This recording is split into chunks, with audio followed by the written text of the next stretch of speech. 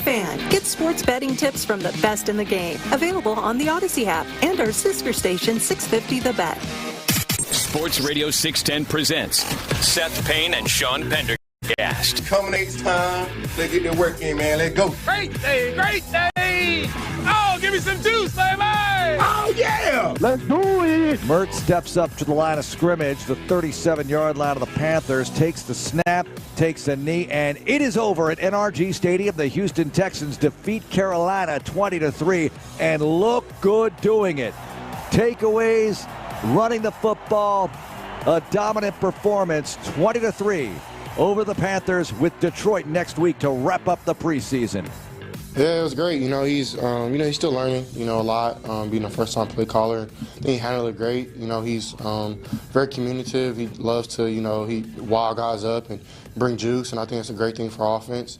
I'm excited to work with him. He's a great guy, loves football, knows why we're calling things, how to call them, when to call them. So, he's been great, and I'm very grateful to have him as an OC. All right, there you go. That was C.J. Stroud talking about new offensive coordinator Nick Caley. You heard Mark Vandermeer on the call. It was a good day on Saturday. Good day. Nothing bad about Saturday. Got out healthy, 20-3, final score. First team offense got a touchdown drive, and who knows if C.J. had dropped it into the bucket to Nico Collins on that first drive. I just like that they got into 3rd and 2, and that overthrow took place on 3rd and 2. I guess that would be the question on that one is, all right, the decision-making on that, when it's 3rd and 2. I'm all for the decision to throw the ball was good. I mean, Nico had him beat. That's a potential touchdown right there. Yep. So, and if not, you punt it away. But and that's the beauty of getting to 3rd and 2 as opposed to 3rd and 12. You have those options. But it was an inaccurate throw to Nico. I would say consistent with a theme this camp where CJ hasn't looked as accurate as he typically does. Yeah. So and people get agitated when you just point that simple fact out. Yeah. They'll claim that you're saying that the sky is falling. I'm just pointing it out. He hasn't been as accurate as he typically is, and maybe that's just because the offense isn't. They're still installing. Yeah, they're still work in progress. Yeah. Maybe, yeah. So we welcome you in on a Monday, 20-3. The Texans win. Not as good a weekend for the Astros. We'll get to them at 6:20 today. But how you feeling, man? I feel good. I like these Saturday games. Got all day Sunday to not get as much done as I expected to. Put a 2-hour show together, yeah. It's like, oh boy, I got my whole day clear. I'm gonna get so much done, and then by 11 a.m. I'm like, I think I've seen all of TikTok. Okay, good. Let's go do it. Let's get him. But first, a nap. Let's get him. How you feeling about Saturday? What's Saturday? Saturday, the Texans beat the Panthers. They beat the well, I don't know. I mean, we're kind of moving forward with the timeline here. You went from Saturday to Sunday, so I don't know if you're talking about the next preseason. It sounded like you didn't get anything done on Sunday, so I was just jumping backwards. I felt really good about a lot of things the offensive line did. Yeah. It's just a much cleaner operation. I feel good about Nick Chubb. And, you have to do remember that the Panthers were just a horrendous rush defense last year. They've made improvements, theoretically. So, yeah. They were, Are we sure? That's what I'm hoping they had. I'm hoping that they had because that would make me say, okay, yeah, that was a very good and promising rushing performance. Yep. But I did. The biggest thing, honestly, whether it's this week's preseason game or last week's preseason game, in the run game, everybody's accounted for. There's a hat on a hat. There aren't two offensive linemen standing around wondering where all their friends went. On the screen, you had a solid front of people moving forward. They were like an Abrams tank out there, just punching a hole through the line. All of that looked very good, and I'm comparing it to last year's preseason. All I have right now is, hey, everybody's going to tell you, take it with a grain of salt, it's just the preseason. Right, I'm doing that. I'm comparing this year's offensive line and the way the offense is operating to last year in the preseason, and it's night and day in a lot of respects. Yeah. So I can look at Nick Chubb and actually evaluate him because he's got good blocking in front of him. Last year I'm trying to evaluate Dameon Pierce, and I'm like, getting blown up in the back. I think he made the wrong read here, but truth be told, there's 3 offensive linemen also doing the wrong thing. Yeah. So what the hell do I know? That one touchdown drive had a lot to like on it, and yeah, CJ missed an open Nico Collins on the first drive. I think regular season rolls around, I got confidence C.J. Stroud can make that throw. That is what it is. He eventually connected with Nico Collins for a touchdown on the second drive for the first-team offense. Here's what it sounded like. 4th and goal at the 5. Dari in the backfield. C.J. in the gun. Bunch formation right. Here's the snap. Stroud looking. Quick throw right side. Caught. Touchdown, Houston. Nico Collins, 5-yard TD pass. Yeah, right there at the goal. I mean, it was a simple, pitch and catch between C.J. Stroud and Nico Collins. Demeco Ryans said, he liked what we saw from the first-team offense. Overall from this game and set out, and the goal by playing the starters was just to see us go out and play real football. We haven't done that, I believe, in getting real reps in games, and it means a lot for our guys to be able to go out and be able to do that. And I just wanted to see our guys go out, play efficient, play fast, do the things we've been coaching the guys to do, and execute. And you always want to see the offense, have nice drives and finish with a score, and they did that. To see CJ get out, get some live reps, see him and Nico and their connection, they're in a really good spot. Expect to see them to continue that. Just really proud of the offensive line again. I think this is the second week in a row now that they're just improving. They're getting better. See, we're able to run the football. Again, Chubb did a really nice job playing physical, running behind his pass. Just like the way just the whole team played a physical brand of football, the type of football that I expect us to play, and I'm really proud of the guys for that. Yeah, and I think with Nick Chubb, that's what we've seen of him in his better plays in practice. In West Virginia especially, it just looked like, when he's got good blocking in front of him, he can do something with it. And it's hard during the practices to evaluate anything with the run game, because you just can't tell sitting in the bleachers or on the sideline whether a play would have gone for 2 yards or 5. Well, you can't tell if he would break a tackle because you can't tackle. Right. So there was one play where Chubb got 5 to 7 yards down in the red zone, and it was a hat on a hat. Blake Fisher, who I think something may have clicked with him, but didn't have a perfect block, but blocked his guy enough, and he had the toughest assignment on that play. Because he had a defensive end and just an inside shade technique on him. And he blocked him enough that it was Ashawn, what's his face there? Robinson got an arm tackle on Chubb. But Chubb is strong enough to bulldoze through an arm tackle for 5 to 7 yards. So, and everybody else was accounted for. Cade Stover did a good job in a lot of the run plays. He's been doing a good job. Yeah. So that's really exciting to see. And everything just looked the way it's supposed to look on paper. And it's not a baby step, but it doesn't promise offensive fireworks, but it's just so much better than where they were last year fundamentally. Yeah, well, look, Nick Chubb had 5 carries for 25 yards. His long was 9 yards. So he's churning it. He's not getting pushed back. The offensive line is getting push. He's breaking tackle. He's leaning forward. I would add Woody Marks to that when he was in with the second string. Yeah. And Demeco pointed that out in the postgame. Everything was moving forward. The only negative play on that drive was -1 yards by CJ after he had 8 seconds to scramble around like a squirrel on the highway. He scrambled inside a pocket for he looked like a gerbil on a wheel. A new experience for him. Yeah. Well, on that play too, I appreciate what he was trying to do there, because the protection he had time, but everybody was covered in the end zone. Yeah. So he sometimes break out of the pocket.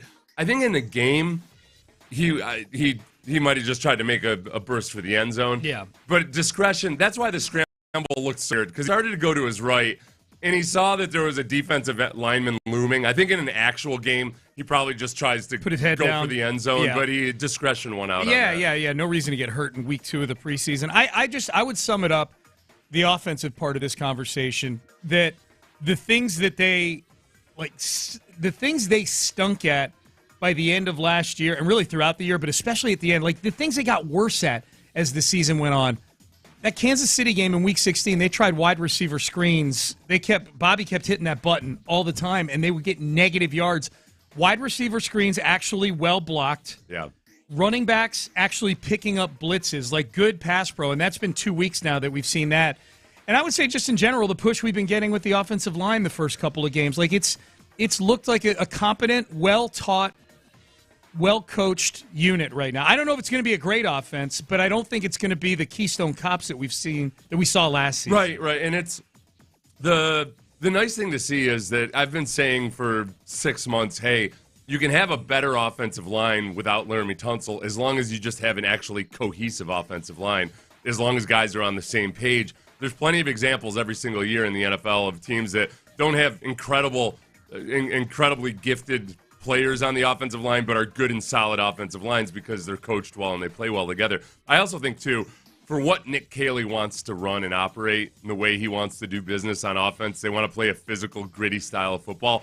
Laramie Tunsil ain't that guy. No. He just flat out isn't. No. And it doesn't mean not a good football player. He is, but that's not his style of play. So, like that part of it, when you also consider the money that you're saving, if Ariante Ursary ends up your starting left tackle, by next year, well, this year probably, but by next year, the amount of money you've saved while also having a guy that really embraces this style of football, it's completely fine. The defense was really good. I mean, obviously they only gave up 3 points. Poor little Bryce Young, who we're hearing is, this could be, he could get things going in a positive direction this season because he closed last year on a high note.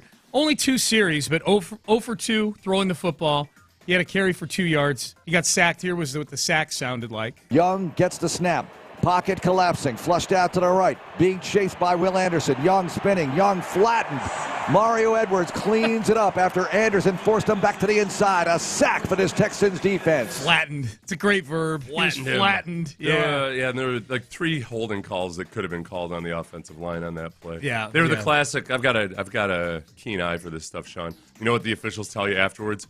Well, you wouldn't have made the play. Because they were kind of Do they really? I'm like, well, how do we know that? Especially on a play like that gets extended and Bryce Young comes back in.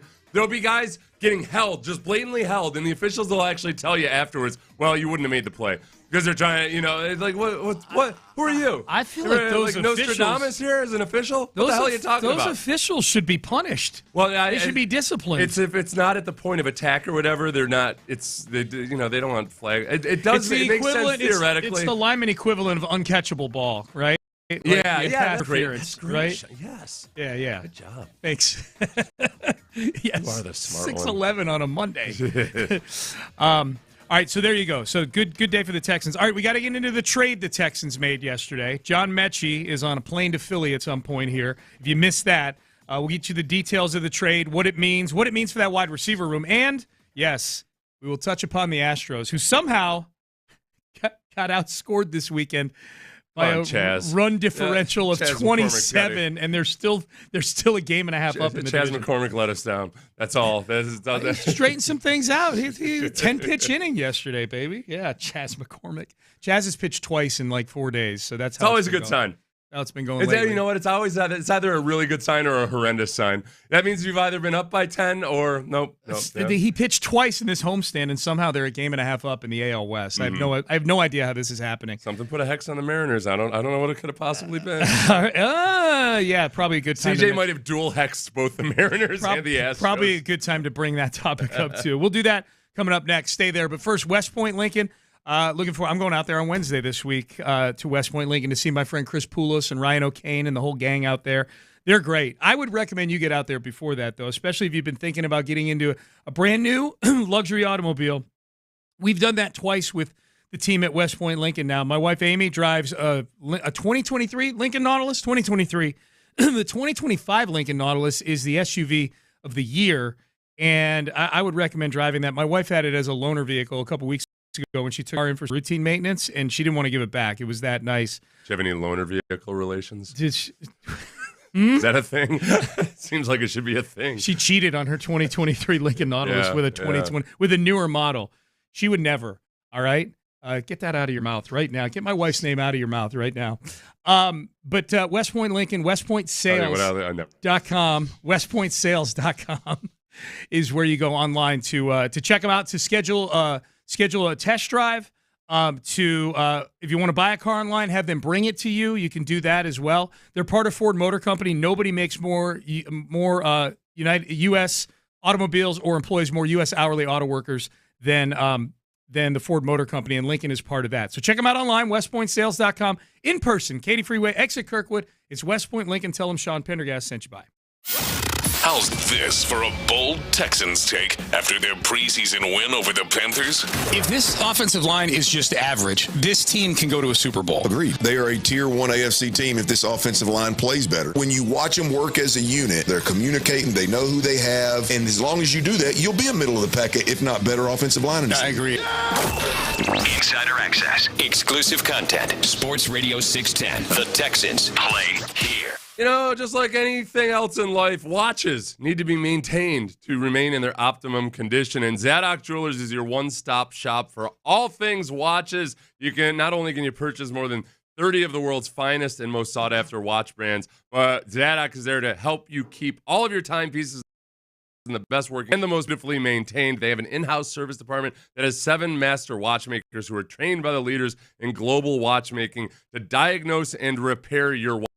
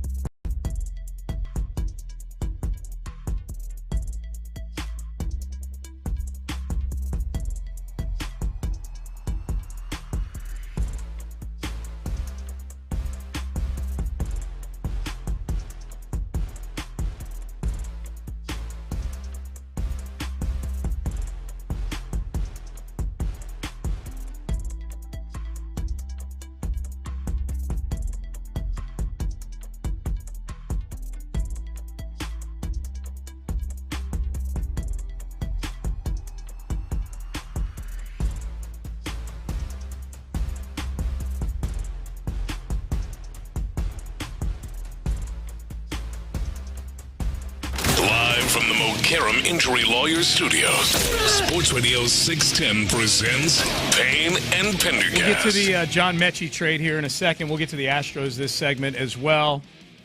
We'll serve the audience what they want. Apparently, C.J. Stroud wearing a Mariners hat is a trending topic still, so we'll acknowledge that.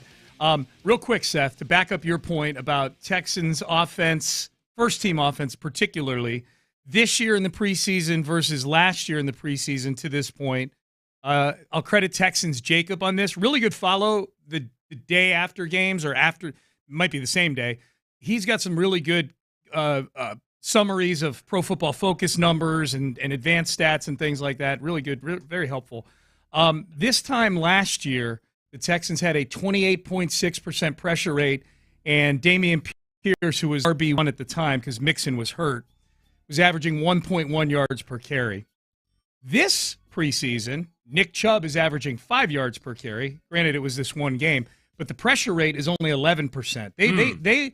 There was very little pressure on C.J. Chubb. Most of it, he was getting the ball out pretty quick, for sure. That's another thing that I think that Caley's done a good job of is really working the quick passing game. And you could look at that two ways. I think we really haven't seen a high-flying aerial assault downfield during training camp. And you could look at that and start to wonder, okay, do they actually have that in their bag?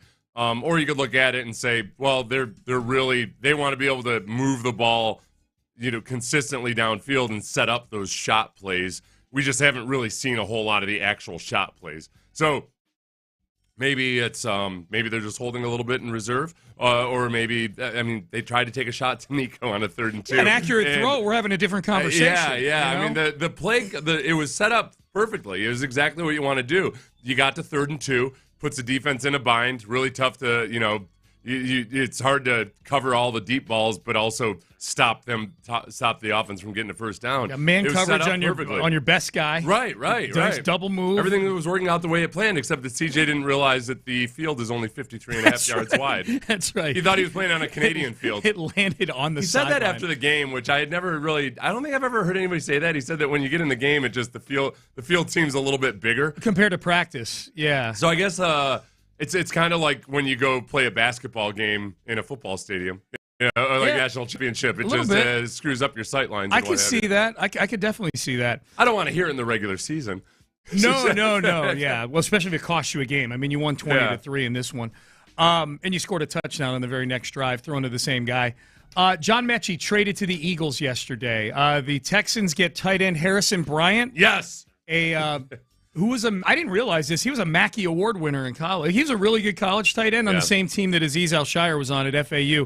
And the Eagles get John Metchie. The two teams, in one of the most odd things in a trade, the picks that got exchanged in the C.J. Gardner-Johnson and Kenyon Green trade, they just gave them back to each other as part of this trade. And this trade makes a lot of sense. From the Texans' perspective, you take a position group that's jam-packed, and, so you send away John Metchie, and then you bring a guy into a position, the tight end group, that just had an injury with Brevin Jordan. Not quite sure who's going to be your third tight end. But the Eagles, from the Eagles' standpoint, it doesn't make quite as much sense because they've got a lot of wide receivers as well. Yeah.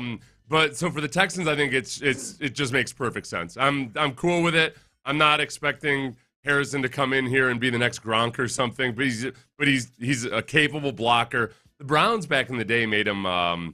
Like almost like a trick play QB sneak specialist. Oh, yeah? For a few plays. Okay. Yeah. I remember he had a big catch and run against the Texans a couple of years ago. Might have been in the playoff game. Mm-hmm.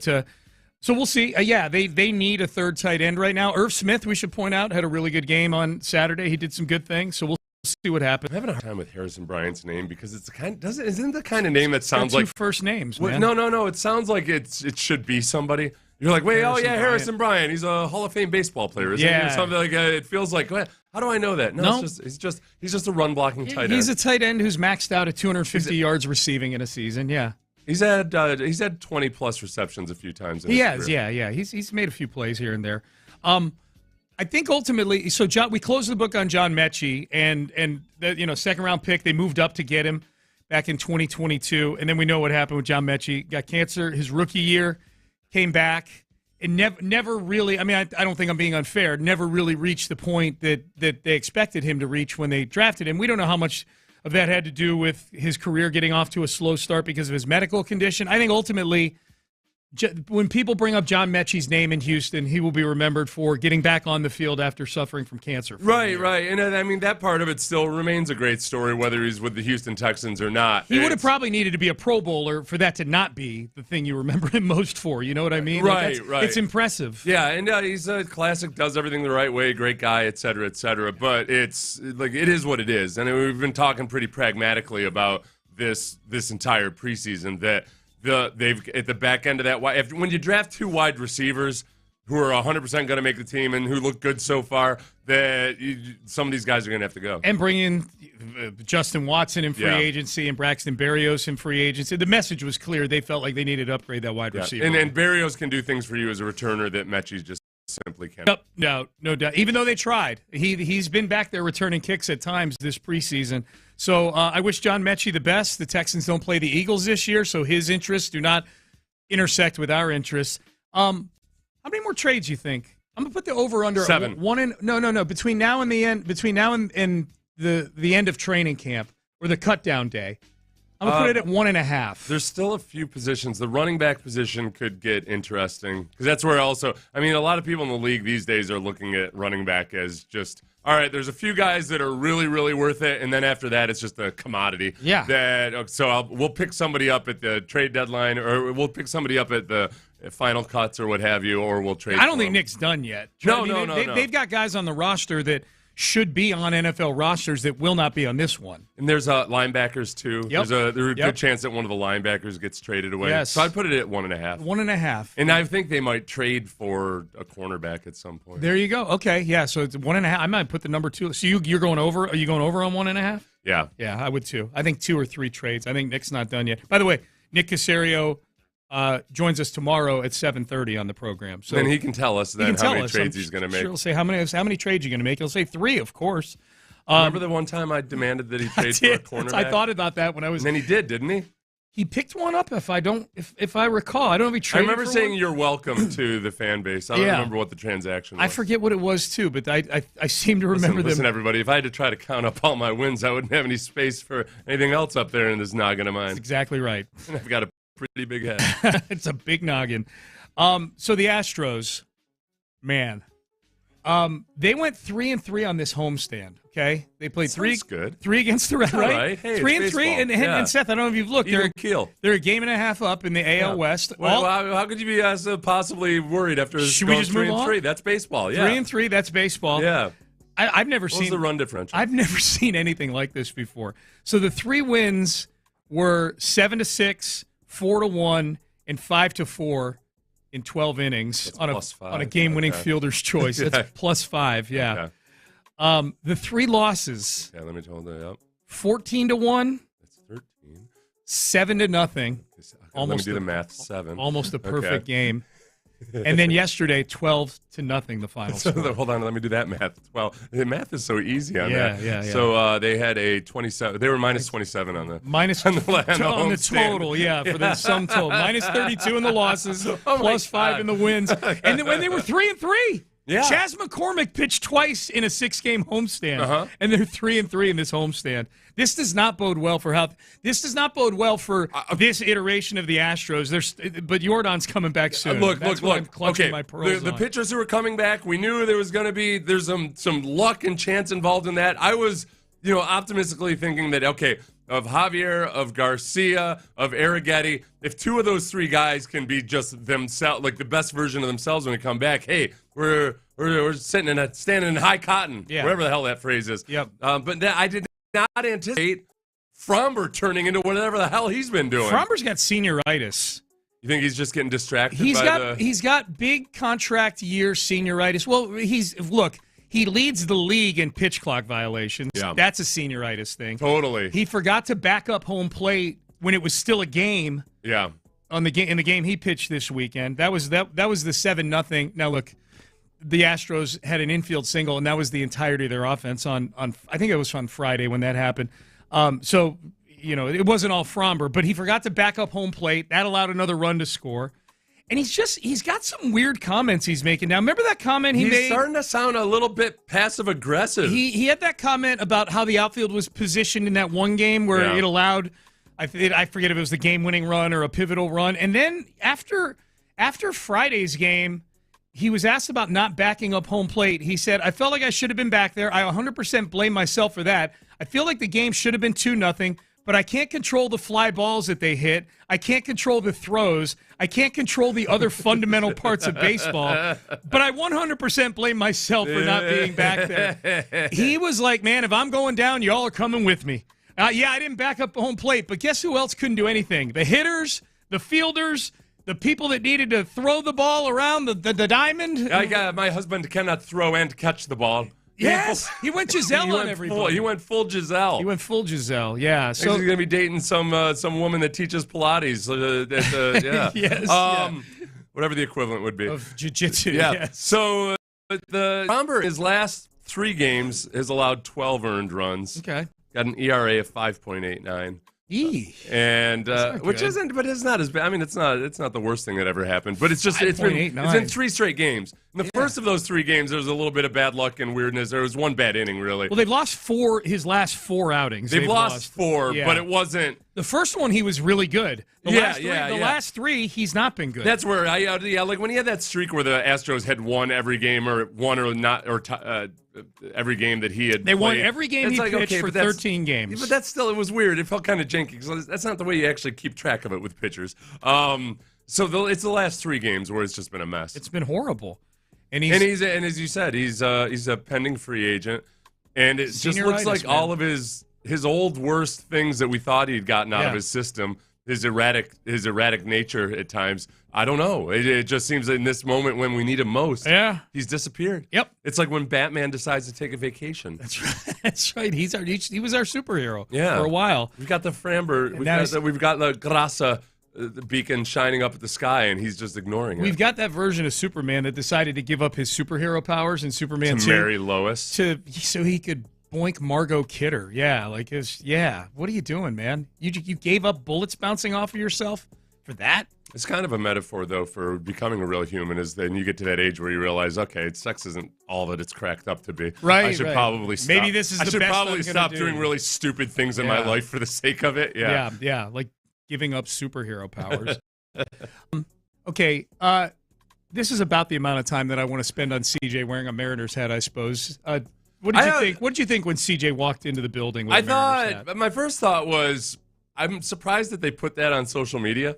And then it could be that whoever was doing that didn't even know it was a Mariners. No, hat. It didn't from a distance. When I saw people saying that it was a Mariners logo, I was like, I don't know. I thought maybe it's a dollar sign or something. I mean, it's a stupid logo. We all agree on that. We know that the social media people get probably comped on engagement. Yeah, and that was as engaging as anything was going to be with him walking into the building. But then he got up in the post game wearing it too. So I would love to put it on the social media people, but then he stood at the podium for 12 minutes with it on.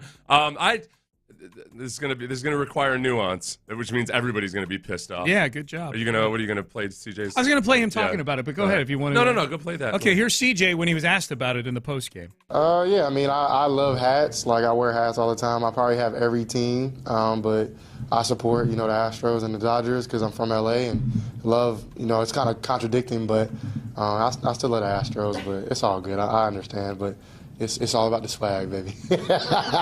I'm just kidding. So in print, that just sounds, in print, that doesn't look good. And I think that fuels some of the people being upset about it. Some of the print that I saw did say, they actually quoted they put the I'm just kidding after it. Oh, they did? Yeah, kudos to them. I saw, yeah. But there's a bunch of people that didn't put that part. Course. I'm all about the swag. Yeah, of course. This is one of those things where I wouldn't have thought anything of it because I just I think when it comes to fashion choices of young men and however they wear, others don't think about it all that much. Yeah. I try not to care about it. And yet there's going to be a portion of the fan base that's going to be irate about it. And this is one of those things I feel like not talking about a perfect game or not talking about a no-hitter. I think it's dumb. But I'm like, but at the end of the day, fine. If it gets people worked up, I'm just not going to do it. I just don't feel. So with CJ, I feel like there's a part of it where you think, you might really feel like it's genuinely no big deal. And yet, if a lot of people are going to get worked up about it, just don't do it. Personally, I'm not offended by it, But also, just moving forward, you might be like, all right, well, people are going to get worked up about it. Okay, I think this is a fair question. Do you think CJ even knows that the Astros are in a dogfight with the Mariners right now? Do you think he follows baseball that closely? I don't think closely. Yeah. Yeah. I mean, I think there's a chance he didn't know. Like most, yeah. Like I don't think he's super. I haven't ever heard him really like talk. Yeah, I'm just saying, is there a chance? I'm not saying he may follow. He may look at the standings every day for all I know. I'm just saying, like, in terms of all the possibilities, if we're pointing out maybe what we think is a lack of self-awareness in putting the Mariners hat on, I would say that there's a decent percentage chance he has no idea the Astros are in a dogfight with the Mariners for the division right now. Maybe he doesn't follow baseball all that close. Right. To that degree. I mean, the Dodgers are the team he grew up watching, I think that's the part of it. If you find yourself angry about it, just to think of it that way, that it's if a guy's just making a fashion choice based on logos or whatever. He's not trolling the Astro fans. Yeah. Like, no. He definitely wasn't trolling. Yeah. I think that's the biggest thing. He very specifically wasn't showing support for the Mariners or anything.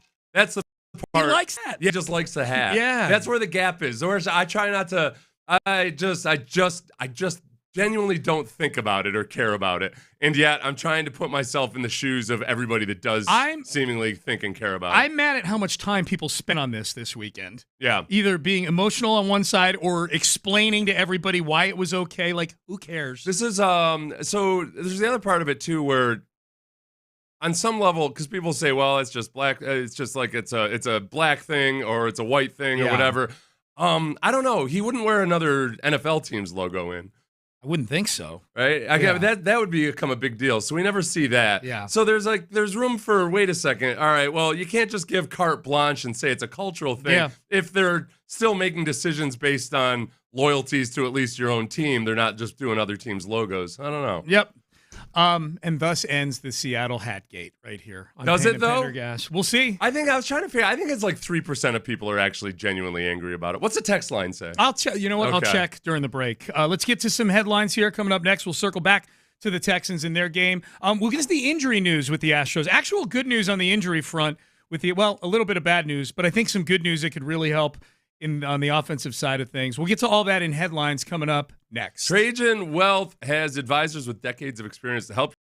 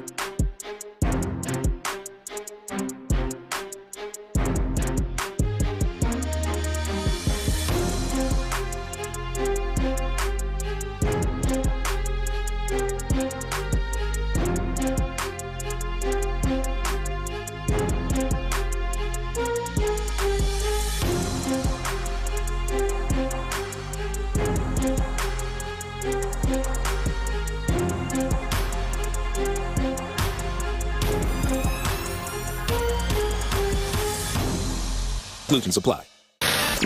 Payne and Pendergast with today's headlines, presented by Men's Tea Clinic. All right, let's start with the Texans. They beat the Panthers 20-3 on Saturday, preseason game. Obviously, the defense did great across all three strings of defense. They only gave up a field goal in the first half. The Texans' first-string offense drives down, gets a touchdown on the second drive, 11 plays, 60 yards.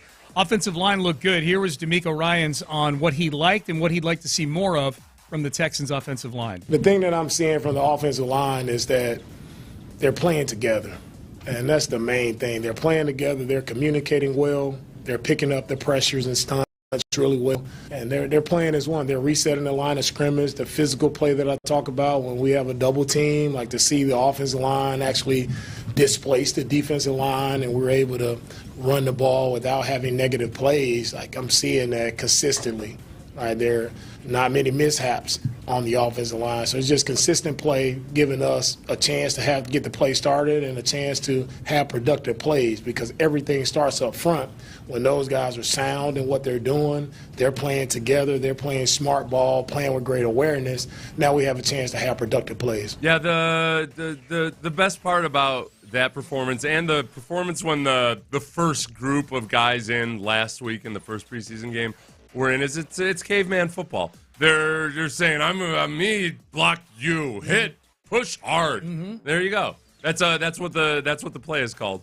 Me, block, hit, push hard. Yeah. Yes. It's a very Some very call simple it duo or inside zone. No. Yeah. Me, hit you, block hard, go. When he comes up to the line of scrimmage, he looks at the defense and he's like, blue, push hard. Yes. 82. Well, they also like split zone is played for a lot of listeners will know it. Basically, is just the play where the tight end comes across formation and very dirtly cut blocks a defensive end. Cade Stover's good at it. Yeah, Cade Stover's good at it. Yeah. It's hard for me because I hate that block so much. I can't believe it's but still it's your legal. Team, yeah. And he's doing it effectively. Yeah. That's kind of like taking advantage of a tax break or something. You're like, I might philosophically disagree with the existence of the tax break. But good on you. Well, it's here. Yeah. Certainly I'll use this That's tax break. exactly right. So likewise with that cut block, Cade's doing a good job of it. Yep. So 20-3 the final score. The other bit of Texans news, we dug into it a little bit earlier, but if you're just waking up, maybe you were doing some things on a Sunday. John Metchie traded to the Philadelphia Eagles. The two teams give each other back the picks that they exchanged in the C.J. Gardner-Johnson, Kenyon Green trade. So it's as if that part of that trade never happened. The Texans in the process get Harrison Bryant, who is a sixth-year tight end. He got drafted in 2020 out of FAU. Really good college player. He's been just kind of a journeyman in the pros. He's a utility man as a tight end, and he can do lots of things for you. He doesn't do them spectacularly well, but it's for a team that just lost Brevin Jordan. It's a guy that's been in there and he's been a steady. He's a tight end 3 probably. I wouldn't get all super excited about him or anything. There's nobody talking about him like, hey, you know what? He's probably the next Gronk. No, there's none of that. No, he's getting plunked down into a competition. Right. He's competing with Irv Smith Jr. and Jakob Johnson in a way, right, if they decide to keep a sort of a hybrid guy. So that's your Texans news. The Astros, not much to dig into from over the weekend. They lose 2 out of 3 to the Orioles, and the 2 losses were just embarrassing. Friday, they almost get hit with a perfect game. An infield single from Urias was the only hit that they had. And then yesterday, 12-0 the final score there. Christian Javier left the game after 3 innings and 50 pitches with an illness, according to the team. So hopefully he's okay. I was nervous when he left after 3 innings, worried that, oh, man, here we go. What is this helping its way through the clubhouse right Pena now was at this sick too. inopportune time? Yeah, Pena was. Yeah, I don't know what it is. Is it diarrhea-based? I don't know. I don't know. Did anybody follow up to that degree to find out exactly Not which? that I've seen. Yeah, I haven't either. Ben, Google Christian Javier diarrhea. If you can indeed spell that word. Yeah. I never can. Don't let him spell it for you, Ben. Spell it yourself. It's good exercise. Injury news for the Astros. The good news: Yordan Alvarez is headed to Corpus Christi. Yes. For a rehab assignment. Now, I didn't know if he'd do a rehab assignment or not. I thought as soon as he could swing a bat, they'd plunk him back in. But I don't know. I'm tired of all these minor league call-ups. Well, it's another minor league call-up at some point coming up. It's called up Yordan Alvarez. Technically, you're Corpus. right. Yeah. So I guess what they're going to do with him is he's going to play at he's going to DH at Corpus tomorrow. They're going to give him Wednesday off, and then he's going to play, I would assume, DH again, because that's what he's going to do for this team, Thursday and Friday. I'm so callous and dead inside about Yordan right now. I honestly, I'm just giving the news. No, I know. I'm not criticizing you for it. So, finish up. Yeah. So he's going to play Tuesday, off Wednesday, play Thursday and Friday. The hope is that he's back for the homestand next week. Right, yeah. Sure. Had 8 at-bats. Great. Sure. I'm sure he'll be here next week. How do you feel? There's zero part of me emotionally that feels like that's going to happen. Okay, well, let's test you on this one. But I'll be excited. It's gonna be nice when it actually happens. Once it happens. Because I'll be that excited about it. You refuse to get excited until it actually happens and he's wearing an Astros uniform. I got it. And you know what? You're not alone, I'm sure. Jake Myers is expected to do a rehab assignment pretty soon. Mm-hmm. Where are you on that? Cool. Yeah, awesome. Right. How many guys are we gonna injure to replace them or to offset them? Yeah, I'm not sure. They don't even have to send anybody down. Okay. Hey, we got Dubin back. Did you guys see we got Dubin back from the IL? How'd that go? Okay, let me 30. Hey, Javier, we got Javier back from the IL. Literally, Dubin has a 37 ERA since coming back. No, literally, I'm not being cute. He's got a 37 ERA. And these guys go off on their rehab assignments and they're just sitting around eating Whataburger. Yeah. I don't even believe that I don't think these are the guys actually making these rehab starts. All right, let me bounce this one off of you. Josh Hader. Yeah. Done for the regular season, but could be back for the postseason. Sure, yeah. Yeah. Okay. Hader, Paredes. All these little candy canes and every other nonsense. Gingerbread houses, all of this. I believe in all. Unicorns. I believe this. Yeah, give it to me. You know, I'm having lunch with Santa Claus next week. Oh, yeah? Yeah, we set it up. Oh. It's in my... Is he in Corpus? I put it in my Filofax, so we're ready to go. Yeah. Okay. The reason, in case you're wondering, Josh Hader, they're going to give him 3 weeks rest to just, they don't think it's something that's going to need surgery. They think just a little R&R is going to help the shoulder. And then he said this weekend he would need at least a few weeks of ramping back up, which would take us through the end of September. Mm-hmm. So he could be back for the play. I'll be honest with you. I would have signed up for this scenario when he got this injury last week. The day he went and got a second opinion, if someone had said, Sean, you signed this piece of paper right now, Josh Hader could be back for the postseason, I signed that not knowing what was behind door number 2. This is why, though, the shoulder soreness, we know with the Astros, it's our long-running, awful joke about how soreness or discomfort ends up being a Tommy John. I think this is the difference. This is why I was genuinely concerned about C.J. Stroud when he was missing time during OTAs. Mm-hmm. Because all the Astros stuff bleeds over into the way that I feel about football, and because CJ's because he throws a sports ball. I felt almost like, oh crap, I've just been conditioned that shoulder soreness inevitably leads to at least a stint on the 10-day IL. Yes. And the stint on the 10-day IL, or he was a 15-day IL. He was a 15. Hader's a 15, ends up extending on beyond that. Yeah, well beyond that. Well beyond 15 days. All right, so those are your headlines. Text message, new life goal, get to the point where I have so little to worry about that I can get angry about what my QB wears for hat choices. Yeah. That's from Brent in Baytown. You know what, Brent? I would say this. I like that people get this upset in a way. I know I just got upset that people were upset about it. This is the passion that comes with sports. Yeah, I'm not upset that people are upset about it. Because this is the thing. Okay, sports fans, they care. They care about the logos. They care about all of this stuff. They care about ultimately what is, because let's remember, ultimately it is just sports. Yes. And I don't mean to diminish it in that way, but okay, it's not brain surgery. It's not It's not pediatrics. It's not something like that. So yeah, we care about this stuff. We care a lot about it, and the logos and everything else. People are going to get worked up over it. It shouldn't be a surprise that people get worked up. You know, you love America, but also the flag is an emblem of America, and so yes, the piece of fabric, et cetera, ultimately it shouldn't be that big a deal. But symbols matter to people. Ultimately, it was how long the back and forth went on between people explaining it and people getting angry, and I'm like, it outlasted its shelf life. For me, it outlasted its shelf life. All right, 7 o'clock hour coming up here. Big winners from the Texans' win over the Panthers this weekend. And when I talk big winners, I'm talking spots on the depth chart or even being part of this team moving forward. We'll do Acknowledge Me at 7:20 today. We got a lot of acknowledgments to get to as well. We'll do that coming up next. But first, Prize Picks. Oh, did I play Prize Picks this weekend? Indeed, I did, because football is back. And you're like, Sean, football, it's preseason football. Uh-huh.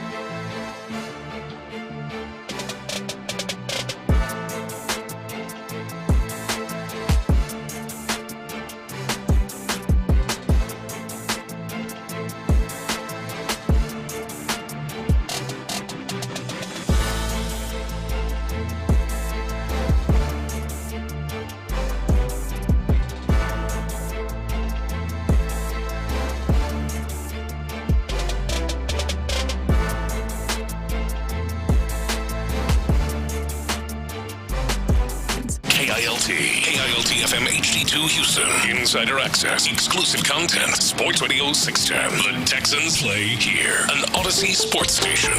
Sports Radio 610 presents Payne and Pendergast. All of our guys are improving. Some guys are separating themselves. We have a really competitive team. That's what I like about it. It's tough to make our team, and it's going to be tough decisions that we have to make when it comes down to the final 53. And again, I want to keep all these guys. These guys play hard. They're together. It's a tight team. So I really like where we are as a team, and they don't make it easy. You see guys go out and play the way they played today. Just really proud of the coaching staff and everybody for the effort and work that went into us just improving this week as a team. Yeah, about this time next week is when we'll start to hear some names. This guy's gone, this guy's gone, they cut this guy. I would guess, you and I talked about this earlier, there's probably at least another trade on the horizon, At least I would put the over-under at 1.5 trades, and I think one of them at least will be one where it's announced that a guy's going to be released, and then all of a sudden actually, wait a second, nope, they're actually trading him. Yeah, that happens quite a bit.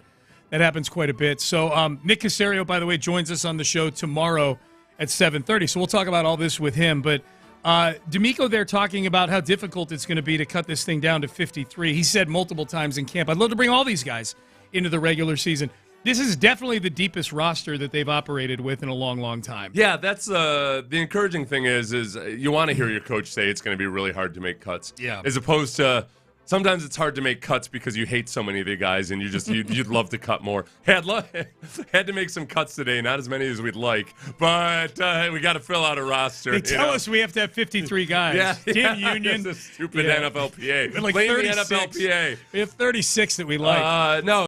There's genuinely hard decisions to make. The running backs room is going to be interesting for a lot of reasons, including the health of Joe Mixon and whatever the hell is going on with it. Yeah. I would urge caution when you see any reports by internet doctors or physical therapists or what have you, because they don't actually know any better than we do. What I'm hoping is that the Texans are just being super, super careful with Joe Mixon, and then maybe there's a little bit of gamesmanship involved in it as well. Mm-hmm. Yeah. Well, I like seeing Nick Chubb get the carries, so I'm not at like DEFCON 1 with Joe Mixon yet. Yeah, we'll see. And Chubb looked good this weekend. Where I am with it is, I think they're going to be a better offense. I think compared to preseason last year, it's night and day. Just how much cleaner an operation it is, and the physicality is very, very evident. They actually have some level of physicality, which they didn't have during the preseason last year.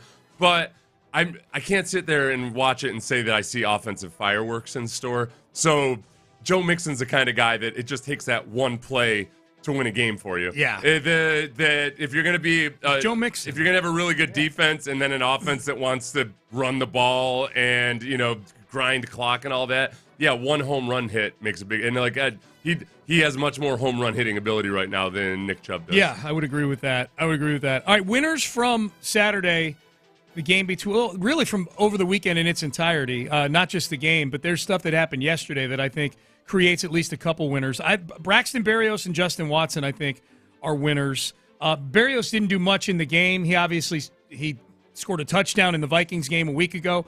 Justin Watson was good. A couple catches. He had a fourth down conversion in the game.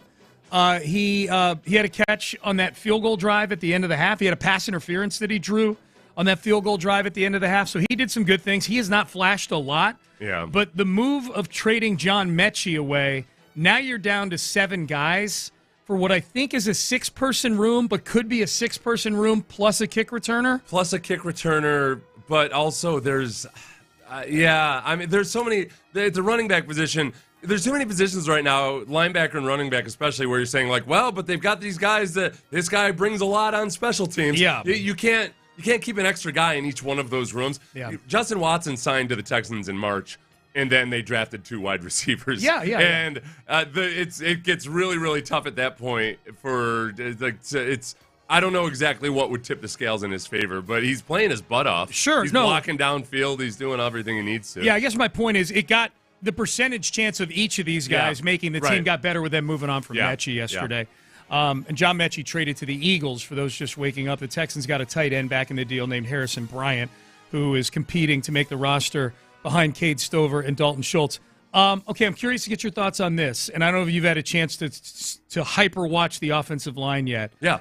But the first-string offensive line, of which Blake Fisher was part of, Titus Howard sat on Saturday. He did not play. So Blake Fisher got bumped up to the ones, which we've not seen a lot of during camp. Towards the joint practice in the last few days, we've seen more of Blake Fisher getting mixed in with the ones. 0 quarterback pressure allowed by Blake Fisher yesterday in, 12 to 15 snaps, maybe? I think it was a combination of, I think Blake Fisher played better than he has played, and I was impressed. On a couple of plays, I was just genuinely impressed by the physicality of some of his plays, and he looked nasty at times. He had a couple where I think in these last 2 preseason games, there have been a couple that if the ball hadn't come out quickly, it would have been dicey. But all in all, a much better performance out of Blake Fisher. If I had just watched that game and nothing else, and you had told me that was a second-year player, I would think, okay, yeah, this kid's got some potential. Mm-hmm. So I think he's probably still going to get a lot of reps in the third preseason. Yeah, it's one day, It's yeah, and you do, as CJ alluded to it after the game, and I agree with this. It's in a lot of respects the offensive line. CJ said that the offensive line said that. It actually feels kind of easy going against these other defenses after going on against Will Anderson and Danielle Hunter. Yeah, I can see that. So, we've been watching Will Anderson and Danielle Hunter, who are 2 guys who are not just really good pass rushers, but guys who take practice deadly seriously. Yeah. And they're giving Blake Fisher and Ariante Ursary and all those other guys everything those guys can handle and sometimes can't handle in practice. So, Blake Fisher going against a lower level of competition in a game, lo and behold, looks better. So I don't know if I'd still feel comfortable with him as my swing tackle, but there was at least signs of light and hope. I think if today were next Monday, like cut down day, or near cut down day, and about bringing 9 offensive linemen into the regular season, I think that the 9 offensive linemen would be what's really kind of been the starting 5 for most of camp, since Cam Robinson got hurt, which would be Ariante Ursary, Laken Tomlinson, Jake Andrews, Ed Ingram, who's played pretty well at right guard for them over the last week or so, and then Titus Howard. Those 5, and then I think the backups would be Jarrett Patterson and Juice Scruggs on the interior, and Cam Robinson, and I do think Blake Fisher would make the team. I think he makes the team just based on upside against guys like Zach Thomas, and Trent Brown, who hasn't played yet. He's been on the PUP list the entirety of training camp. I don't think at this point, I don't know that Trent Brown is coming off of the PUP list and making the team with a week left in camp. Those would be my 9. I thought Juice Scruggs was better in this game than he was in the first one. And this is where I have been all offseason long, and I was trying to be this way, but I was losing my patience, that just by being on a better coached unit and maybe by being able to play into their own skill sets, that some of these guys were going to look a lot better. I think we've seen that across the board, at least up through 2 preseason games. Juice Scruggs improved from week 1 to week 2, and I'm more generous with thinking about the upside of some of these guys. But I got to catch myself too and remember, okay, Juice Scruggs isn't actually a young player anymore. But this might be his first time actually playing in a competence. So your 2 second-round picks that you had prior to Ariante Ursery, Juice Scruggs and Blake Fisher, who at various points in training camp here, we've talked about being in danger and not making the team. I think they both make the team. That's my opinion. I think they both make the team as backups right now. Others, and we're going to do Acknowledge Me in about 8 minutes. We're kind of sort of acknowledging some of the good performances from Texans here. Woody Marks, 7 carries for 40 yards. Here was his long carry on Saturday. Mills under center. One back Marks, first down from the 34. Marks gets the handoff, cuts left, finds a little room, and takes out a defender and takes them across the 40 and 45 for a first down to the 46-yard line. Woody Marks, welcome to Houston. Yeah, I think that was his first carry of the day. He wound up with 40 yards on 7 carries, so a good day for the rookie. Here was Demeco Ryans after the game on the rookies, specifically Woody Marks. Games are invaluable for rookies, and so for our young guys, Higgins, Noel, for them to get reps, try to keep them in an extended period of time just so they can get real reps. And I think it's important. I think those guys will continue to improve. I thought Woody definitely shined today. When I talk about playing physical brand of football, like Woody did that. Running through 4 defenders, 3 defenders at a time and still falling forward. Like, that's what I expect from our backs, and he did a really nice job of that. And just also with our backs, he's done a really nice job in pass protection, picking up the blitzes. I think Jawar had one. We had a couple last week, but they've done a really nice job picking up the blitzes in protection, giving our quarterback time to finish the down. And I think that's, for me, one of the best indicators that Nick Caley actually knows what he's doing is that the young running backs are blocking well and doing a lot of things that last year eluded. Even guys last year who, like Agumbawale in his career has been a pretty good pass protector. I think his last couple of years has probably been his worst film in terms of being a pass protector. And I think a lot of it's because of miscommunication and mental errors and everything else that goes into a poorly executed offense. That's a damning thing. When somebody who's good at something, I mean, let's face it, that's probably a big reason why Dario Agumbawale has been in the league for as long as he's been. Yeah. When a guy has a strength and a coaching staff comes in all of a sudden 2 years in, it's a weakness. No, and that's where I've always been with offensive linemen or anybody that's involved in blocking. When smart players are consistently doing stupid things, that tends to be a coaching issue. Yeah. It's not like they all of a sudden got dumb. It's not like, I got to my 6th year in the league and all of a sudden I don't know how to play football. Right. But they're making dumb errors. It's usually because they are unclear about their responsibilities or the communication isn't right. There's just something off. And that's what it looked like last year especially. The first year I thought, okay, they'll iron some of this stuff out. And they did not. Yeah. They showed up more wrinkles. They did not, no. They showed up looking like they were wearing a shirt that had been in the hamper for 2 weeks. They smelled like mildew. That's right. We had Woody Marks on the postgame show, and we asked him about the pass protection part of it, and it was interesting. He said that was – at USC, that was something that was a conditional thing of being on the field, was you had to be, Lincoln Riley. That's the answer reason. Lincoln Riley, a really good offensive coach. But he said that was something that, and the Texans probably saw that on film when they were scouting him up to his game. He also told me and Clint that he made more in NIL money at USC than he's making as a Houston Texan. Really? This year. Yeah. Gosh, pray for him. I know. Hopefully he saves everybody rough. Hopefully he saves some of that cheddar. $840K doesn't go as far as it used to, man. Is that what the rookie salary is? That's what his is, because you looked it up after. Well, that. a Twitter follower did. Yeah. Because I posted that one of the tweets I had yesterday. I said, by the way, Woody Marks. I posted the belt picture that we did with him. We do the picture with the title belt, and I said one of the things he mentioned that was interesting is he made more in NIL at USC than he's making this year.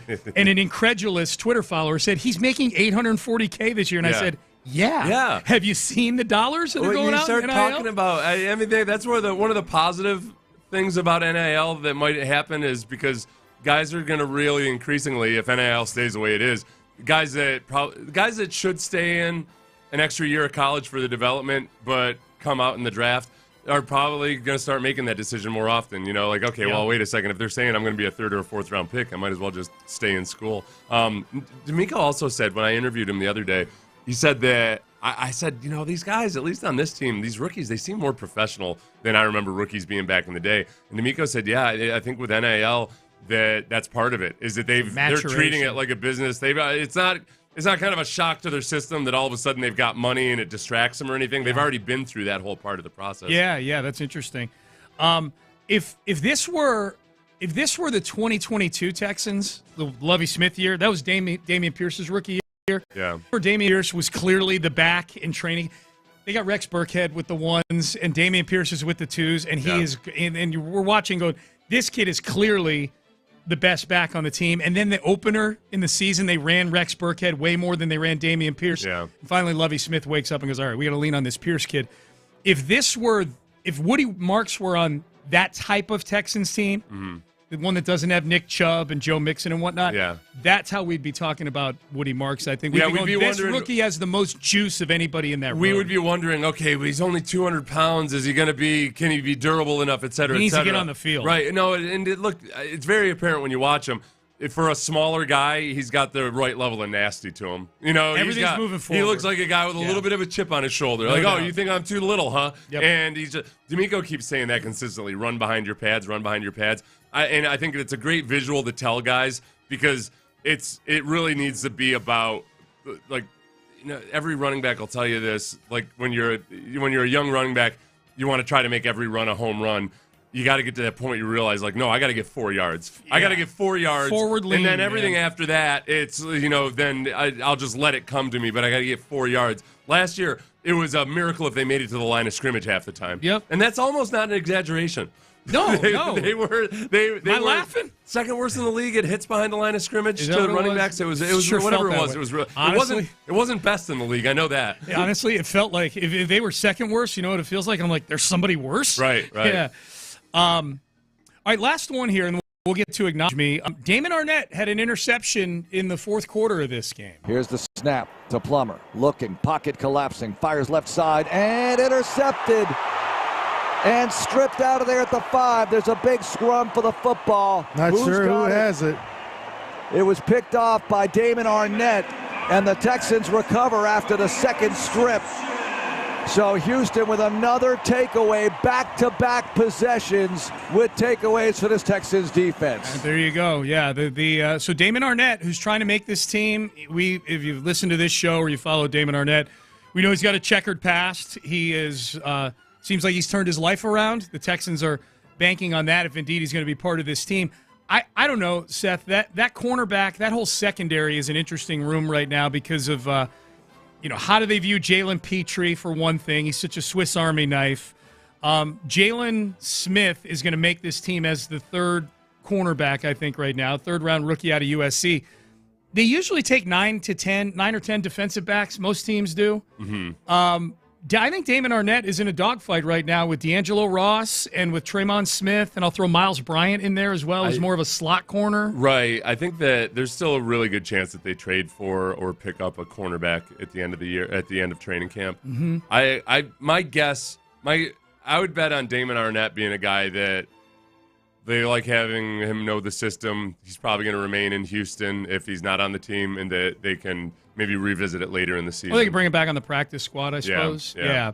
But makes sense. Yeah, that makes sense. Yeah, because none of those names excite you. D'Angelo Ross and Damon Arnett, Tremon Smith. Yeah, the depth the depth at cornerback right now is concerning. Just given that, look, Derek Stingley just had his first season where he played every single game. Kamari missed a few games last year. Yeah. As good as he was and as great as he's been in camp, he missed a few games. Yeah, you're right. You're really banking on Jalen Smith. Mm-hmm. You're banking on this training camp and that game too. He had a pick in that game on Saturday. You're banking on that as your third corner right now. So those are your winners from from Saturday's game on the Texans side of things. Guys that maybe either moved up the depth chart or kept alive their hope of even being on the depth chart when week 1 rolls around. All right, let's do some acknowledge-me's. A lot of texts rolling in about CJ's choice of hat wear. I'll read a couple. We need to pick a side. How about you go ahead and skewer him for it, and I will be the one who stands up for poor CJ. You will? Okay, that's what we're going to do. Yeah, that's what we're going to do. Staged debate. Yes. CJ's lid. Somebody asked us that the other day, and I got a little bit offended. He said, so what do you guys do? You guys, like, kind of, figure out, like, Someone brought that up with me, too. I wonder if it was the same person. To both of us at the Oh, same was? time. Okay. Yeah. Yeah. And I was like, no, we don't. No. Sean and I don't actually argue that much, No. Mostly because he just takes his cues from me. That's right. He knows which way to think. I know what's good for business, yeah. Text message, I'll take CJ wearing a Mariners hat if that's the biggest controversy with our QB1. Plus, the way the Astros played this weekend, I wouldn't rep them either. CJ Stroud, fair weather fan. What if he had gotten up in the post game and said that? Like, have you guys actually been watching? Did you see what do you want me to wear a Chaz McCormick jersey up here? Guy with a 7 ERA, almost perfect game them last night. Yeah. Sean, even if I cared about this cap gate, I could be mad at CJ for wearing the cap of a team that can't take advantage of an extremely depleted Astro roster. That's from Ocho. Ocho's like a closet Seattle fan. He loves Cal Raleigh. Yeah. He's mad at the Mariners for not taking advantage of the Astros right now. Dang, Ocho. You're like a legit kind of turncoat, it looks like.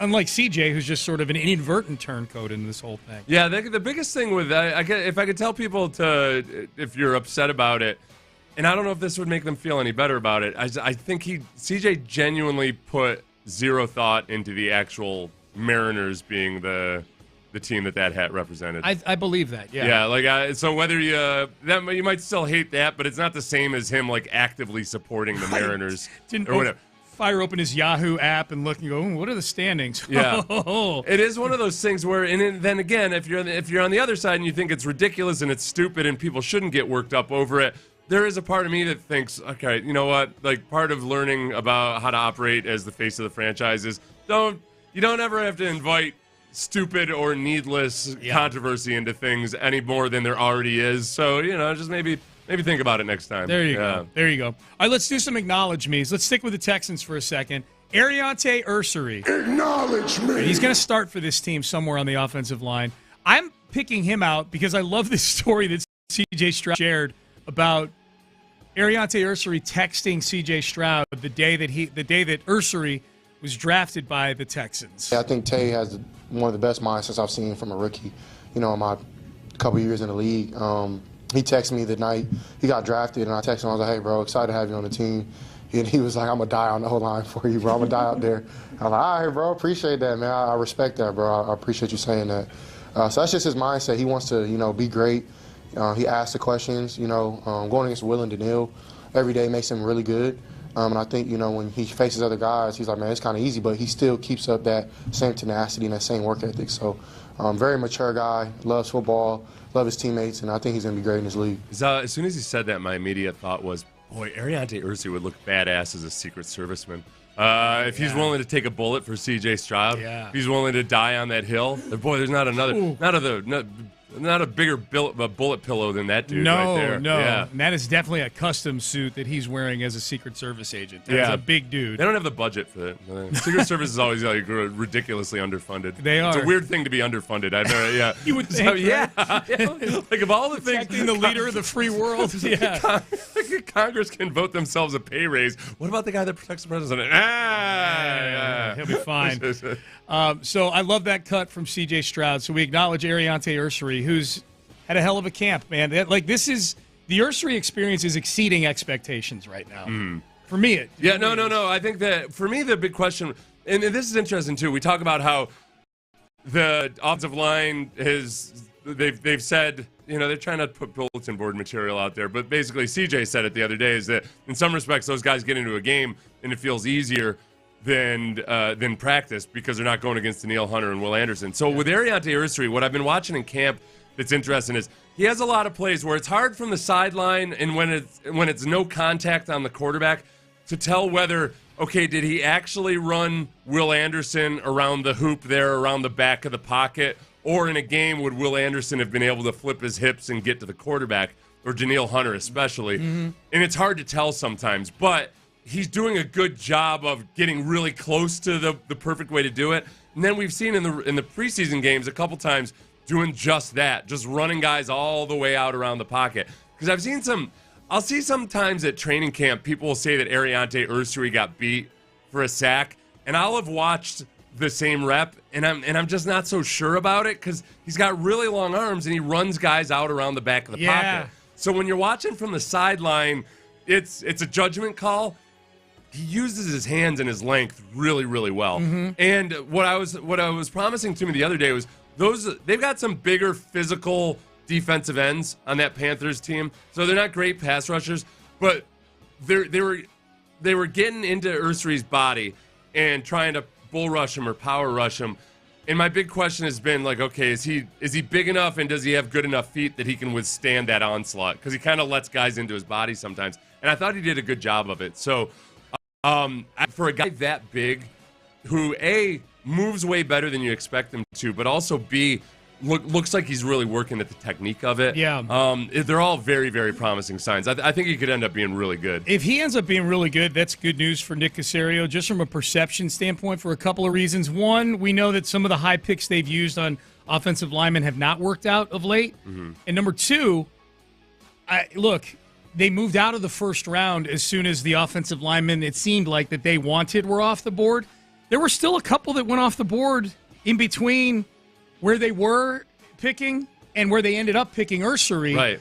And they might have wanted one or two of those. Josh Connerly went in the end of the first round to Washington. Simmons went. And Josh Simmons went to the Chiefs. And I know I haven't followed Connerly, but I know Simmons has had a good camp. Well, it was a classic. The first couple of weeks, people were gushing about how incredible he looked and everything, and then we got into preseason games, and I just saw a lot of Chiefs people saying, like, okay, well, let's everybody pump your brakes a little bit. Well, even better. If Nick got a better player at 48 than the Chiefs got at 32, I'm all for that as well. Whatever the kid. I just hope he's good. I hope the kid's good, especially because it looks like he's going to be playing left tackle for this team.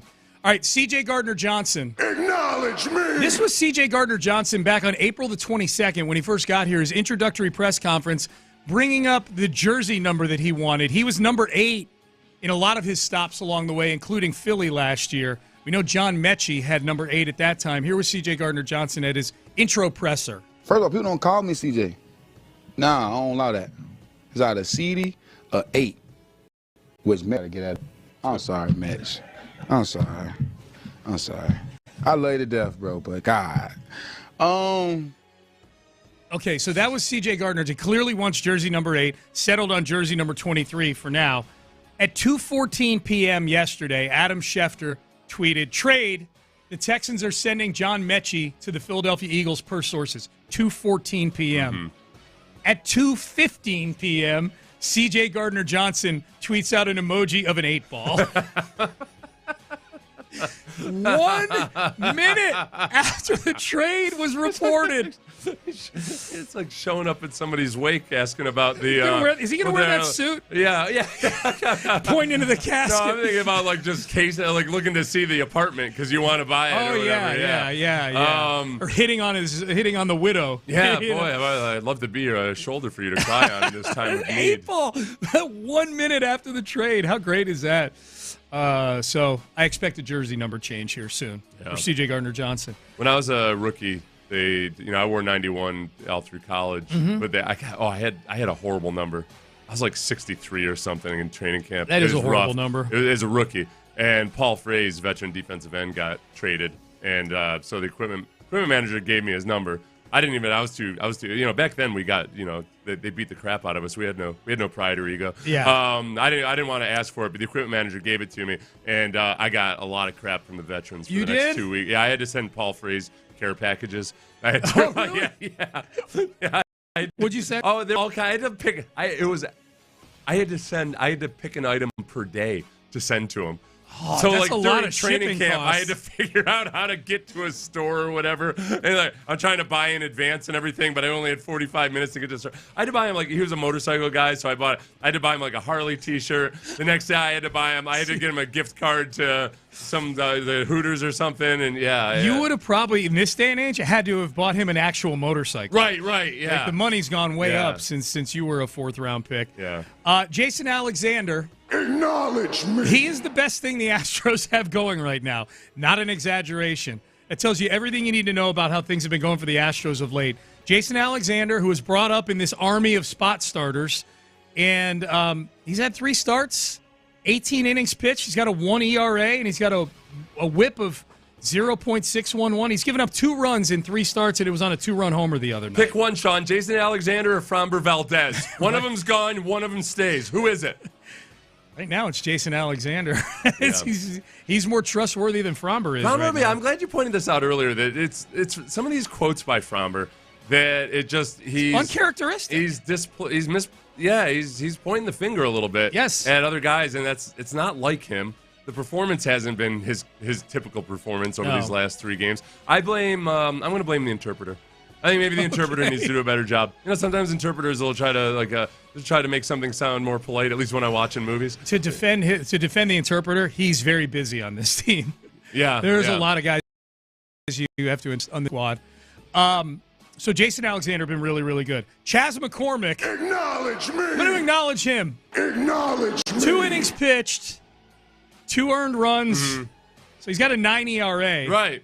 Unacceptable.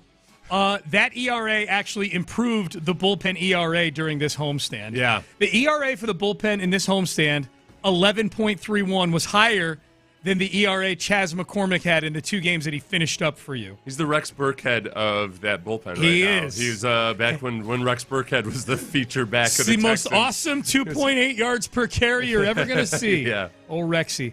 Not the starters' fault this homestand. Starters had an ERA just a little over 3. They've been good. I've been worried about this bullpen. Every time you and I would talk about this team, when they were going through that stretch in June where they were just winning games improbably, and everybody's going, how is this happening? How are they winning all these games with all these injuries? And we would bring up, what are the things we're worried about? The first thing I would bring up is the bullpen staying at this level, to me, is the thing that I'm most concerned about. Because aside from Abreu and Hader, it was a lot of unproven guys. Mm-hmm. Or if they were proven to not be very good at their previous stops. And they're having a hard time finding reliable guys right now out of that bullpen. Bennett Sousa gives you a couple good outings, and what does he do? Comes in the other night and gives up a game-tying home run. It's tough right now. This Hader injury, I think you're fine with Abreu as the closer, but it's the gap that it opens up in those mid to late innings before the 9th that's a big problem for this team right now. I say all that to say give Chaz a chance, man. Throw him in there. I'll take him before that Weems guy you threw in yesterday. All right, couple more here. Yeah, by the way, do you have like a dyslexia when they're playing the Orioles and the Orioles are wearing the orange?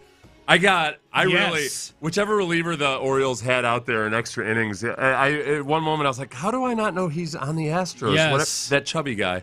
I was like, what that's the Orioles. That's the Orioles. Yeah, dude, I do. That's a great point. Yeah. That was tough. Especially if you're out somewhere and you're just glancing up at the screen. And when it gets into extra innings especially, it was just, I was all over the place mentally. Me too. Whiskey might have had a little something to do with it, but I don't know. Me too. The sculptor of the Sue Bird statue outside the arena in Seattle. Acknowledge me. In this day and age where it seems it's really hard to find a good sculptor these days, I will cite the Tom Brady statue that got unveiled 2 weeks ago. That is a badass statue. The Sue Bird statue is really good, right? Yeah. It's really good. The head is the right size.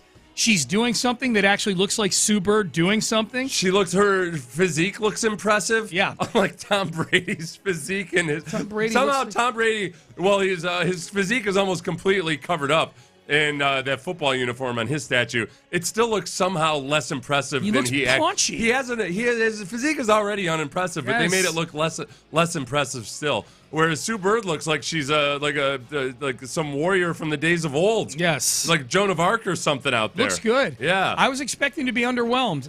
Instead, I was overwhelmed with that statue. That's a really cool statue. It is a cool statue. So I take back my take from last week. There were 2 things I wanted canceled. Statues, because nobody can make a good one anymore, and old-timers games. I'm going to take back the old-timers game one, too. I like watching these guys run around and tear their Achilles in these games. Yeah. That's what I think as long as you go into the old-timers game expecting injuries, then you can have some fun with it.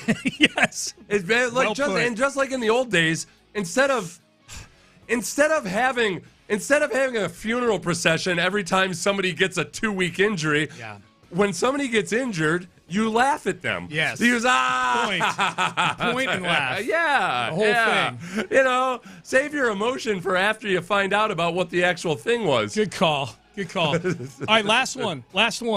The people, whoever they are, that have been helping restore the Be Someone graffiti job on the bridge over I-45. Acknowledge me. I know you saw this story because I saw it from you this weekend. Well, and it was a headline that would be so confusing to anybody who isn't from Houston. Pull the headline up and I'll lay out the story here. Okay. So we all know the Be Someone, I say sign. I mean, it's technically graffiti, but it's become iconic here in the city of Houston.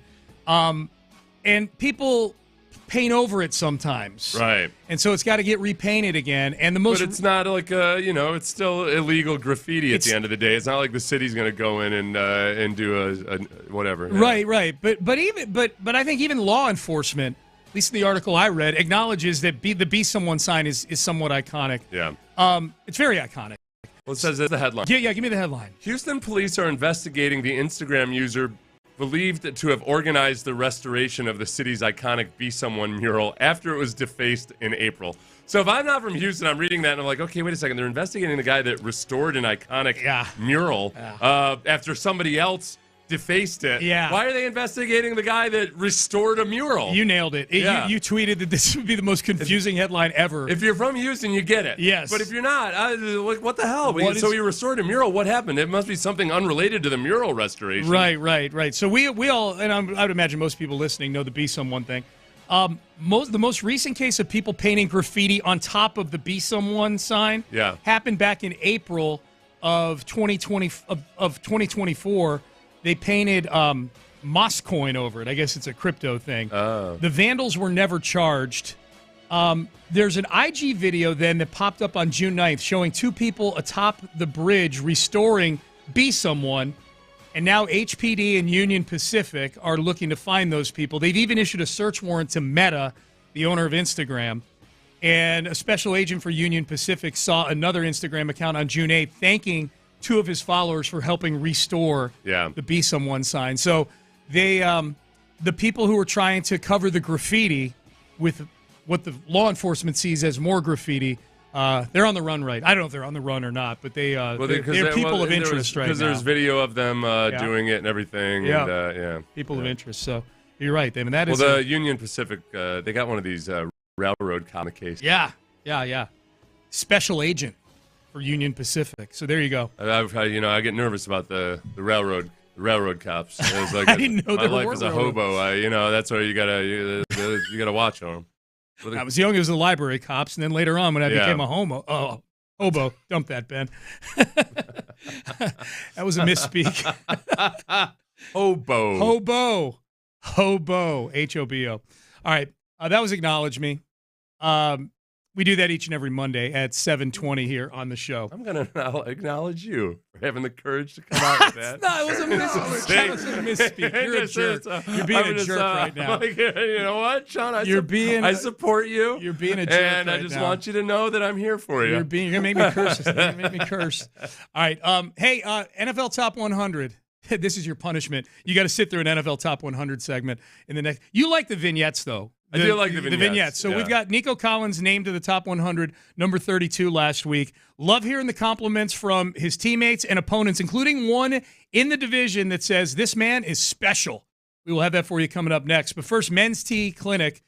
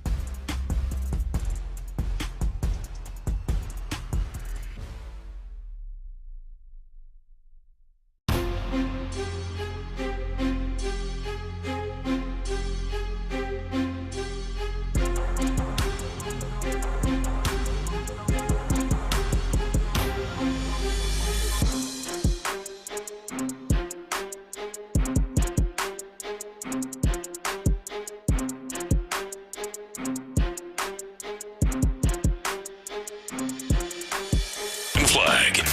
Live from the Mokaram Injury Lawyers Studios, Sports Radio 610 presents Payne and Pendergast. Nico Collins, number 32 on the NFL Top 100. Here was Derek Stingley Jr. and Rashawn Gary of the Packers talking about Nico Collins. Stroud in the gun on 2nd and 24. Here's the snap. CJ looking. CJ firing downfield. Hits Nico. 10, 5 to the end zone. Touchdown, Houston. It's hard to win one-on-one against Nico. It really matter what coverage you're in or what type of help you have, he gonna find a way to get open. And Nico Collins is there at the 15, 10, 5. Touchdown, H-Town. He understands that the team needs him. He's just grown into, being comfortable with being that big playmaker for that team. It's crazy. He's 6'5", not a lot of wide receivers that big, moving how he is, and that aggressive. Nico Collins won the route by being physical when he bumped off of Fulton, number 7. Fulton had the coverage, but because of Collins' size and physicality, he bumped off the corner, created the separation and space downfield, and the ball found him. And ran over about 6 guys on that last play they were talking about. That was a play in the Charger playoff game where he caught a slant and ran over like 5 guys. He really does. He ups the ferocity in the postseason, and I would include the play-in game in Indianapolis a couple years ago, where he really does. He's looking to inflict punishment, and the thing about Nico, as one of those guys kind of alluded to, is just his size. It makes him that much better in his route running, just because he's also, for a guy as big as he is, he gets in and out of his cuts and his breaks really, really well. And you don't expect that. So when you're a 5'11" cornerback and you got this freight train coming at you at full speed, there's a certain level. I don't know if intimidation's the right word, but you got to respect that. And then all of a sudden the guy's breaking on an in route or an out, and it's really hard to handle. My favorite part, underrated part about the very beginning, where Vandy's like 2nd and 24. I'm like, oh, you don't say. The Texans were in 2nd and 24, huh? Oh, so a combination of 2nd 24 sounds like tackle for a loss on 1st down, followed by a false start by Laramie Tunsil. There you go. Yeah. All right. Here was Zaire Franklin, hated rival, Indianapolis Colts middle linebacker. Here's what he had to say about Nico. I think Nico is special though. Like Nico Collins is the real deal. Deep threat, and you got to hit him. He's a big boy, so Nico like that. He's faster than you think he is. I didn't really recognize it last year. He's a lot better after the catch than I thought he was too. Nico Collins having a day and another Texans first down. Production speaking for itself, even though he missed some time, so definitely a lot of respect for Nico. Despite missing 5 games with a hamstring injury in 2024, Texans receiver Nico Collins earned his first appearance in the top 100. He had his second 1,000-yard season, and his average of 84 yards per game was 4th in the NFL. I almost feel, too, like him being number 32, having missed what they technically missed 5 games. He played in 12 games. He really only played 1 quarter of that Buffalo game where he pulled the hamstring. Right. And in the season finale, he played long enough to get over 1,000 yards receiving for the season, which was like half of a quarter. Yeah. He missed almost 7 games. At the time he got injured, he was on pace for a ridiculously good season. Like almost 2,000 yards. Yeah. Yeah. It was crazy. Like he was going to set some records. As the offense was struggling. Yeah. That was the thing. Yeah. The cool thing about his production last year was that defenses were doing everything they could to take the top off the offense, and the one guy that it didn't seem to affect was Nico Collins. He missed most of 2 other games, and his first play back after coming back from the injury was a 77-yard screen pass that he took for a touchdown that got called back as Laramie Tunsil is picking his nose downfield. Let me tell you one thing, though, about these. You know what I think annoys me the most about these top 100 videos? What's that? Is I don't like the dudes who agree to sit down there and then gush about opposing players all day long. You're sitting in there and they're asking you about all these players, and you guys are like, oh. Yeah, you kind of have to. If you want to make the cut. If you want to make the cut, you got to say nice things. I'll tell you one thing about that guy. He was ferociousness isn't even a strong enough word. If the NFL Top 100 were a thing when you were a player, would you have ever made the cut on any of those videos? To be talking about people, guys? Yeah. No. Maybe your teammates. Maybe your teammates. My teammates, yeah. Yeah, maybe your teammates. That's what I would do. You wouldn't have Zaire Franklin did, I would talk about my teammates and nobody else. That's exactly right. Here is the person who knows Nico Collins the best, Nico Collins on Nico Collins. Is Nico Collins the dominant player? Absolutely, if you ask me, for sure. Why is that? I feel like I bring a lot to the table, man. Big frame receiver, stretch the field, explosive player.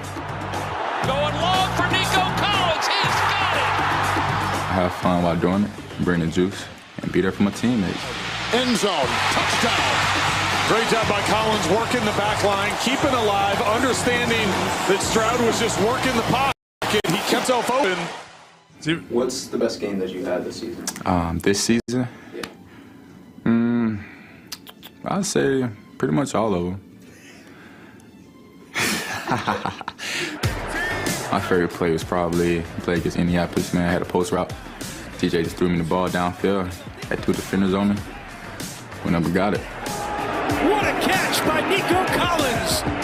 And that was the Colts opener. He had that catch, and then he closed the game with that catch on 3rd and 11. I was reading some bit of advice about, always selling yourself, having a sales pitch for yourself. What's your elevator pitch for yourself and all of that? And you read these business books, and they're so annoying. Because you can imagine the people that annoy you the most just being really good at this stuff. I like that Nico, honestly, wasn't that great at selling himself there.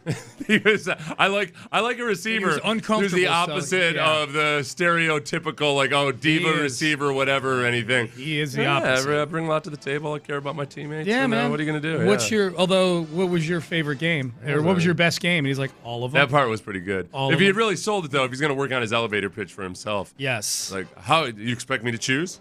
Have you seen that? It's like asking which of Beethoven's symphonies was a good one. Come on. That's right. He is so good. All right, last one. Will Anderson Jr. was asked, who's number 1 on your list? They're not clear if it's number 1 among receivers or just number 1 in the top NFL 100. Top 100. Yeah, here's Will Anderson. Yeah. Last question. Who's number 1? I'm going to say Nico Collins.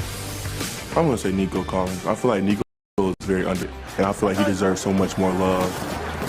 Nico is a big threat in this league, and he had a little time off from everything, but I 100% guarantee you if he didn't, he would be breaking all types of records. He might have. That's not an exaggeration. You pointed it out earlier. He was on his way to flirting with some records last year. Right. Early on, on pace. As the offense was struggling. That's right. That's why I wonder how we would have received that over time, or how the league would have talked about that. That would have been one of those anomalies of a season where, wow, hit 2,000 yards receiving. Yeah, man. How'd the offense do? Oh, it's kind of meh. Yeah. It's Mehville. Mid, yeah. as the kids would say. Yeah.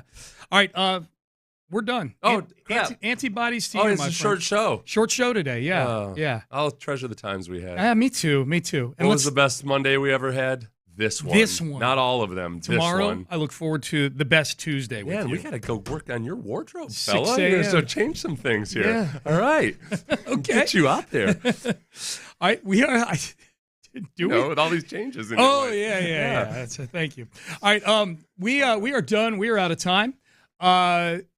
Texans Monday, or is it still? It's not Texans Training Camp Live anymore. It's Texans Monday. Yeah, we know that Mark Vandermeer and John Harris are coming up next, and they will take you through the journey of the game on Saturday and all things going on with the Texans with some great guests along the way. In the Loop at 10 a.m., The Drive at 2 p.m., and, of course, Area 45 tonight here on Sports Radio 610. Before we get out, Beck's Prime. Love me some Beck's Prime. The award-winning burgers, the ahi tuna sandwich, the Cobb salad, steak night on Wednesdays. It is a 40-year institution at Beck's Prime. Their burger was named the best by the Houston Chronicle. There can only be one best, and it's Beck's Prime. In fact, I think that's where I'm headed today to go see my guy Brooks, the manager of the one at Kirby and Alabama. Like family for me. I love going there to Beck's Prime. You will too. They've got 10 locations. Find the one nearest you. They do everything fresh right there in the store, chopping the veggies, grinding the meat. It is Beck's Prime, or order online at becksprime.com. John Lopez here for D&M Auto Leasing. I love bragging about all the great things.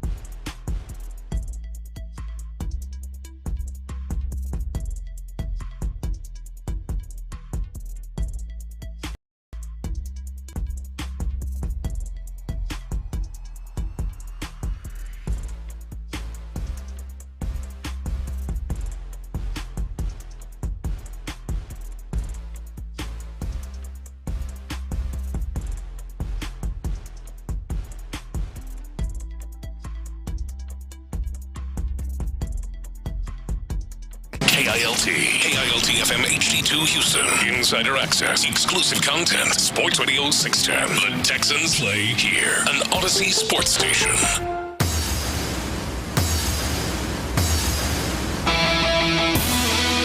Now, time to dig in to what happened. It's Texans Monday, presented by Houston Methodist.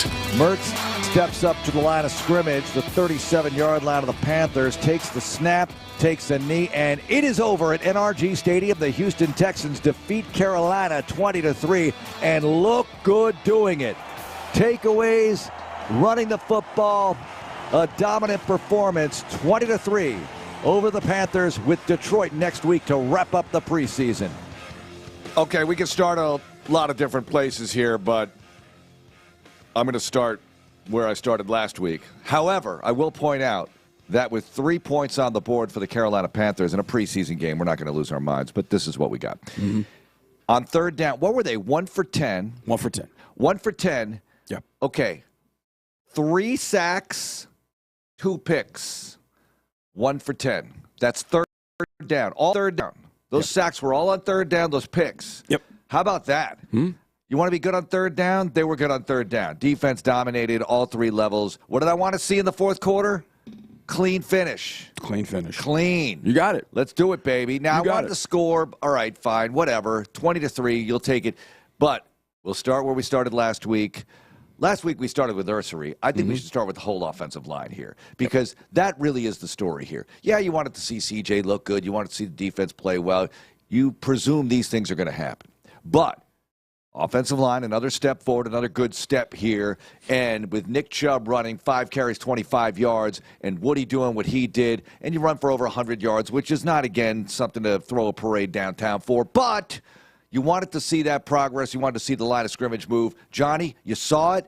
It's a good step. Let's keep it going. Thursday is going to be absolutely humongous relative to a preseason training camp context, joint practice with the Lions, because I expect everybody to sit Saturday, everybody meaning the would-be starters. So Thursday is going to be big, but you're headed in the right direction with this offensive line, which is exactly what you want to see. So I like it. I like that. Let's just keep it going here. Keep it going right into September 7th in L.A. So in my Harris Hits, I wrote 6 things, like right off the top, just kind of 30,000-foot view of what I observed and that I felt good about on Saturday. Number 1, second offensive drive of the game was incredible. Very nice. Mix of run, pass, CJ spreading the wealth. Higgins catch on the sideline, getting the ball to Kirk. I mean, one of my favorite plays on that drive was the check down to Nick Chubb. And you talked about third downs. The Texans were 5 of 14 on third downs. But what I liked about, and I haven't gone back and looked at every third down, but what I liked about that was the fact that they got to 3rd and 2. They got to 3rd and 4. I said on the broadcast, third down, everybody talks about, oh, you got to be good on third down. You got to be great on third down. Yes, you do have to be good on third down. But the only way you can be good on third down is if you kick ass on first and second down. Right. And they were doing that. Even the first drive, they got to 3rd and 2, and then CJ just misfired on the ball to Nico. But they were getting to, like on the second drive, I don't even know if they got to third down, but if they did, it was like 3rd and 3. They had the one drive with Davis where there was a holding, I think. I can't remember what it was. But I think it was holding, and it got to 1st and 20. Well, on that drive, it just what goes to show you, it was like clear as day, black and white. You start 1st and 20, you don't get a first down. But you start 1st and 10, and you're positive on first down. And not only positive, you're getting 5 to 7 yards on first down. All of a sudden, you're 2nd and 5, 2nd and 3, and Nick Caley can do what he wants. That's where you can dominate a game. Right. Second thing, they ran the ball inside with some physicality and confidence, posted 100-plus rushing yards. Ed Ingram, right guard, played his butt off. Ed Ingram was great. He had a couple of blocks where he literally just removed Panthers from a hole. Nick Chubb cut off of that a couple of times. Physical front. They moved the Panthers. Even with Derek Brown in the game, they were physical with him. I think he's one of the better interior guys. They ran the ball inside with duo. They ran it with some split zone. Kay did a really good job of blocking on split zone.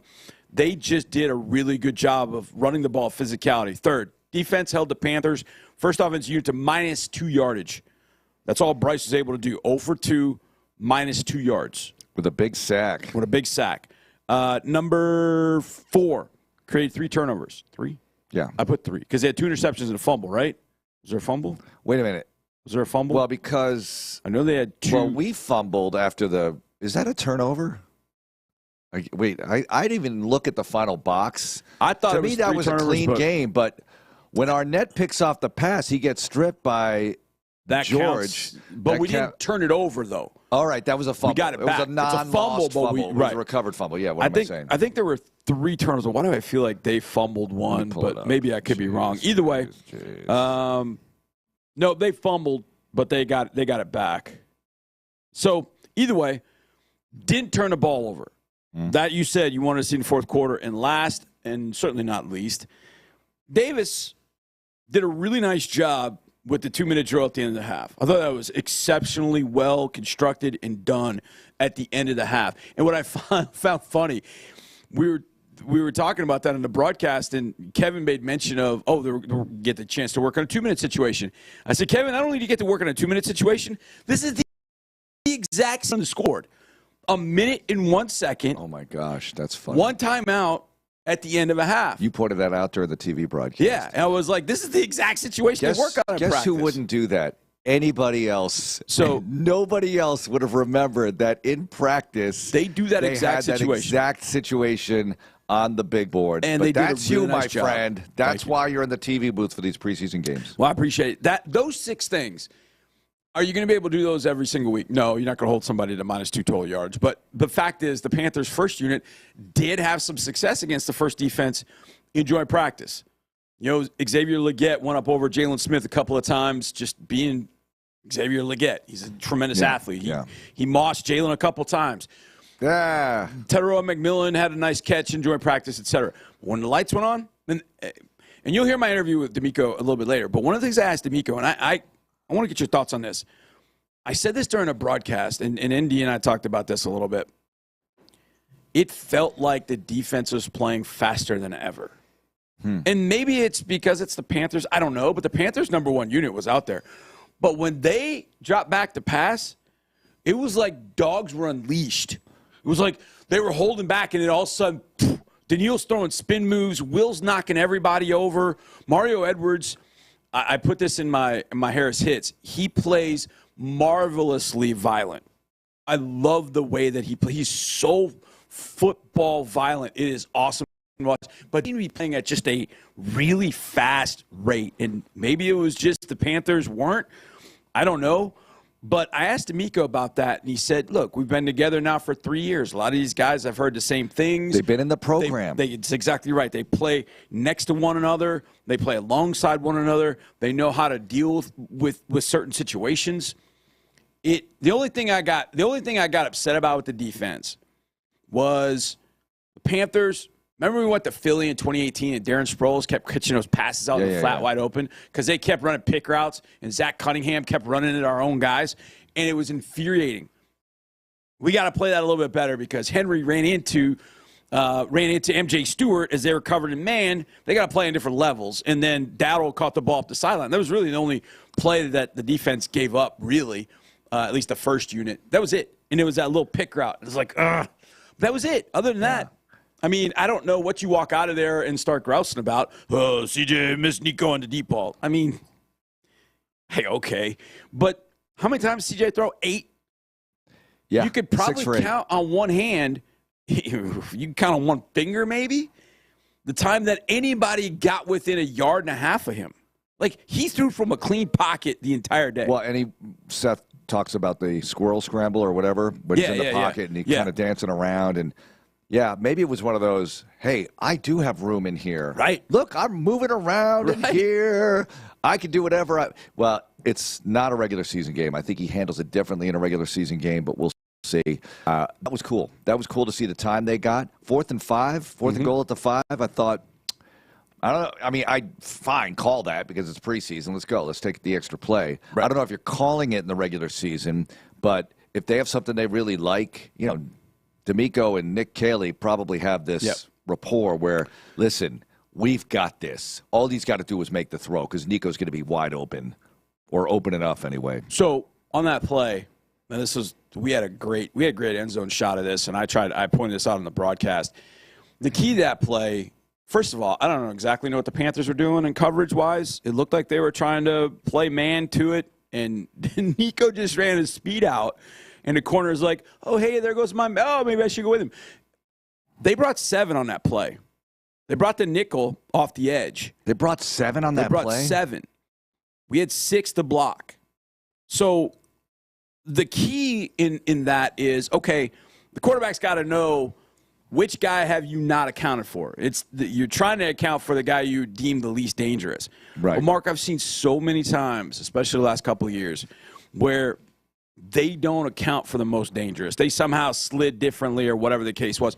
Mark, they slid perfectly. Christian Roseboom was a stacked off-the-ball linebacker. He is the last guy to blitz. He's the last guy to come. Now, I don't know if he was green dogging a blitz, meaning looking at Dare, because as soon as the ball snapped, Dare went right to the linebacker outside. So maybe Roseboom was reading it, but he was coming late. So he's going to take Dare if he goes out, but since he stayed locked, he's going to go. That's my guess. All right. So he decided to add on to the blitz. Well, that made 7. We only have 6 to protect. So, quarterback has to basically block the linebacker by getting rid of the ball quickly. He can't hold on to it. But Mark, the blitz was picked up perfectly. Blake Fisher on the right side helped with Ed Ingram, and then all of a sudden he saw the nickel arriving late, bumped off of that, got out to the nickel. Everybody's picked up. There is nobody. They brought 7 with only 6 to protect, and they got nowhere near CJ. Beautiful. When have we seen that? Well, they're picking things up. You mentioned Blake Fisher getting the nod because Titus Howard sat that one out. Right. Let's hope he's okay. But Blake played better. Blake showed you some progress. It's year 2. It's first year in this system, first year with this O-line coach being the head man at O-line. And, of course, Nick Caley is the offensive coordinator. And maybe a light goes on here during training camp. Yeah, definitely. Maybe a light goes on here at right tackle because Ursary seems to be your left tackle. But here's what we don't know about the offensive line. Plenty. Let's get to this now. This is Demeco after the game. We'll get to you and Demeco in a few moments here. But Demeco after the game talking about the performance of the offensive line. The thing that I'm seeing from the offensive line is that they're playing together. And that's the main thing. They're playing together. They're communicating well. They're picking up the pressures and stunts really well. And they're playing as one. They're resetting the line of scrimmage, the physical play that I talk about when we have a double team, like to see the offensive line actually displace the defensive line and we're able to run the ball without having negative plays. Like I'm seeing that consistently. Right there. Not many taps on the offensive line. So it's just consistent play, giving us a chance to get the play started and a chance to have productive plays because everything starts up front. When those guys are sound in what they're doing, they're playing together, they're playing smart ball, playing with great awareness. Now we have a chance to have productive plays.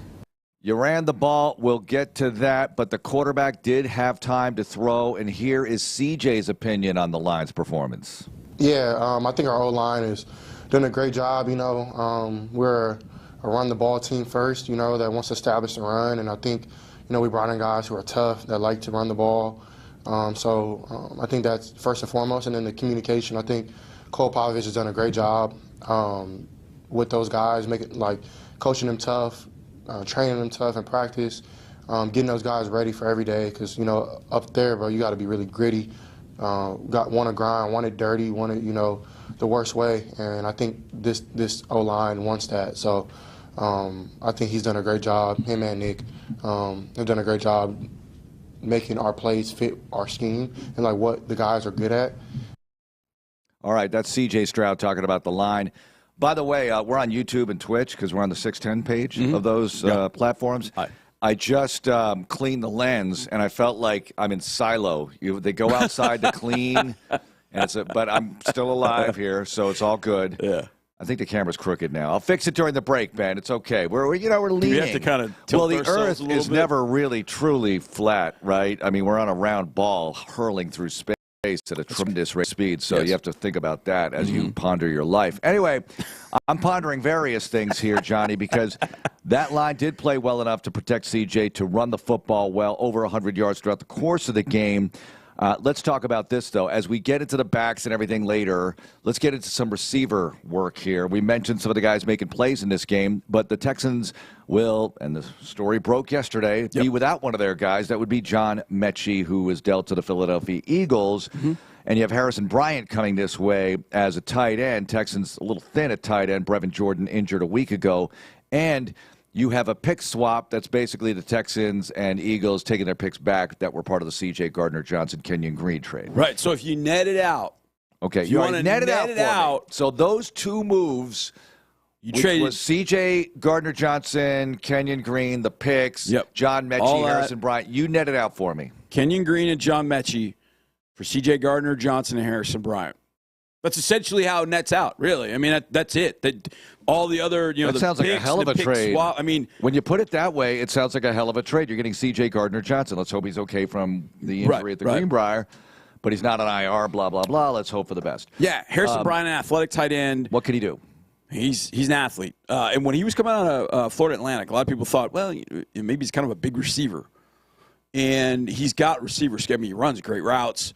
He's been in the league for a little bit. I know a lot of people, he didn't do a whole lot here. He didn't do a whole lot there. He's with the Browns. He's always behind Njoku. He's always going to be behind Njoku. But he is a really good athlete, good hand, and now he is in the mix. Look, we lost 2 tight ends on back-to-back days for the entire season, Brevin Jordan and Dalton Keene. You had to do something. It was great to get Irv Smith back, who looked good in the game. Irv did. He led the team in receptions. I thought Irv looked really good. Thought is that Irv is kind of your Y inline tight end, typically. So that's kind of the way he's thought of because he's pretty physical at the point of attack. So you've got him in the mix. Now you got Harrison Bryant in the mix, and you still have Luke Lachey in the mix as well. So the question to me becomes, how many tight ends and how many receivers? Now after trading Metchie, we've been talking about this wide receiver thing. In fact, it was our position battle on the broadcast. I'm gonna give you a hot take. Okay, give me the hot take. I think we only keep 5 receivers. I think now that being here, 7. It's so funny you think that way because I do too. I feel like we're keeping 5 wide receivers. Okay, let's go over them. It's the big 2, and by the way, and your Cyclones. Until further notice, last year I said with the big 3, you had to keep at least 2 of the 3 healthy. That's right. Because Diggs, Tank, Nico. This year with the big 2. No one can go down. You guys got to play the whole way here. That's right. Okay? 15-plus games from each. Yeah, from each. You got to get it done. You got to have that and be healthy. Be healthy for January. That's right. And beyond. So that's good. Now you have the big 2. So you have Kirk, Nico, you have the Cyclones. All 3 of them are going to make it. That's 5. And you're done at that point, huh? So no Berrios, no Justin Watson, no nothing. And this honestly is not really anything against Braxton Berrios or Justin Watson. Really, it's about I've got issues. This is how sick I am. I laid my head on the pillow last night, exhausted, and I just start thinking, okay, I'm keeping 2 quarterbacks. I got 4 running backs. How soon do you fall asleep after that? Because that's like counting sheet for me after a while. It just rolled in my head. Once for I a go while. through the defensive it probably took me about 45 minutes at that point. Usually I fall asleep pretty fast, but I literally went through the numbers, and I still I'm 2 over. So I've got to make 2 other cuts in my head. That's where I went. But I kept 4 tight ends and 5 wide receivers because as much as I really love what Berrios has given them, I think you can have Jalen Noel on punt returns. I know it's a rookie, like I get it, but you can have Jalen on punt returns and allow yourself to keep 5 wide receivers such that maybe you keep an extra tight end, 4 tight ends, but maybe you keep an extra defensive lineman. Because of the way that these defensive linemen have got to, rotate in and be fresh, and I see a situation with the defensive line inside in particular, where they rotate so much that they are fresh and healthy throughout games, but throughout the season too. Wait, who was the lineman that the Jags traded for from the Saints? Oh, Colin Saunders. Yes. So I'm thinking I didn't like that move. It's fun. For the Jags? Oh, you don't like the Jags getting Saunders? Yeah. Why are the Saints giving up play? Are they loaded at defensive interior? No. We're loaded. We're the Saints. Really? Tank. Yeah, that's what it is. It's Tank City. We're not even out of August, and we're trading away pieces here. That's right. Okay, that's what that is. All right, fine. Wait, go back to the receivers. Okay, you're way ahead of me. Okay, you haven't rated my hot take yet. I'll give it a 275. Oh wow, okay. So I don't think it's that hot. I think it's very reasonable right now from where they're at, because I'll give you one play in the game, and we've seen it out here at practice, but one play in the game that lends credence to that hot take, which is Jalen Knowles wiped out punt return. It was wiped out by a Jalen Smith penalty. That's right. But Knowles showed a gear on that punt return. Hello? Preach, my brother. That's exactly the play I'm thinking of. I thought, okay, that didn't count, but you know what? We saw something there, and if he can give us that in the punt return game. Now, one thing I love about Berrios in the punt return game is he's the veteran. He knows what to do. He catches the ball well. Like the protection of the ball. Like I get catching the ball well is very important. I know, and I might rue the day from that perspective, but. And he still got speed. I mean, it's not like Berrios is slapped. I think Berrios would be good on this team. This really has, and I believe ultimately he makes it too. I think it's between him and, obviously it's between him and Watson for the 6th. If there is a 6, yes. The thing about it is, it's not really Braxton and Watson against each other. I feel like it's to open up other defensive positions where, man, what it's forcing me to do is have to choose between D'Angelo Ross and Miles Bryant. And what I'd like to be able to do is keep both, because both those guys can play every position in the secondary. And we don't the health of C.J. Gardner-Johnson at this point, we'd like to think he's going to be back. Yeah. But I think you have to have guys that can play and do multiple things back there. Now, J-Rock, Jalen Smith, he can play outside corner. He can play inside corner. He's not going to play safety. But Miles can play safety and nickel. D'Angelo can play outside. He can play inside, and he's one of your core special teamers. I think you're going to get to a point where you need to keep an extra DB or you need to keep an extra defensive lineman because think about it. The defensive line has been probably the most banged-up unit throughout camp. You've had Foley on PUP for a while. You had Derek Barnett on PUP for a while. You have Denico Autry still on PUP. You have Heinisch on PUP. And you're not getting rid of Tommy Togiai. He's been one of your best players in training camp and preseason. He ain't walking. You're right. You want to save these guys. Yeah. So to me, it's more that than it is, Berrios or Watson don't deserve to make it. It's more the other side of it. I'm afraid. Yeah, you're right. All right. So with the O-line, these days it's 9. It used to be 10. Right. But with the practice squad elevations, it's 9 because no one's taking your linemen on the practice squad.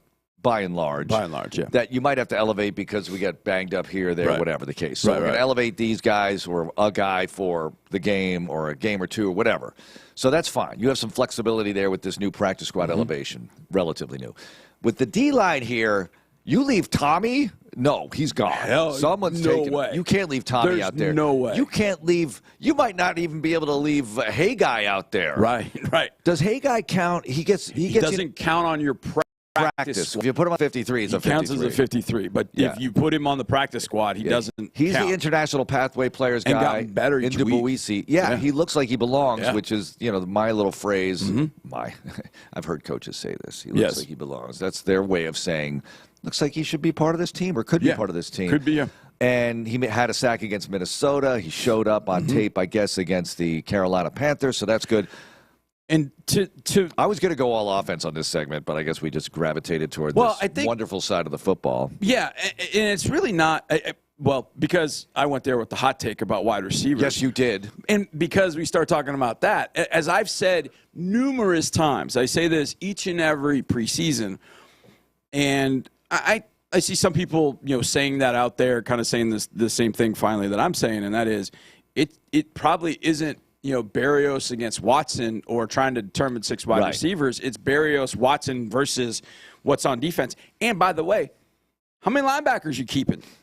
That's another one. How many linebackers you my gosh. That's another one, Johnny. All right, so wait, make that a rhetorical question for now, because here's the thing about how many you're keeping here, there, everywhere. The 53-man roster projection, everybody's doing it right now who covers this team. Don't know about the health of Mixon. Don't know about C.J. Gardner-Johnson. I assume Pierce is going to play at some point, maybe this week. I think they need to see it. They have to see it. I think they need to see it. Because Woody Marks on Saturday reminded me of Dameon Pierce in preseason 2022. I thought, we got this guy in the 4th round. Look at him. He's running like a bull can catch football. He's got that pedigree. And he pass protects like a mother. Jawar Jordan had a hit in pass protection that was one of those make the team type hits. Good luck with that, coaches. Right. And Nick trying to decide. And Nick's going to be on with the guys tomorrow at 7:30, and we'll have him on every week, starting with the week 1 Wednesday night show. But you're going to be seeing that on YouTube and all the rest of it. Man, we got a lot to go over because we have Andy Kalu on the show. We got Andre Ware coming up, John McClain at 9:30, and we're going to talk about the running back situation, wide receiver situation with the reported Metchie trade and all the rest of it. And we're presented by Houston Methodist, and you know they are the official health care provider of the Houston Texans, and here for you with urgent care centers all around the city. You probably have driven by one while you're listening to this program, so very convenient, available for you. And they also have virtual care visits, which is awesome, so you don't even have to leave the abode to have a visit in many cases. And the way you find out more about this is HoustonMethodist.org. Go to that website. It's the official healthcare provider of the Houston Texans. Houston Methodist, leading medicine. It's Texans Monday. More Texans Monday is on the way. Your health is personal, which is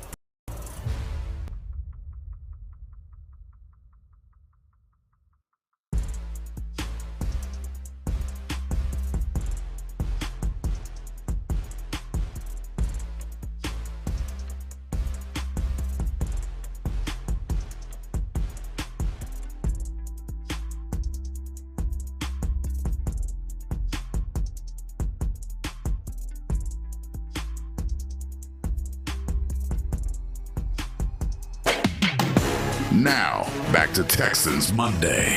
Young gets the snap. Pocket collapsing. Flushed out to the right. Being chased by Will Anderson. Young spinning. Young flattened. Mario Edwards cleans it up after Anderson forced him back to the inside. A sack for this Texans defense. I had to get Will's name in there because without Will, I don't know if that's happening. But Mario was right there to get him, and Mario played well. As you pointed out, Johnny, we're going to get to ND. Let's get to this, though. Demeco talking about guys competing, guys trying to get jobs on this 53-man roster or whatever roster they can, whether it's practice squad 53, maybe another team, who knows. Here's the head coach. All of our guys are improving. Some guys are separating themselves. We have a really competitive team. That's what I like about it. It's tough to make our team, and it's going to be tough decisions that we have to make when it comes down to the final 53. And again, I want to keep all these guys. These guys play hard. They're together. It's a tight team. So I really like where we are as a team, and they don't make it easy. You see guys go out and play the way they played today. Just really proud of the coach staff and everybody for the effort and work that went into us just improving this week as a team. He wants to keep them all. I want to keep them all. Same. And people commenting on the YouTube stream, we're on the Sports Radio 610 page live, and one of these, Johnny, I think Watson and Berrios stay. Great. That's Backstreet.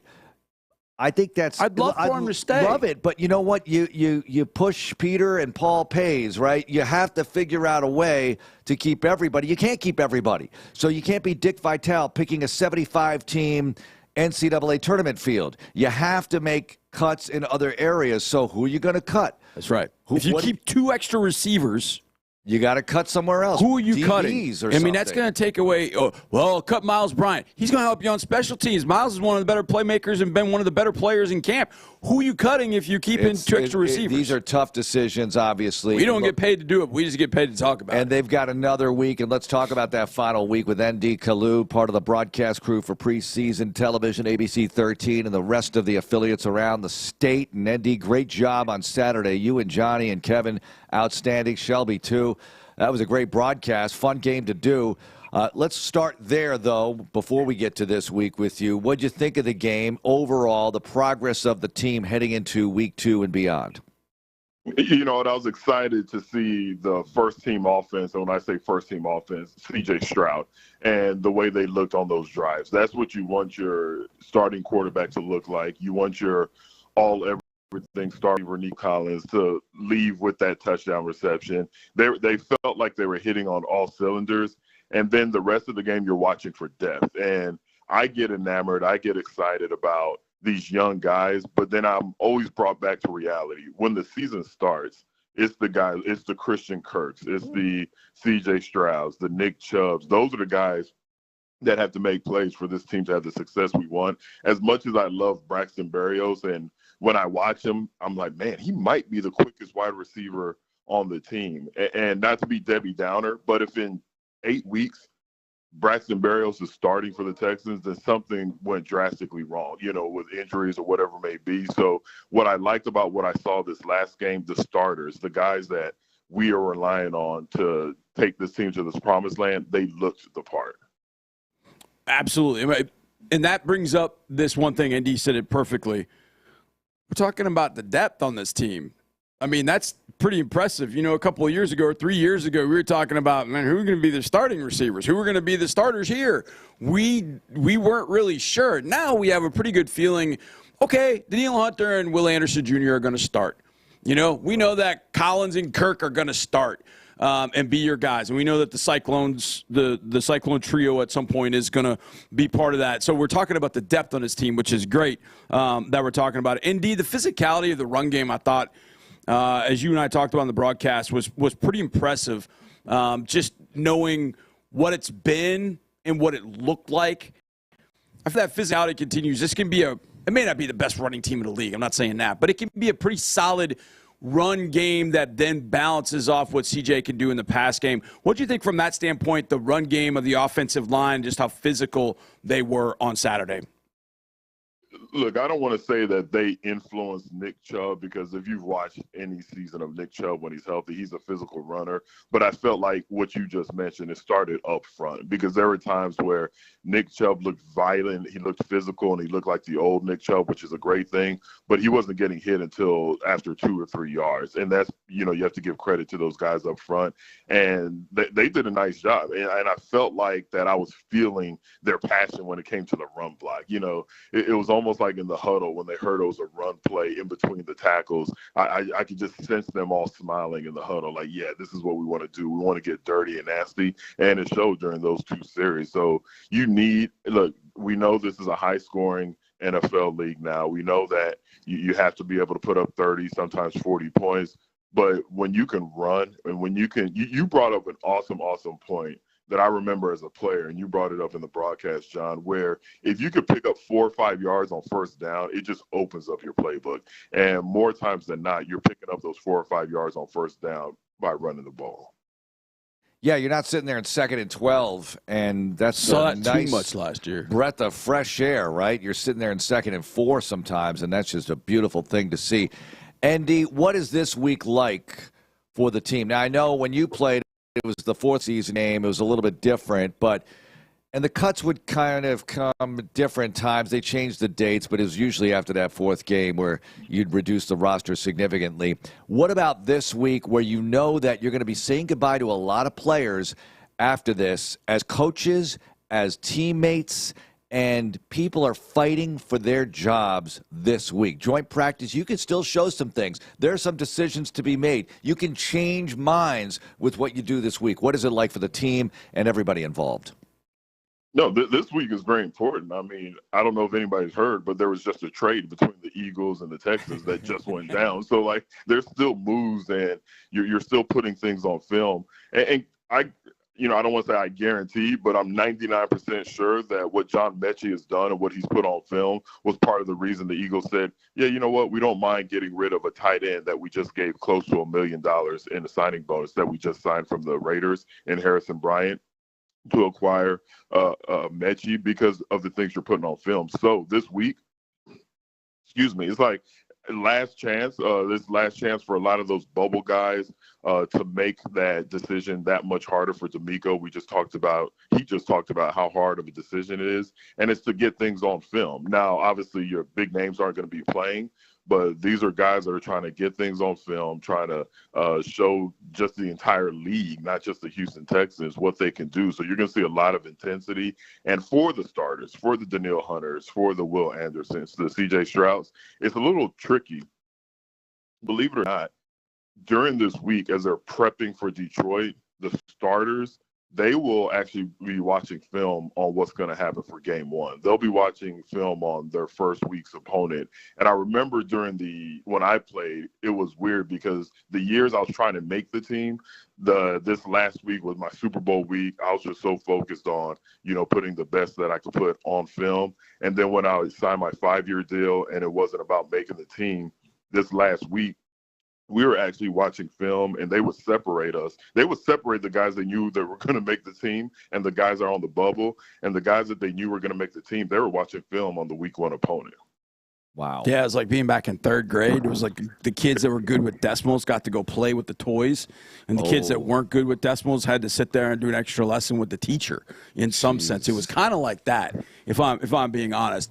ND, one of the things that hit me yesterday, I know John Metchie is a very well-liked guy in the locker room. He's obviously from Alabama, so there's like a million guys from Alabama in the league. But he's a very well-liked guy. He's got a lot of good friends here. Obviously, C.J. Stroud, a good friend of his. But it's a business.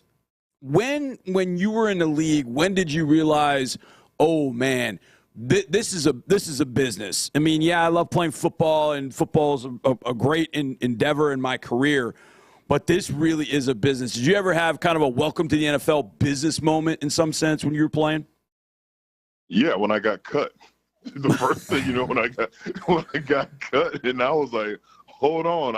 I thought I did everything you guys did. They were like, well, we brought in this guy named Hugh Douglas. He's pretty good. And the funny thing is, I got cut. The Washington Redskins at the time picked me up.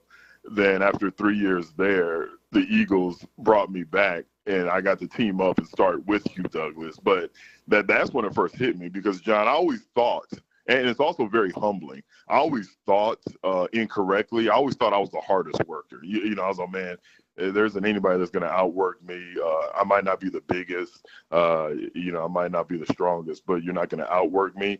But, you know, like what I thought I did that was extra, that was just the norm in the NFL. So, you know, it was easy for them to cut me at the time because I was third string, you know, lucky to be second string, didn't play special teams. But that's when it really hit me like, man, this is a business. Like, even though I know I can still play, I'm not going to fit here because it doesn't fit into their business plan. So you learn early on. And as you go, you know, year 8, 9, 10, you almost get numb to it. You almost get numb.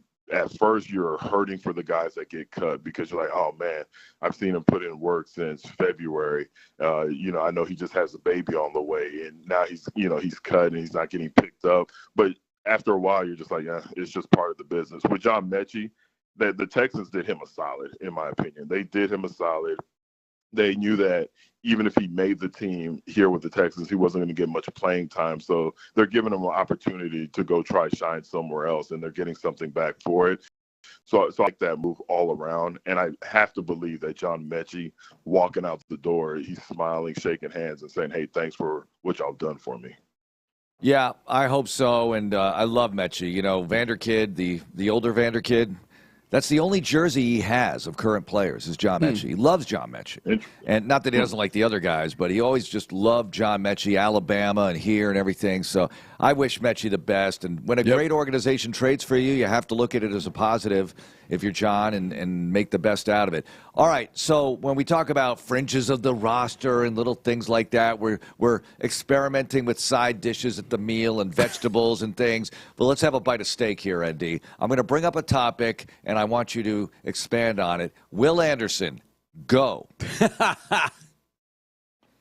Has a chance to be a top 5 edge player in the NFL this year, and that's saying a lot. And I'm talking about the TJ Watts, the Myles Garretts of the world. When I say has a chance to be a top 5 edge player, and you know, Danielle Hunter's on the other side, but just the way Will Anderson works, the way he works his techniques, the way he's passionate about playing the game. Again, during the broadcast when they're playing against the Carolina Panthers, you know, John and I looked down, and Will Anderson's done for the day. I don't even think he has shoulder pads on, but he's on the sideline practicing his starts, you know, his get-off. And it wasn't for show. It wasn't for camera. You know, some guys do things, hey, make sure the camera's on me.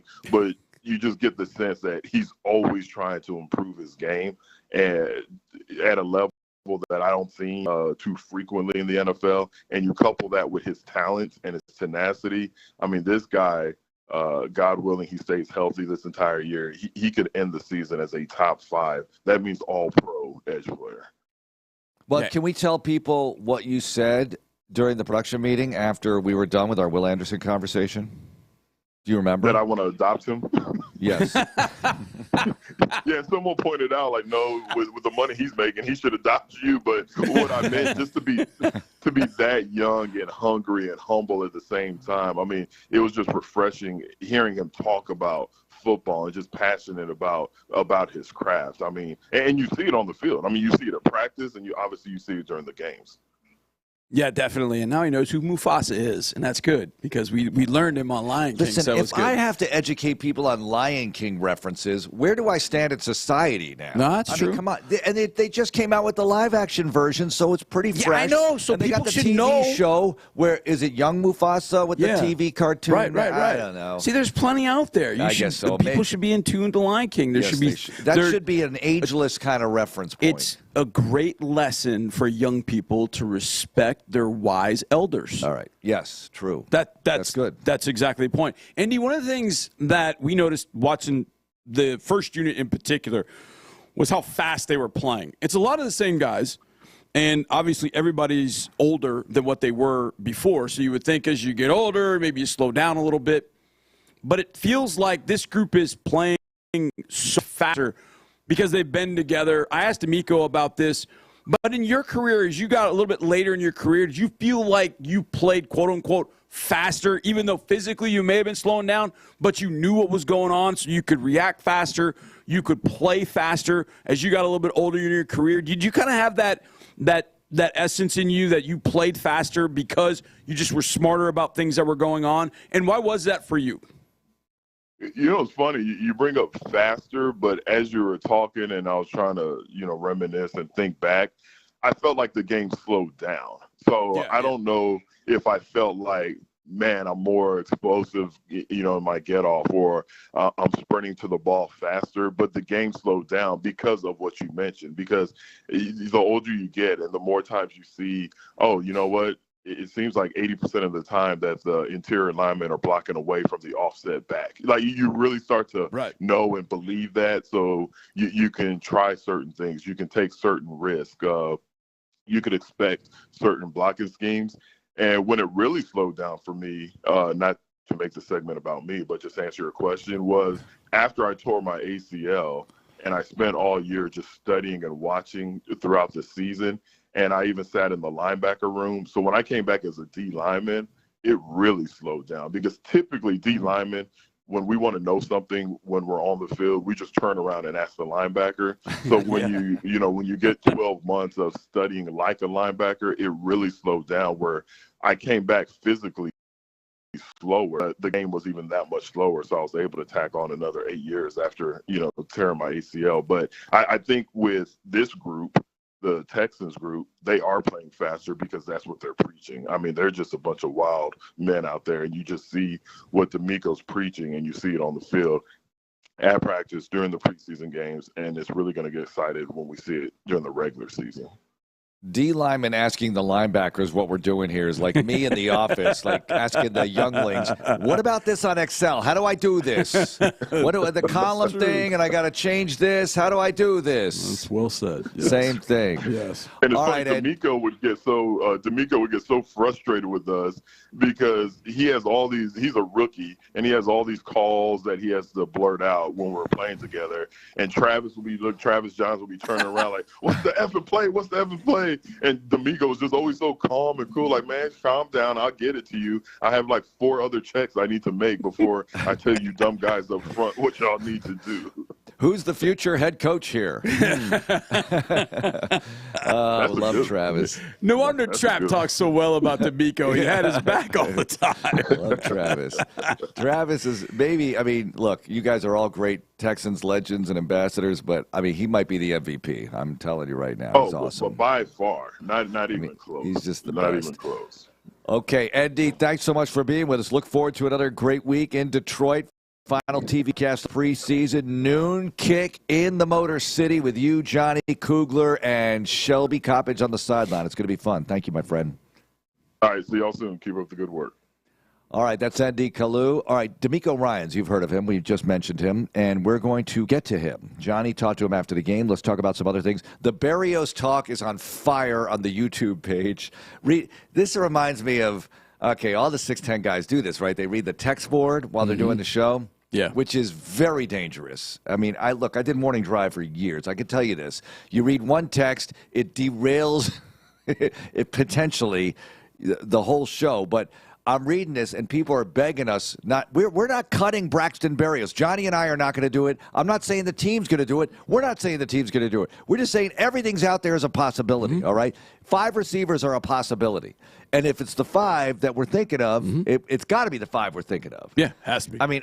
There's no way I'm letting go of X. There's no way. X is your number 3 right now, if I'm being honest. X has played at that level. I've declared it so. 3. Yeah. Last week I said X is your number 3. And look, this could change. Obviously, you hope these rookies flourish. Hey, all you Alex stands, calm down. That's what it is. They hope to get in good with Alex. Is Jesse Watt, is she texting us? There's an A. Earl 25. I'm just kidding. Yeah. Okay, let's get to Demeco Ryans, Andre Ware, John McClain. We got a lot of guests. We got a lot of fun to talk about, a lot of fun things to talk about during this final preseason week. Cuts are a week from tomorrow. It's Texans Monday. More Texans Radio coming in a moment. Looking for adventure? Then X marks the spot. And that spot happens to be a private island getaway. With X-Scratch tickets from the Texas Lottery, you can enter for a chance to win an exclusive trip to Necker Island. You could enjoy fine dining.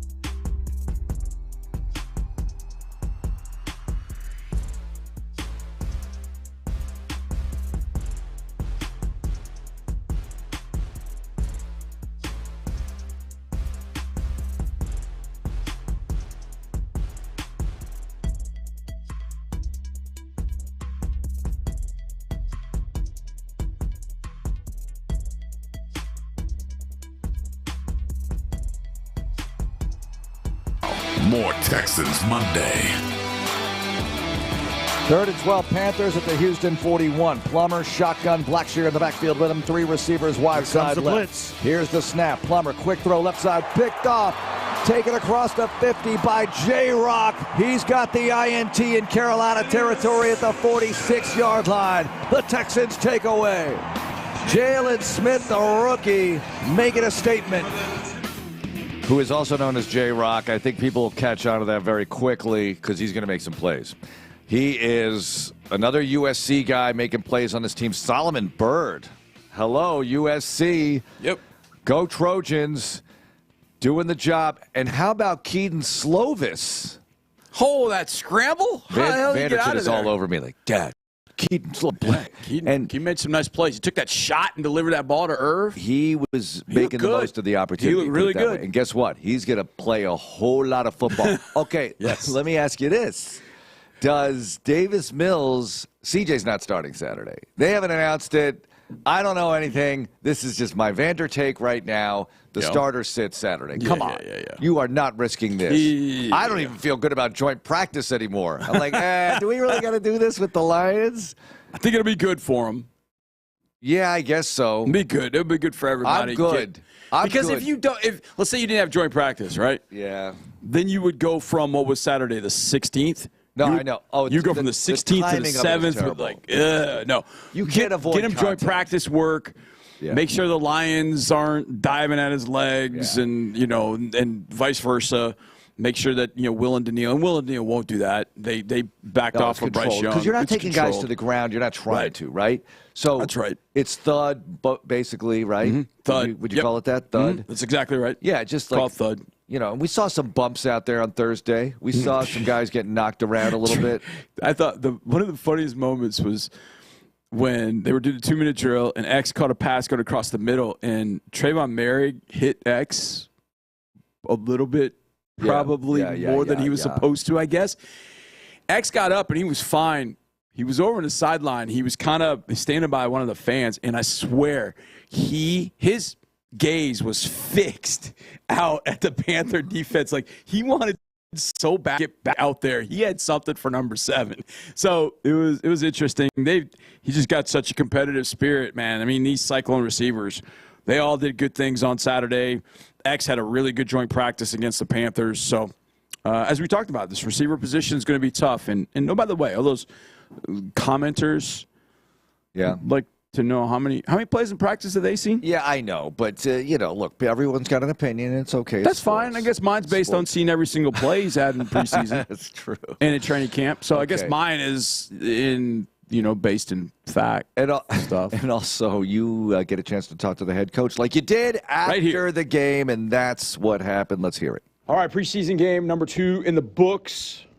Sitting alongside head coach Demeco Ryans. Coach, let's take the 30,000-foot look at today and kind of group it with Thursday, too, because the Panthers' visit included the joint practice. Your overall thoughts about Thursday moving into Saturday, getting the win 20-3. Yeah, I mean, starting off Thursday, I thought we had some productive plays. Some things went our way, some things didn't go, so great. But I look at this week as you combine both of those days, see where we were on Thursday and how we improve on game day, and we get to play actual live reps. A lot of guys are chirping and talking and in practice, and when it actually matters in the game time, that's what it's about, and that's what you want to see. So, man, I saw our guys take another step. That's what I'm most encouraged about, starting with the offense, the offensive line, just playing efficient, playing together, really giving us a chance to have productive plays. It all starts up front, the way those guys play, and I really like the physical nature of how we play, to be able to move double teams, to be able to run the football. Chubb did a nice job of running the ball. Woody stepped in, ran the ball well, physical runs, finishing through defenders. That's what we want to be built on, right? And then we drop back and pass it, then you got the connection with CJ and Nico. They had a really nice day as well, seeing Nico get some touches, make some plays, get in the end zone. So overall, just from an offensive perspective, really great outing today. I'm not sure what your plan was going in offensively for CJ and Nico and a lot of guys that, Nick Chubb, that you knew weren't going to play a whole lot. My guess is you wanted to see him play a little bit. So how good was it to get that second drive where you got a little bit of everything? You got Nick running inside, you got the mix of receivers making catches, and then CJ directing the offense. Yeah, with the starters, with the offense and defense, my goal was to get the guys a quarter to play. And I really like how it started out for the offense, right? It was 3 and out. It didn't go so great. Now, how do you respond when things don't go your way? They responded. They answer with a touchdown, productive drive. And so I like how it went. It's kind of, you want to go out and you want to see a positive drive. And, of course, you wanted to end with a touchdown. And to be able to do that with having a little adversity, I think it definitely accomplished the goal that I set out for. One of the things that stands out defensively, Coach, when you look out there at the first group, you're like, oh, these guys have been together before. There's a lot of the same guys. But it feels like your defense is playing even faster than it did last year was one of the best units in the league. How is that manifesting itself through the way they're playing thus far? I thought the defense, they played our style of ball. I didn't like how we played last week. It wasn't up to the standard. I like how we took the ball away 3 times offensively with no turnovers. Like, that's our brand of football. Yeah. Defense played physical. They're playing faster because they know what to expect. They've done it before. They know what's required of them. Right. And it means something to these guys to really be that heart and soul for our team. It means something to them. They carry that weight, and they've done a good job still. And I'm going to grind them, make sure they don't get too big-headed, but we're going to make sure that we're doing things the right way. We're playing fast. We're finishing every single rep and making sure we're just detailed. The thing with the defense is we got a lot of good guys, a lot of good players, but the thing is, can we play with extreme precision and detail every single snap? If we do that, and we don't allow teams to have the cheap plays, make teams have to drive the field on us, then we'll be a top defense in the league. You have 20-3, ball's back at the 2-yard line. They've got a punt out of their end zone. And there's J.J. Taylor full on laying out. I said in the broadcast that J.J. been 5'9", he would have gotten it, but he's only 5'6" if he's lucky. But, Coach, I think it speaks to the effort that your guys give up and down the roster. Like, it'd have been very easy to put the ball cap on and just be done or just go through the motions on that rep. But it told me a lot about what you expect from them and them giving it back to you. Yeah, that's the character of our team. Like, I want guys who talk about it being relentless, like every single snap you're out there, like be relentless, finish the right way, give everything you have, because you never know when that's your last snap. Yep. And to see JJ lay out like that, I don't think he was supposed to do that, but it's great to see. I was joking about going for the block, but we should have been holding up when JJ is trying to make a play there. All right, Coach, we're going to mimic this week, but on the road next week against one of the best teams in the NFL, going up to Detroit, joint practice, playing a game on Saturday, kind of similar makeup last week that we're going to have this week. Your thoughts about going up there and taking on one of the best teams in a joint practice and then a game? Man, really excited about the opportunity to go up to Detroit and play against this team. Hey, they were top team in the NFC last year. Really great offense, great defense. These guys, they're a really great team, great coaching staff. So I'm excited to see us go compete on someone else's turf, see how we show up in the joint practice. I know our guys will be ready to go. And then we'll see where the game goes, if our starters play or not. But that third game be more geared toward our younger guys getting even more reps. So I'm excited to see our starters really go in this joint practice, get a ton of reps, get better, going against another different scheme, different philosophy, offensively and defensively, and let's see how we stack up against one of the NFL's best teams. Coach, congratulations. Appreciate your time. Thank you, John. Great. I love those winning conversations. Great to hear those talks between you and Demeco after the game. All right, a good talk with Andre Ware coming up next here on Texans Monday. This is Texans Radio. It's Radio 610. KILT FM HD2 Houston. Insider access, exclusive content. Sports Radio 610. The Texans play here. An Odyssey sports station. Balancing your work,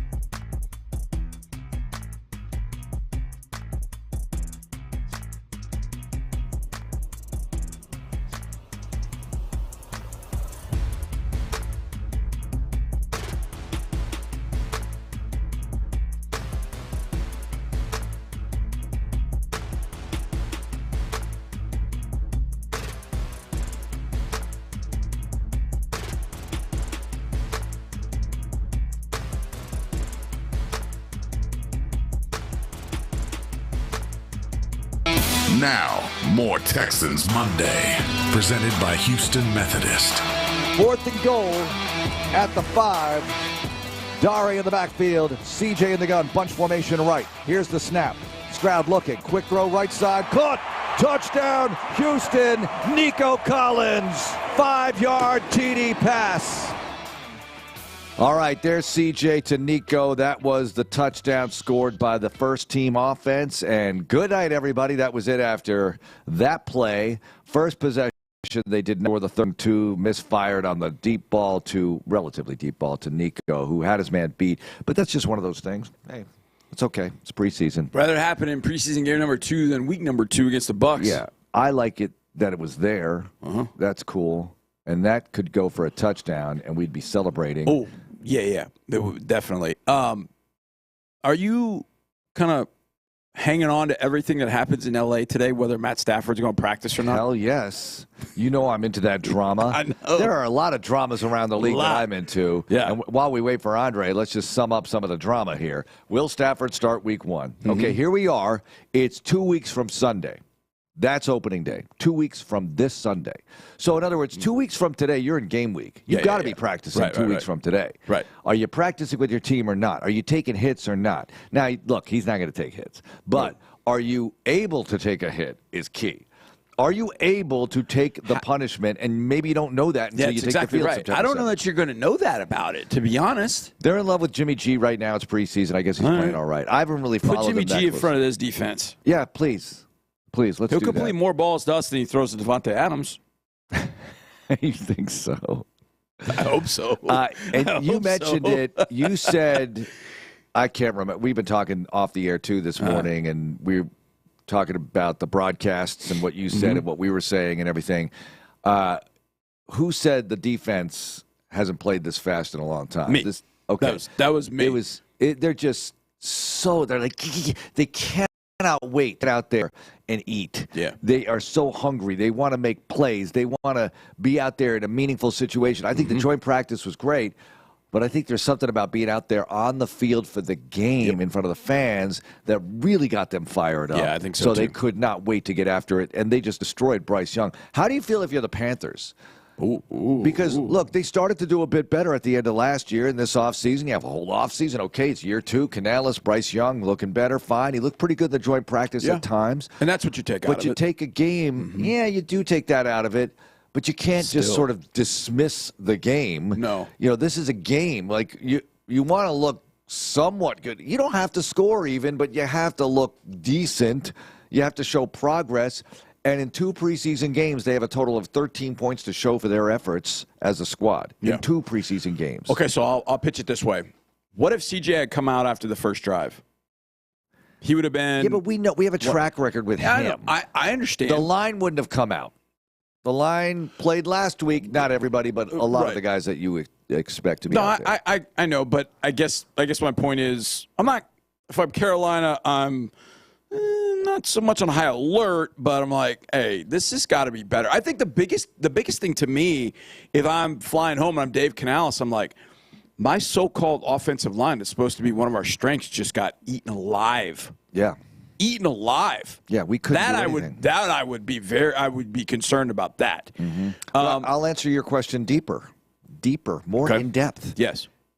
Had CJ come to one drive, I would say, okay, we missed the 3rd and 2. That drive, they moved it a little bit. Right. The other thing is this: what did Chubb do on that first possession? I mean, he did a couple of things. So I would have said, okay, Chubb did a couple of things on that first drive. I wouldn't have been as happy as I was later. Chubb for 2, Stroud to Kirk for 6, and then missed deep. Oh, that was it. That was 3 and out. Yeah, that was 3 and out. Okay, so never mind. He had 1 carry for 2. Now I would have said, okay, we need to see more from Chubb if they had taken Chubb out. Yeah.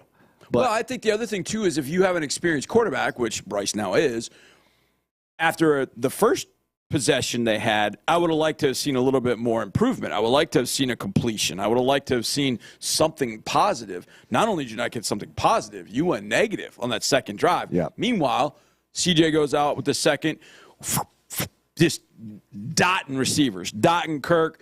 I'm telling you, if you go watch the route Jaden Higgins runs to get open on a diving catch, and you're going to see him like, wait a second, did he just run like a hezzy during his route? And then flatten it out, give him a good target. And then makes a diving catch. Yeah. And here's the other thing, too. Speaking of playing fast, watch when Jaden, at the top of his route to the time he catches the ball. At the top of his route, the DB is relatively close to Jaden. But by the time that he catches the ball, Jaden has separated from him significantly. It was impressive. Like watching it on a TV broadcast, we had an angle where you see he can just kind of pull away from the DB as he's laying out for the ball. It was really, really impressive. For a guy 6'4", 215, to get that kind of separation, to run that route and run it so smoothly, like really, really impressive. I mean, obviously, his best is yet to come. It's going to be really fun to watch him grow as a receiver. Well, you know what we don't know? What Nick Caley's going to cook up for week 1. He knows the Rams well. That's right. He's faced them. Look, he wasn't calling plays, but he was on that side of the ball looking at that Chris Shula defense. He knows what Verse and company can do. Right. And he's going to have some cool stuff that we have not even seen one iota of. Right. He's going to have some cool stuff cooked up for that, and they're going to get excited. Because C.J. Stroud and you just know the creativity is going to be there. Yeah, I think there's going to – exactly. You know as well as I do, like, well, a great rock band, like, you want to hear the hits, man. Yeah. Play the hits. Run duo, really, like, play the hits exquisitely well. Like, do the simple things really, really well. Run your duo. Make sure that you run duo, so play action off of that can be nice and sexy. Like, do the things that you do really well, and then, sprinkle some tagine in there, with some, wrinkles that the Rams haven't seen. And I think it's going to end up making this offense, I think, a lot better than people, when I say people outside Houston, people outside nationally, et cetera. I thought about this. I think it was Sports Illustrated. Sports Illustrated did their power rankings. I think it was Sports Illustrated, and they had Texans at 16th. And I just remember as I left the building the other day, and look, I know it's the Panthers, and you're kind of in that winning glow in a sense.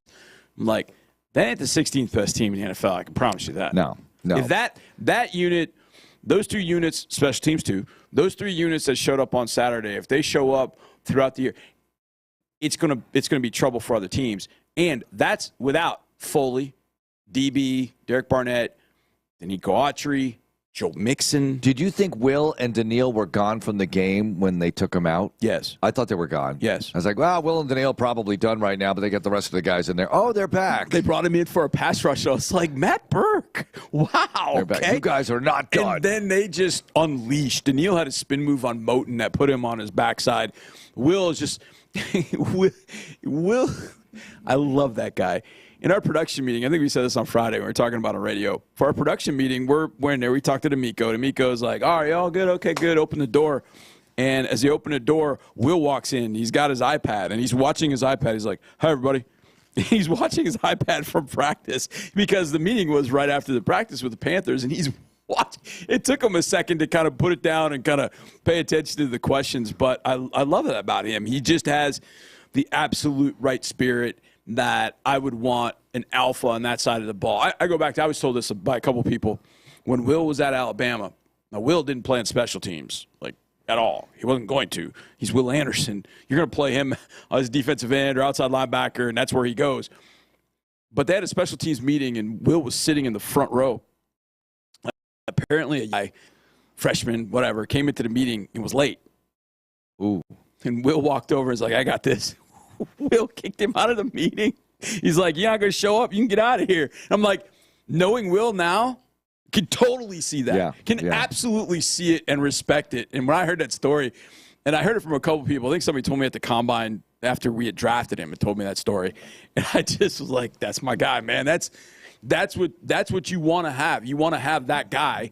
When he and Daniil run out together with the first defense, you just feel like, okay, all's right in the world. Like, we're good. All's right. Those two are on the field. They're together. It's like, I love it. You got two ends who can do what they can do, double-digit sack guys, edge setters. You've got two of those.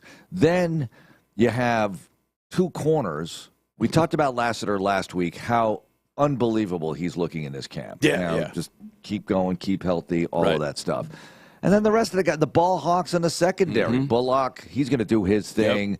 The CJ, linebackers, my gosh, here we go. All right, let's go there. Let's go there because E.J. Speed really showed up in that Minnesota game, and it led us to believe, okay, once you get Harris back, and that's another one, all right? You know, he and Pierce are in this ramp-up mode. Yep. Are they going to be out there against the Lions this week?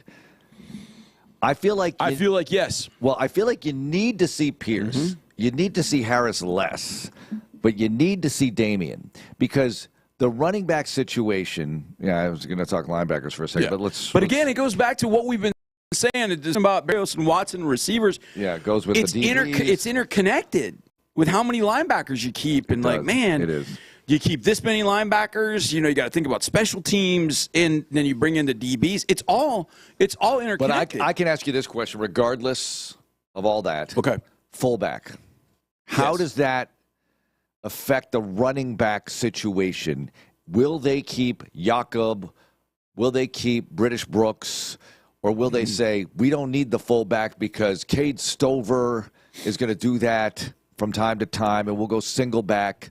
I don't know how they're going to handle it. What did they have in the eye? They had when did they go offset eye with Nick Chubb and Jakob? And Jakob, yeah.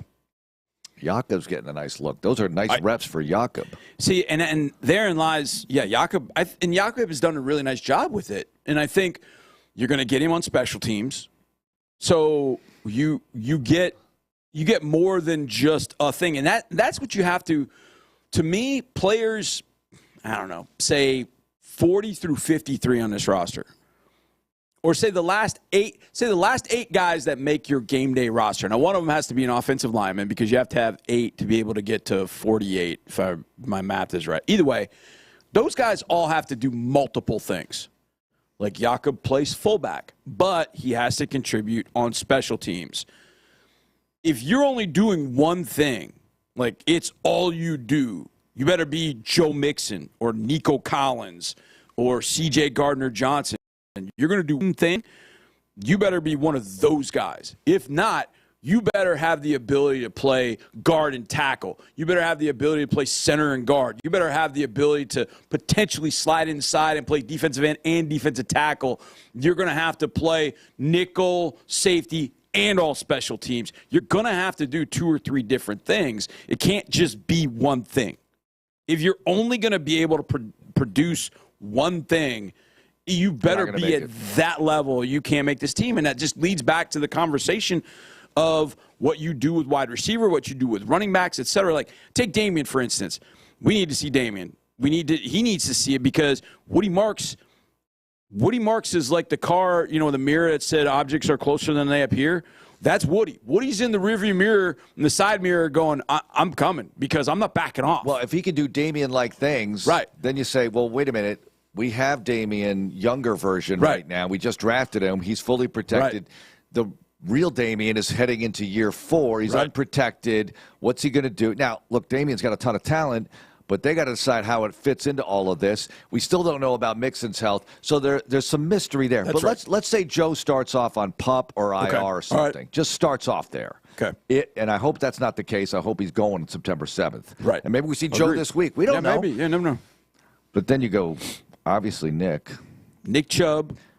I think Damian's still there. Damian's got to be there. Especially there. Especially with the mixed health situation. And Dare and Woody. Woody, Dare.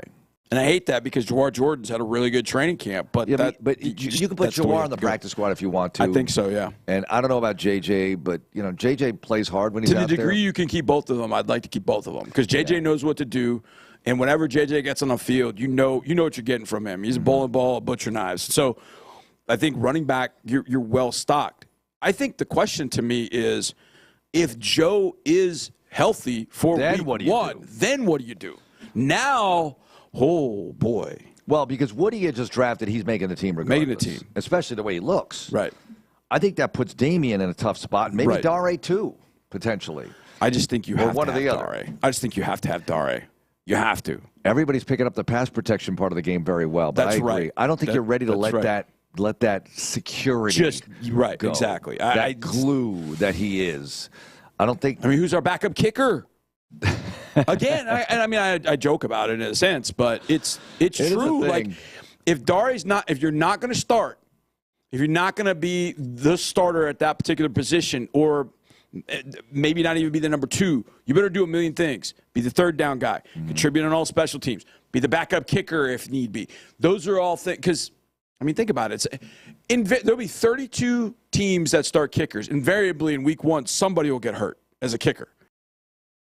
I don't know, but if it doesn't, man, you got Dare Ogunbowale there that can at least pick you up in that particular situation. So, did Dare not, hang on, he did not get a carry? No, he didn't get a carry. He did not get a carry. No, but he made a really nice pass. No, I'm on okay the because they're like, we know Dare can carry the football. That's right. We know what he can do. So we got to give these carries to these other guys because we got to get them some work here. We got to see what we've got. And the other guys look really good.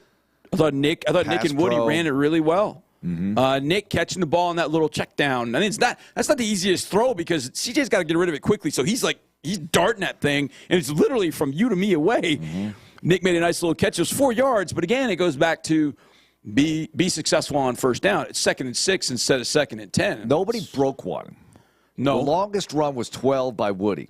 He was carrying dudes the last 3 yards. And that's fine because you want to see these. Look at the average is 3.9 as a team. It gets destroyed, though, by a couple of runs here. But you look at Woody, 5.7. Chubb, 5. Now, Jordan, 3. He had stuffed a couple of times. Not his fault, all of that.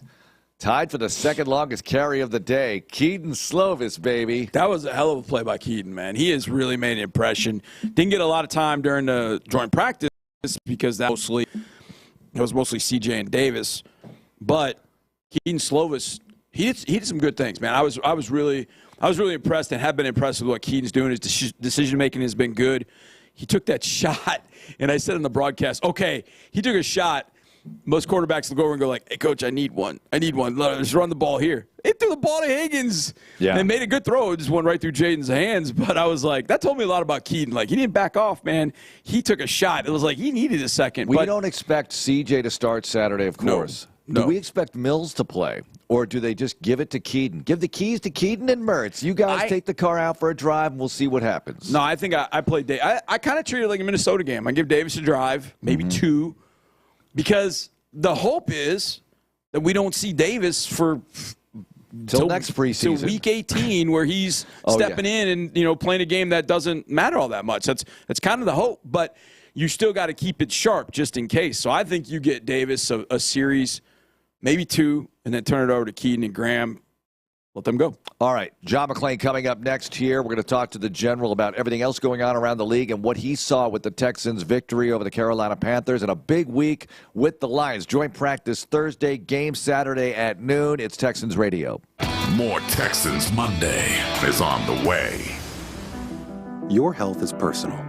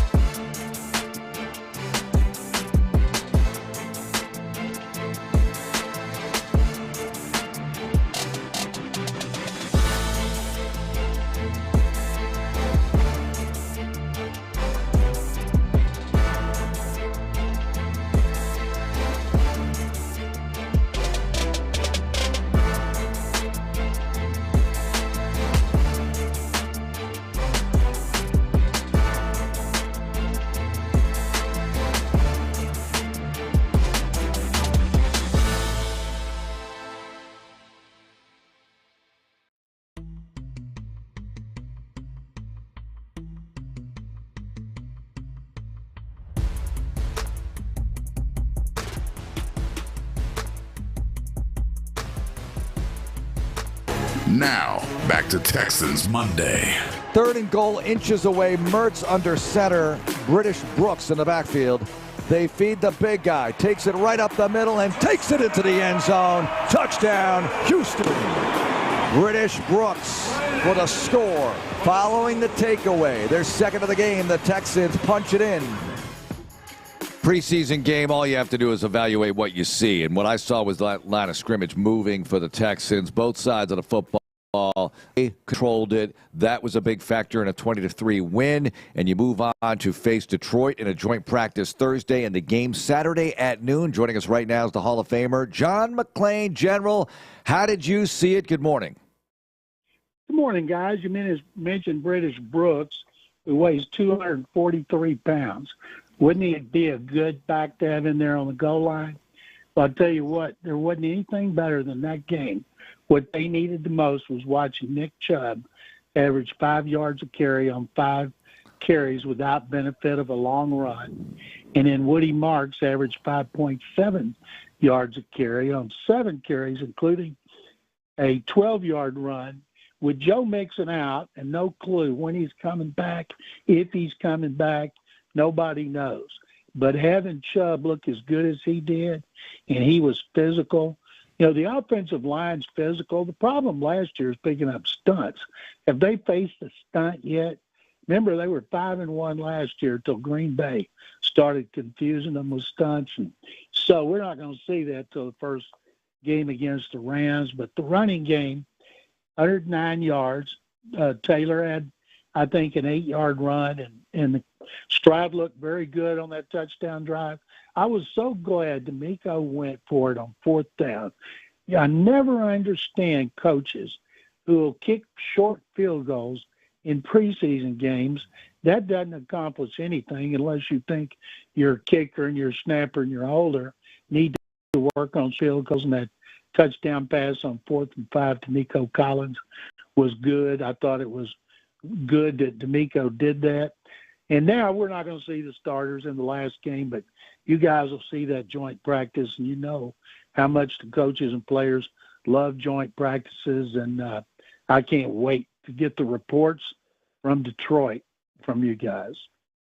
Yeah, it's going to be a fun one. There's no doubt about that. John, the news we got yesterday, John Metchie traded to Philadelphia, bring back Harrison Bryant. Basically, if you net out the 2 Eagles trades, Kenny Green and John Metchie for C.J. Gardner-Johnson and Harrison Bryant. Your thoughts about Metchie moving to Philadelphia? What do you think? I think this. Did you want to see Metchie playing against you for the Titans?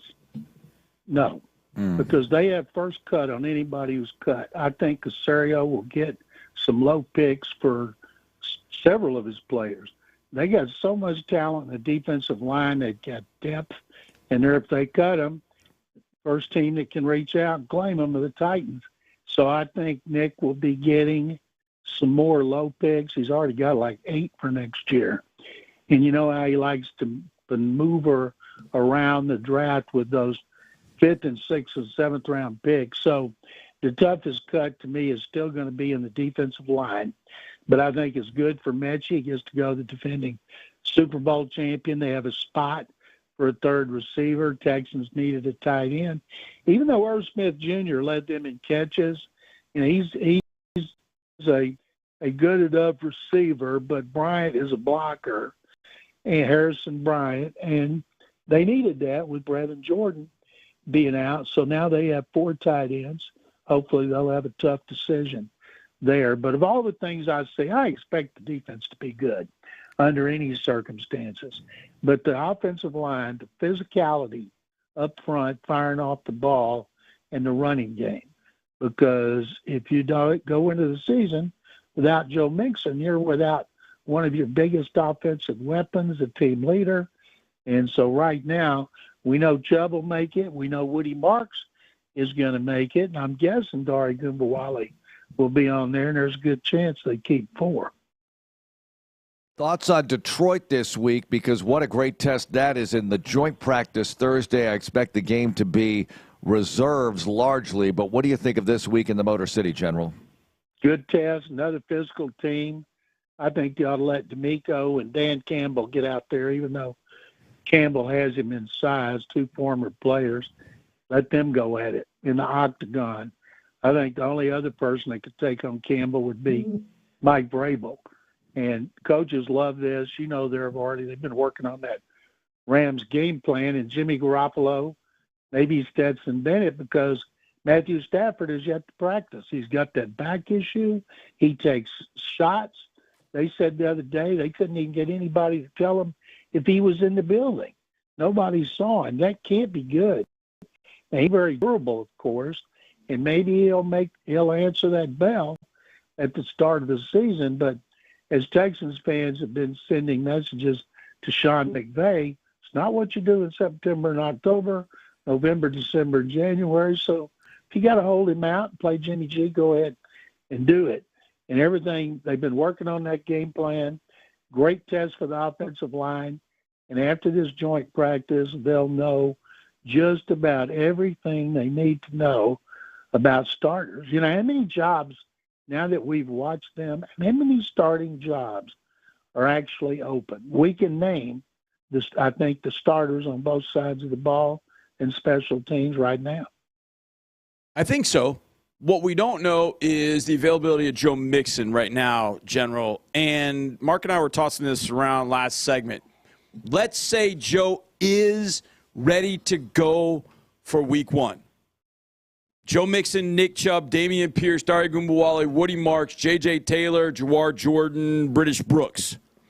I don't know, how many of those are you keeping for week one? What is your makeup of the running back room if Joe is fully healthy and ready to go week one? Well, if he's fully healthy, he won't touch the ball much because he's been out for so long. They're not going to go out there and say, here, 20 carries. You know, he'll be splitting time with Chubb. Marks is not going anywhere. It comes to the last spot because Dare Ogunbowale is so versatile. And I would think he would have the inside track. And the other guys, a couple of them might be candidates for the practice squad. But I think you'd keep four, and the top four would be set. But the key is, you know, when they get to 53, we'll find out more about all these injured players. And it would be great if Mixon could come back, getting the ball about 10 times against the Rams and then 15 times the next game. Because you know he's hungry.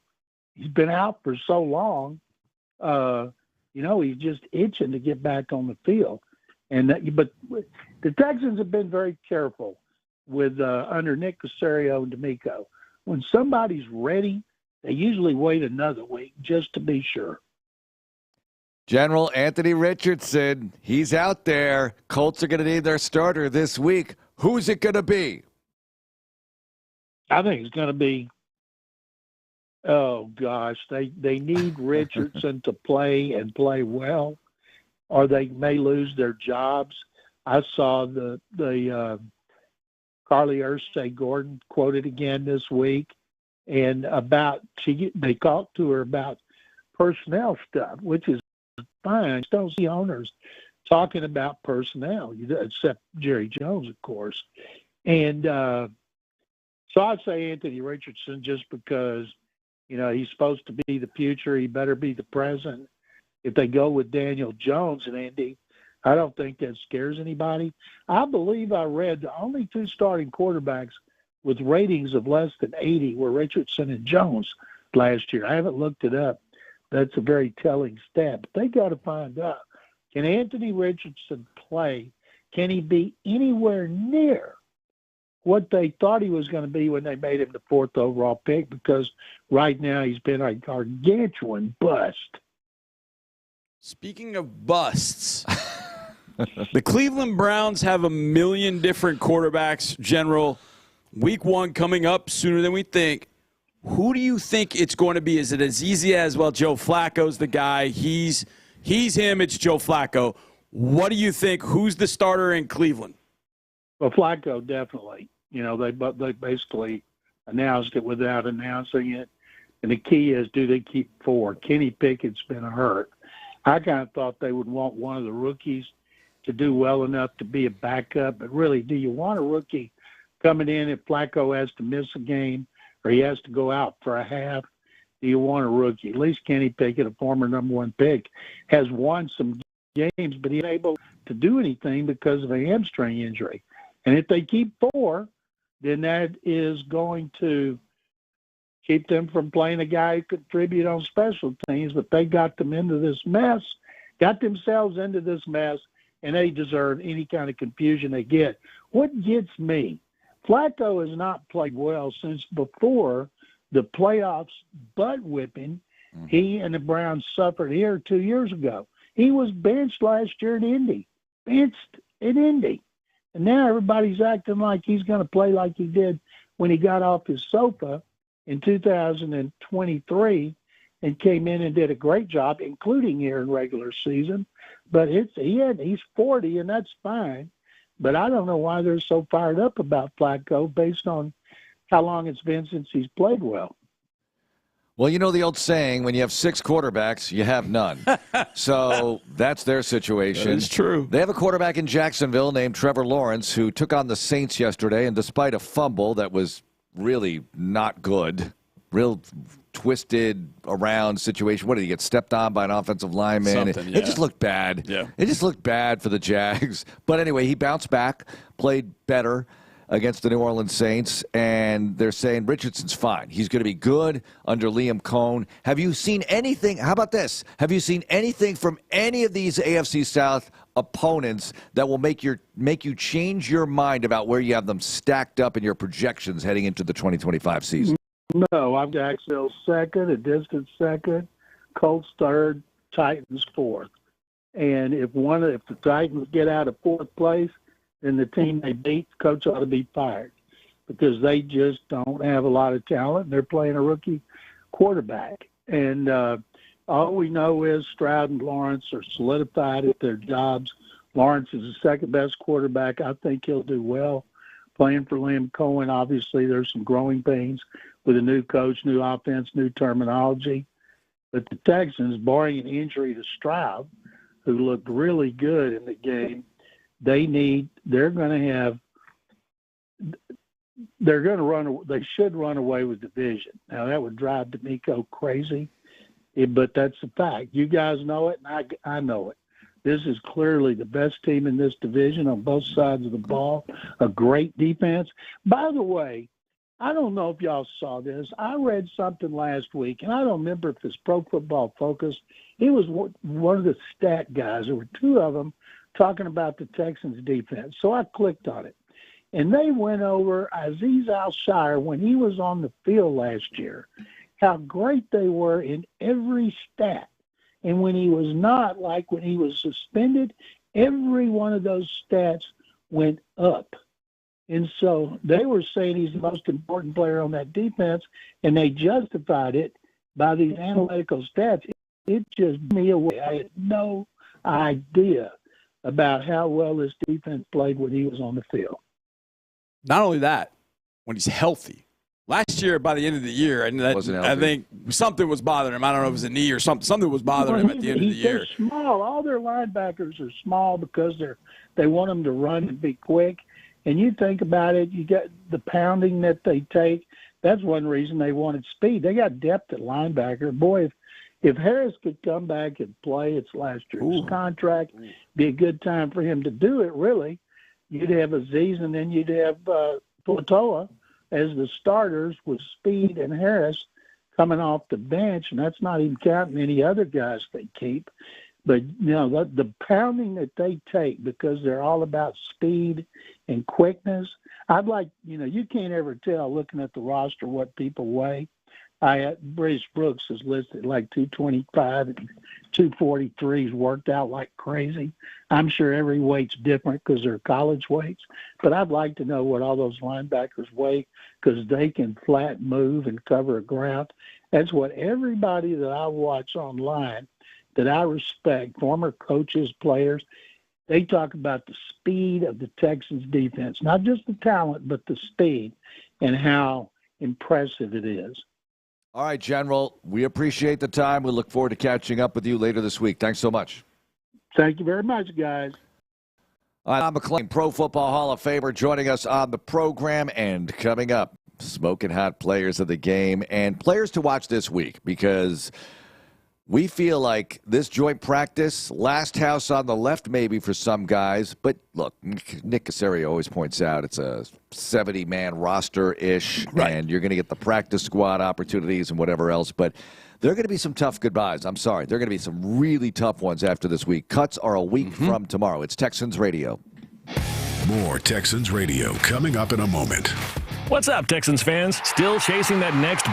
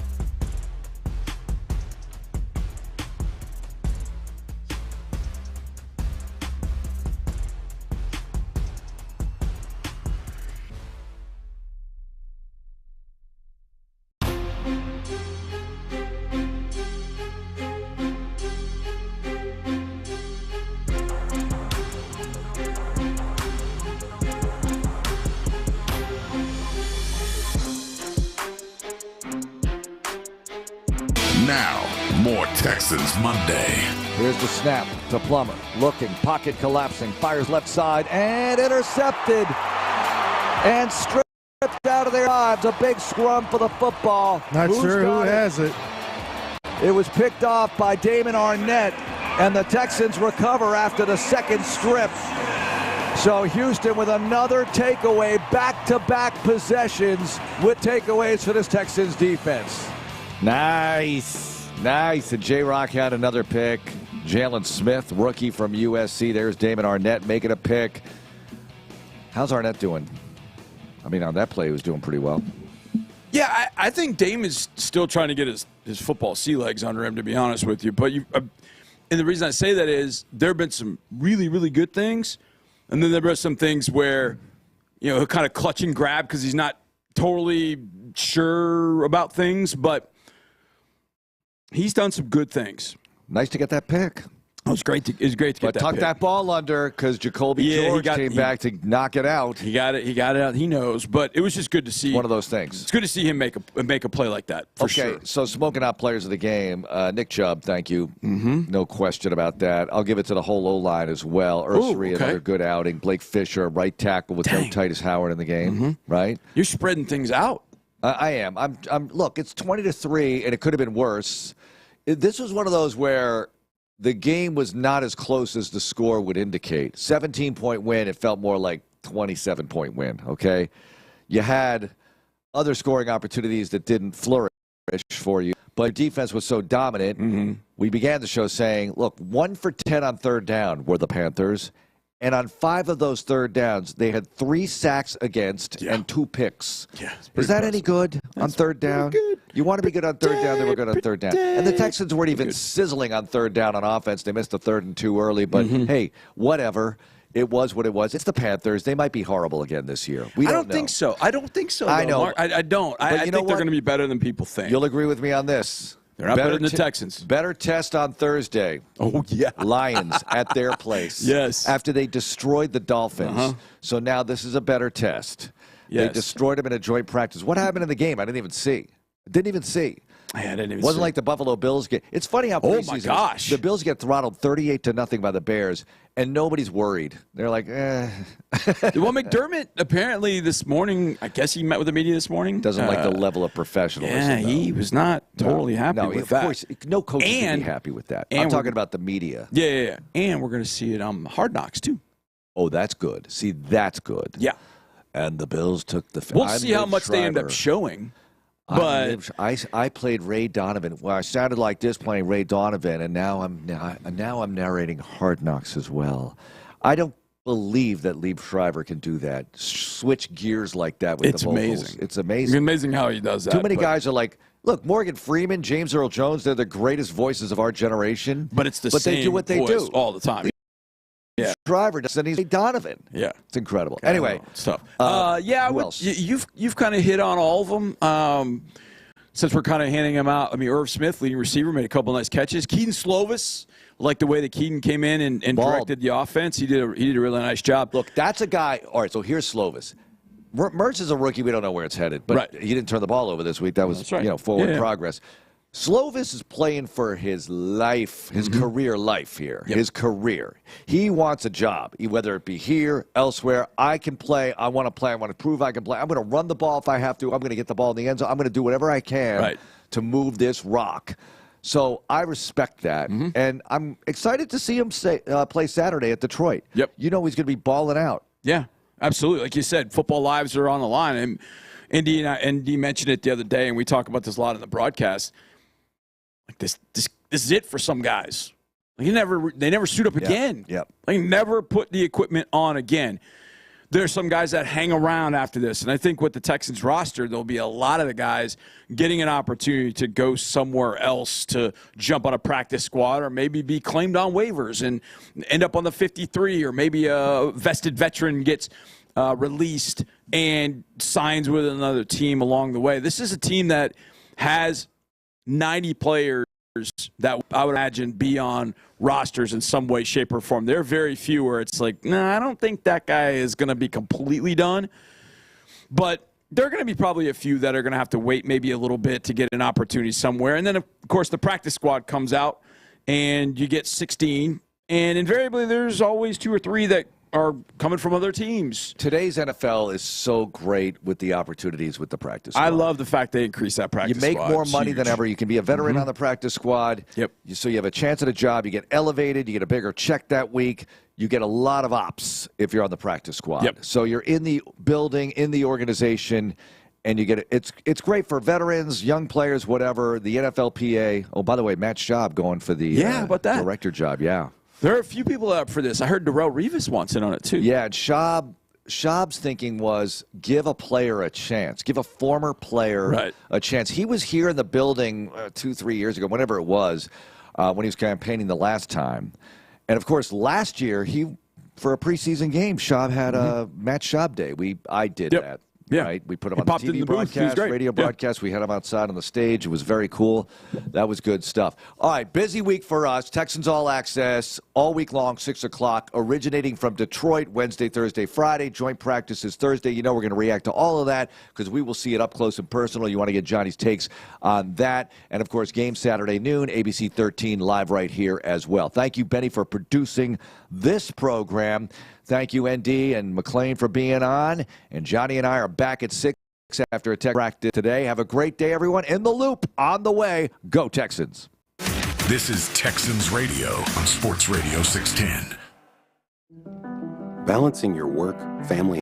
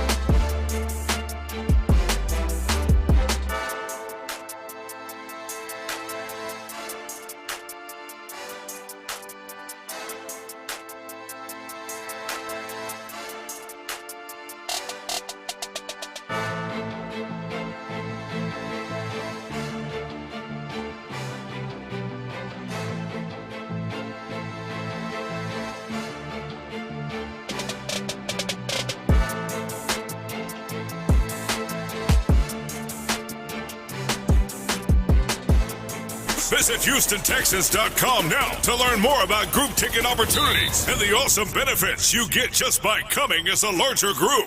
KILT FM HD2 Houston. Insider access, exclusive content. Sports Radio 610. The Texans play here. An Odyssey sports station. Figgy, let's hit him big time. Houston, let's get in the loop. You better get ready because we're going to show up and show out. With John Lopez and Reggie Atatula. Always live, always local. Clogging the toilet like at somebody else's house and you can't find them. Dumb and Dumber? When you Dumb and Dumber it? Not awkward at all. Yes, it is too. You're in the loop on Houston sports leader, Sports Radio. Fourth and goal at the 5. Dari in the backfield. CJ in the gun. Bunch formation right. Here's the snap.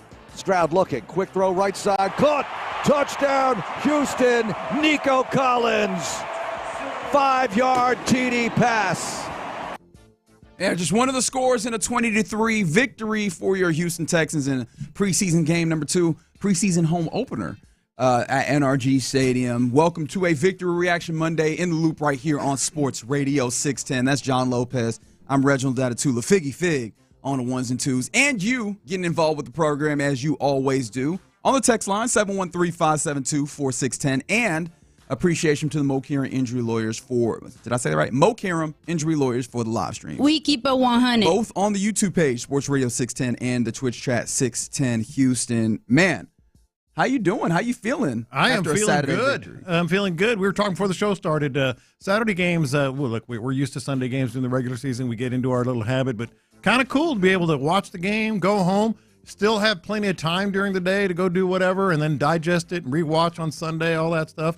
Feeling good, man. Feeling good, feeling great. Not just because of a technical victory, which, again, I mentioned that up top because, hey, anytime you get a W, you treat it as such. But the win really happened on the field in the actual, meat and potato, the between the lines, all of that portion of the game that really did feel like a win in addition to that. And just to get a little bit of a feel of it, just to get us in the vibes, we get some thoughts.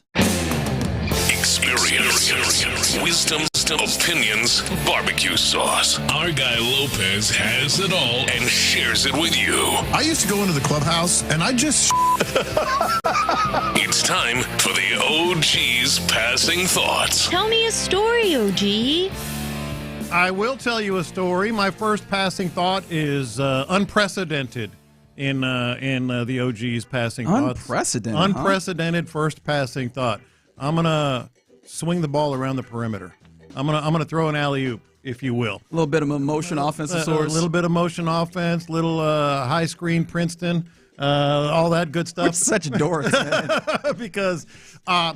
because this Saturday I didn't do the tailgating. I didn't catch the vibe outside. We were doing some stuff in the morning. We didn't leave the house till 11 a.m. Still got there in our seats at 11:30. So yeah, good, man. So my first passing thought, I'm going to throw the assist to Figgy and Reggie, who did catch the vibes outside, get a feel for the game and for the people and for the tailgating. So I'm going to pass it to you. Then I'll continue with my passing thoughts. Tailgating was cool, man. Tailgating was definitely in preseason form for a lot of folks, if for no other reason. Wasn't a lot of folks out there just generally. Even some of the tailgates that we stopped at, correct me if I'm wrong here, Figgy, you talk to them and they're like, yeah, we had some of the people are out here. Not everybody's out here because of the preseason. Yeah. So definitely had that. I think not only just the preseason, but it's so hot out there, man. That's it. Yeah. That's it. As long as I went in and did the preseason tailgates and all that stuff, it's always hot. Was that the hottest day? It's all the same. But this was one of the hottest weekends. Yeah, it was very hot outside, and a lot of people don't really hang around. But a good vibe altogether. Yeah, no, it just felt good being able to tailgate and just fool around with people and all that good stuff, man. All right, well, let me get to some more passing thoughts here. I always like to catch the vibe, and usually I'm out there, but I wasn't this time. By the way, shout out to the Notorious Vatos. Yeah, Notorious Vatos tailgate. Yeah, they won it this. I'm sensing it was my people. Nope, it was black. Wasn't? No, it was a lot of I'm people. joking. It was a good mix. I'm joking. Yeah. One of the things that made it fun was, and I mean, I hate to kind of let the sausage or let the cat out the bag here, they just had a really strong performance. It looked like a regular season tailgate. Yeah, they always bring it. Shout out to Nick, who's a big listener. He listened all the time. So, all right. I think you've been to their tailgate. I have before. been to their tailgate before. I don't think that's the one I danced at last year. But they was making the margaritas one time with the weed whacker. Oh yeah, that's right. Yeah. He ain't had a weed whacker this time, but I'm sure he's gonna bring it out this season. All right, gonna get to some on-field stuff that's very important, but let's not bury the lead in our passing thoughts here early in the game. C.J. Stroud, what in the hell were you doing? What were you thinking? What were you doing showing up in a Mariners hat? And I was mentioning this before the show as well. I get it. I get the explanation. It's about fashion. I get the explanation. Hey, I've got hats of just about all the teams, et cetera, et cetera. Don't you look in the mirror before you walk out? Do you at least look in the mirror and say, you know what? It's all about fashion, but I think something else might go with this shirt. I think something else might go with this shirt. It was just a faux pas, as they say in the fashion world. I mean, I lean towards CJ's line of thinking where it's like, the hat be on. But I got to admit, as someone who has worked for a good long time in enemy territory, from the hats that I would typically just wear just generally, yeah, you just look in the mirror, man. Sometimes you think, is this going to be worth the hassle that it ultimately leads up? Now, to be fair, I think that the place that he came from was where he did not consider that someone would make a stink of it. I think now he knows that someone will make a stink of it, regardless of if it actually makes any level of difference. And so now he might be a little bit more, more cognizant of that, even if he wears that hat going out. Maybe don't wear that specifically to the game. Yeah, players mess up too. I would leave it. I would say it like that. Players mess up too. I do think he was just wearing it for fashion, but I do too. But I think it's everybody's right to give him a hard time over it. Thank you. And you ain't got to be that deep. Yeah. But yeah, man, a fun little hard time on CJ. Just come on, man. Why you wearing that hat? And I'm sure he fine. I'm sure he gonna wear Astros hat next time. If I were his teammate, I would buy an entire Seattle Mariners uniform, hat, bat, everything, and put it in his locker today. I would do it all because, like I said, I get it. But just if you got 30 hats, pick another one. Pick another one.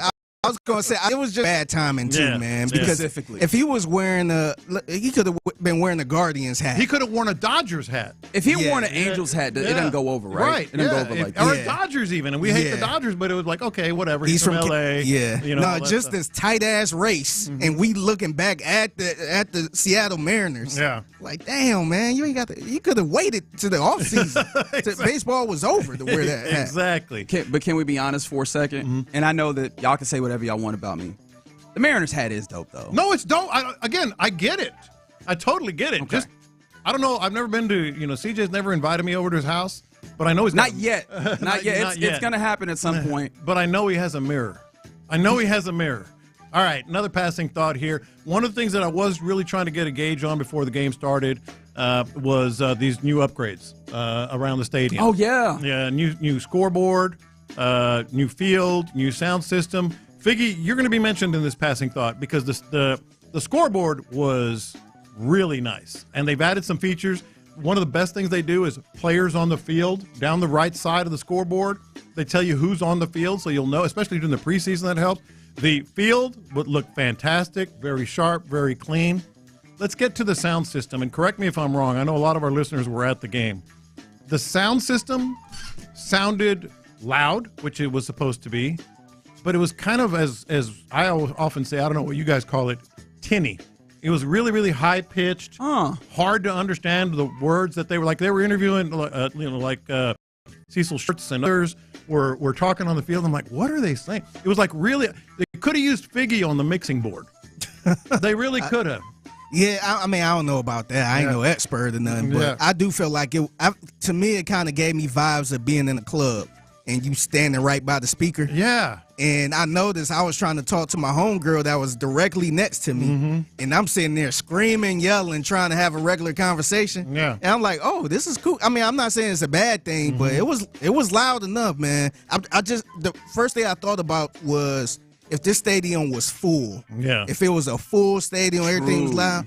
I think it might hit different. Maybe. So let me know, 713-572-46. And if Well, I definitely thought about it. It was hard to listen to. I probably should have brought my earplugs. Yeah, I got some cool little loop earplugs.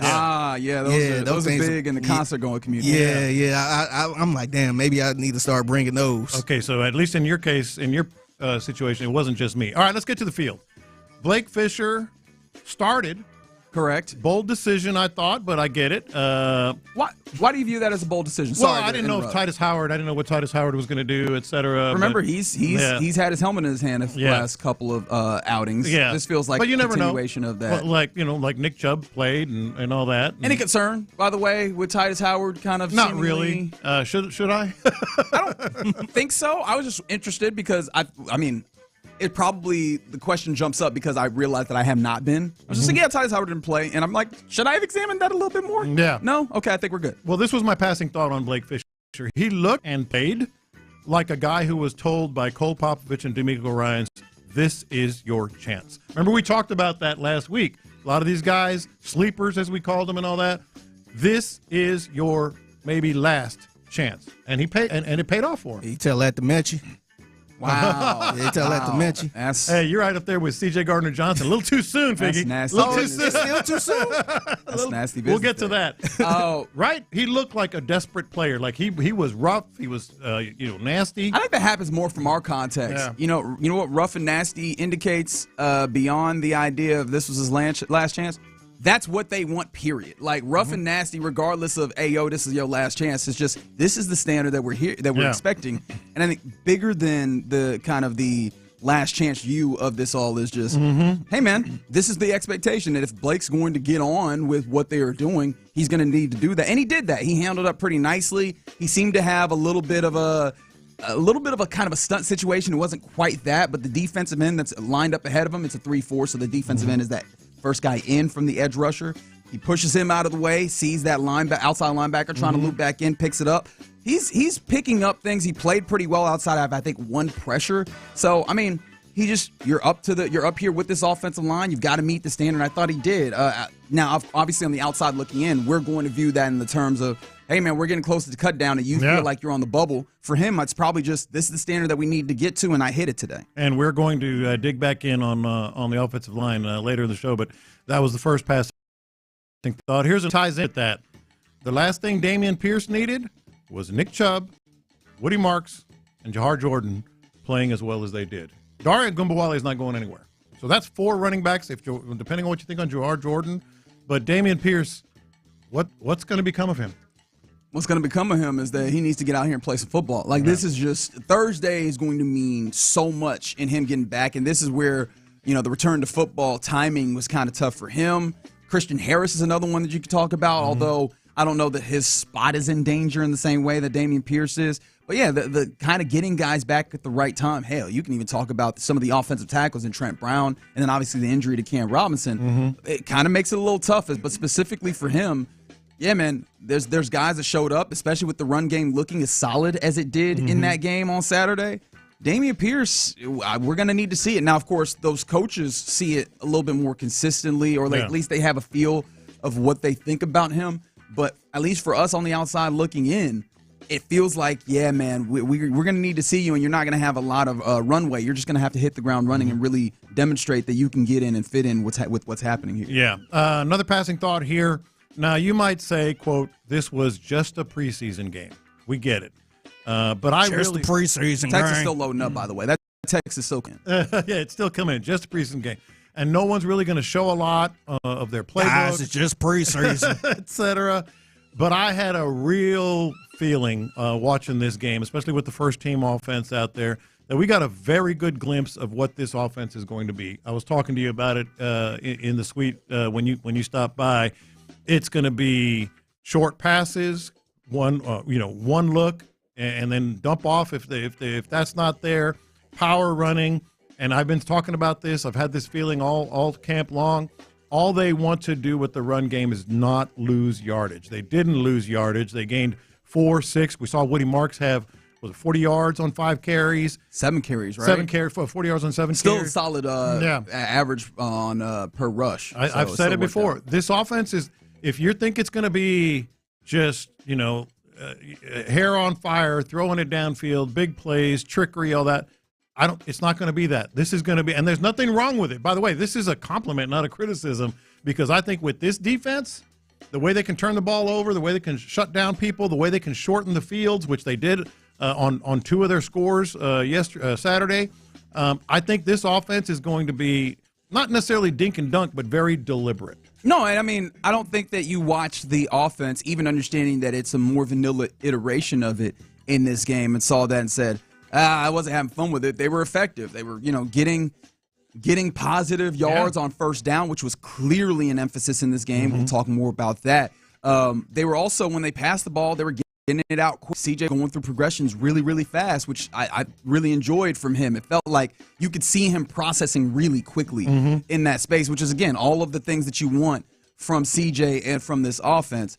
But, yeah, you were able to pick up yards in the way that you wanted to. You were able to move the chains and get down the field quickly. Yeah. I mean, or just get down the field, matriculate down the field how you needed to, and you were able to score points. That's all you ask of an offense. Yeah. The way that you decide to go about it is all window dressing. Yeah. I finally saw exactly, very clearly, what Seth Payne has been talking about with Darrell Taylor. We've seen here and there Darrell, but Seth has really been focused in on him. It's been one of his favorite players. You got to have this guy. A sack, a pressure, very hard to block, different body type, can move around like a linebacker, but is on the edge. Darrell Taylor is going to make this team, and I think is going to have an impact. So I wrote this down for myself as I was kind of thinking of some things that are just kind of bouncing around in my head as we get near to cut down day. We're getting probably like a week or so out from that time. And edge rusher depth is interesting, especially because 2 guys that you would immediately imagine just off of a depth chart without really thinking too much about it are your 2s at edge rusher, and Demeco Autry and Derek Barnett have not been involved very much. Darrell Taylor, as you mentioned, he's looked really good. He's got some position flex as well. Cutting down that roster on the defensive line is going to be really, really an intriguing place to look. And I do, because you think maybe you keep like 9 guys. Who are those 9? He's going to make the squad.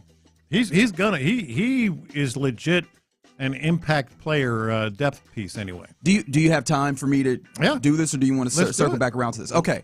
With the defensive line, clearly your starters are across the board. You have Will Anderson Jr., you have Tim Settle, you have Sheldon Rankins, you have Daniil Hunter. That's pretty clear, right? So that's 2 inside, 2 outside. When it comes to the remainder of the inside, Mario feels like he's a guy that could and should be there. Are you going to have – you probably need another defensive tackle, like another nose tackle. Fatukasi. So either Fatukasi, who, again, you haven't seen much of him thus far, or is it Togiai, who is, again, consistent and steps in and you a solid floor from what you have. We talked about 4 guys, haven't talked about, or actually talked about 5 guys in that space right then, right? And then on the outside, you could probably make a very easy case for 6 of them between Will, Daniil, I mentioned Autry, I mentioned Barnett, you mentioned Darrell Taylor. Dylan Horton hasn't been bad either. Right. It's going to get interesting. How do you cut that down? And I do wonder, does that then make Demeco Autry more valuable because he can slide into, play on the inside, but on, maybe like third down type things? Does that make him less valuable for not having been involved, and maybe Darrell Taylor gets a little bit more love? I think Taylor can slide inside because of the the type and how difficult he is. He's small. He's smaller, so I think you want to rush from the outside. Yeah, I agree, but in passing situations, you can ignore Will Anderson and Daniil Hunter if right next to him is Darrell Taylor. But also, you want guys that you could slide in there and actually rotate in a decent amount. I just think we have to do. I mean, obviously, we're going to get to this week. You start getting into like what the full 53 looks like in our minds, and how the wide receiver pulls from the linebacker, and the defensive lineman pulls from the cornerback depth. Right, all of these things. It's a zero-sum game, so we have to do that full accounting, and we will. But that defensive line is actually a little bit more difficult than I think I've been giving it credit for. All right, a couple more quick ones here because we definitely will dig into all this, especially the offensive line as we move along. But two more quick passing thoughts that I think were important from this game. Nothing should be more comforting to Texans fans than Jalen Smith and the ability to have a guy out there that all of a sudden looks the part. 100%. 100%. Because other than that, the other cornerback depth is just a shoulder shrug for me. Yeah, with all due respect to Arnett and Traymon Smith and D'Angelo Ross even. Yeah. And then last one here, and we're definitely going to dig in more on this because there was a trade that affected it. I legit asked myself this in my head as I'm walking out. Do we know anything more about the tight end room than we did at the start of training camp? Probably not. But we have an opportunity to see something interesting. Yeah, we do. But I'm interested, and Fig, you might be able to give us a little insight because I know that you have people that are very well aware of this man, Harrison Bryant, the tight end who comes in the trade that sends Metchie to the Eagles. If you have not heard, John Metchie was sent yesterday to the Philadelphia Eagles in a trade. It seems like there's a budding partnership between Nick Caserio and Howie Roseman, which I'm not going to lie, makes me tug at my collar a little bit because I know Howie Roseman. Howie Roseman strikes me almost like Bill Belichick, almost like Greg Popovich. When you see people doing trades with him, you're like, uh-oh. Did you get got? But Harrison Bryant's coming back as a tight end, and if you look at the numbers, he kind of profiles like Irv Smith. Does that feel right, or am I undercutting him? I think he has a couple explosive plays at some point because I remember just even watching the Browns, and I want to say he was a big time target for Joe Flacco at one point. And I think he made a play here at NRG in that playoff game, and I can't remember maybe. I think he was on the team in 2020, so I think he was kind of a target for Baker Mayfield too. Yeah, 2020, that was his rookie year coming out of FAU. He played under Lane Kiffin, so that you would imagine that gives you some level of feel of what he can do as an athlete. So I doubt I mean, just thinking about it, I doubt he gives you the same athleticism as Brevin Jordan, but you got a weak young fella to jump. I'm calling him a young fella. But you got a week to jump in and show us what you got because, as you mentioned, tight end room, I think I feel good about your top two. Beyond that, I still got questions. Those are some of your passing thoughts coming off of preseason game 2. A lot of meat on the bone here. I thought this game was very, very insightful. Yeah. And we'll get to all of that. But you're in the loop here on Sports Radio 610. And Lopez Charles Barkley over here. Just why? Why did you do that? Because I think you, at least in part, led to a terrible, horrible, no good, very bad weekend for the Astros. Yeah, I'm killing the vibes, but we got to talk about it now. How's this for a...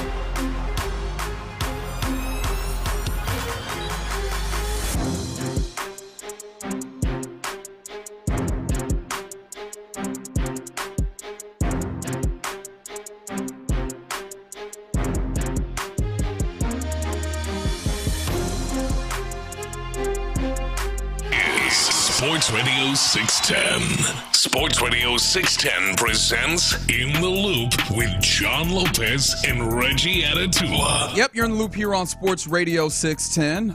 And not a very good weekend for the Astros, and that's very much an understatement. I wonder why. Glad you asked. John Lopez is my esteemed colleague. He's written a lot of books. He's done this for a very long time. I worked with you for just about a year at this point, and I am only starting to realize, as someone who does not believe in jinxes, you might have that power. I didn't realize that was the case. This was John Lopez going into you're gonna play Friday, the audio. This is Friday, going into a Friday series against an Orioles team that has not been very good, and this is what he had to say. Yeah, it's a lock. Lock it up. Astros going to win today. You want Astros win, go to Daikin Park today, and it's a done deal. Lock it up. Put it in the win column. Fromber tonight against the 0-6 with a 6.7 ERA, Brandon Young. Fair enough, Doc Hooligans. Why is OG jinxing the game? Yeah, it's possible. I don't think he has that kind of power. However, I think 713-572-4610. What should be done to John Lopez should we find out that he jinxed the game? I just want to put that out there. Do we make him do a whole show in the Judge John Lopez wig? Is that like Fromber getting it going with an absolute lock of a win tonight, and then you just keep laying it on really thick, it's a total lock. Oh, it's a lock. It's easy. It's not even that hard to figure out. Yeah, I mean, they played for 5.5 hours yesterday. Got on a plane, came to Houston. They're the Orioles, who are not good. They're facing Fromber Valdez with a tomato can pitching. Did all that. 5.5 hours. Came here and whooped that ass. That thing was correct. He was right about the pretext coming in. 7-0 game in favor of the Orioles. A no-hitter taken into the eighth. Perfect game. Perfect game taken into the eighth. Thank you for clearing that up. Why are you digging your grave deeper here? Because I'm smiling. Because if you've ever realized what is possible with AI, you do now. Wow! You do now. Figgy and Reggie were. He said we lying on his name. How dare you? First and foremost, using how AI. dare you? I don't recall that. Oh God! How dare you besmirch the good name of Figgy Fig? Yeah. Look, we do what all the listeners always say: check the tape. Yes. So I went back to check the tape. Yes, but kids. Anybody listening right now? Just the kids, though. If you want to know, you're an adult, if you want to know what the dangers of AI are, get out of here. You just heard it. You saying this a lot might be AI. I can't wait till I'm old, so I can just be like, I'm having a hard time remembering. I don't know. From the 832, take his fishing license away. Yeah! Take his fishing license away. Here's the crazy part about all that. I stand by it. And here's the thing. I'm not mad at you for thinking that coming in. Now, I wouldn't have come as strong with all that. It's a lock. That's crazy talk. But no way in hell did I anticipate a 7-0 loss and a damn near perfect game, which let scorer John Lopez say it probably still was. Could have been a perfect game. If that was an Astro pitching, they would have scored that a 2-base error. Sorry, they would have. But instead, it was a kind of a swinging bunt. Barehanded, threw it at least 3, maybe 4 steps before the runner got to first base.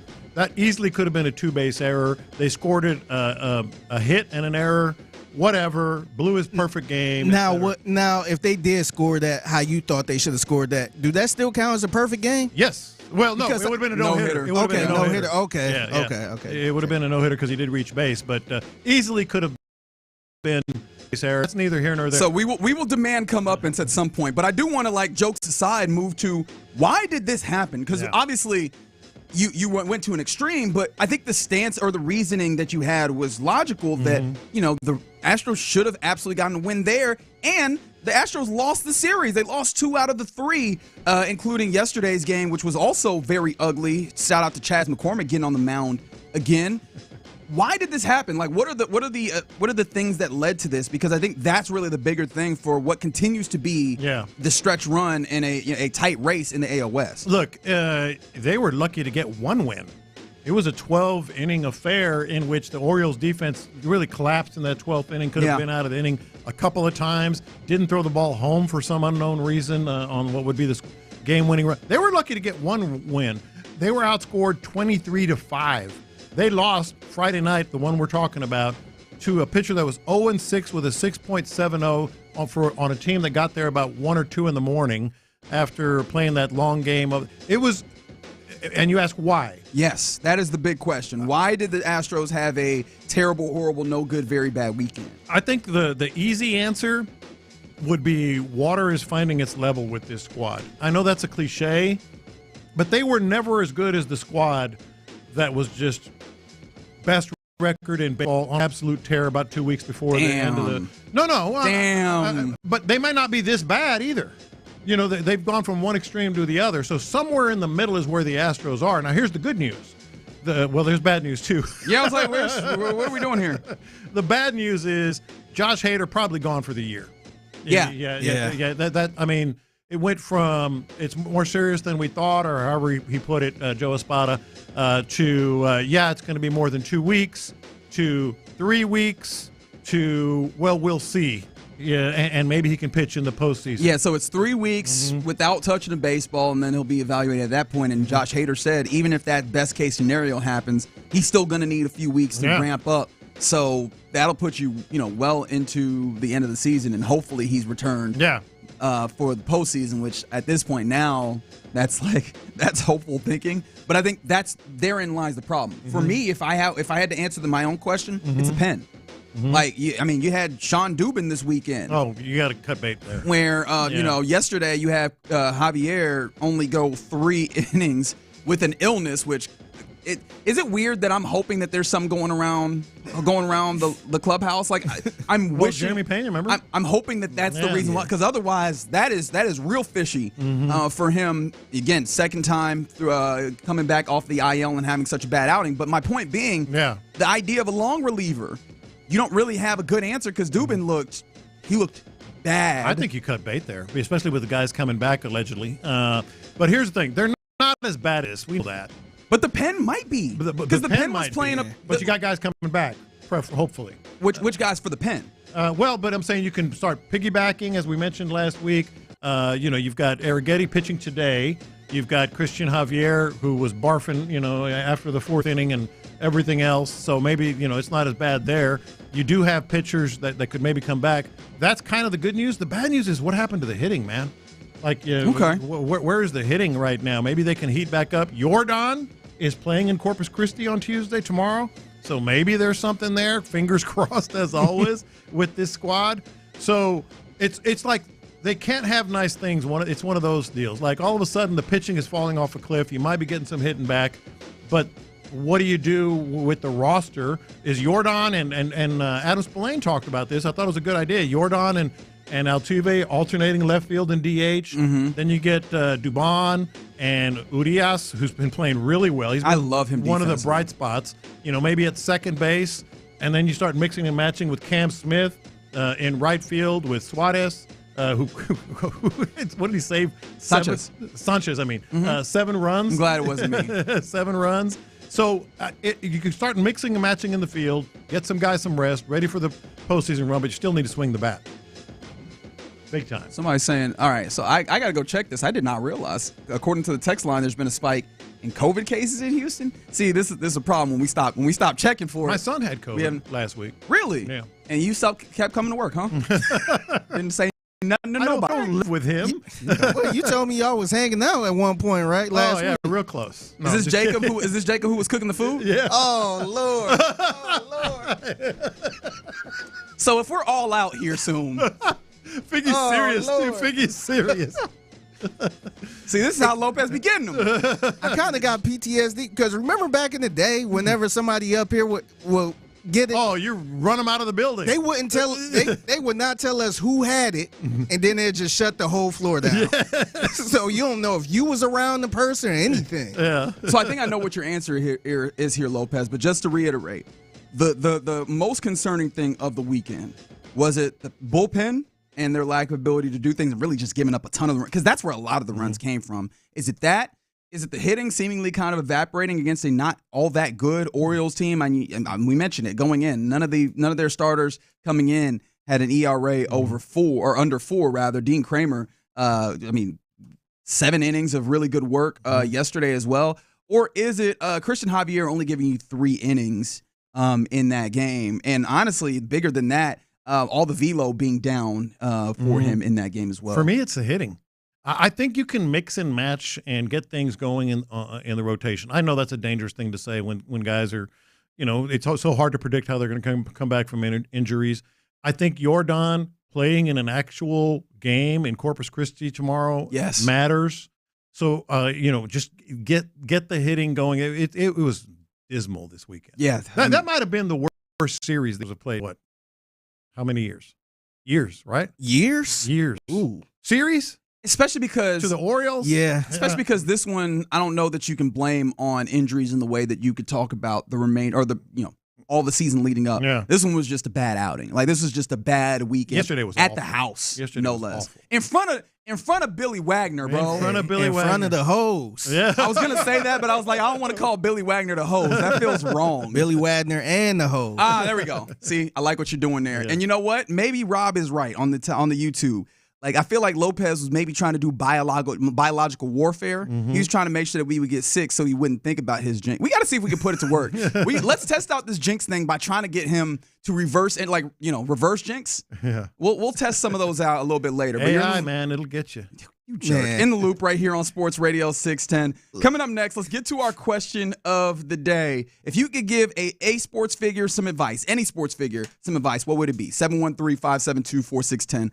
Lopez, sit this one out. We'll do it next. CJ Stroud in the starting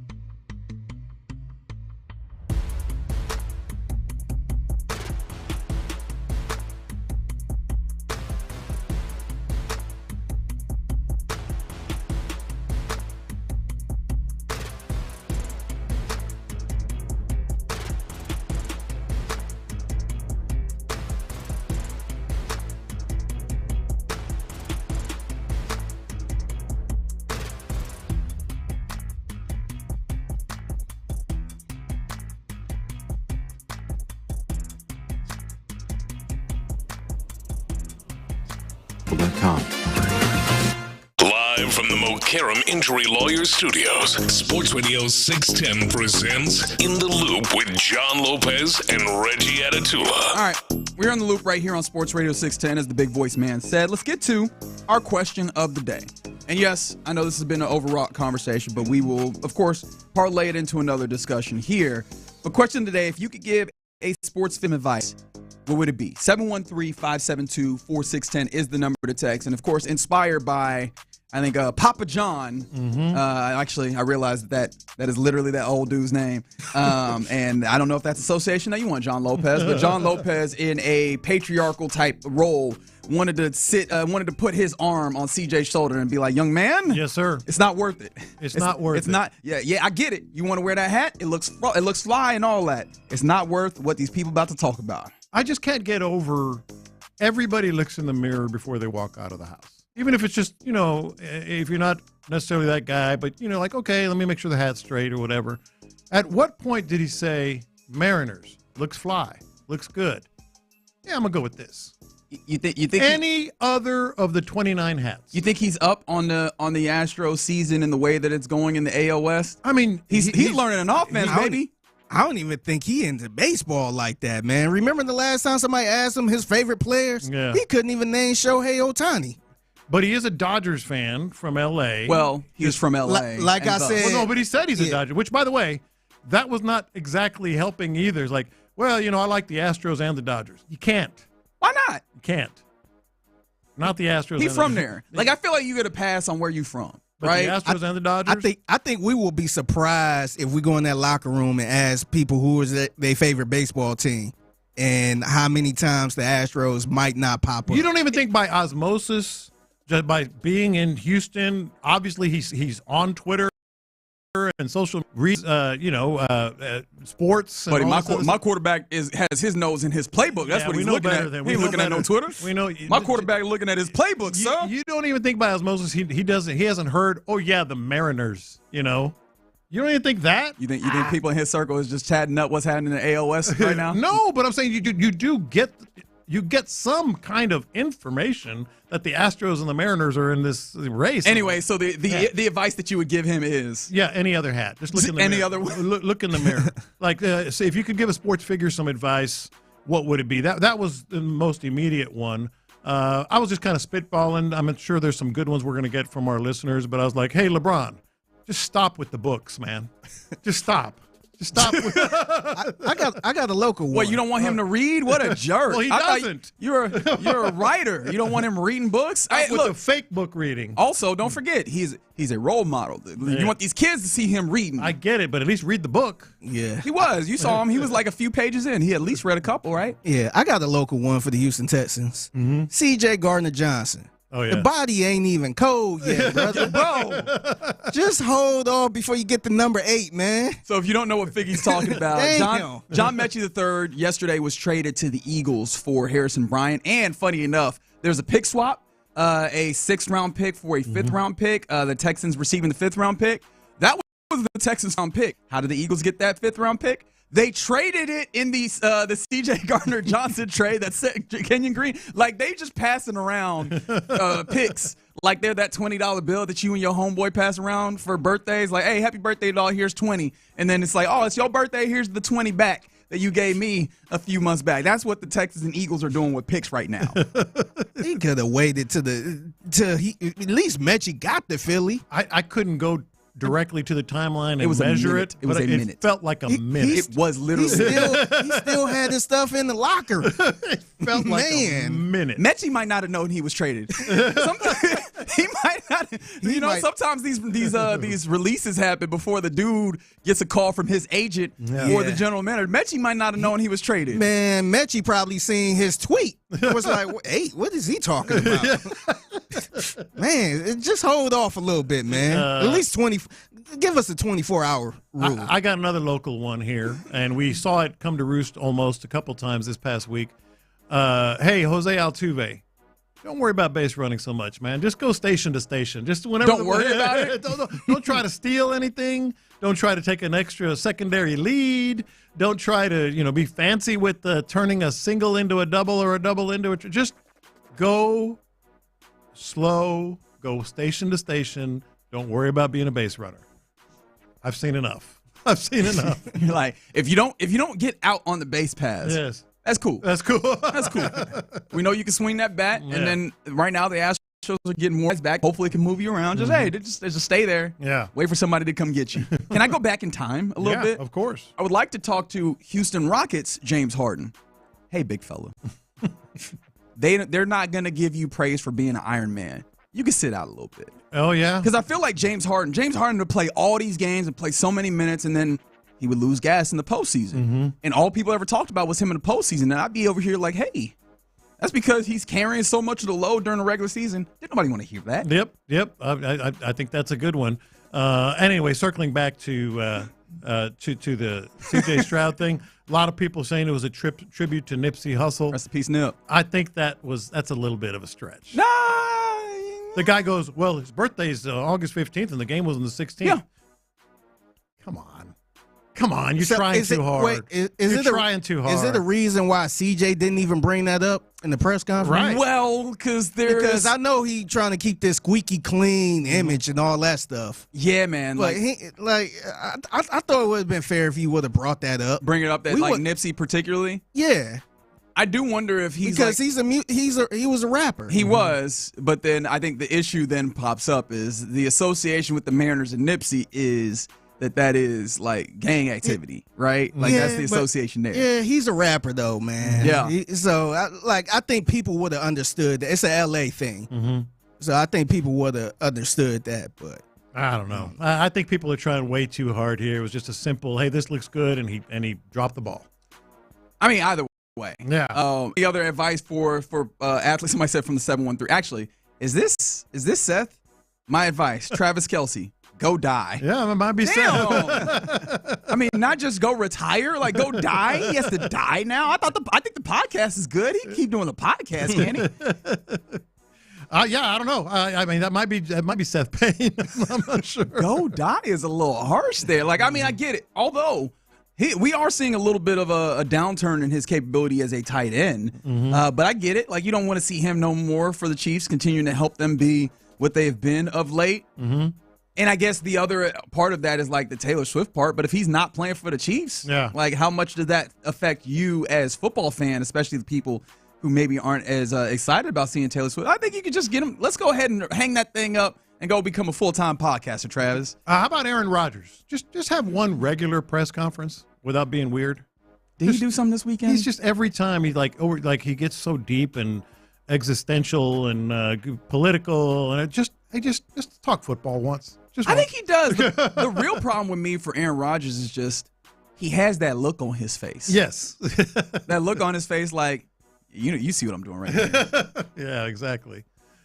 Ooh, someone did say CJ did curse on TV yesterday, and he did do that. Mm-hmm. CJ getting real loose with it, man. Like I'm interested to see how CJ continues to develop as a dude in the league. Mm-hmm. That'll be fun. Any other advice for some players? Because someone said they would advise Gary Bettman to give the damn team to the Houston ready NHL team. NHL team? Yeah, maybe. Okay. I'd like that. All right. Any other ones? All hearts clear. All minds are clear. All right, very good. Hey, Damien, you might want to get out there, play. Your spot is in jeopardy. 100%. Absolutely. My advice, Patrick Mahomes: learn how to play ethical football and not bait players into hitting you out of bounds. Oh, okay. Oh, I like that. I feel like there's a lot of ethical. That's a real one right there. There's a lot of we need to get to some ethics here. Who are the other players in sports that you're like, hey, I need you to consider more of these ethics here? Well, Patrick Mahomes. Well, how about just Chiefs fans? The excuse making. You know that's coming, but still, like it's always. There's always a reason. There's always a reason why they got the preferential treatment. Like the latest one last week was the punishment of Rashee Rice. And all that stuff. Yeah. They're like, oh yeah, but it was a different case. It was the same day he was arrested as what's his name got suspended 3 games. I'm trying to remember who exactly you're talking about in this very moment. Of course, it loses from the 409. He's not an athlete, but he is in the sports world. John Lopez, no betting advice. That's right. That's right. Dude, I won that first bet going away. And then what happened? And then there was nearly a perfect game. That's right. In fact, what I will tell you, we're going to test out the John Lopez jinx and see if this is something that we can use to the Houston sports fans' advantage. We're going to do that in What's Poppin' at 12:40, or rather 11:40. But right now, you're in the loop here on Sports Radio 610. Coming up next, let's go around the NFL. How are we feeling about what we saw from the division this weekend and preseason? We'll talk about that and more next. How's this for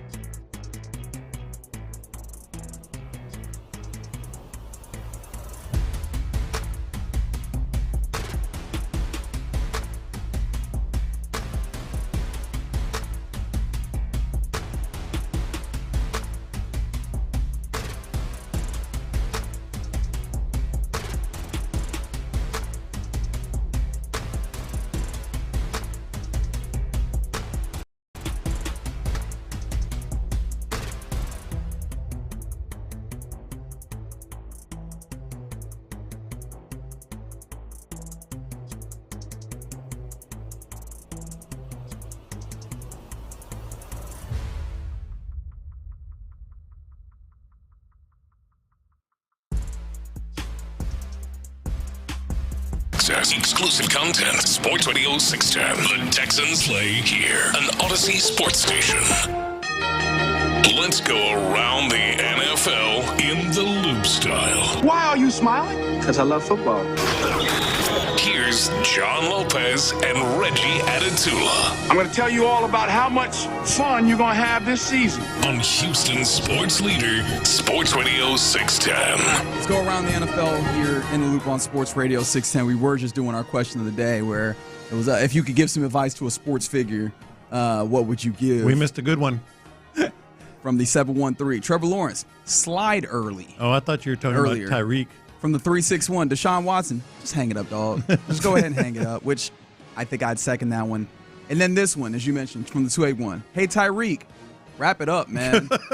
And then we started going back and forth on, like, dudes who probably could also get that. Antonio Cromartie is one that came to mind for me. Phillip Rivers, his teammate. And then it took me a second to remember this, but remember Antonio Cromartie, he had 3 more kids after getting a vasectomy. So apparently he was just real strong. Like his swimmers were the best. He had Michael Phelps. Yeah, that brother couldn't even remember his kids' names at one point. He tried to name them all. Can you blame him? Like I understand Houston legend George Foreman more and more every day. He like, all y'all George. Y'all all George, man. Like I can't do this. I guarantee you Phillip Rivers can name all of his kids in one time. Well, but they're all in the house. They're all in the house. Where he was not. Like Well, but I'm saying his family. He got the family. It's not like scattered. Yes, exactly. What are you trying to say here? Well, what I'm trying to say is Cromartie, when that video that Figgy's talking about, I'm not real good at math, but I know he had 4 3-year-olds. You mean not by the same woman? Hey. So-and-so's 3. So-and-so's 3. Oh, yeah, I got that 3-year-old so-and-so, and then I have the other 3-year-old. They're not triplets? They're not quadruplets. He did have twins in there, though, somewhere. He did. Shout out to How does that work out? He's got 4 3-year-olds. Shout out to Antonio. Maybe they're all in the house together. Well, maybe. Like a big happy family.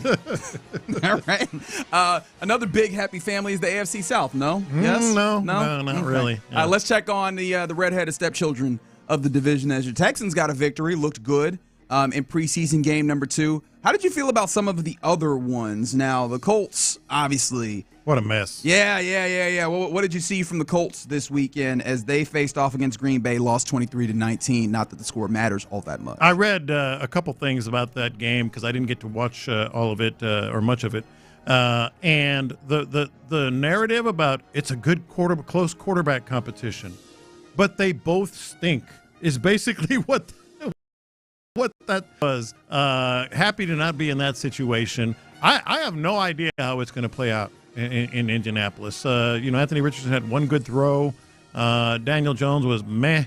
It's just an absolute mess in Indianapolis right now. I mean, I think that was kind of to be expected to some degree. We know who Daniel Jones is, and Anthony Richardson is, best case scenario, you can say there are a lot of raw tools that need some development, but it's very clear that has not happened just yet. I mean, I might be making too much out of an individual play, but last preseason game, obviously, we were talking about the play in which there's an entire free rusher and he does not acknowledge it. He's not capable of hitting his hot route that is there and available to him. He was fine, I guess, for lack of a better term. He had one good play. He had a good play in this. Yeah. Daniel Jones also was kind of fine, and that's to be expected there. Now, Trevor Lawrence, though, for the Jaguars, seemingly had a better day, especially much better than the preseason week 1. How did you see? No, Trevor Lawrence to me is intriguing, but he's been intriguing for 3 years. We've seen this before, where you're like, okay, does he scare me or not? Is this offense good for him or not? And if you're in Jacksonville, you have to sort of feel good about what you saw from Trevor Lawrence. But from where I'm sitting, I don't think you can read a lot into it because we've seen him have these kind of moments in the regular season and the preseason in the past, and it's just not the consistency that they need. So I don't know quite what to make of it. Doesn't scare me just yet. Yeah, he went 8 of 10, 76 yards and a touchdown. Trevor Lawrence did in what was ultimately actually a tie versus the Saints. And while we're here, we might as well check in on the Saints. It's one of those teams that I've been very interested in their quarterback room. And suffice it to say for me, it does feel like Spencer Rattler's ahead in what is a godforsaken quarterback race there with the Saints. He threw a touchdown and an interception in that game, of course, playing, after Tyler Shutt got his run in the first quarter. And I just keep looking at that, and it's very clear that the Saints are sucking for are just being bad to try and get Arch Manning, whether that's this year or next. Yeah, look, watching the Saints quarterback issues right now, and that's all that we're seeing, it's almost turned into like a rubbernecking hobby. Okay, how bad are they going to be today? What play is going to just make you laugh today? And there was a couple more with Tyler Shuck for sure. Yeah, and then finally, I think the most impressive of the quarterbacks, if that's kind of that's somewhat the lens that we've decided to look at this division with right now, because let's be honest, I'm not watching the entirety of the preseason game for these other teams. However, if I was going to talk about a non-quarterback for the Jags, you would think I'd talk about a couple of guys. Parker Washington apparently has been very good for them. What does that actually mean? I don't know. We'll find out. But Cam Ward of the Titans actually looks pretty good despite being like 2 of 7 in his outing. Yeah, he put the ball exactly where it needed to be a couple of times, and it was the fault. That whole top 5 receiver room in the NFL. Yeah, that one's not standing up all that strong. It's the receiver room that's letting him down. I mean, he put one right in the bucket. Yeah, I'm trying to remember who it was coming across on that particular route, but it was an out route by his wide receiver, and it's an anticipatory throw. Like I could say that. Cam First Ward, of all, you're throwing too many big words. Yeah, it was too big for myself. Because I don't understand them, I'm going to take them as disrespect. I'm using those words talking football, man. It was an anticipation throw. That's a football word. I'll stand behind that one. You was trying to use all these big words talking football. Anticipation. It was a well-expected throw or something. No, it's an anticipation throw. His wide receiver or whoever, I don't know if it was wide receiver, it was Van Jefferson. Thank you, 713. Coming through to the second window, he throws it before in the bucket. Before that linebacker, or to the left, right of that linebacker, where that space is, and it's maybe a little bit ahead, just a smidge, but it's one of those where the quarterback really did a great job putting that in a place where Van Jefferson should be able to grab that. Yeah. Van just lets it bounce off of his hands, and so that's part of your 2 for 7. He had a number of those. Did have like some bad throws in there as well. Don't get me wrong, but I mean, he looks pretty good to where I'm excited to see what the upside and what the ceiling actually is. It seems clear that he can be a starting quarterback in this league, but how good of a quarterback can he be still remains to be seen. I think what they were doing was, what you're supposed to do with a quarterback like that. They have their guy. They protected him. They only took a couple of sort of risky shots. I think he's going to be good. I think he's going to live up to maybe not number 1 overall because you expect superstar. Really a quarterback. Probably, if you're looking at the division, that would be the one that sort of makes you pause a little bit. All right, some other things that are happening around the NFL. This popped up over the weekend, and I've just been fascinated by it. So Trey Hendrickson, who he's been trying to agitate for a new contract. There's a lot of high-level pass rushers, edge rushers have been, and he's one of those guys. What was it, 17.5 sacks last year? Just a crazy amount of sacks as he's trying to get close to that T.J. Watt, close to that Myles Garrett. And the Bengals have been not going for it at all. They are now listening, the Bengals are, to trade offers for Trey Hendrickson now that they are getting to this place. Because, I mean, he has made it clear he's willing to miss regular season games, and you've only got one more preseason game now to go. How likely do you believe that the trade's actually going to happen? Because I've seen like the Browns come up in state, in division as a potential landing spot for him. I've seen a number of teams kind of pop up as possibilities. You think this could actually happen? I think it was the Browns, the Colts, and the Panthers. Yeah, I think those are some names that definitely popped up. How likely do you believe this to be, especially with the Bengals having a very bare bones defense? Well, look, because it's the Bengals, I think it is likely, or at least possible. It's the Bengals. Just when you think, and you brought this up a number of times, just when you think, okay, maybe they care, they're showing you that they don't. If you were a Bengals fan, you have to be just livid right now. Dude, they had a crazy offseason, man. It felt like everybody asking for money. Yeah, I know that owner going nuts right now. It's like I just had to pay this rookie this a player, and he ain't even step on the field yet. But that's what you do if you can, and the offense is healthy, and they have the offense, and they don't have anything else on defense, really. It's the cheap-ass Bengals, man. Because it's the Bengals, I think it's a possibility. You mean I got to pay these players? Yeah. It's ridiculous. But for me, the additional level is you look at teams in the NFL, and I was listening to a podcast last week that was kind of highlighting how technically there's free agency in the NFL, but really for the good players, there's not free agency. There's a number of things that exist to be able to maintain control over a player. Obviously, we could talk about the franchise tag, where you can franchise tag a player twice. If you are good enough, a la Micah Parsons, you're not actually testing and feeling an opportunity to go and have freedom for yourself to determine what happens for 7 years in the league. Mm-hmm. How long is the average, 5, 7, in that space? It's hard for you to get to that place where you're actually a free agent. And so for the best players in this league, you usually are under a team's control, and you're not able to really find your way to a different place until a team really wants to. Teams don't typically trade a player like Trey Hendrickson in the circumstance that he's in. You know what I mean? Unless it's, But when you ask for a trade, as you know, it can kind of change the math a little bit. Not in the NFL, man. If we don't want you to go, we will sit here and you will lose paychecks. And usually NFL players are not willing to do that. No, but it can. We know it can. It doesn't. It's not as likely as you just pointed out. But the other thing is, you've used this word a couple of times, and it's true. They are an unserious organization. They really are. They are an unserious organization. You can't justify it any other way. No, and one of the reasons why I bring this up, because I know some people are like, why do we always talk about the Bengals? That's one of those teams that, outside of the guys that are absolutely in that cream of the class of the AFC, we're talking about the Bills, we're talking about the Chiefs, we're talking about the Ravens, right? There's another group that the Texans are either among or, kind of right in there jockeying to be in, that are trying to also push to the top of the AFC. The AFC is packed, and the Bengals should be one of those teams. It looks like they're leaving the door open for them to maybe fall out the bottom of that group. Yeah, and that's why they're unserious. This to me should have been the first player signed. Should have been the first one they signed. I mean, absolutely. If you're talking about, and maybe you can make the argument that you were bad last year with his contribution. I take that the other way, where I go, if you do not get the amount of pressure and the amount of actual sack production that he gives you, where are you with that defense? Because I don't think that they're in. Yeah, they wouldn't have been in the hunt for sure. No, right. Not at all. At that point, are you just going to think you just boat racing teams all up and down the AFC? Best of luck to you.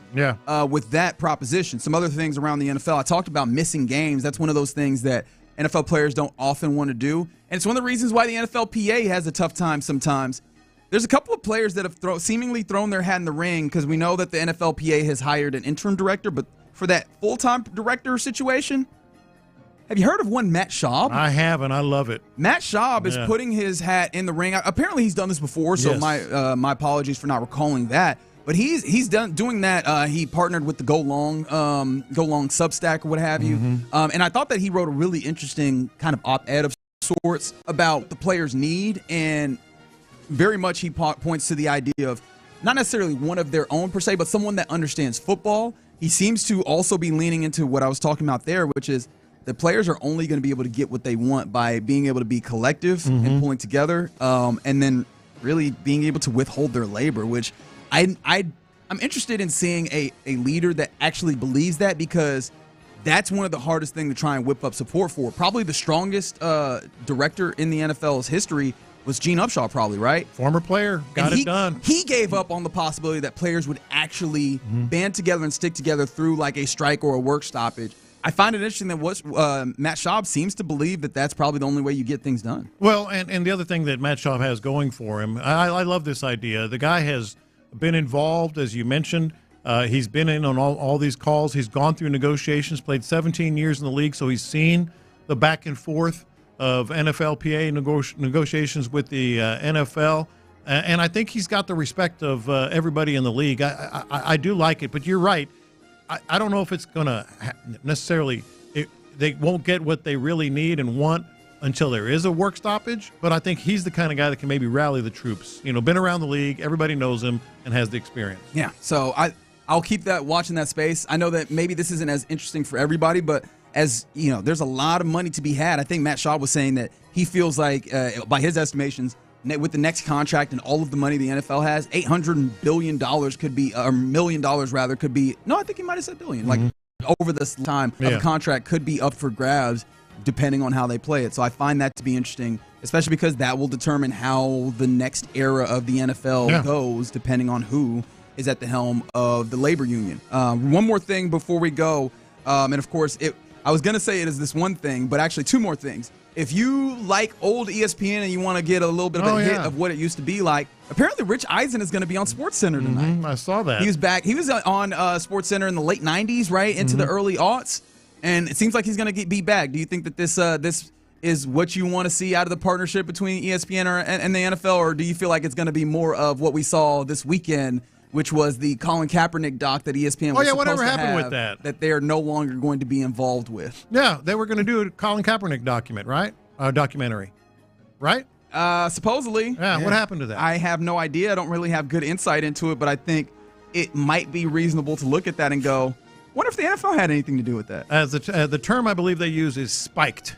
It got spiked. It got done right after the NFL got 10, or reportedly, it hadn't officially become that. That's way. like our Odyssey documentary we was planning on doing. It got spiked too. It got spiked. As soon as they get 10% stake, yeah, we're not going to do that. Okay. Good deal, Roger Goodell. Remember you said there wasn't going to be any influence? But you get Rich Eisen on But you do get SportsCenter. Rich Eisen. Come on now. Is that that's some of the good stuff? Are they throwing us a bone right? here? You're like, hey, look, we're good. We're good. I felt like that's the good partnership in the NFL. Ignore everything else. We got Rich Eisen. No, but it's going to be good. It's going to be fun to see him. And how many NFL network guys could do something? There's not a whole lot of them. Right? I mean, I feel like they're capable, but how many of them would you be interested in seeing? Right, like this. That's a fair question. Mm-hmm. I'm trying to think off the top of my head. Now, what's interesting is NFL Network has also had quite a bit of turnover over the last couple of years. So I'm trying to think of who I can I'm looking even at the point to. TV. I'm not sure. Was that Ian Rappaport hosting Pat McAfee show? Yes. Huh. Yes. So I guess you get a little stuff like that as well. Mm-hmm. There you go. The crossovers that nobody knew that Ian Rappaport does not look like Pat McAfee. He does not look like him. And real quick before we go, top 100, we've been giving it to you as we go. We mentioned Nico Collins came in at 32 over last weekend or before the weekend hit. We are now into the 30s. And number 30 is Green Bay Packers safety Xavier McKinney. Number 29, Philadelphia Eagles wide receiver A.J. Brown. So A.J. Brown above Nico Collins. Fair, or I think it's fair. Okay, I was about to say. they're in this. You can throw a hat on them. They're in the same neighborhood. Okay. Yeah. All right. Fair enough. There you go. That's Around the NFL here in the Loop on Sports Radio 610. Coming up next, big time trade for the Texans. Maybe not big time, but a trade that I think clarifies some things. Is John Metchie III. Thank you for your services. You are now a Philadelphia Eagle. Harrison Bryant, welcome in. What does that do for your wide receiver and your tight end room? 713-572-4610. Let's discuss it next. CJ.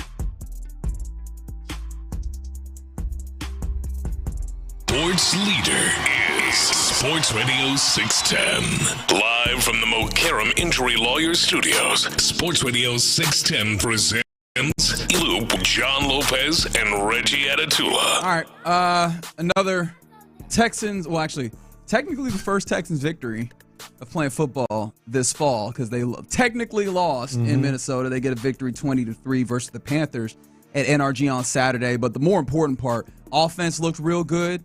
Defense looked real good. Everything, operation was good. We need to talk a little bit about Nick Caley. I think we will when we go over who hooped at noon. But someone who had been hooping, someone who had a good training camp to this point, is no longer a Texan. John Metchie III, obviously drafted here out of Alabama, fought leukemia and made his way back. And we thought he would, be, I think, one of the wide receivers that took you into the future of this team that with giving a weapon to C.J. Stroud. Never kind of materialized that way. And yesterday we saw him traded to the Philadelphia Eagles for Harrison Bryant. Actually, there were some picks involved as well. A 6th round and a 5th round pick were flipped, which, funny enough, those were the picks that were originally given to each other in the trade that sent Kenyon Green to the Eagles and brought C.J. Gardner-Johnson here to Houston. So that partnership kind of being developed between the two teams. But I kind of am now interested in, obviously, 53-man considerations are a place that we're going to be in for the next couple of weeks, I'm sure, next week or two. And so I'm interested in what we're feeling about the wide receiver room and the tight end room, as you have a wide receiver go out in John Metchie, and we also get, obviously, this game to get a little bit of a feeling on what they're doing. But we also have a tight end in Harrison Bryant, a guy who was drafted in 2020 out of Florida for Lane Kiffin, a dude who we know likes throwing the ball up and down, and he used him that way. But Harrison Bryant, if I'm looking at recent history, as he played with the Browns a good amount, but most recently he played with the Eagles, as you would obviously know, or actually the Raiders last year. I think he'd signed with the Eagles to be a backup, if memory serves. But a lot of kind of shallow, a lot of short passes, not a lot of passes down the field. How are you looking at one or both of those rooms now that after this trade happens and after this weekend? I think it affects the rooms, dramatically, and I want to get to that. But first things first, and this was my first feeling about the trade. You know how Nick Caserio, even if he makes a mistake, is a good general manager? We're not talking about losing the 1st and 2nd round draft pick of a draft. That's the first thing I thought about. Is that not incredible? You lost the 1st and Nick Caserio's pick, by the way.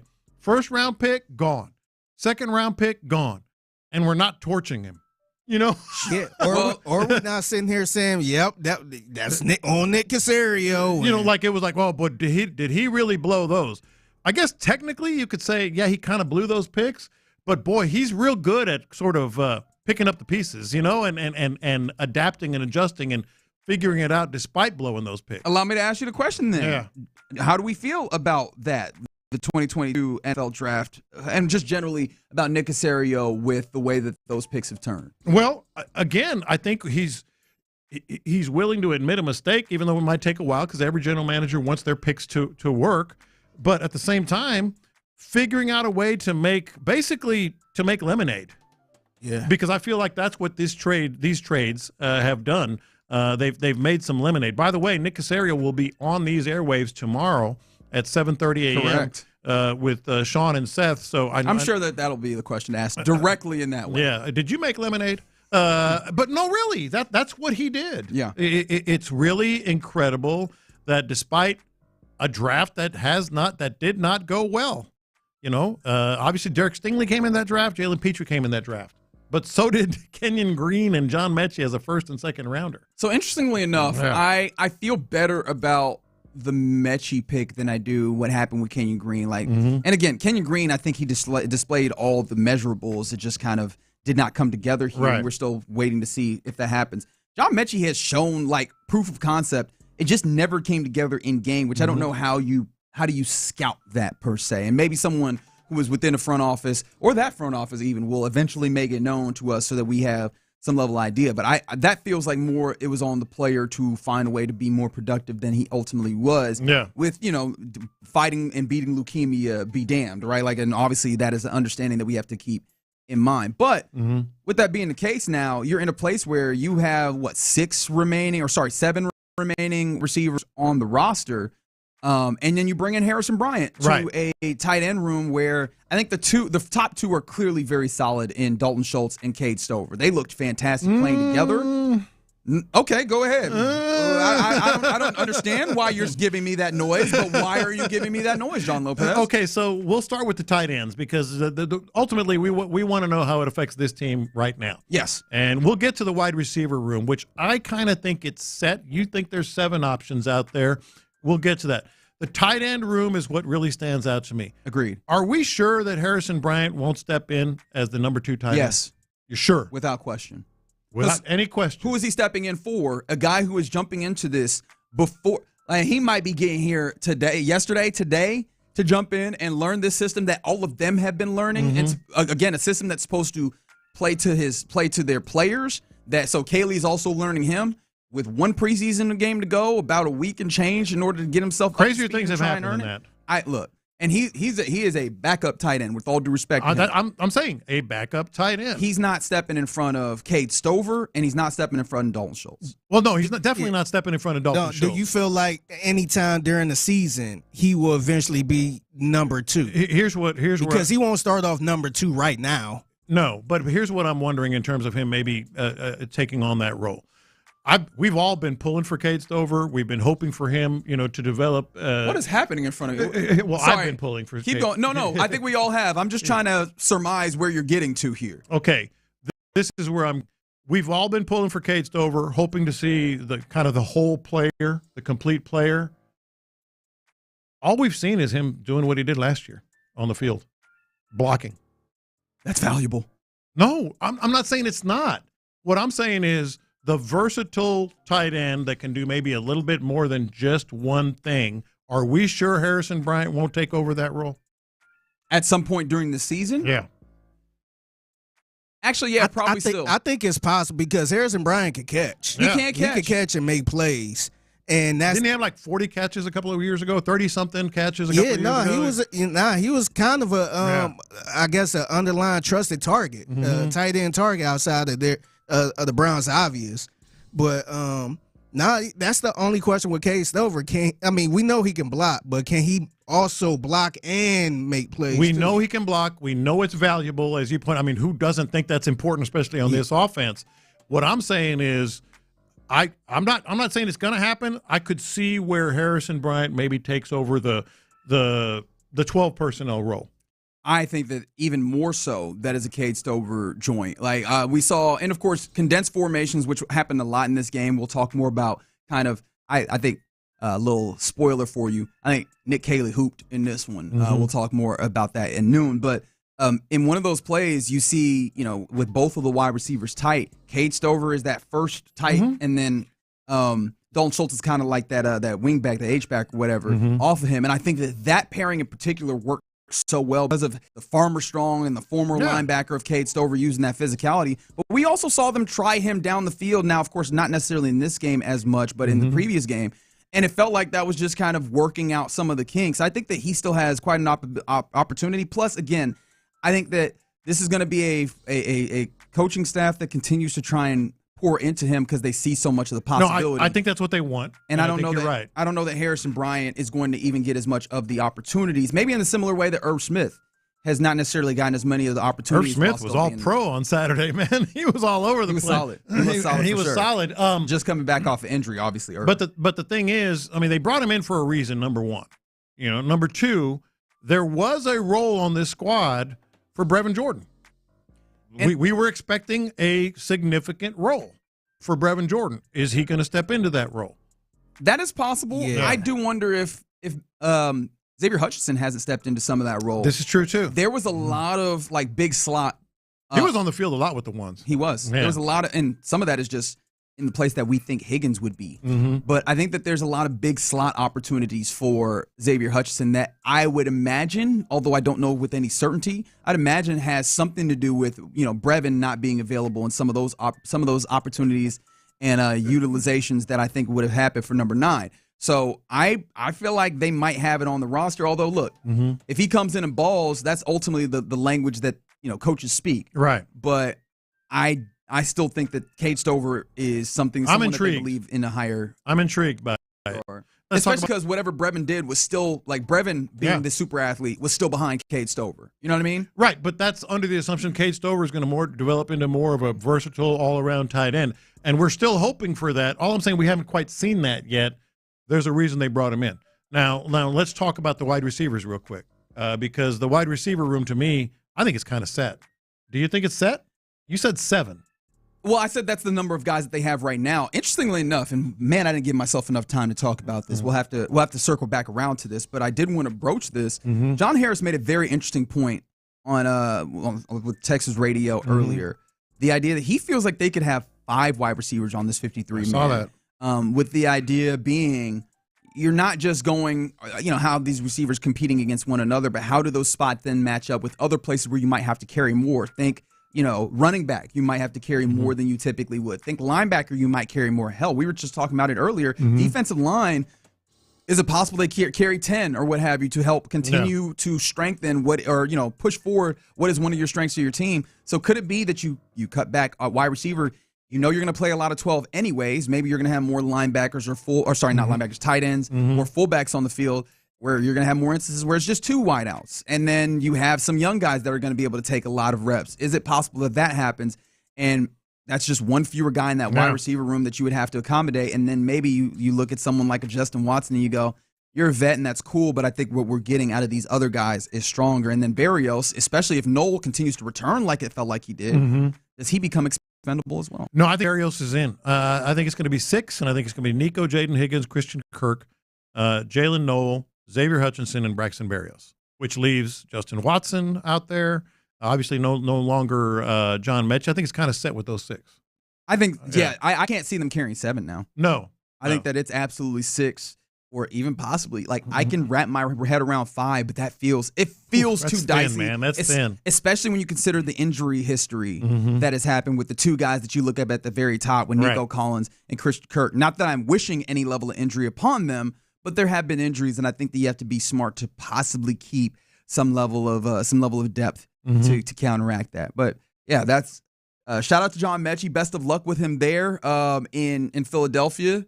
It'll make me sick if both Kenyon Green and John Metchie find some level of rejuvenation there. Super and Bowl find a way rings. to answer. No, they're going to be at Super Bowl. I don't know if they're going to get a ring or not, but they're going to be at Super Bowl. Wow, you're not even letting them get rings? No, I'm just saying they're going to be. I don't know if they're going to win it all, but they definitely might be back. And, of course, shout out to another winner on this, and we'll talk about this in winners and losers, C.J. Gardner-Johnson, because he gets his number without having to pay nothing at that. All right, you're in the loop here on Sports Radio 610. Coming up next, let's get into what's popping on this Monday with a lot of things coming off the weekend, including, could we see MLB expansion? We'll talk about it next. How's this for a bold?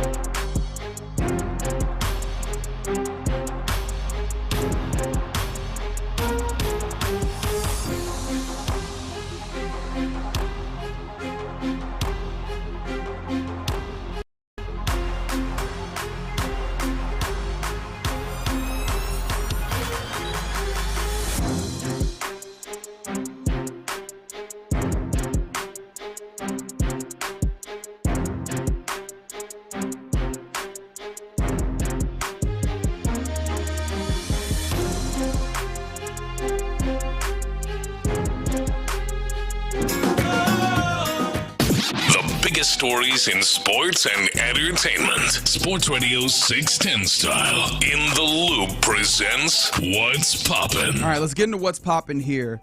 And, I'll begin by reiterating a trade that happened yesterday for your Texans. And it sent John Metchie, the third, the second-round pick from 2022 for your Houston Texans, to the Eagles, and brings back Harrison Bryant, a 2020 NFL draft pick from FAU, tight end, and most recently with the Philadelphia Eagles here to Houston. Obviously, it seems like that's one of those, we both are dealing with some depth things, so here you go. And John Metchie will have an opportunity, I think, very quickly to be as high as wide receiver 3 on that roster. You think? Yes, absolutely. I do think. Like, he could possibly be the outside, a help rather there in Philadelphia, because obviously they have A.J. Brown.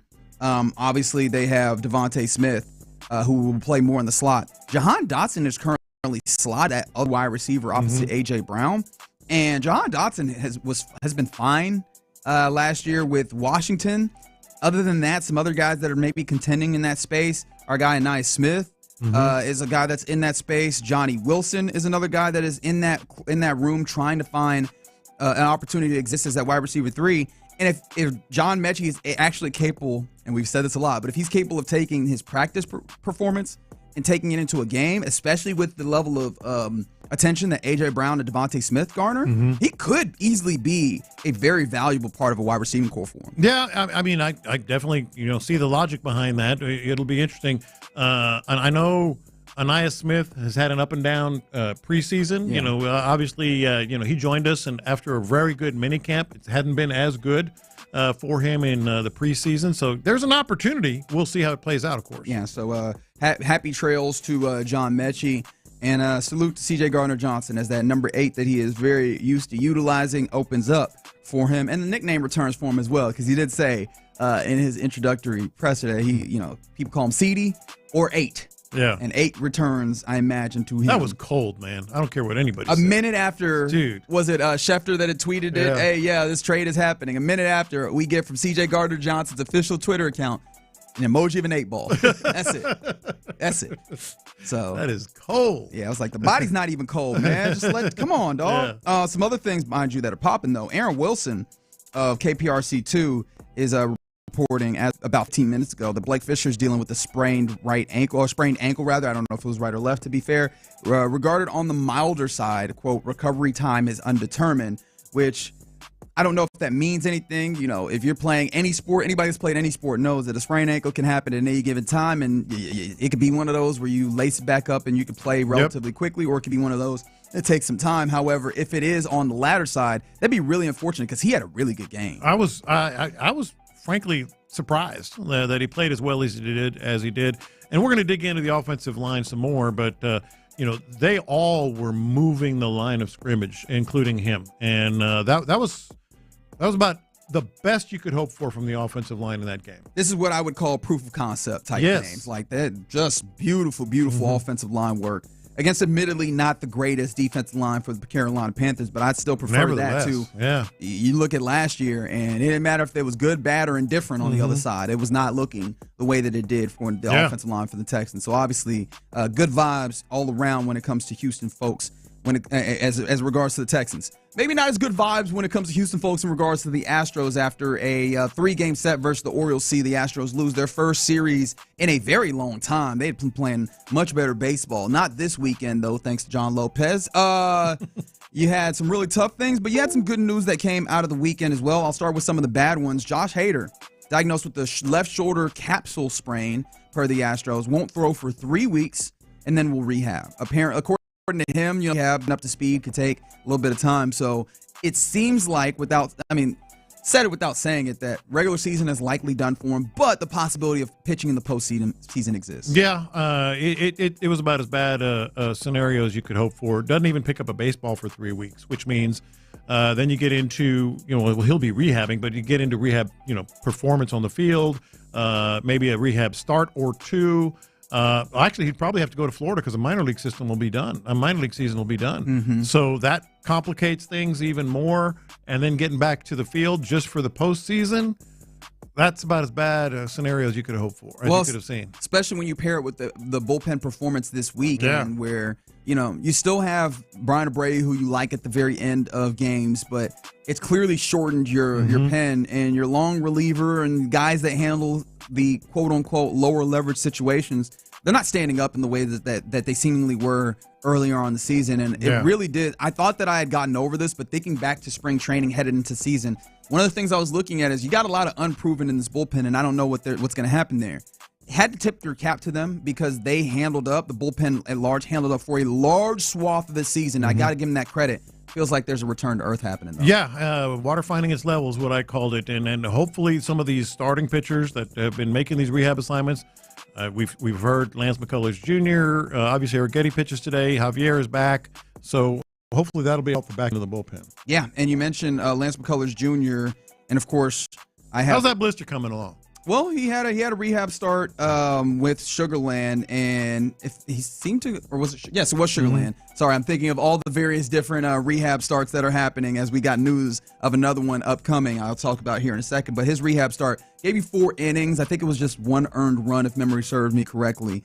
But it was a solid look, and we'll see what Lance McCullers Jr. is capable of doing, returning to the majors when he does. But again, I don't think anybody is holding out hope right now with the ups and downs that we've already had this year with Lance McCullers Jr. Talk less of the last 3 years with him. So we've talked about Lance McCullers Jr. for 3 years now? Correct. About maybe coming back and getting into the bullpen, and yet it has never really happened. Is this like sort of there is no other place for him but the bullpen? Oh, yeah. I don't know that I love him as a full-blown starter, or maybe if you do, you just go ahead and fully handcuff him to a piggyback. We're starting fantasy football, right? So the concept of the handcuff is here. He might be handcuffed to a piggyback, which, again, I think that speaks to the two things we've been talking about, your bullpen and your starting pitching. Some of these guys, as you're getting J.P. France back, as Luis Garcia returns, those guys might be involved in piggyback situations to help you, one, have your starters, get strong through 3-4 innings, and then also help you get to that later innings of the game. That's the main thing you want. You feel the most confident about your bullpen as opposed to some of the guys like Dubin or I don't remember, Oker, or some of these other guys that have had like rough times. Some of those guys that have had a little bit of rough times holding down the likes of the 5th and 6th and the 7th innings of late. So maybe that's the way that you look at it. I don't know. But yeah, those are the things that we're watching, including also a little bit of sunshine for the Astros. Yordan Alvarez will begin rehab assignments in a AAA Corpus, right? This week. AA Corpus. AA Corpus. Did I say? I'm looking at AA and I say AAA. Idiot. AA Corpus Christi. Which is, by the way, if you're going to be down there, well, I guess school started. I was going to say if you're going to be down there for a long, little vacation, great place to watch a ball game. Corpus Christi is Whataburger Park. Oh, it's a great place to watch a ball game. Go watch Yordan, man. You can be right down there on the lower level. Tuesday, probably Wednesday as well, I would guess, or at least another start for sure. So this is the closest he's been. So we'll see. Yeah, and some offense will be helpful too because you didn't bring a lot of that to Dyken Park yesterday. Someone was saying the only real entertainment that was given to the fans yesterday was the idiot who jumped on the field, started running around. He got the heck beat out of him, too. Deservedly so. Why are we still doing this in the year of our Lord 2025? To what end? So my sons gaining out of this? My sons went to the game yesterday, which was awful, obviously. And so they left, I think, in the 7th inning, and it happened in the 8th inning. And they're like, "Oh, we missed that. Oh, that would have been all the entertainment because it was a horrible game yesterday. Not fun. Every which way, it was horrible for them. It pisses me off whenever it's a horrible game like that, especially if I'm watching. Yes, and you go. Yeah, I ain't even talking about if you go, but watching at home, I'm like, man, this 8-0 in the 8th. Man, cut this TV off, man. Like, I ain't got time. And don't ask me about how the Astros doing. Yeah, exactly. Real quick before we go, actually a baseball thing because I teased it. Rob Manfred, the commissioner of baseball, pause for booze. All right, said that expansion geographically aligned divisions are in the works. Now, I don't think this happens in his tenure. He's supposed to step down in 2029. But I think that we could see this within the next, let me do my math, 5 years possibly. Would you be in on a division for the Astros that, changes around some of the divisions where, CJ would not be ridiculed for wearing his Mariners hat because they're no longer in your division.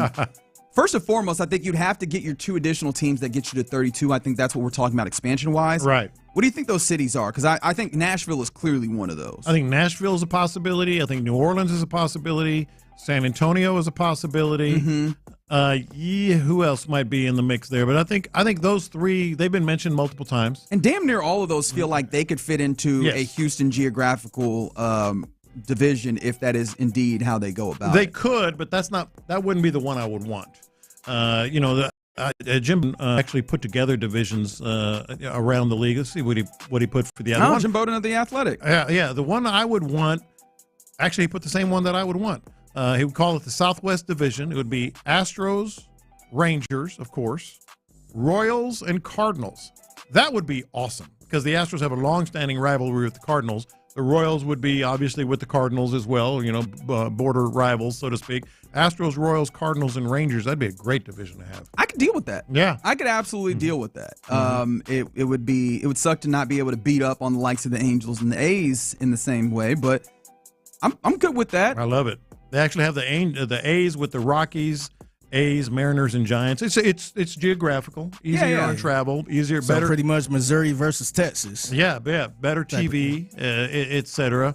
I love the idea. I'd like to see it sooner rather than later. And to be fair, I don't think that it changes much. Baseball has been gearing towards this, especially as we drop the real distinction between AL and NL, obviously with universal DH, and then teams have balanced the MLB has balanced the schedule to where you're damn near playing everybody the same amount. So it's really just the standings. I'd be cool with that. He actually has Charlotte as another expansion possibility. Ooh, Charlotte, Nashville, San Antonio, New Orleans. And how's this for an AL East? Red Sox, Mets, Yankees, and Phillies. Woo, that would be pretty It's going to be a bunch of fights at them stadiums. That's my brain went to those road games are sick. Yeah. Every road game there is Keep me away from no games. The nicest road game might be I was about to call it Shea Stadium, Citibank Field against the Mets. That's disgusting. All right, you're in the loop here on Sports Radio 610. Coming up next, let's talk about who were the Texans that performed well in their 20-3 victory over the Carolina Panthers. Time to get it in. 713-572-4610. Let's do it next.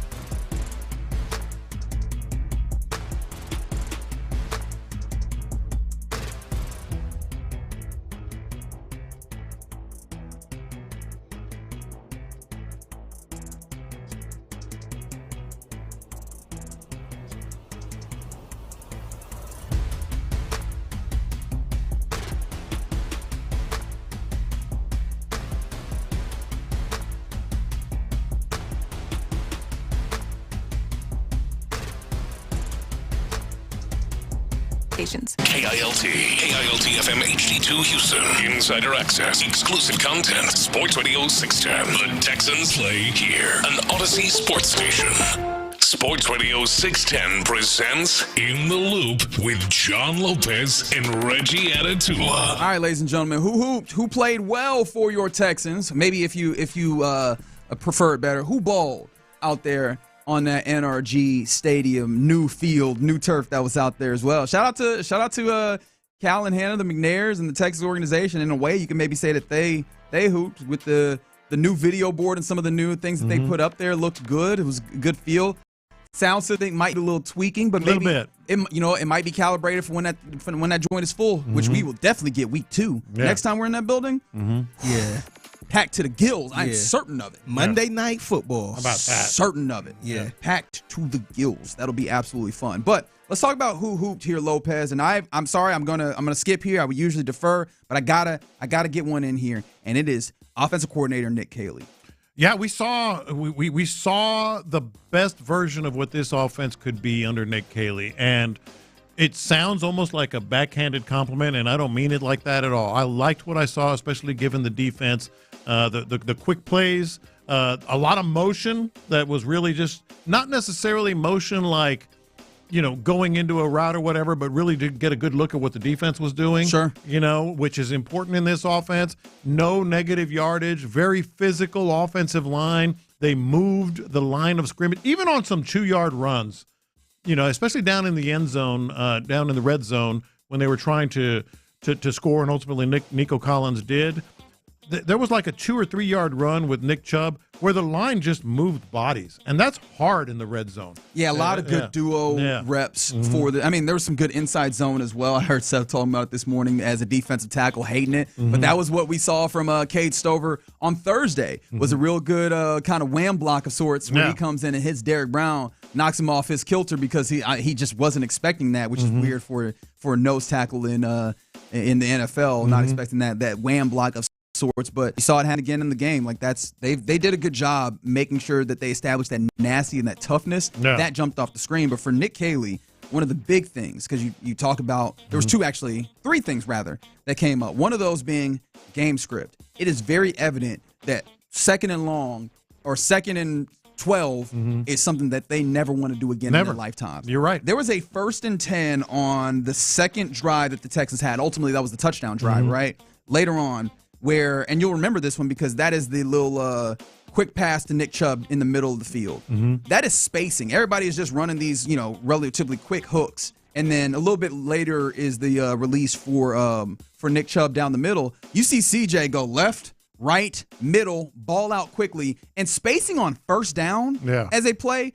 I mean, spacing is we are only going about 7 yards downfield. Yeah. Nobody's probing downfield. Everything's happening quick because we're getting this ball out and we're picking up positive yardage here. Yeah. Like that is clearly an emphasis that they had in this game, and I imagine as an offense that we are going to have positive yards. We're going to give ourselves 2nd and 3rd and short. And we're going to give ourselves an opportunity to move the chain. The drive that really impressed me was a drive that stalled because they were doing much the same thing that you're just talking about, going in the other direction. And I believe this was Davis Mills before. By the way, he got a little bit dinged up, but. I believe it was Davis Mills, where they were in the middle of the field or kind of entering the midfield, midfield area of the field, and they ended up not getting a first down and punting. But that's what this offense do too. They had no negative yards. They punted, and they were relying on their defense to just limit the Panthers and then get the ball again in midfield. That's what they're going to do. On the play that you're talking about, that was the first option was Xavier Hutchinson, I believe. When he went left, right, and then Chubb over the middle. Xavier Hutchinson didn't turn his head quick enough. There was space there. And CJ was off it in an instant because he knows this offense has to be fast. And that was the play where I was talking about earlier. I was like, man, CJ was processing really fast. Yeah. You can see it. He goes 1, nope, 2, nope, 3, bang. Yeah. Like almost, and it feels like I'm exaggerating. Turn your head, man. You be ready for the ball. Literally that quickly. 1, 2, 3, ball. Yeah. Like beautiful to see him execute through that. So shout out to Caley for that, and shout out to Caley for this from the 8-3-2. Wide receiver screens actually worked, and that's in part because 2 wide receivers out there to actually go and get that first block so that the pass gets off. Those linemen are getting their asses out out there immediately. And one of the things I noticed, they're running it out of more condensed formations, so that screen pass, or that quick pass to the wide receiver is not going 10 yards or 12 yards down to the sideline. It's real quick. It's just right here, boom, to Nico Collins. He gets the ball quickly, and get the now lineman in front of the you. linemen also don't need to go all the way to the sideline to get blocks. They're moving relatively quickly, and I think those little things are a clear indication and difference between what Nick Caley's doing and what Bobby Slowick had that made it ineffective. So shout out to Bobby Slowick. Or sorry, to Nick Caley. Well, thanks to Bobby Slowick for vacating the space. Don't be appreciate that, Bobby. I meant Nick Caley.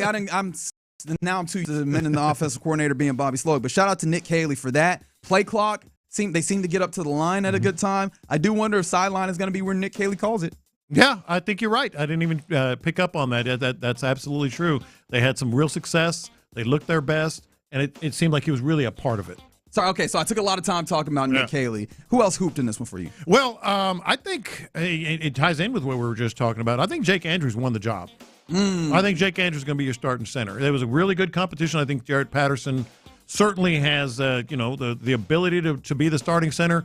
But I think the one good thing about a center who is somewhat undersized, comparatively speaking, he can get out a lot quicker. He can get out on those screens a lot quicker. There was one screen that he just annihilated a dude and got there quickly, and also they can get to the second level. I think Jake Andrews definitely hooped in this game. I do wonder because I did see there was one play where, and I don't want to extrapolate too far because I'm trying to recall other ones, and I'm having a hard time remembering. But there was, just as an offensive line in general, but specifically with Jake Andrews, where the player in front of him kind of wins, but because the ball is getting out so quickly and everything happens so quickly, the CJ's not feeling pressure. And I do wonder, is that just the way that this system is built and the rules are built to where, just kind of move him. You don't have to get your paws on him and like really grab him, but if you can move him so that he's not going to be able to even touch CJ when he gets that ball out quickly. Or was that a little bit of a bust? But because CJ's on it and getting the ball out, it doesn't matter.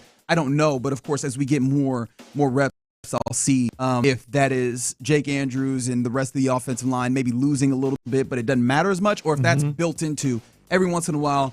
You don't have to actually get your paws all the way on his pads. You can just move them a little. I think we both would agree on this one. I was, frankly, a little bit surprised, as I mentioned earlier. Blake Fisher played a really good game. He did. He played a really good game. He really did. I mean, I can wax poetic about it, but there was only one instance where it felt like he allowed a pressure. Yeah. And we talked about, or I think it might have been John McClain on with John Harris and Mark Vandermeer asking, did they see any real stunts or anything? And I'm having a hard time thinking about it. It's the preseason. You're going to get kind of vanilla rushes, but there was an instance where Blake himself was dealing with two players on the edge, the defensive end and the outside linebacker. He plays it perfectly. He seems to manage that very well. So hopefully the Cole Popovich, the rules of the blocking scheme and having the right calls in is helping him as well. Yeah, I don't think it was a scripted stunt, but it played off as a stunt, and he handled it well. Here's another one. Let's not bury the lead here because it affects the running back room. I think even though he wasn't going anywhere, but it affects the rotation. Woody Marks looked good. Looked really good, finishing runs, and that's part and parcel to this offense. Not only moving the line of scrimmage, but even if we only get 3 yards, make it 5, man. Try to let the running back try to do his part to make it 5. Yeah. And you mentioned finishing runs strong. People kind of think of him as pass catching back out of USC, and he's demonstrated that more in practice. I think that remains to be seen a little bit on the game field, but I don't think anybody doubts that portion. Maybe things that you could have asked as a question mark for him. Seems like as far as preseason games can answer them, they've answered them. Pass protection, he handled that very, very well preseason week 1. And then toting that rock in a way that is physical, he did that in this game as well. So that very much helps when it comes to depth chart for him, his playability for this Texans team. I think another one that would be very obvious for both of us, and we both have on our list, is Jalen Noel, specifically as it pertains to the return game. Agreed. Yes, and I think there was a penalty on the one return, but he looked pretty good and got to the corner. Yep. And certainly was able to kind of establish himself as more of a versatile, integral piece in the wide receiver room and special team. I think the word that came to mind for me, and I don't know if I'm fully there, as I'm reminded of Alex Earl wearing her red She boots, was there, man. her red cowboy boots out there. I was wondering, I was like, who is that? That everybody's that group of people, and I was like, oh, Alex Earl, gotcha. Red cowboy boots and all. Braxton Berrios might be more expendable. The more that Jalen Noel looks capable of handling the return game and really shouldering it, that might be able to free a roster spot for you if you get there. Going to be an interesting question. I think they like Berrios a lot. I think he's able to do many of the same things as Jalen Noel, but are they one and the same in terms of the roster position? So I definitely, as you could tell, leaned a little bit more to when you have more of the starters on the field. Mm-hmm. This guy might end up being a starter depending on if CJ Gardner-Johnson. I got stuck between CD and CJ Gardner-Johnson, but depending on when he's ready, MJ Stewart, they clearly trust him a lot. Mm-hmm. I mean, he's playing at every level. And he's not trust. There was the only thing that I might be able to kind of say is there was one time where I could call out his blitz and it was coming. I was like, hey, we might need to disguise that more. And I don't know if that's just something that in this particular game it shows up or if that's something that opposing quarterbacks are going to be able to call out pretty easily. But other than that, he's playing at the highest level. He's playing at linebacker depth. He's playing at the offensive line, or rather at the line level, and he's doing all of it. Like he's doing all of it and playing pretty well. Yes, absolutely. He's the safe choice, and I agree with you. What about? I've watched him. I've tried to see what Seth has been watching with Darrell Taylor. I saw it. I saw it on Saturday. I think Darrell Taylor is going to be on this squad. I think he's going to be in the rotation, and he is a tough dude to block. He is. Yeah. He is. We've talked about it. We need to talk about it more at some point. This defensive line, it's just chock full of talent. And, of course, kudos to Matt Burke and Demeco Ryans and Nick Caserio for the ways that they've built and continue to build up this defensive line. But you can only have so many. And it's a great problem, in fact, to have. Yeah. But which of those guys remain is going to be such a tough decision to make because you have to craft that in order to have the tools that kind of have some versatility and do all the things that you want. But it is really it's a great problem to have because I don't think you can go wrong. Yeah. I really don't think you can go wrong. What do you do with Irv Smith? I don't know. He had hooped. a good game. Yeah. That might hopefully this is in an instance where offense gets a little bit of one of those good problems. Hopefully Harrison Bryant comes in and he delivers in what you want, and Irv Smith continues to show even more than not only can he block, but also getting out in routes, he can do exactly what you need him to. And then you have a tough problem on which of the tight ends that you're keeping in order to run the system that clearly is going to require multiple tight ends. A lot of 12 personnel, as they call it, with 2 tight end sets. Like that would be the best part of this. But shout out to Irv Smith, who you talk about being safe with MJ Stewart. Irv Smith is safe. He's going to block the way that you want to, and I don't know that you're necessarily going to have him out here in extravagant routes. But when he gets out into space, he's going to bring the ball in, and he's going to go to the ground with the football. And you put this one on, and I want to mention here, it's definitely worth mentioning because Jalen Smith made you feel a little better. Another interception. Yeah. Another interception, another cornerback at the cornerback position where you had some questions in depth. I'm pretty sure that was an errant throw that happened, but I ain't mad at him. Like, go ahead and catch that and then start taking it the other way. It's the turnover defense that this team has, but be in the right place. And he's done that. And he is the one guy, when I talk about outside cornerback depth, that I feel comfortable with. Now, you have some veterans in there that are fine, for lack of a better term, and I say that without disrespect, or with all the respect I can muster. D'Angelo Ross, we've talked about the, issue with him, which is he's always there in coverage, but making the play is the part that you need, and that seems to not necessarily come up nearly as much. Tremont Smith, Damon Arnett, I'm just kind of maybe in more preseason, and maybe the joint practice in Detroit will give us more to see to where we go, okay, there we go. I feel like I've seen it. But that's one of those places where I'm interested to see if Nick Caserio doesn't have his ears to the ground and seeing if there is a depth player that might be worthwhile. Hell, honestly, when I first saw that Harrison Bryant was the get back in the John Metchie, I was kind of looking over there because I feel like the Eagles have some additional cornerback depth that could be interesting to have come back if you had gotten that. That's where I was starting to look because I'm trying to remember. There was a name in particular that I had that I've now lost since we started talking about this. But that was one of those places I was like, maybe you could have gotten one of those cornerbacks there. But they clearly trust. I mean, they're getting production, rather, from Jalen Smith. We'll see how that trust in some of the other guys continues to develop. Was there anybody else that came to mind for you? Well, obviously there's a couple of players that came to mind for me. But, of those, like hooped, I would say I'd lean on those right there. Some names that are coming in on the text line. Did you see Aziz try and lay someone out again? That was Bryce. Bryce got down. I'm not gonna lie, man. I was like, "Ooh, don't do that. Please don't do that." He plays with energy. Relax, man. It's preseason, bro. Yeah, exactly. Just take it easy. EJ Speed continues to impress me the way he's moving out there. They actually got out there in base coverage and played coverage and felt good with it. So I think EJ Speed helps a lot. Shout out to Jaden Higgins. I had to remember if he was Jalen or Jaden. Jaden Higgins. He's got some more advanced route running than I've given him credit for at times. He had a really good out route where he gave you a little bit of a toe drag in them to kind of sell the idea that he might be, just kind of speed modulating to take you deep, and then you just cut that out. I'm enjoying him more and more as I get more opportunities to see him. So shout out to him. Shout out to the Texans getting a 20-3 victory and playing some really good football all the way there. And Football Talk on Sports Radio 610 is presented by Paramount Plus. You can't count on much these days, but you can always count on Sundays with the NFL on CBS and Paramount Plus. Watch your local NFL game every Sunday on CBS and Paramount Plus all season long. Visit ParamountPlus.com/NFL to get started today. All right, in the loop here on Sports Radio 610. Coming up next, let's do our lunchtime confessions. How's this for a bold Texans take after the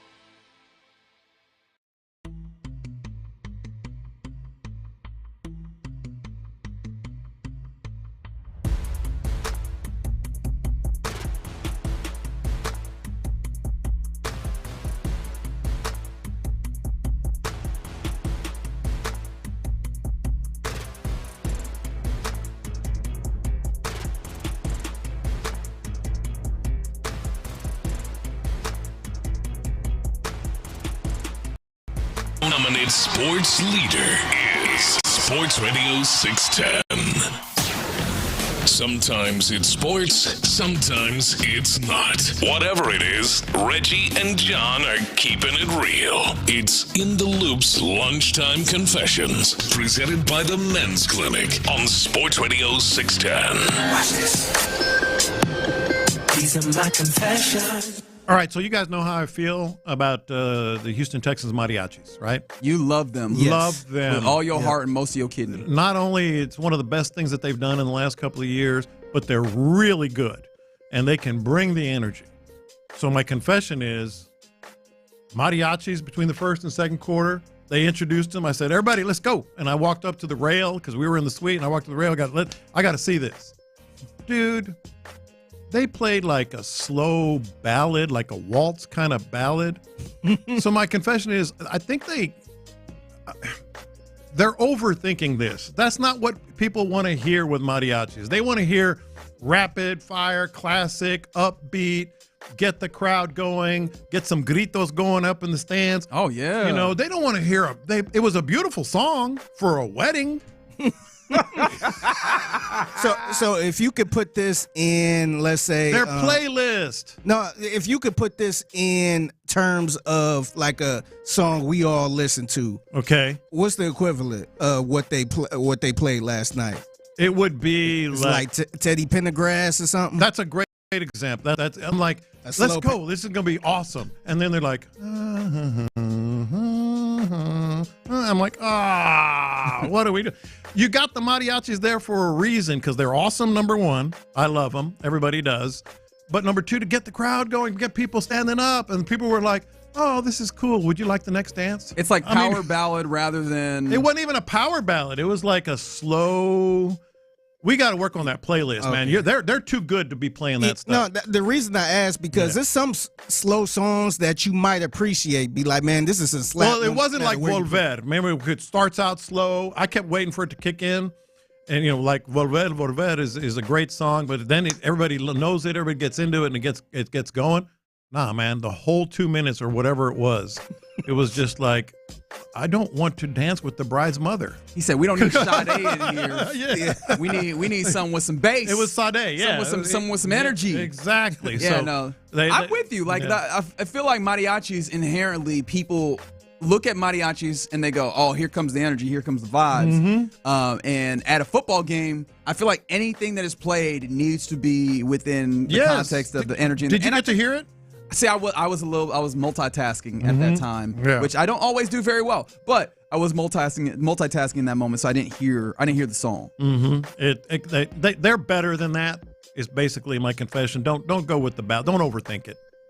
Yeah. No, I'm with you. I think you're right. We need to have energy, and honestly, take that to another level. Are they just called the Texans Mariachis? They need a good name. I feel like we need like a real dope name as well, like Spanish. So that there's that built vibe as well. So yeah, no, that'd be really cool. What should they be called? 713-572-4610. Don't you dare put your name on this. No. These are my confessions. I have said this a number of times. I am not very superstitious as a person. I do not believe that we have that much power or power at all over what happens in sports, whatever. Today has absolutely broken, not absolutely broken, but it has started to lend some credence to something I would not have typically entertained, which is the idea that John P. Lopez is a jinx. I'm starting to believe that this is the case. And so Lopez, I think that me being a man of science, I think you were also to some degree a man of science. I would like to try something scientific. Okay. Can we try and reverse jinx some stuff? Oh, you want me to reverse jinx some stuff? Yeah, I would like you to just throw some guarantees and stuff out there in a way that would, reverse jinx some things and see if it goes right for the Houston sports. Say the Astros would not make the playoffs. No, I got one. All right, here we go. Matt Stafford is practicing today. Yes, that is technically first time. correct. Okay. First time he's practicing. Texans are cooked. Okay. All right. Cooked like week that. one. All right. Okay. They are absolute. Matt Stafford with that arm and the strength. And so he's going to play? The knowledge. He's going to play. He's going to start. He's going to stay upright all 4 quarters. Okay. And the Texans are cooked. Okay. All right. That's like one. All right. Let's put another. Can you put another one? Do you have another one maybe that you can think of to put out there? Because again, one is not enough. But I feel like if we get like 2, maybe 3. Yordan Alvarez ain't coming back. Okay. All right. That's a good one. I like that one.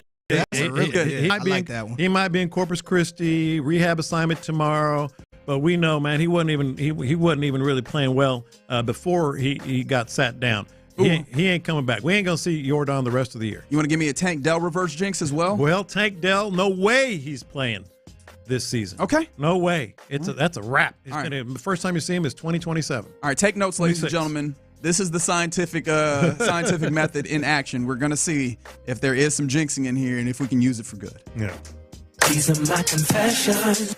So CJ Stroud been the talk of the last couple weeks, I want to say, or at least the last 2 weeks, with the situation in practice and then the Mariners hat and all that stuff.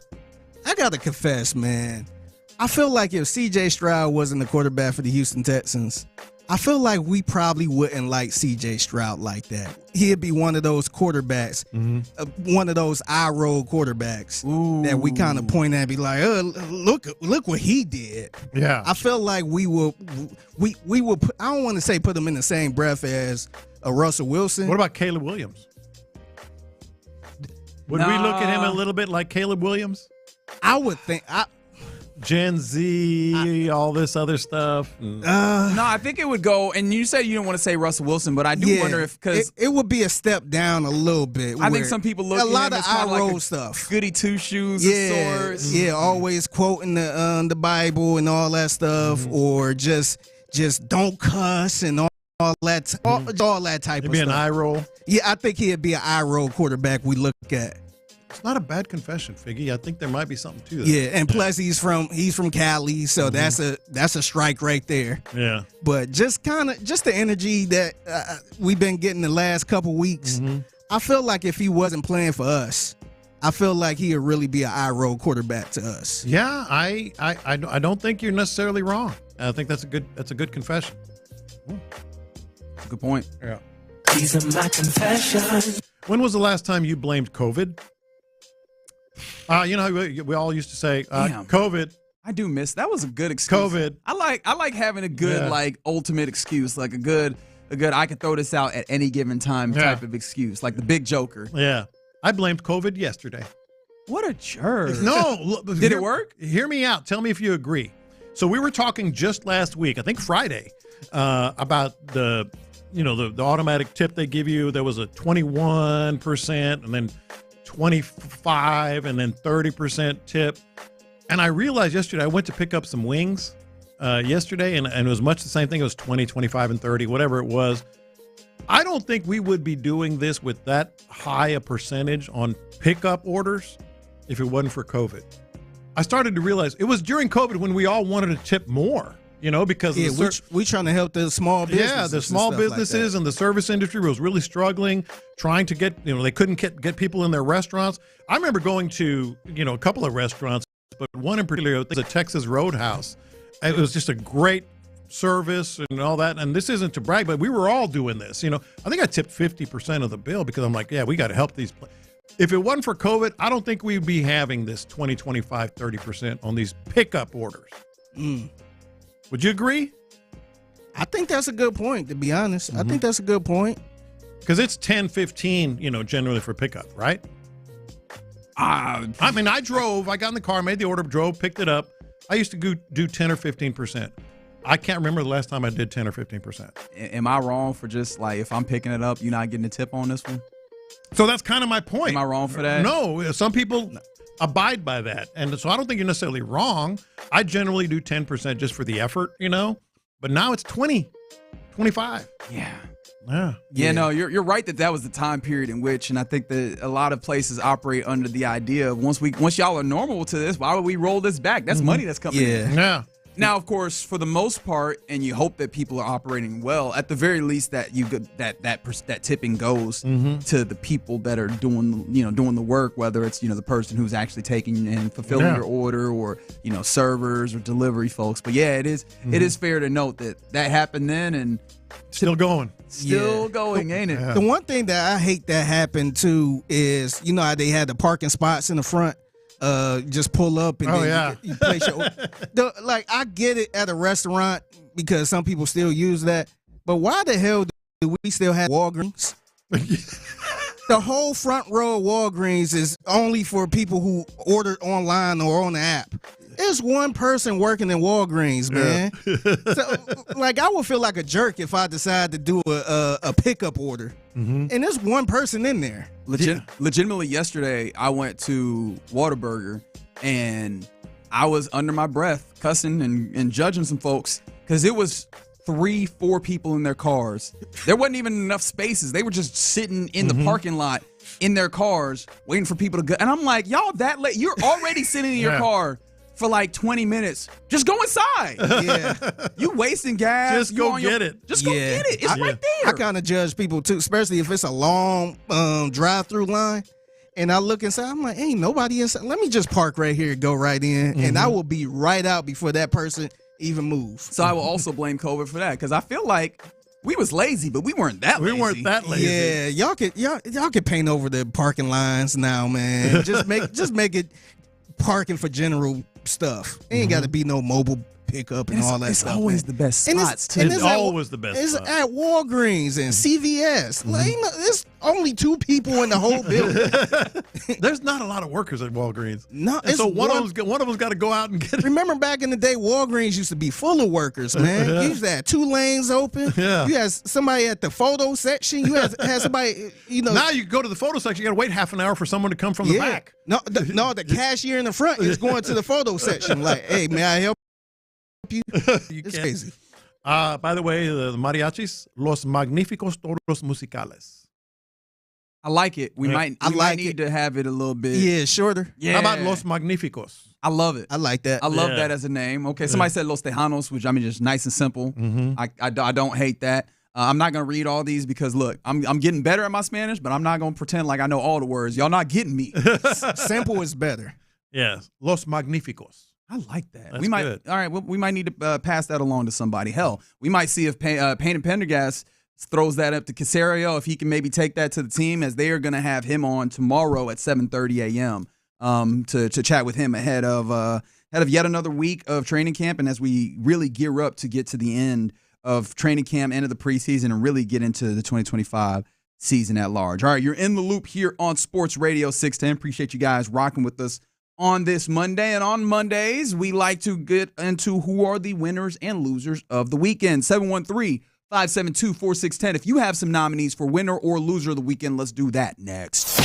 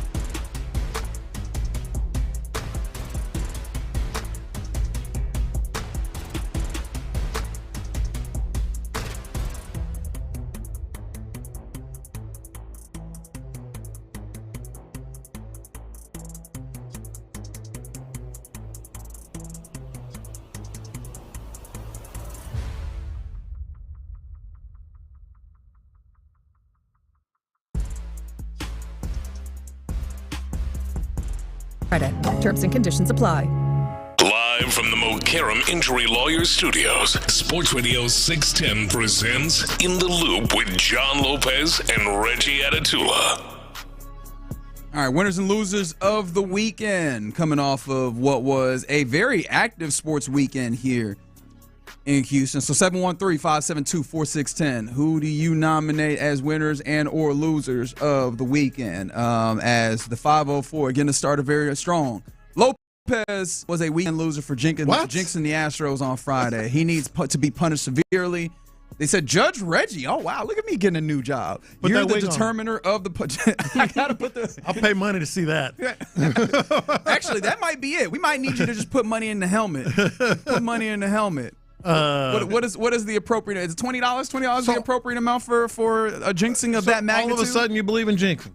Well, we're testing this out. However, you do need to. I did tell you on the front end. Mm-hmm. You were putting that guarantee real strong. Are you sure that wasn't AI? It's a lock. Certain. That was AI. Yeah, he came Stone Cold lock and everything. Yeah. Somebody said 20 is nothing for that performance. All right. No, I mean, I'm not going to lie. I did try and go get smelling salts, and I did not realize that they are impossible to find in person. You got to get them like online. Oh, really? I could not. Damn. Or maybe I was just bad at finding them. Let me know if you actually know where you can get them. I'll pick them up today, but I might have to actually put them in an order, put them order in and make you do some smelling salts. But yeah, no, there was a number of people out there at the tailgates on Saturday that was like, so what is Lopez doing? They almost got no hit. You actually dodged the bullet by not going to. Oh yeah, you would have been. Oh, you know I would have loved it. Yeah. They would have gave you a hard time. I would have loved it.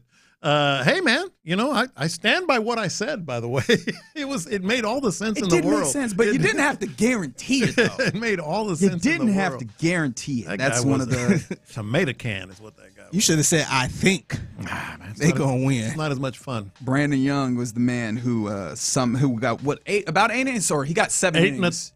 7 and a third for Jesus Sanchez. And by the way, Ramon Urias broke it up. Easily could have been scored a 2-base error. Could have been a no-hitter no matter what. Ooh, okay. I'm getting some head. I'm gonna go 281 to a number of one of the places that you have thrown out there. I'm gonna see if I get some smelling salts tomorrow. Oh no, you will pay up. Oh no. Yeah, and $20 too. Today was the day. No. No. We need that COVID tip. 50%. Yep, exactly. You see it, Fib. All right. How would you rate Jesus Sanchez as a winner or a loser? Because he could easily fit in either bucket. I think he is. What is he? 0 for 21. 0 for 21 in his last. Saved 7 runs on 2 catches. But yes, so like at the plate has not been good for the lefty that you brought in to hopefully help you get some versatility with the bats. But also, he has been fantastic in the outfield. At least it was yesterday, robbing a few homers. Robbed a grand slam and robbed a potential 3-run home run.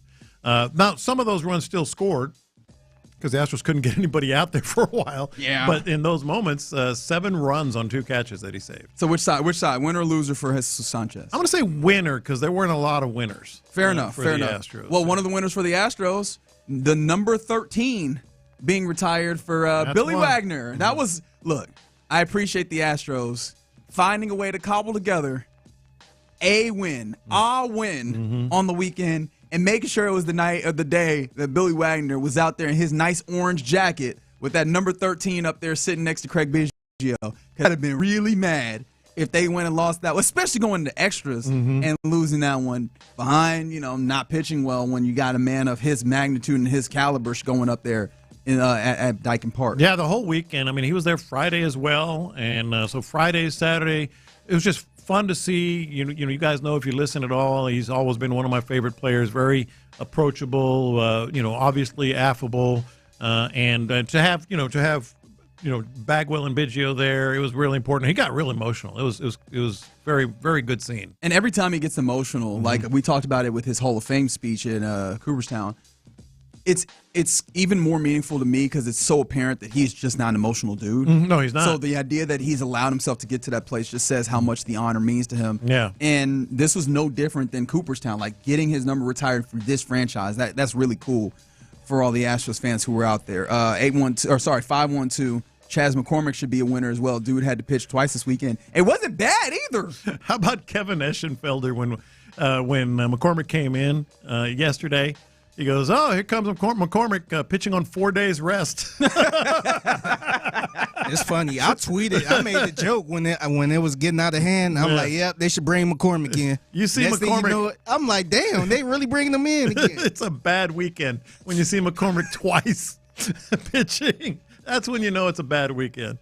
This is a fair one that comes in, and we will give them winners because we love the kiddos. Is Richmond's Lamar Little League team was eliminated in the World Series, but they made it to the Little League World Series, and they gave it a real good try out there, real good effort out there, but unfortunately, they're not going to hoist the thing out there, Williamsport. Is it Puerto Rico that has a guy that throws 82? Is that the case?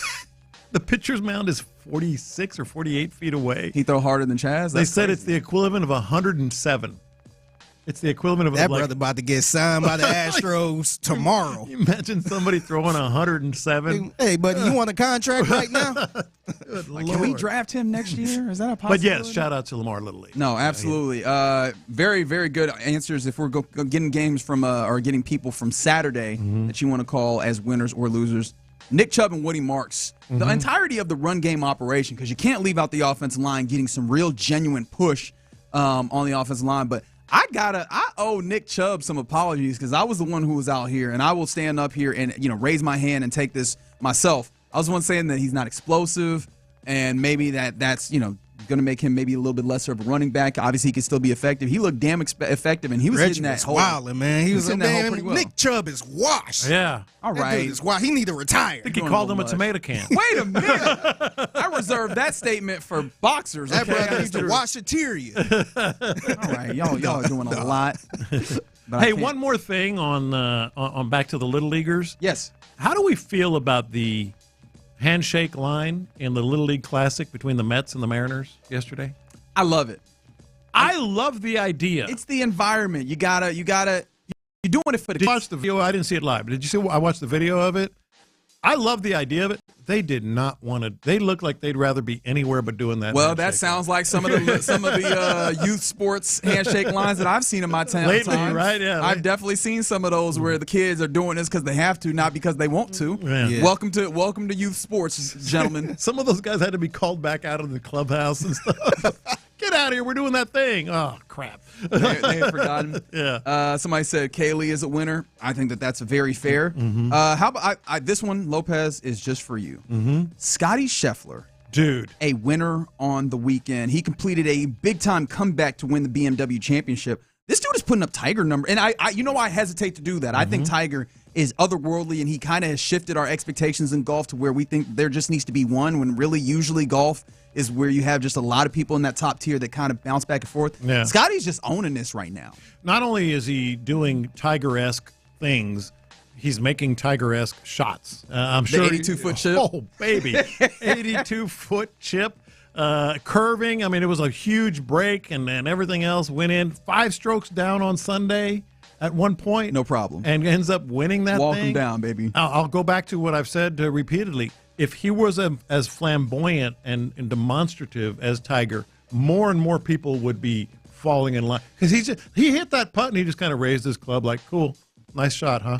I mean, but Tiger would have been pointing and pumping and everything else. That second part. That's what got him in trouble. Fist pumping. That is definitely what got him in trouble, baby. I think what's tough for Scotty is, one, I think we just exist in a different media landscape where things are a little more, there's a little bit less silo, or more siloed, I guess. It's less of a mainstream kind of culture. So when you have someone who's dominating golf, it doesn't show up as much. People aren't watching SportsCenter to see, oh, well, this thing is happening. So I'm sure there was a lot of people that went through the weekend who kind of like golf, but maybe weren't watching the BMW Championship, that did not even realize that Scotty Scheffler had that kind of weekend. Yeah. And that's what winners and losers is for. In some ways, it's just to highlight some of those. So shout out to Scotty Scheffler. This dude, definitely a loser. And he's technically with the Mariners. He's in the Mariners organization. Victor Robles, who at AAA Tacoma, he had this happen when he was at bat. And I'm surprised that this doesn't happen more, if I'm going to be completely honest. Oh, my bad, Fig. It's you got it? Here we go. This is what it sounded like. Right-hand batting right fielder lined out to Halter at third back in inning number 1. And the first pitch from Estes. Swung on and fouled off on a pitch that hit him. He picks up the bat and throws it at Estes. He's been tossed. He is yelling at Joey Estes, and now he runs towards the mound. Now just kind of watching him. So he gets hit, and to be fair, this was just three times in 5 games, or no, 5 times in 3 games. Really bad pitch. 5 times in the series. And in 3 games he got hit. Really bad pitch. I mean, he's swinging and it hits him center mass. Like, it's very clear as to what's happening here. That man was fed up and he was just like, you know what? I have a weapon in my hand. Why not throw it? And this is what I'm glad that it doesn't, mind you, because very problematic. I already don't love that we throw baseballs at dudes, but you know, it's the game. I get it to some degree. Yeah. The idea that people don't like going, I need to talk to you, pitcher, and I have a weapon in my hand that I will bring with me, or I will throw at you. Surprised it doesn't happen as much, but Victor, what are you doing, dog?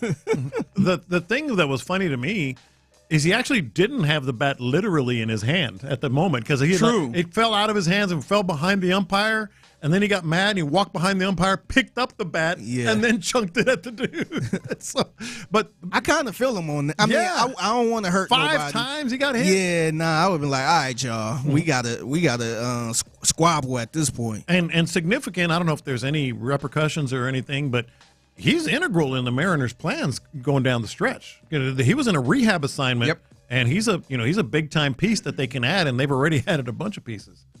Well, clearly somebody trying to take him out. Out of those plans. Yeah.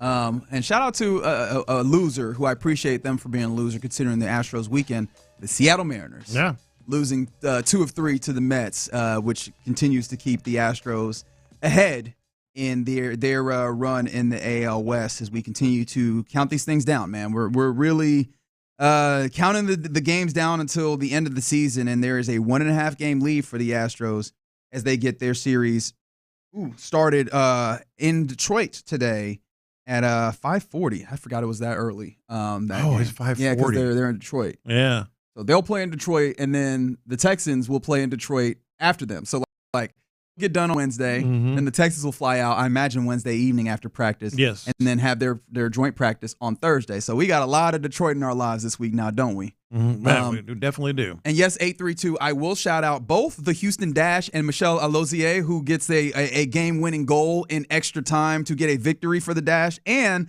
salute to the Houston Dynamo as well, who stole a point versus Vancouver, very good Vancouver team with a extra time banger as well. They got their second straight result after, they were having a rough time. So getting some points on the board for them is huge. They're only 3 points down of a playoff spot with 7 more regular season games. So they need to get back in winning ways. So shout out to both Houston soccer teams getting good results on the weekend. All right, you're in the loop here on Sports Radio 610. Coming up next, we've mentioned it, but we've not dug into it. The offensive line was very, very good. It was a statement game for them. Let's talk about what it means for the offensive line, where they are right now when it comes to this Houston Texans team. We'll do it next. How's this?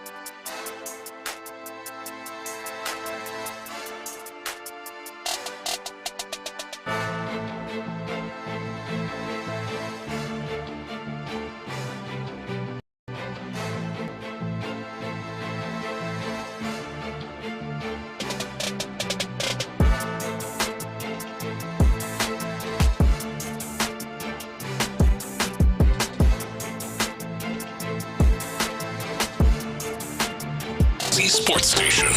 Sports Radio 610 presents In the Loop with John Lopez and Reggie Atatula. I'm going to do a radio no-no right quick. I know that we're about to talk about this offensive line. There's so much fun to talk about it, but I did want to shout this out because we were doing winners and losers, and somebody sent this in about Alper Şengün hooping out there in Turkey, and I was like, damn, has Eurobasket started already? It hasn't yet, and obviously he's playing for his native Turkey, or Turkey. I believe that is the new geopolitical way of saying right. that. Yeah. We don't try and get that right. But they did have a friendly Turkey versus Germany, where Alper Şengün he led the game in points with 25, rebounds with 9, and assists, leading his team rather with 4 on 82, 178 shooting. He's out there playing some real good basketball. If you're a Rockets fan, man, that's good. That should excite you on what he's going to do this upcoming year. I saw a video of Luka getting hurt. It wasn't as bad as they thought. So that was a little scary if you're a Lakers fan or work for the Lakers front office. Nobody worried about them. Nobody worried about them. Mm-hmm. Big dogs only over here in the NBA in the West, right? Rockets big dogs. Mm-hmm. All right, but that same excitement, I imagine, welled up in a lot of people about this Texans offensive line after seeing the preseason game versus the Panthers, obviously 20-3 victory, but really I think that it started and maybe it was mostly about the first quarter, the first 2 drives that the Texans offense had. Obviously, it filtered in with the other when you get 2s and stuff in there, but seeing the 1s out there and seeing Ariante Ursery at left tackle, and then even with Ed Ingram at right guard, and obviously having Blake Fisher at right tackle, a guy that we kind of looked at as being on the bubble, all of them dudes, Jake Andrews at center, Laken Tomlinson at left guard, all of them dudes was out there moving dudes. And I think this is what it comes down to. There have been rumors and reports about a change in attitude on the offensive line, right? And buddy, if there weren't rumors and reports, we could see it. Well, that's where I was going. This is the first time where we saw the identity. We didn't just hear about it. We didn't just hear Cole Popovich and Nick Caley talking about how they want to be physical and relentless and attitude. And we've seen a couple plays. And nasty, that word that always pops up. And we've seen a couple of hints here and there, particularly in West Virginia. They seem to have a couple of good days.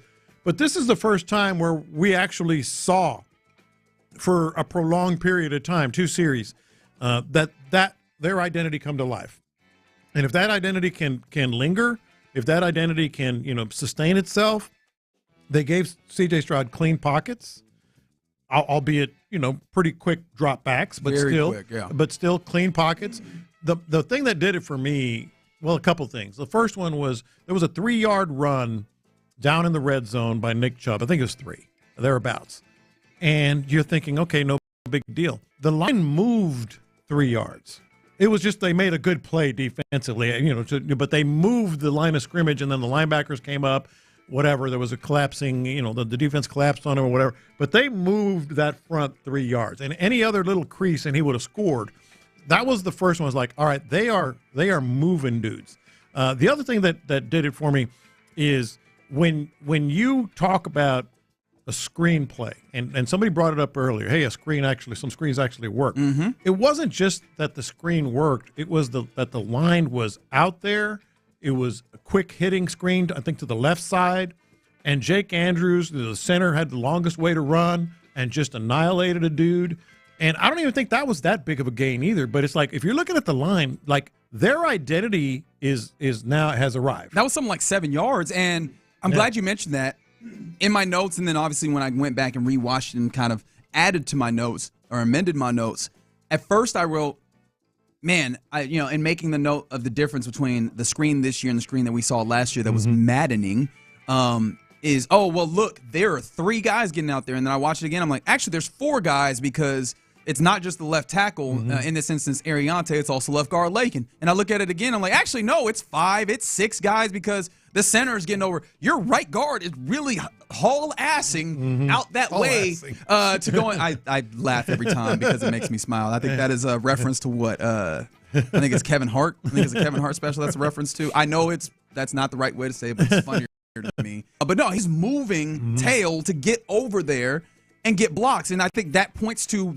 the idea or the identity, rather, that they want to have is we're getting out here. We are moving folks. We are going to get out there and with the level of, intentionality is the word I was looking for. We are going to get to the place that we're supposed to get to, and we're going to move the people that we're supposed to allow the guys behind us to do what they need to do. And that's absolutely what is necessary for this offensive line. In fact, you've heard some promos about it off of the post-game show, and I kind of bristled at this notion that Sean and Clint were making on the post-game that if this offensive line is just okay, which, again, feels like if they're playing like they did on Saturday, that is well within reach, that this is going to be one of the top teams in the AFC. And I bristled at that because I was like, I don't know. Are they right in that in your mind? Because I thought of the teams up there that are at the very top of the AFC. The Ravens, incredible offense, really good defense. The Bills, really good and probably incredible offense, pretty good defense. You look at the Chiefs, pretty good offense, really good defense. Obviously, a very, very good defense. Is just okay or solid offensive line play enough to make this an offense that can put them in that level? Well, I think there's one real difference. The team that needs to compare the best with, that you should compare the Texans to in this case, is the Chiefs. Pretty good offense, pretty good line, great defense. But they have a quarterback that can make the big plays in the biggest moments. And you got probably the great offensive line. And that too. Calling the plays and stuff that too. But damn, that's real nice of you to say about Nick Caley. Let's go. No, is but that not what you're talking about? My point is they can be one of the best teams in the NFL with an okay offensive line if C.J. Stroud in the biggest moments makes plays like Patrick Mahomes, makes plays like Tom Brady back in the day. Now, I'm not saying he's going to be those guys, but if you can be okay on offense when it comes crunch time and your defense has done everything that it could, and you're in the game and you're either winning by a little or losing by a little, your quarterback steps up. So ultimately, just keep us in the game type deal. Yes, but ultimately it is going to come back once again, like it always does, to can the quarterback make the biggest difference. But I think the beauty of it is if they are able to meet the pretty reasonable level of expectation that we're talking about, is just be solid. Yeah. That is what we've asked for. That's what you would hope for a quarterback of the caliber of CJ with the draft capital that you used, obviously a number 2 overall pick, and with his level of hype and the belief in his abilities. That's what you want. That's what you build for as a general manager. We want to build a team that gives him the platform to display his wares and be a game changer. Yeah. And this is seemingly what they're doing for him. Right. All right. So it stands to reason. Let's go to the room here. What does the offensive line room look like now to you? Because Blake Fisher. Just the starters? Or? No, just the room. Because Blake Fisher. We're doing 53-man talk, basically? Well, I don't know about that necessarily, but let me get out my pen and paper. He definitely it was his best day probably since last year. It was clearly his best day. Yes. And it was on the bubble, at least from the outside looking in, and some inside maybe were wondering. But you still have guys on the sideline that they brought in to play tackle that aren't playing quite yet. Well, Cam Robinson did, but Trent Brown and stuff. I mean, how does it play out now? What does it mean? I think that you feel a little bit more comfortable about your tackles even if the injuries don't kind of resolve themselves in a place that makes you more comfortable. Because if Blake Fisher's going to play like that, I think you're willing to have him as your swing tackle. No. As a swing tackle, yes. Yeah, if you can play like that. And especially what makes me feel better is I've been a hater on Ed Ingram. Really, a lot of the additions that they brought on the interior, he played well. If that's the level as well, do you feel comfortable with Titus Howard returning to what I imagine is probably his more preferred position of right tackle? Well, see, that's ultimately where I was going with this. Because Ariante Ursary has proved himself. As a left tackle? As a left tackle. And you heard C.J. Stroud talking about him after the game, just really raving about the kind of player he is, the kind of work he puts in, and his nastiness or whatever. So all of a sudden, if you get Titus Howard back to right tackle, who knows what you end up doing if Trent Brown even comes back. Cam Robinson, same thing. So does Blake Fisher? Is he in the mix all of a sudden as the swing tackle, or how do they play that with the other 2 tackles? That is a really good question. Yeah. Cam Robinson, I don't think we were looking at as your future, and I do wonder if Cam Robinson is back, if they're willing to do the entire shuffle again off of what we've talked about in the past, which is getting your best 5 out there. But they've had so much continuity with this 5 that's out there. I'd be interested to get in. I would love to be a fly on the wall in the conversations about this. Yeah. Because in a short-sighted nature, I'm like, well, this has been working. Go with it. But you're talking about the fullness of 17-game season plus what we anticipate to be more games, plural, on the backside of it. I don't want to just base that off of because of a few weeks in August that now this is what you go with instead of what could probably be more talent out there for the longer haul for multiple months of the season. I think I would still go back to what you previously had, but with Ariante, but I think you feel better about the possibility of Blake Fisher being there, especially seeing as you have not seen Trent Brown have an opportunity to practice with this team. Well, and the whole idea is get your best 5 out there, whether they're in your future plans or not. You know, maybe Cam Robinson's there. That means Titus Howard's at guard, Ursery at tackle. Then, you know, you still have other, you know, Ingram has played well, so he's in the mix on the inside. Jake Andrews and Jarrett Patterson. I think Jake Andrews has secured the starting center position. I mean, Blake Fisher is still in a tough spot here, you know, depending on what Trent Brown does, you know? Yeah, but I think that that's real competition, right? You're going to keep, 10 guys? 9 or 10. Let's do the count off, right? You go ahead and I'll let you establish it, and I'll help count it off. Who are the guys that you know for certain are on this roster in your mind here, Lopez? Cam Robinson. Okay. Laken Tomlinson. Jarrett Patterson. Titus Howard. Ariante Ursery. 5. Jake Andrews. Ed Ingram. That's at 7, huh? That's 7 with how many? All right, so let me take a second and press pause here. With what are we looking at interior and versus exterior, or guards in middle of the offensive line versus tackles, the guys who are going to be outside. Well, there. Titus Howard is kind of an outlier. I think I think you slot him in as a guard right now, right? But the opportunity to flex out. So Tomlinson, Patterson, Andrews, Scruggs, and Ingram. You said you feel and good Ingram. About. That's 5 there, right? Yeah. That you have as interior, and then on the outsides you have what? You have Robinson.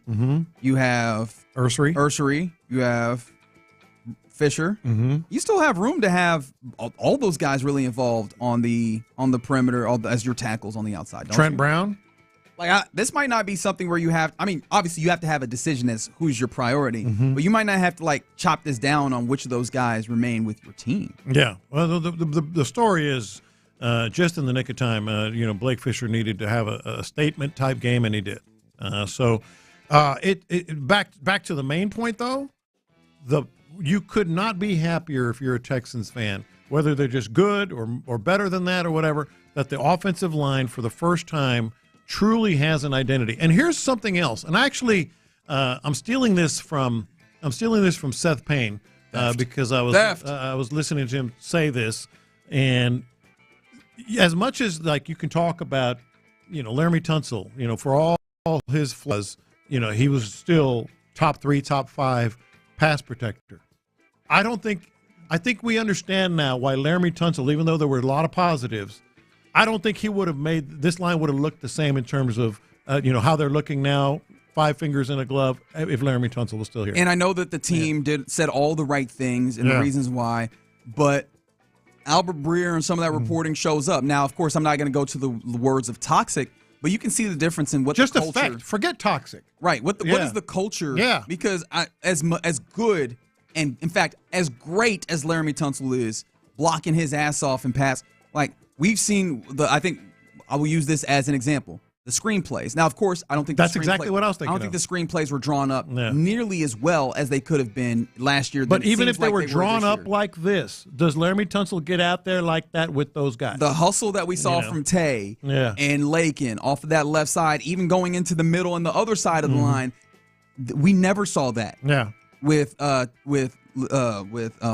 Tunsil on the left side, and the energy and the thing that has really caught our attention from that game on Saturday was the physicality and the nastiness, and that is something that was conspicuously missing from his game. And so I look at this and I still feel really good about it. In fact, I was going to point out that this was not a great Panthers defensive line last year, particularly against the run. I went and was looking at because they had 3 free agents on their defensive line, and I went and looked at those guys. Okay, they've got different guys. What does that mean? None of them particularly great against the run. And yet and still, I take that and I go, against the worst, run blocking or run stopping teams, this offensive line last year still did not give me indications or proof of concepts like they did on Saturday. So hopefully you continue to see more against defensive lines that are going to be even better, right? You're going against one of the best ones, if not the best one, every week, and we've seen some cracks in there. Of course, this is, though, a very good starting point for you to continue to push forward into a very long NFL football season. Yeah, just couldn't have asked for more. Couldn't have asked for more than that. From the 832, sorry, tuning in late today. Has Lopez taken his smelling salts yet? Jinxing the Astros game and stuff? Not yet, but trust and believe.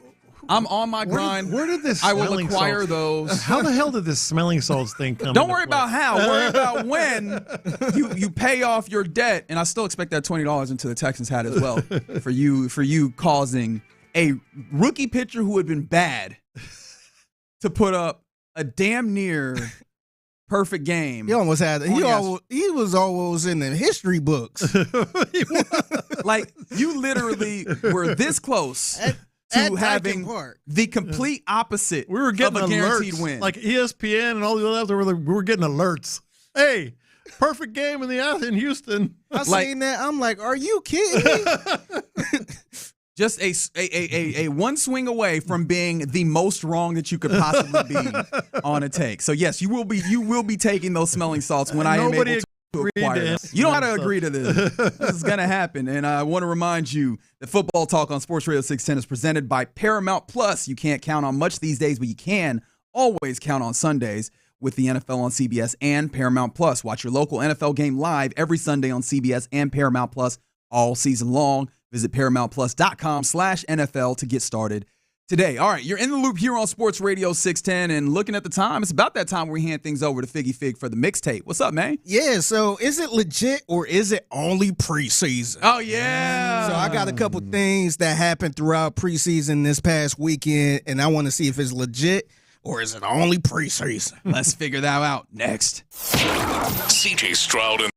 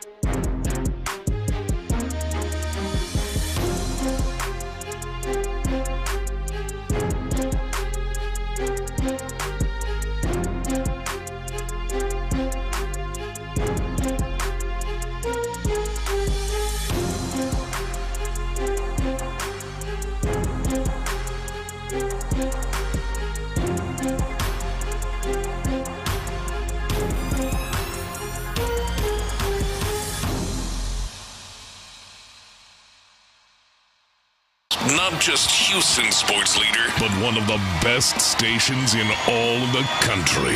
Houston's Marconi-nominated sports leader is Sports Radio 610. John, no, John, you're moving the goalpost. Pass the aux cord and crank up the volume.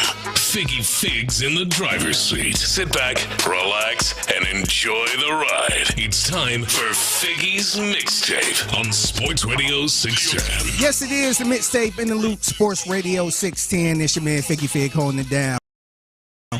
Happy Monday to everyone out there. Is it legit or is it only preseason? 713-572-4610.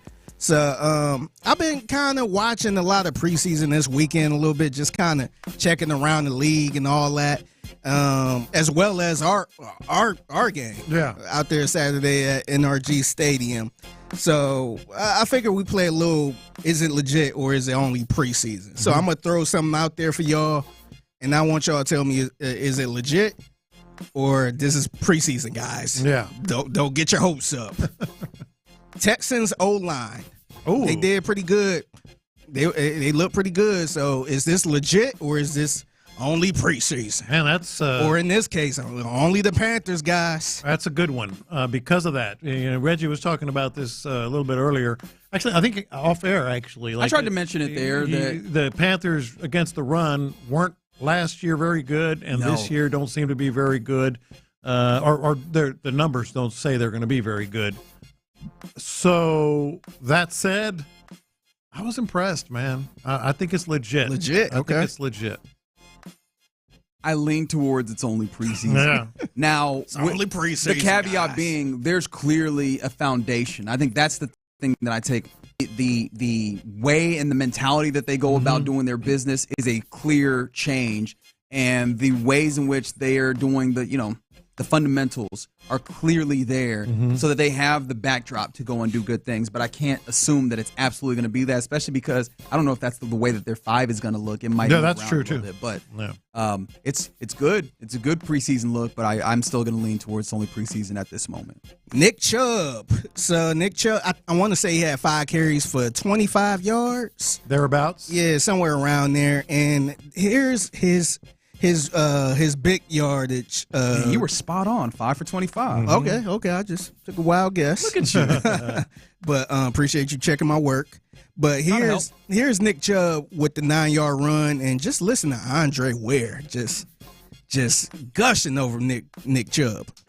At the 17, 3rd and 1, Stroud shotgun Chubb to his right, and they give it to the big guy up the middle. He's got it in more across the 10, down to the 8. And it's beautiful to see. Let me tell you something. First and goal. I've known Nick Chubb since his days at Georgia. I was a fan then because of the work ethic in which he put in even before he hit the field. You just kind of get sucked in as a fan because he's a good human being who works hard. Over the moon excited when he signed here, mentioned that earlier, and then to see the success that he's having here early. Well, I love it. Man, dang, he hit you with the let me tell you something. Nothing makes me happier than a let me tell you something. He's got it in more across the 10, down to the 8. Here we go. It's beautiful to see. Let me tell First you and something. goal. I've known Nick Chubb. He had that in the holster, man. Yeah, he might have had some notes right there. Yeah, he had that in the holster. Golly, it was a 9-yard run. I got to ask you, is this legit or is this only preseason? Nick Chubb's performance? Mm-hmm. Yeah. I think this is legit. Like, this is a Nick Chubb that's done a lot of running the football, and the question of whether it's legit is based off of coming back from injury. This is a dude who is playing and running like he'd be running in the regular season off of injury, and it looked like that. He was able to hit his hole, and not like they were giant gaps. Sometimes it was creases, and he's finding his way into those spaces. All of that is replicable in the regular season. So, no, this feels like this is absolutely legit for Nick. I'm going to say it's legit. I've been very, very excited to have him on the squad. Maybe not Andre Ware excited, and very, very positive about what we might get out of him. And I still think we might not see the full arsenal, presuming he stays healthy, until week 3 or week 4, because what he's showing right now is power, but I don't think he's necessarily showing that quick burst, around the edge and second level, et cetera. But it's legit. Yeah, I think the thing with Nick Chubb too, we'll probably see this throughout the season. he gets stronger as the game goes on. Yeah. So he might start off a little slower in the beginning, but as the game goes on, man, he just wear defenses out, man. Where now you get in the 20-yard run mixed with a 15-yard run and then a 10-yard. He gets better as the game goes on. I'll be interested to see how much that happens, though, with him slotted, because it's worth remembering, assuming that there's some health that comes up for Joe Mixon, which, to be fair, I actually don't know. I have to stop myself before I get too far out there because we have not heard Christian Harris all over again. I believe he's fine. I really and truly believe that. However, I just don't know, so I have to try and position it properly. However, if everything is the way that we anticipate it being, he's slotted in as a number 2 running back. Maybe he is, 1B or whatever. But I'm interested to see how that effect that you're talking about, just wearing down, works when he is in a very, very much a tandem or even a secondary role. Yeah. Here's another one. Is it legit or is it only preseason? Caleb Williams and the Bears offense. Ooh. So Caleb went 6 of 10 for 107 in the TD, and they beat the Bills 38-0. So is this offense, Bears offense, is this legit or is it only preseason?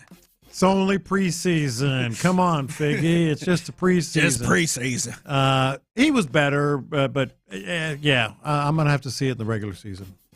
My brain goes, hey, pump the brakes.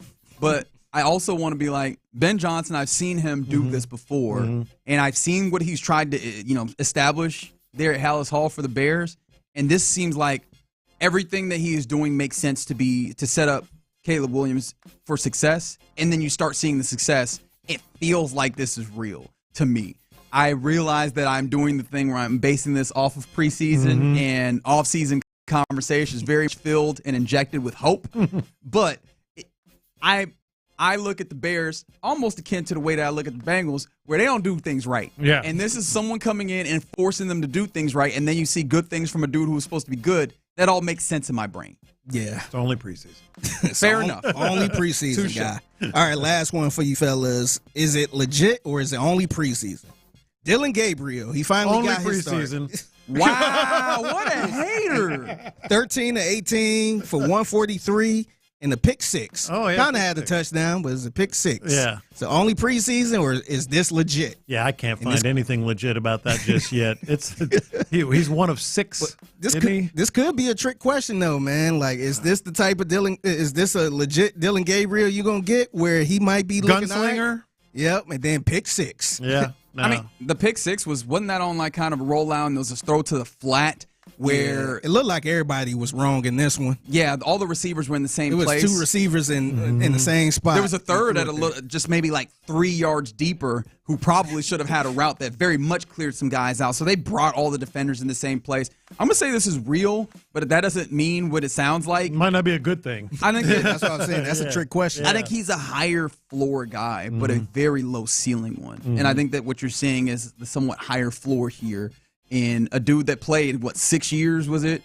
College football, basically. Like that higher floor, I think, shows up with him being able to get out there. But the question is then how much further does he push above that? And I personally don't know that it'd be high above that. Yeah, and just in case if you guys cared or not, Joe Flacco won the quarterback competition. I ain't know it's official. It was a competition, huh? Yeah, I didn't know it was a competition, but they decided to name Joe Flacco as the QB number 1. My biggest question is who's QB 2? Yeah, I think everybody want to know who's like, that was very much a quarterback competition where everybody was wondering who's getting silver. Nobody gave a damn about no Joe Flacco. We want to see who's QB 2 and 3. Yeah. So, salute, man. But anywho, is this? I'm trying to find a way to tie this in, but it's kind of early in the school year, and I understand. Salute to all the teachers out there. It could get a little stressful at times and all that, so especially the first week or 2 of school. But apparently, a teacher was really stressed because this teacher got a DUI on the second day of school. Yo. So apparently a middle school teacher in Florida. Middle school? Yeah. Yep, in Florida. Oh, there Florida man. Yeah, Florida man was arrested after he got drunk in his car between classes and crashed into a fence in the school's parking lot. And this happened around 11:45 a.m. on the second day of the school year. What other details? Is this legit or is this only preseason? Is it early? Is it early? Or is this a legit problem? Nah, this is a legit problem. He got drunk at 11:45 on. Ain't the first day? I mean, I'm guessing first day of school, right? You said? Yeah, second day. Arrested, yeah. Second day. They barely doing syllabus. Like I was talking to my little brother. Do you know your kids' names yet? Yeah. Okay. They don't even know how to make you the most mad yet. They don't even know your name yet. All right. So y'all may not take this the right way. So that's never a good preface. Let me clear out. Yeah. ISO. I'm not blaming the kids. Uh-oh. But your wife was He's blaming the parents. Your wife was a teacher. After the first day of school, any given year, she comes home and you say, so what's your class like this year? She might say, oh, these kids seem great. They seem like they're really cool. I knew some of them from before. Or she might say, these are a bunch of hellions, however you want to say it. They're all been troublemakers and everything. So I'm not saying it's the kid's fault, but I'll bet you part of that second day of school drinking was he's like, I hate these kids. No, that's look, I hate these kids. That is fair. That happens a lot more than we're willing to give credit for. Yeah. This is still like as opposed like in the form of the question of is this preseason or is this real? Yeah. No, this is real. You want to know why? Brother, where'd you get alcohol at 11 in the morning on day number 2? No, you had that in the tuck.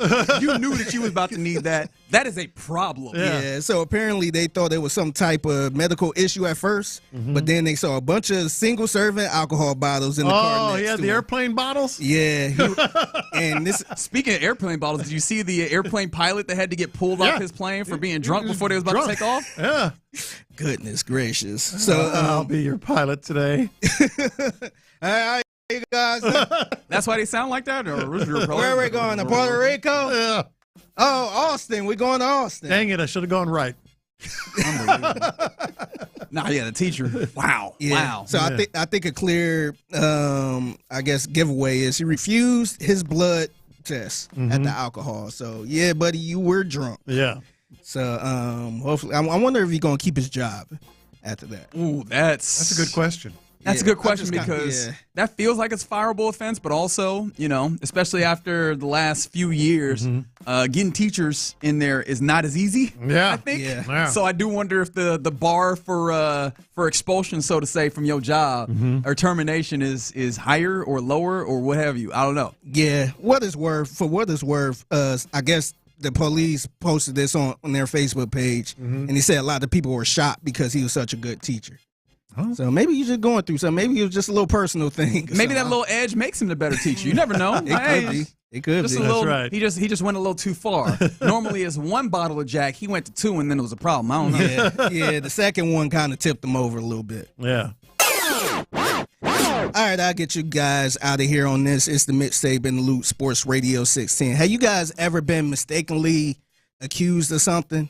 And you kind of like, wait a minute, hold on. And then they had to kind of figure it out. Yes. Yeah. Yes. Just imagine a judge who accidentally said someone was guilty of a crime and it was all wrong. So here is a judge.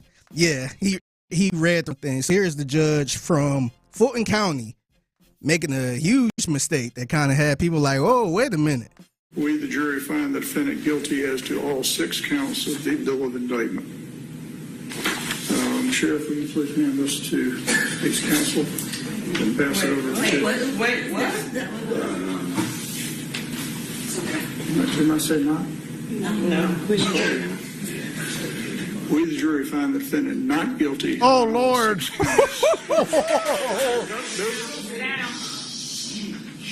Oh, my God. I apologize for my mispronunciation. Now, that ain't no mispronunciation. Yeah, that wasn't dog. a pronunciation. Like, again, 2 things that could not be more different. It's like when Lopez guaranteed a victory and then there was a 7-0 damn near perfect game put up on you. Yeah, he's guilty. Wait, did I not say not? No! Yeah. Those are different things. This is in court. Yeah, the this is person, is it a man or a woman, is sitting right there. And he check his car, see if we see those one-shot bottles. Yeah, so apparently the jury was like, whoa, wait a minute. We didn't say that. But the poor person thinks I'm screwed. Dude. Yeah. Yeah. Yeah. It was crazy. And it took like a good, 10, 15 seconds? Yeah. Somebody's like, oh, no. Yeah, just imagine that feeling of hearing guilty. Yeah. And then, oh, my bad. Yeah. Not guilty. That's not a my bad situation. My bad is like you bump somebody, you went on the elevator. Oh, my bad. Sorry. Not I'm in court and you're guilty and the deputies are coming to take you away. Hey, I didn't have that type of situation. Yeah. I was never in court or anything. But it was one time, this was early on when I first started working with this company. And I was a street teamer at the time, started off as an intern, and then got hired on the street team. And they do all the background check and all that stuff. And apparently something popped up on my background check. It was it was a misdemeanor for loud music. So apparently, salute to Shaker Heights, who gave me a misdemeanor for a loud music ticket. Wow. Yeah, it was crazy, but I totally forgot about that. So the person that was hiring me came up like, hey, I understand. I'm not trying to go in your past. Yeah. But whatever it is, it's in the past, but I just want to make sure everything is. I'm like, huh? I had no idea what she's talking about, and come to find out, it was just all over. Loud music. Yeah, that's some real hater business. That is. Here's the thing, though. You said that's not a my bad situation. That is the chief my bad situation. No, but I mean to say it in court. Oh, my bad. No. But here's the thing. Here's my thing. When you think of the various different ways that people can play making a mistake, that is the one that I want. I want you to be like, oh, did I not? My bad. All right, we're changing that, as opposed to, the person that's like, well, now this is the life that I live, and I'm going to ride this out. Can you imagine? Yeah. If the judge is like, I said what I said. Or just imagine. Go to jail. Just imagine if it was the opposite. When if he made a mistake and said not guilty? Yeah, you're right. Hey, my bad. Guilty. Oh, that one's nasty. 25 to life. You like, whoa. Already selling? Oh, yeah. man. Yeah. Actually, no. You're going to jail, brother. Yeah. You going to jail now? Psych. See, now that's the worst. Now the judge playing with you. Yeah. He's like, oh, you think you're not guilty? You think you're not guilty? No, Psych, go to jail. The judge said, oh, my bad. You guilty, bro. My bad. That was a misspeak. Oh, man. If you ever feel bad about making a mistake at your job, just remember, you never held somebody's life in the balance when you made that mistake. So right. There you go. Or maybe you did. And at that point, you might have to do some evaluation. All right, you're in the loop here on Sports Radio 610. That is Figgy's Mixtape, 1:20 p.m. every weekday right here in the loop. But coming up next, we get ready to hand things off to the fellas of the drive. Before that, I actually was proud of myself. After the game on Saturday, I went down to the locker room. This is what I found out, especially pursuant to where some of the rookies sit and where their lockers are. Let's talk about that next. How's this?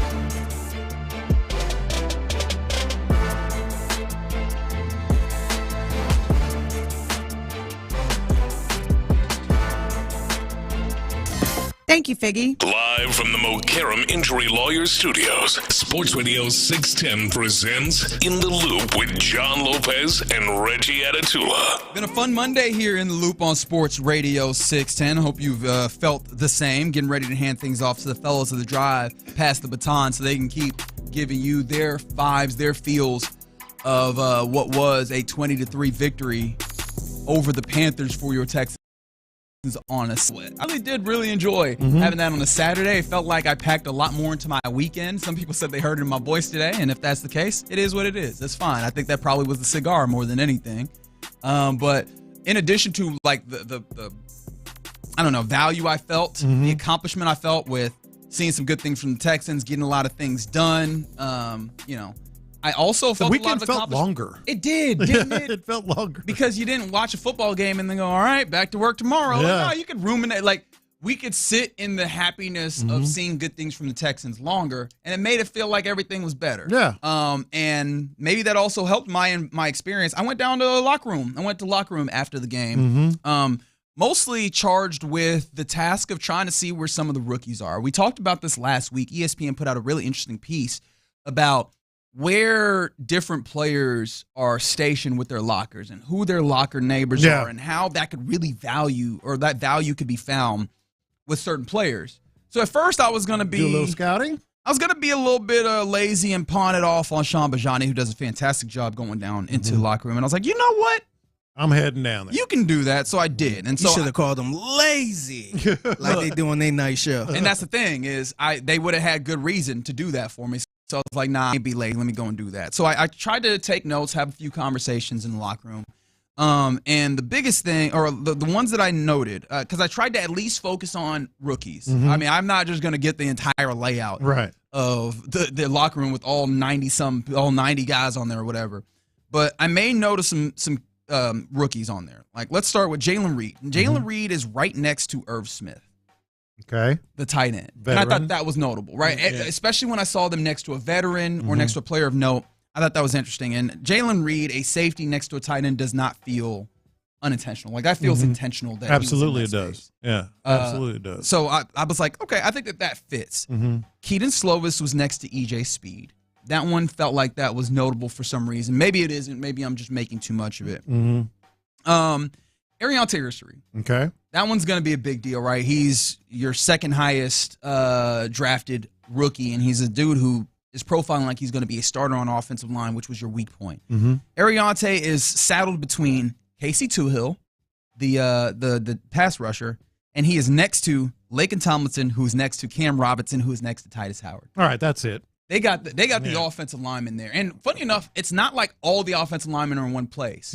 There's like a group of 4 there. There's another kind of silo. But they have a little cluster of linemen, but they also still have a vet next to Tay. And it seems like I was talking to Laken a little bit because we had an opportunity to chat with him. And he's like all the time they're chatting about life, just general, because he's played for a good amount of time, played for a number of teams. But then about what he does, and one of the things he mentioned about Tay is that Tay's just eager to get more and more information, which made me really excited for Tay even more so. Yeah, the Tomlinson one might stand out the most, not just because Ursary, is a higher pick and integral in what their plans are, but Tomlinson's like, it's the perfect guy. He's been around, veteran, older, probably one of the, if not the oldest offensive lineman, outside like Trent Brown or somebody. Out there. So no, that one is significant to me. Yeah, and I found it interesting that he's next to the left guard because I mean, at least before injuries, you would imagine that he'd be on the right guard. Yeah. Or next to the right guard. I don't think it's necessarily position specific as much as like this is a guy that can help you. He knows the position. He knows he plays the line. He can help you. Yeah, that one seems significant to me. All right, a couple more that I saw. Shout out to Woody Marks, the running back. He's on the other side of Titus. And he's also next to Davis Mills. Okay, Davis Mills, sounding board, and probably knows the offense, has some experience with the offense. Help him get familiar with things on the off days, et cetera, or not on the field. I was interested because I was like, that one didn't feel like it was as. No, Davis Mills makes sense. Okay, all right, and then Jalen Knoll and Jaden Higgins, of course, are next to each other, but they're sandwiching them. Kurt Heinisch is next to Jalen Knoll. And Solomon Byrd is next to Jaden Higgins. Yeah, that one was like, it feels like them being next to each other matter more. And it's kind of funny that their relationship has been in such a place where I think you could two-way. You could be like, hey, you guys are just going to be paired together and you're going to go through this thing as a tandem so that you find a level of comfort. Or you could go through the, pardon the, I guess, expression, the school teacher approach of being like, I'm separating y'all so that you have an opportunity to kind of find your way. Well, rookies coming in together like that, I mean, yeah, you got to have them together. Yeah, but I thought, hey, maybe if maybe a DB or safety would have been cool to have them next to, but it very clearly is intentional in my mind. And I think the guys that caught my attention is, I imagine they benefit a lot from that. Jalen Reed next to a veteran tight end, a safety next to a veteran tight end to get a little bit of different perspective. And then Ariante Ursary next to a edge rusher, and then also one of the other more veteran offensive linemen. And it might be more significant once they cut to 53. You know who's sitting where and how they line up. So Clint, we were talking about last week. You know, it's never an accident like how they lay out the locker room. So certain guys with other guys. And so Reggie actually did a little scouting report. Some of it seems pretty interesting to me, but I still think once they get to the 53 is when it's going to get real, so to speak. Oh yeah, they'll know even more about these guys, right? They'll know who needs what. And no, I think it's big time. There's no doubt. Woody Marks, you obviously heard Woody Marks talk about it in the post game presser. Yeah, no, I think it's real. I think it's if it impacts one player, it's worth the time. You know, so but I think with this group, it probably impacts damn near every player in there. So much about culture and all that stuff. Yeah. Well, so much about culture, and the guys that they tend to bring in there, like every single one of them, the one common thread is they're all willing they're all willing to be molded and kind of fit in and learn the way and in a good way become part of the standard and what it is here. And so, yeah, I mean, I think we talked about that on the post-game show, just a sense of like how they have somehow found a way. I think every coach and every general manager would love to tell you that they could build a roster the way that now a competitive roster. Yeah, right? I think it could be done and probably has been done before. But you look up and you're like, damn, we can't beat nobody. But you got a bunch of extremely talented dudes that are all great dudes. Yeah, really good communicators. Great, in terms of teammates and buying in. Extremely coachable and respectful, and I mean the whole thing. Is impressive what they've done, and you get them youngsters in there, get them underneath the right people. Trust me, it's coming from a guy that, when I got in the league in Dallas, it wasn't that was the furthest thing from the worries of what they were doing. It was just, we were going the other direction, right? We were seeing how quickly we get in the streets, and we were following the vets. You know what I mean? It wasn't about that, but that's what you get when you're a cap-strapped team and a 5-11 win team versus what these guys are doing. Yeah. By the way, I'd love to keep this chit-chat going, but before we go there, I just want to make sure to shout out the D&M Auto Leasing brings you the crosstalk with the fellas of the drive today with Luke Morrow in for Ron. So it's Clint and Luke on today. What do you got? I jogged. I went jogging today. Oh, good for you. Pulled out that Odyssey app, AUDACY. Download the app. I went jogging today. Listen in the loop. Didn't crack once, by the way. The streaming service is tremendous. Didn't crack once. You love to see it. I got a lot of in the loop, in the crosshairs today. All right, here we go. I'm ready for it. You some bucks can't put Phillip Rivers in that same conversation with them other boys that's running. Well, that's what I tried to say. He's got one family. Them boys are running their worm all over America and leaving tracks and got kids all over the world. Phillip Rivers, you're all in one house. Thank at least. you. I tried to make that clear. I think I can make the point that he need to leave that woman alone. Okay. Yeah. She's done a lot. Hey, and I heard y'all on the Kaepernick documentary getting canned. Yeah. Boy, it says a lot for ESPN, ain't it? But yeah, man. Big stance until money and all the until money and success and all the somebody steps in the way and say, "Oh no, we'll can that one. Don't worry about it." Well done there, ESPN. What a joke. But Nick Caserio, don't soft shoe that Lopez. Don't What's that? That first draft where Green and Metchie was in there, it ain't technically he missed big time. No, he missed big time. But he also had hit big time. No. He did a good job of cleaning his mess up, but his ass missed big time. Yeah, you got Sting, Green, Metchie, and then you also get Petrie in that one as well. Yeah, so it's a real up and down proposition. But them two that up out of here, boy, first and second rounder, them hurt right there. Yeah. The conversation about the tight end. I like the tight end they brought in. By the way, enjoyed the conversation, but I think you're nuts if this guy, if he takes any reps from anybody, I think it's Schultz. Oh, really? Yeah, he's not going to put his hand in the dirt and be a super physical dude. He's more in line with I think he's more in line with what Schultz is. Yeah. But I mean, now I don't know that this isn't just a veteran sign. Yeah, I got it. But if we're going to have a conversation about one or the other, I think I got Stover as one of the guys that Demeco is made off limits. In every sense of the phrase. Like that guy. Because he can block. Just him and Ursery are the two guys offensively. Yeah. And you can say Chubb and Mixon and some of those guys. But maybe Lake and Tomlinson. But those guys just like flat out embody what he wants that line to look like. Yeah. I think he's going to put those cats up on a pedestal. I don't disagree. Yeah. Now, we'll see. I mean, Schultz's $12 million makes you damn near untouchable. That's for damn sure. We'll see. Figgy? Where's Figgy at? He just walked. Figgy didn't start Figgy, I hope you're listening. I hope that TV out there's on. Now, I mean, I got absolutely smoked across the whole city by media and fans for making the comment about C.J. Stroud being an eye roll. You bringing up confessions today and making C.J. Stroud an eye roll guy, or not an eye roll guy only because he plays for the Texans. Woo. Tread lightly, young blood. Tread lightly. God bless, brother. Take it from me. Wow. Yeah, I mean, look, I'm here for it. I said it with my chest. I have people come to me at practice. I was like, look, if we can have a conversation about that without somebody getting offended or somebody getting their feelings hurt about it, then your ass is soft. Yeah. But no, I mean, hey, Figgy, be ready, baby. I don't know if you want to go out in that hotel gate and parking lot with some of them sensitive CJ fans now. They're liable to track your little ass down in that golf cart. I hope you ain't got a governor on that golf cart now.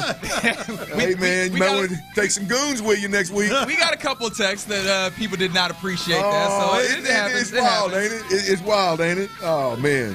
Figgy? Boy, I don't know if Figgy got it in him. Me, I got enough A-hole in me. Figgy, you too nice. We got to be doing that. What the hell is going on? But I enjoyed it, boys. Y'all got me in 45 minutes of a jog, man. AUDACY. Download that Odyssey app, man. And in the loop, you working out, driving to and from practice, whatever's going on, man. Keep us in your ear and damn sure in the loop. I mean, I'd appreciate it if you take the drive, too, but damn sure in the loop, boy. No, you absolutely got to keep it here. I mean, enjoyed it, man. They're only getting a walk-through today, but it's starting at 3, and I think we're going to have some media availability after that, so you guys will hear about it. Huh? Reg, you know I'm that unorganized man that I am. I pulled up in that parking lot about 9:15 over this morning. Did you really? And I'm far enough away from home where it's like, hell, I ain't going all the way back home. That's you right. know what I mean? So I ended up getting me a little workout in and actually didn't rush through the day. But I pulled that red light and I was like, damn, there ain't a car one in that. Nobody here. I'm gonna guess ain't nobody, because I miss stretch. I don't show up for stretch. Them days of me showing up to watch guys stretch are over. And you had a lot of stretching yourself. Yeah, I'm over. I mean, that's if you're not gonna ride a broom around like Dak does and play horsey or whatever the hell he's doing up there in Dallas, then I'm not showing up. Fair enough. So you're very much prepared for another fantastic edition of The Drive. Luke Morrow in for Ron, the show. He is. I know you ain't hear him yet, but that's on me. I didn't ask him questions. So I will get out of his way. I'll get out of both of you, or all three of you fine gentlemen's way, so y'all can do another Marconi Award nominated type program. All right, you're listening to KILT AM, KILT FM, HD2 Houston and Odyssey Sports Station, and right now, The Drive is live. Yeah, it is, and Luke Morrow is in for Ron the Show Hughley. Big prayers up for my man Ron the Show Hughley. He's stuck out in Turks and Caicos, a little hurricane action going on out there. Oh, no. Stuck. I mean, hell, look, I've been stuck in worse places, Rich. I have been stuck in worse places. Now, we don't play with hurricanes around here, so I hope everything is okay. I hope the flight issue is the only issue that they have. I know Ron out there, he's worried about the $1,000 hotel room that they're trying to hit him with instead of that getting back to Texas. He's worried about that damn money. That price gouging got him feeling some kind of way. Hey, they got you over a barrel, brother. They got you over a barrel. There's a hurricane. Your ass can't get out. You're going to pay whatever you got. Whatever they ask, you're going to pay for that damn hotel room. And here's what I think you ought to do. I think you ought to pay for the hotel room. Chalk it up to your in-laws are down here babysitting them kiddos. Let them just chill out and relax. Hey, some of that expense could go towards maybe if you were having to hire a babysitter for 3 kiddos. Right? Hey, man, go on and enjoy a couple more days with your bride, man. Make the best of it and leave them folks alone. Don't try to save you $100 or two here. But Luke Morrow is in as he has a couple of times for Ron over the last couple of weeks. Tyler Milner is behind the glass on the 1s and 2s. I got a request for payment this morning, so I'm going to assume we didn't win any money this weekend. But far from a perfect 6 for 6 Friday. Yes. That's what we were looking for, right? Yeah. And it is it's a reaction Monday, y'all. The Texans they did play preseason game number 2. They got out of there with a dub and no injuries. The Texans have also made a trade today. Nick wins again, or did he win again? And on that Texans front, we got a little program note here. Texans general manager Nick Caserio will be on Payne and Pendergast at 7:30. Is that tomorrow morning? I'll double check. Is it tomorrow morning? I want to or say Wednesday? yes, but I want to say tomorrow. But let me double check real quick. Let me check that text from my man Pendergast. That's right. Celebrities text me from time to time. Pendergast and Payne. And Pendergast put that text out there. Hey, tomorrow, 7:30 a.m. on Tuesday, Payne and Pendergast, Nick Caserio will be live, baby. And that's usually 30 to 45 minutes. So set a reminder, 7:30 a.m. on Tuesday.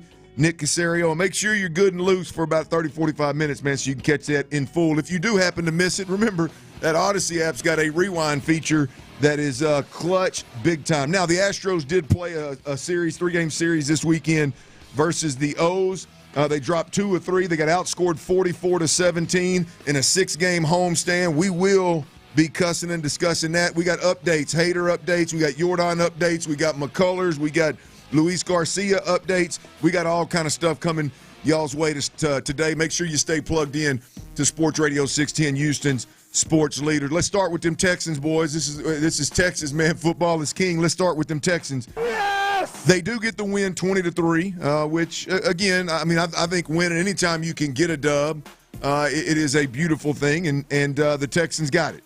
And I'm going to tell you, Luke, for me personally, you weren't in on Friday, but when Friday leading into the weekend, Brandon Scott was in, and I told Scott, I said, look, we ended the show with this right here. What do you hope to know after the game that you don't know while we were doing that show Friday? I said, I got a handful of things, and every single one of them, the one thing they have in common, guys, is I want to know more about the guys that we've never seen in a Texans uniform before.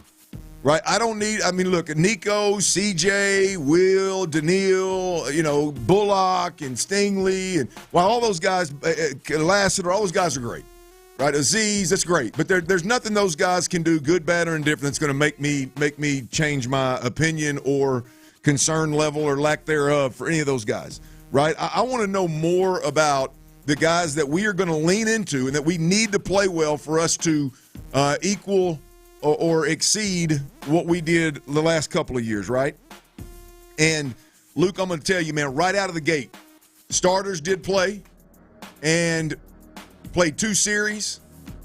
C.J. Stroud missed Nico Collins on a go route down the sideline in that first series that would have been hit your head on a goalpost type stuff, which I'm not concerned about because C.J. Stroud will hit that the next 9 times. Not worried about it one bit. No big deal. The next series was awfully impressive, right? The next series was awfully impressive, much like the first series in the Minnesota game. It was on all fronts in the pass game, the run game, the screen game, the quick game, the mid-range game. It just seemed like it was all coming together for Nick Caley's offense. But my first takeaway here is, yes, the offensive line got good push.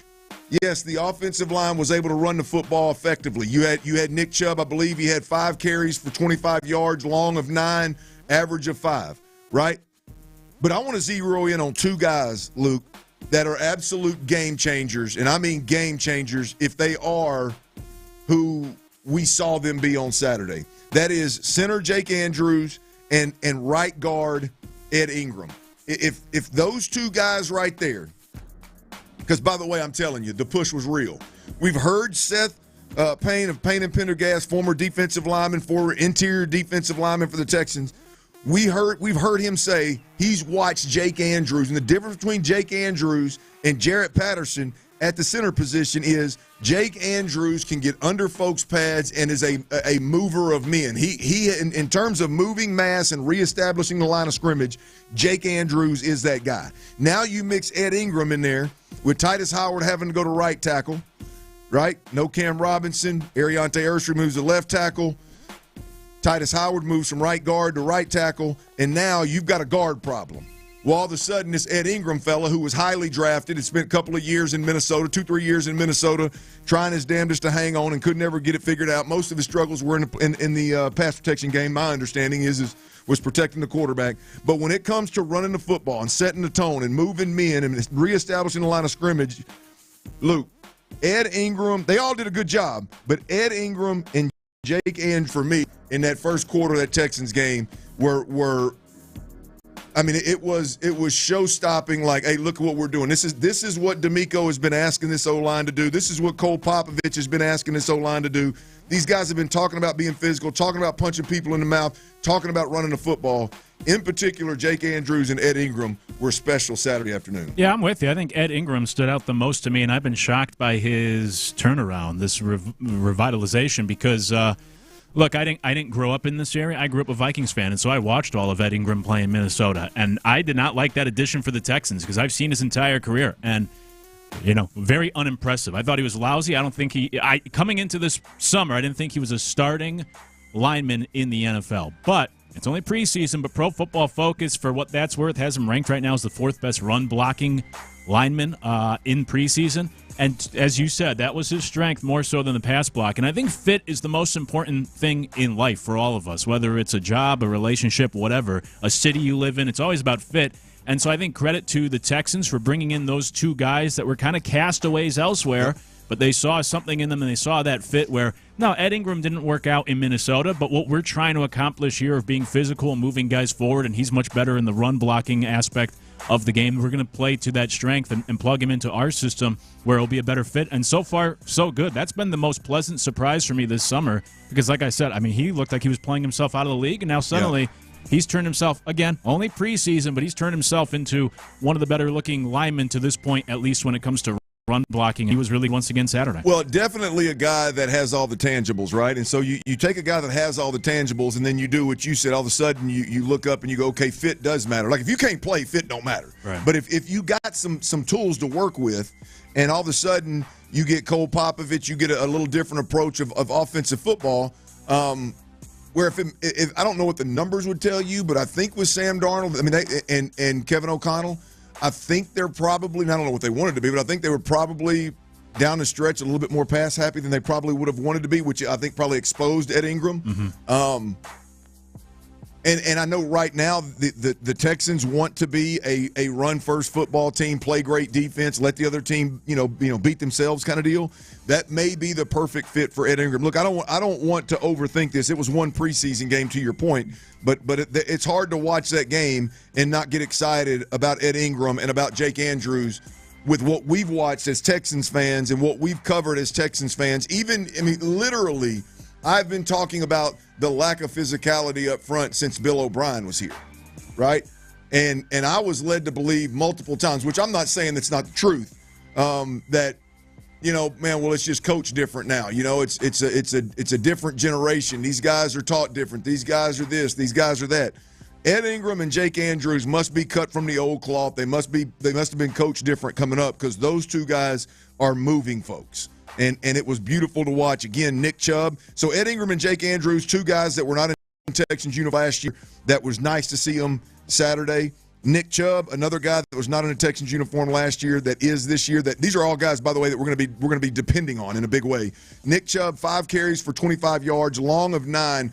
I'm going to be honest with you. I know Nick Chubb is not some highlight reel running back, but I'm pretty stoked about Nick Chubb being our running back in this particular system to open the season. Look, I don't know. A month from now, we may look up and go, well, hell, here we are once again. We ain't physical enough to run the damn ball, so CJ's got to throw it 50 times. And it may be a different story at that point in time.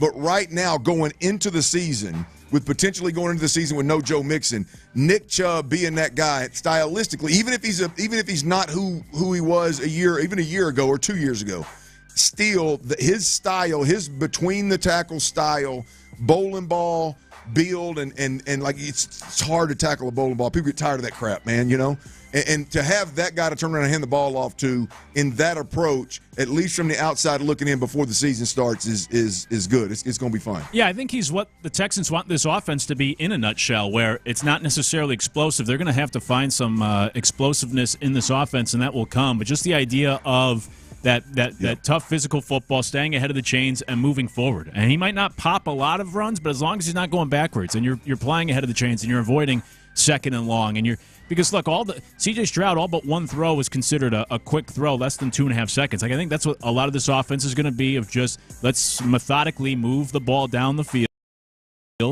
Let's tear the football on offense, and more of this short passing and physical ground game. Yep. And that's what the Chiefs, if you go back, you look last year, I mean, the Chiefs were in the middle of the league in explosive plays. That's what they relied on, a good defense and being able to run the football and shorten games, and they weren't necessarily explosive, but they were able to convert the chains and, shorter passes for Mahomes. And I think that's what Mixon brings to the offense, and that's what this offense will try to be, of let's just stay ahead of the chains. We're not looking to bust 80-yard runs like, Adrian Peterson, but let's just keep moving forward down the field and not fall behind, second and long. Well, you want to talk about protecting your quarterback and letting him play a more efficient, conservative brand of ball, keeping him clean. You want to talk about your new offensive coordinator, give him a damn chance, right? Then stay ahead of the chains, right? 2nd and 7 is a lot easier than 2nd and 12, 2nd and 13, 2nd and 10 if you get nothing, or if you have to throw the ball and it's incomplete. So the Nick Chubb, Ed Ingram, Jake Andrews, also not in a uniform last year, but in a Texans uniform this year, the Iowa State rookies. You look at Knowles' return plus extended play. He had some extended play.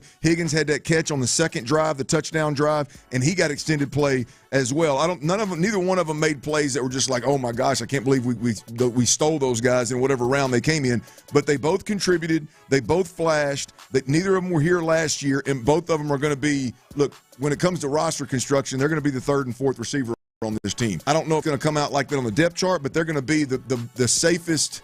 They're going to be the top 4 safest wide receivers on this team come roster time. And so seeing those two guys do their thing was reassuring. And then also the depth corners, right? Jalen Smith, 3rd-round pick out of USC, he's got a pick.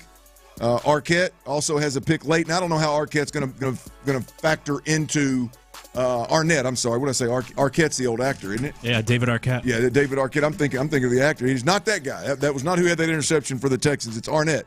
But those depth corners playing well. Again, two guys that were not here in Houston last year that I think are competing for a position. Them playing well, turning the football over is big in this system. And it's going to go a long way to whether they can make this team or not, Luke. So the Iowa State rookies and the depth at corner were big. Yeah, we talked about Higgins when I was in with you last week on Thursday. So even though it was just one little catch there, but on a nice out route, to see him get involved in the passing game was good on Saturday. Honestly, I watched it, and it's only preseason, so I have to try to guard against being a prisoner of the moment. But I came away from that game with all positives. There was nothing I saw Saturday. I was like, oh, shoot, I really didn't like this, or I'm really worried about this, or we have to figure this out. I thought it was almost like a best-case scenario where, as you have laid out here in this opening segment, everyone contributed, everyone did their part. You got to see from the new guys on this team that weren't here last year. And it was a lot of positives from this team on Saturday that you come out of it feeling good, where most of the starters, probably all the starters, shouldn't play this final week, final preseason game, and then you gear up for the regular season playing week 1. But a lot of things looked really good Saturday, and I was really pleased with what we saw from the Texans. All right, the Texans did make a move. They made a trade, and I got to get you in. I got to let you know who that was and what it means for the Texans moving forward. That's next right here on Sports Radio 610. The Sign and Save sales event is going on now at Clayton Homes, LUV Homes, and Oakwood Homes, but only through August 3rd.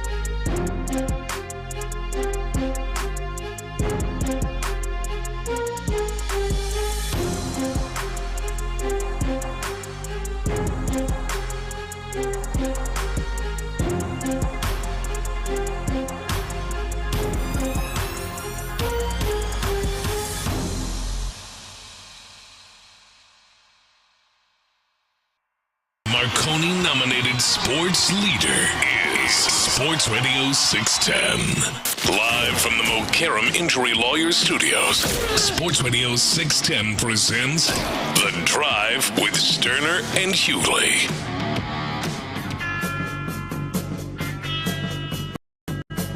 Luke Morrow is in. You listen to Sports Radio 610, Houston's sports leader. The Texans have made a trade. I don't think anybody that covers a team, this shouldn't surprise at all. Something had to give. I think there's a couple of different positions where the Texans have the numbers aren't going to add up, right? They've got too many wide receivers. They've got too many linebackers. If they're healthy, they got too many running backs. And some of those guys happen to be tradable assets. And Casario's got to get to 53 somehow. Yeah, he's got to get to 53 somehow, and it's not going to be easy, boy, which is a beautiful thing for all of us here that are Houston Texans fans, right? The topic here is simple. John Metchie was traded to the Philadelphia Eagles. Wide receiver John Metchie and a sixth-round draft pick was traded to the Eagles for tight end Harrison Bryant and a fifth-round draft pick. Now, Harrison Bryant was a former fourth-round pick in the 2020 draft. He was a John Mackey Award winner out of Florida Atlantic, played for Lane Kiffin, I believe. Is that right, at Florida Atlantic? Was that, yep. Golly, I thought Lane was there that long ago, huh? That recent. I was thinking, I think it feels like Lane's been at Ole Miss for 20 years, doesn't it? But he hadn't. He's only been there a handful. But ultimately, the Texans had more wide receivers, especially in that bunch of, do you make the roster, do you not make the roster? Can you this team or not? Can you get snaps or not? Look, I think you had Nico Collins, you had Christian Kirk, you had Noel and Higgins, the two rookies out of Iowa State. Those were your four that were definitely going to make the football team. Then you got Braxton Berrios. I believe that he is definitely going to make the football team. I think Xavier Hutchinson has played himself into a position where he's definitely making this football team. That's six guys. And so then you look around and you go, okay, who's left? And you got John Metchie and I think Justin Watson, the cat they brought in from that spent some time in Kansas City. I think those two guys were really battling right there on the bubble of, hey, man, can you make this roster or can you not? And then on the flip side of that, you look up with the Brevin Jordan injury, there is a need at the tight end position, right? What kind of need? I think you can take your pick. I think it matters who's available, right? I mean, there's room for a difference-making tight end. There's room for a veteran tight end. There's room for a pass-catching tight end. There's room for a run-blocking tight end. You take your pick, and there's just a need at the tight end room. Nick Caserio is able to flip former second-round pick John Metchie for tight end Harrison Bryant at a position of need, at a thin position on the depth chart, and this is a plus. Harrison Bryant is a veteran tight end that has been in some places where there's just a number one tight end that he's just not better than. I mean, the kid in Cleveland, he was never going to play more than him. Cat in Philly and Las Vegas. I mean, those two, all of those teams have one or two tight ends that he's just not going to crack the starting lineup. He's not going to get much run. So you can argue that there's been some really good tight ends ahead of him and kind of kept as roadblocks kept him from playing. And he's probably a little bit more talented than what his resume would tell you. I like this move. I think that the Harrison Bryant, the tight end, fits in really good here, both with the need and stylistically. And John Metchie was probably going to get cut. So you upgraded a tight end position and you upgraded a draft pick from a 6th to a 5th, Luke. I like this move by Nick Caserio. Yeah, I think it was a smart move by the Texans. You know, we were talking about that wide receiver room last week and how things would shake out, and I figured it'd come down to Metchie and Hutchinson, and someone actually asked on the text line, like, oh, could you trade? Who would be more valuable in a trade? That could help make the decision. And I responded on the text line, not on air, but I said I thought Metchie would carry more value, and then sure enough, he's the one that does get traded. And I think it is a good trade in the sense that you have that guy who becomes expendable at the wide receiver position, and then you help bolster the tight end room after an injury. And I'm curious to see how things play out with Harrison Bryant because, you know, he was named to the all-rookie team as a rookie tight end with the Browns. Pro Football Focus also that year ranked him as one of the best rookies in the league, and he never fully developed. To your point, they had David Njoku, so he was always kind of held back at that position.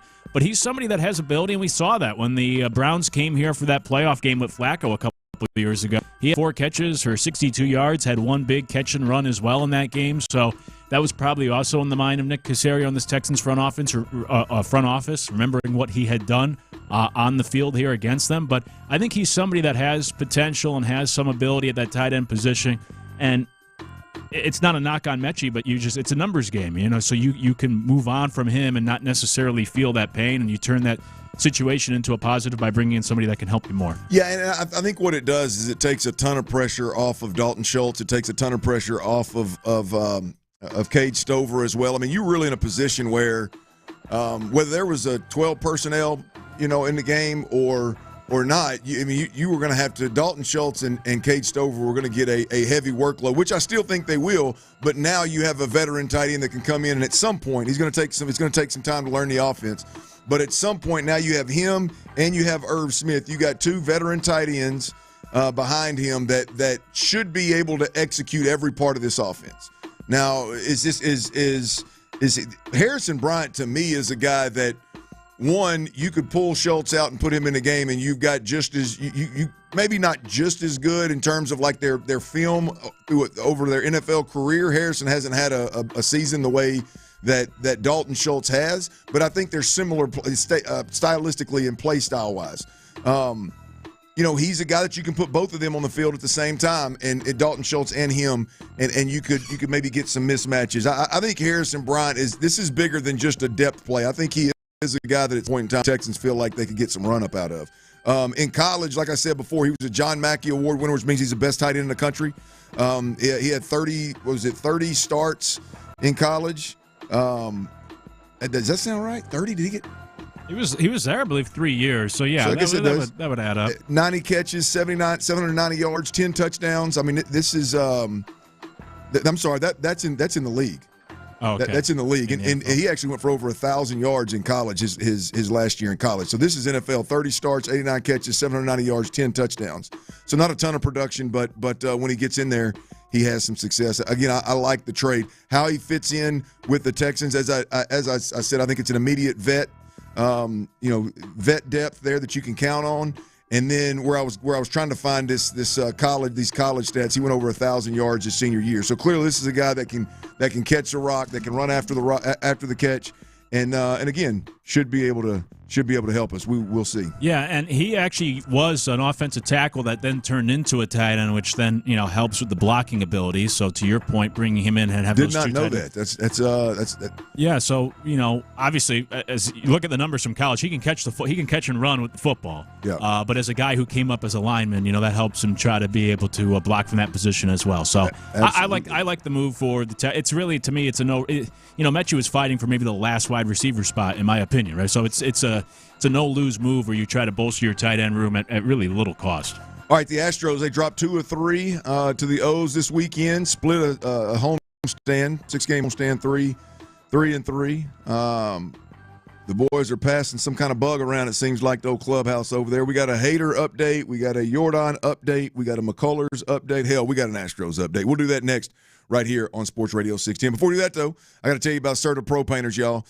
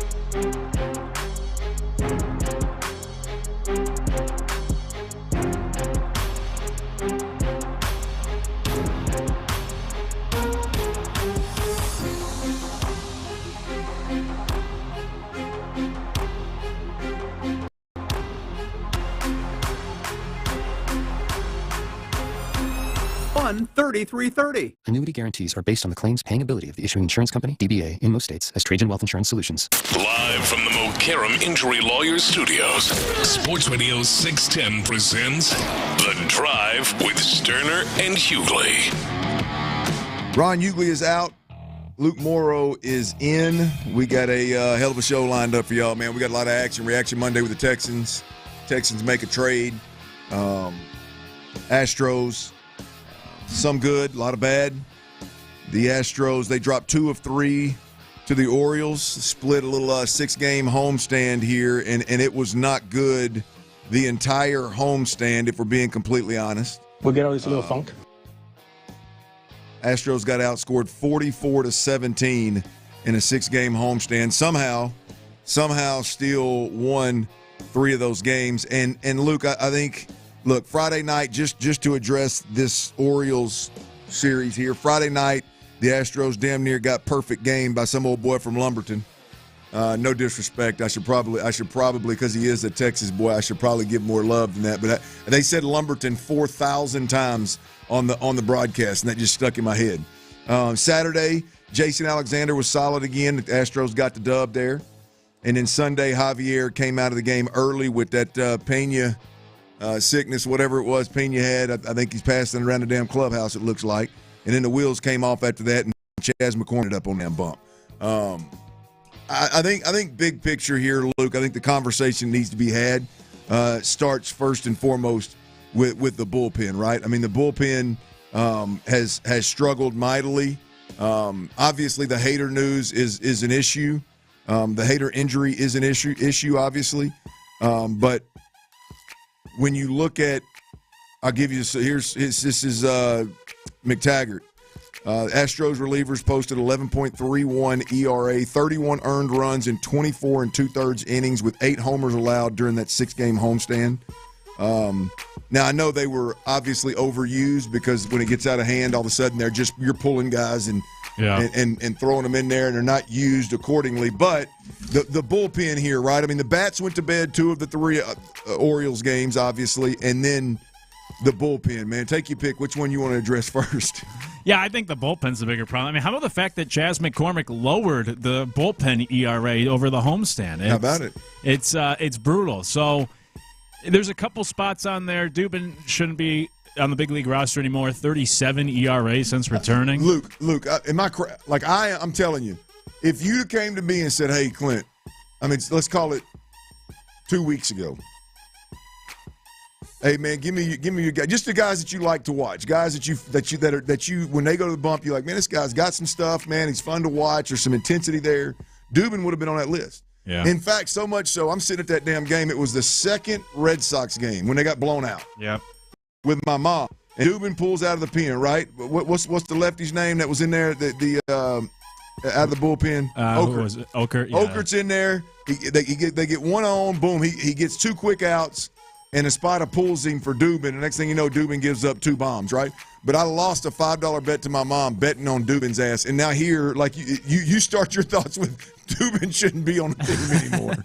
No, I mean, maybe he's still injured, but since returning, he has a literal awful. 37 ERA in 3 appearances. He's been terrible. Weems is not a big league pitcher. We knew that. The problem is, though, you don't really have guys to replace him. I mean, you could put like Blue Ball in the bullpen, somebody along those lines. But there's not. I don't think there's really a better option. Or you hope you get some more Garcia back and McCullers back, and maybe one of them slots into the bullpen. But that's the concern. Is just like there's no reinforcements for the bullpen. There's no guys in the minors. There's no guys coming back from injury. Now you lose Hader as well. I don't know who you can really trust in that bullpen. It's got a lot thinner. And that was actually my concern before the start of the season. All offseason I was saying that. I'm worried about this bullpen. I thought it was going to hold them back. And it took about 5 months, but now finally this bullpen is becoming a problem for these Astros. And it's a big problem. Without Hader at the back end, it shortens things even more, and you're going to have guys step into bigger leverage spots than they're used to or maybe even qualified for. So that's the biggest concern for me. You're going to try to get a few more starting pitchers back, try to figure that out. The lineup, hopefully you get Jordan back within a week is the hope. But the bullpen, I don't know. Who are you getting back? The only thing would maybe be a starter that you try to convert into a reliever for the rest of the season, and that's no guarantee because you're into a new role. So I'm most worried about the bullpen for sure. Yeah, the bullpen is definitely a major issue. And look, it's definitely an issue when you're playing in games, you're getting outscored 44-17 in a 6-game stretch, and Chas McCormick is finishing 2 of the ball games kind of deal. So clearly it gets a little bit out of whack because, again, guys are being – with Javier coming out in the 3rd inning, guys are being – they're overly taxed. Mm-hmm. But still, it's no excuse for the pissy-poor performance. So the circumstances are obviously as bad as they get in baseball. If Chas McCormick is finishing 2 of the last 6 games, clearly it's awful. But here's real quick a couple of updates. Again, this is Brian McTaggart. Josh Hader said it would take him 3 weeks to build up after not throwing for the next 3 weeks. So don't expect to see him in the regular season. Playoffs do remain a possibility. Surprising on the Hader front for you or no? No, I thought he'd be out for the rest of the year, and I didn't expect to see – I still don't expect to see him in the playoffs, unfortunately. I don't think we see a Hader pitch again until next season. Best case scenario. Who knows what the offseason brings. But right now, best case scenario is he returns only for the playoffs, but that's if everything goes according to plan. And as we know with these Astros, very few, if any, injury returns actually go on the timeline that they lay out. There's usually always a delay, so I would not expect to see Hader. Unfortunately, I would not expect to see him the rest of this year, including October. All right, so not good news on the Josh Hader front. Here's a little good news.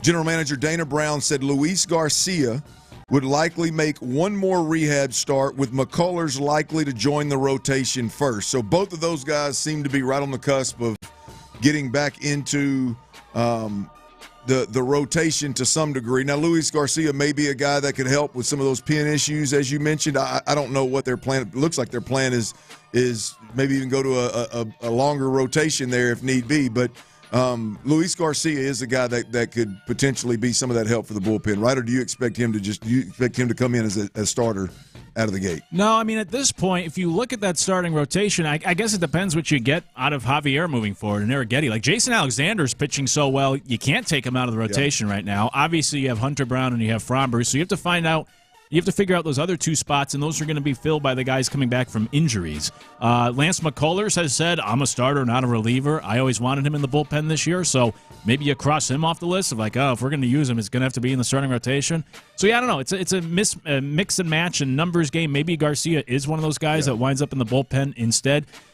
Especially because he's been out the longest. It's been over 2 years for him. So you can ease him back with fewer innings. Why does it feel like yesterday I was watching Luis Garcia pitch? It doesn't seem like it's been that long, but I guess we're getting used to it, right? But yeah. The thing about Luis Garcia, look, the thing about all these guys coming back is it may not be a true bullpen piece, but like you look at what happened yesterday with Christian Javier.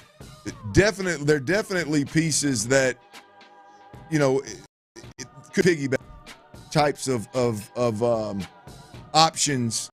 What was that? 2 years ago, 3 years ago? I can't remember. I remember doing shows with the Astros in the playoffs going, man, I just hope this starter can at least get us 3 innings. I hope he just gets us 3, because there was a piggyback always ready with Luis Garcia and Christian Javier and all these different guys. And so you at least have that opportunity. Are you – I know the bullpen's a problem. What's your thoughts, Luke, on just getting through the regular season, just getting through, having enough arms to get through 162 in shape? You got a 1.5 game lead in the division right now. It's not like you can tiptoe through the tulips. No, that's right. But that's the crazy thing is, as bad as this weekend was for the Astros, the lead remained the same. Yeah. Like the Astros had a terrible homestand this past week, and yet the Mariners were not able to gain any ground the last couple of days. So I think a lot of Astro fans kind of rest their hat on that, of just like, it's the Mariners. We don't have to worry about them, because typically the Mariners always find a way to fall apart this time of year. So maybe you could get through the regular season. It's what I said last week. Like, I'm not so worried about the regular season. You could try to piece this together, throw maybe a Garcia, or actually, I guess I said the opposite last week. Now that I think about it, I'm not as worried about the postseason, because you can throw more of your starters in the bullpen. But yes, getting through the rest of the regular season is the point I was trying to make, is the greater concern, because you still need to use 5, if not 6 starting pitchers, where that differs in the playoffs. So you got to find some arms. Maybe it's these guys coming back. They hope to get McCullers back in the next week, Garcia the week after that. So you are going to add 2 more arms in the next 2 weeks that are going to have to fit somewhere, or somebody else, into that bullpen spot. And hopefully that's enough. But you're getting no true relievers coming back, and you have no good options as true relievers in the minors. So even for McCullers to become a reliever, something he has said he doesn't want to do. Like, I don't know if that's the best plan to rely upon. Or Garcia stepping into that role after 2 years and now suddenly trying to convert to a reliever in the short term after you were already trying to stretch him out. I don't know if that's the best. And then can they pitch high leverage situations out of the bullpen that they're not used to doing? So anyways, there's a lot of questions to still be answered with that bullpen. Once you get to the playoffs, you'll have more options in the bullpen. But for the regular season, this is where it gets a little tricky to try to navigate these next 6 weeks. Well, we got to. I know Ron's not here, but I'm gonna weigh in. Tyler, it's 3:00, baby. I'm gonna get my weigh in. Damn it, That's right. It's weighing day. Luke pointed that out earlier. I've been thinking for this about 2-3 days now. I got to get my weigh in. And look, I'll be honest with you. This damn these injury reports are so damn lengthy that we didn't even get to the most important one. And so there is an injury report on the best Astro that we have not seen much this season at all. We'll tell you who that is, what that report is. We'll do that next right here on Sports Radio 610. Before we do that, though, look, I know there's a lot of you fellas out there, and hell, there's probably some ladies out there, too, that got some receding hairline issues.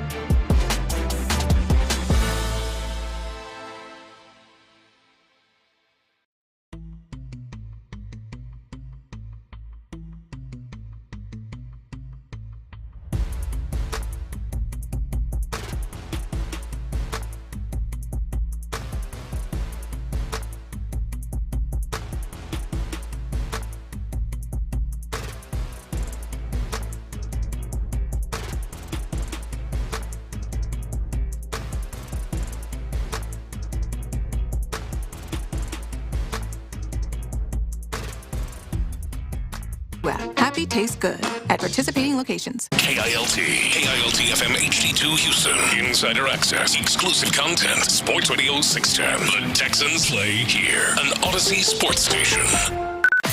Sports Radio 610 presents The Drive with Stoerner and Hughley. Ron Hughley is out. Luke Morrow is in. And Ron is stuck in Turks and Caicos.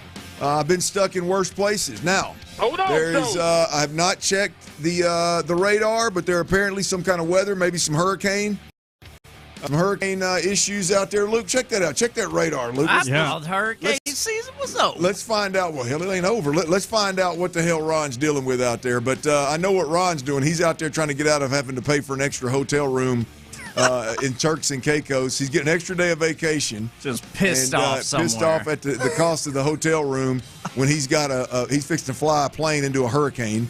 The showman. I mean, should I be like overly worried about this, or is he going to be able to get out of there? I don't know. I mean, it was the plot to I Know What You Did Last Summer too, where they get stuck on an island because of a hurricane. Oh, yeah. And then they get and then there's like a murderer chasing them. But Rob on YouTube says, I can't believe Ron would make up an entire story about a hurricane just to skip weigh-in. So there's some conspiracies. Good call. There's some conspiracies flying around. I'm glad you reminded me of that, because you know who ain't skipping this weigh-in? Hell, I've been thinking about it for 2 days, man. I'm going to go ahead and get on this scale. Gosh, dang it, Tyler. I don't even want to know, bro. Don't even tell me.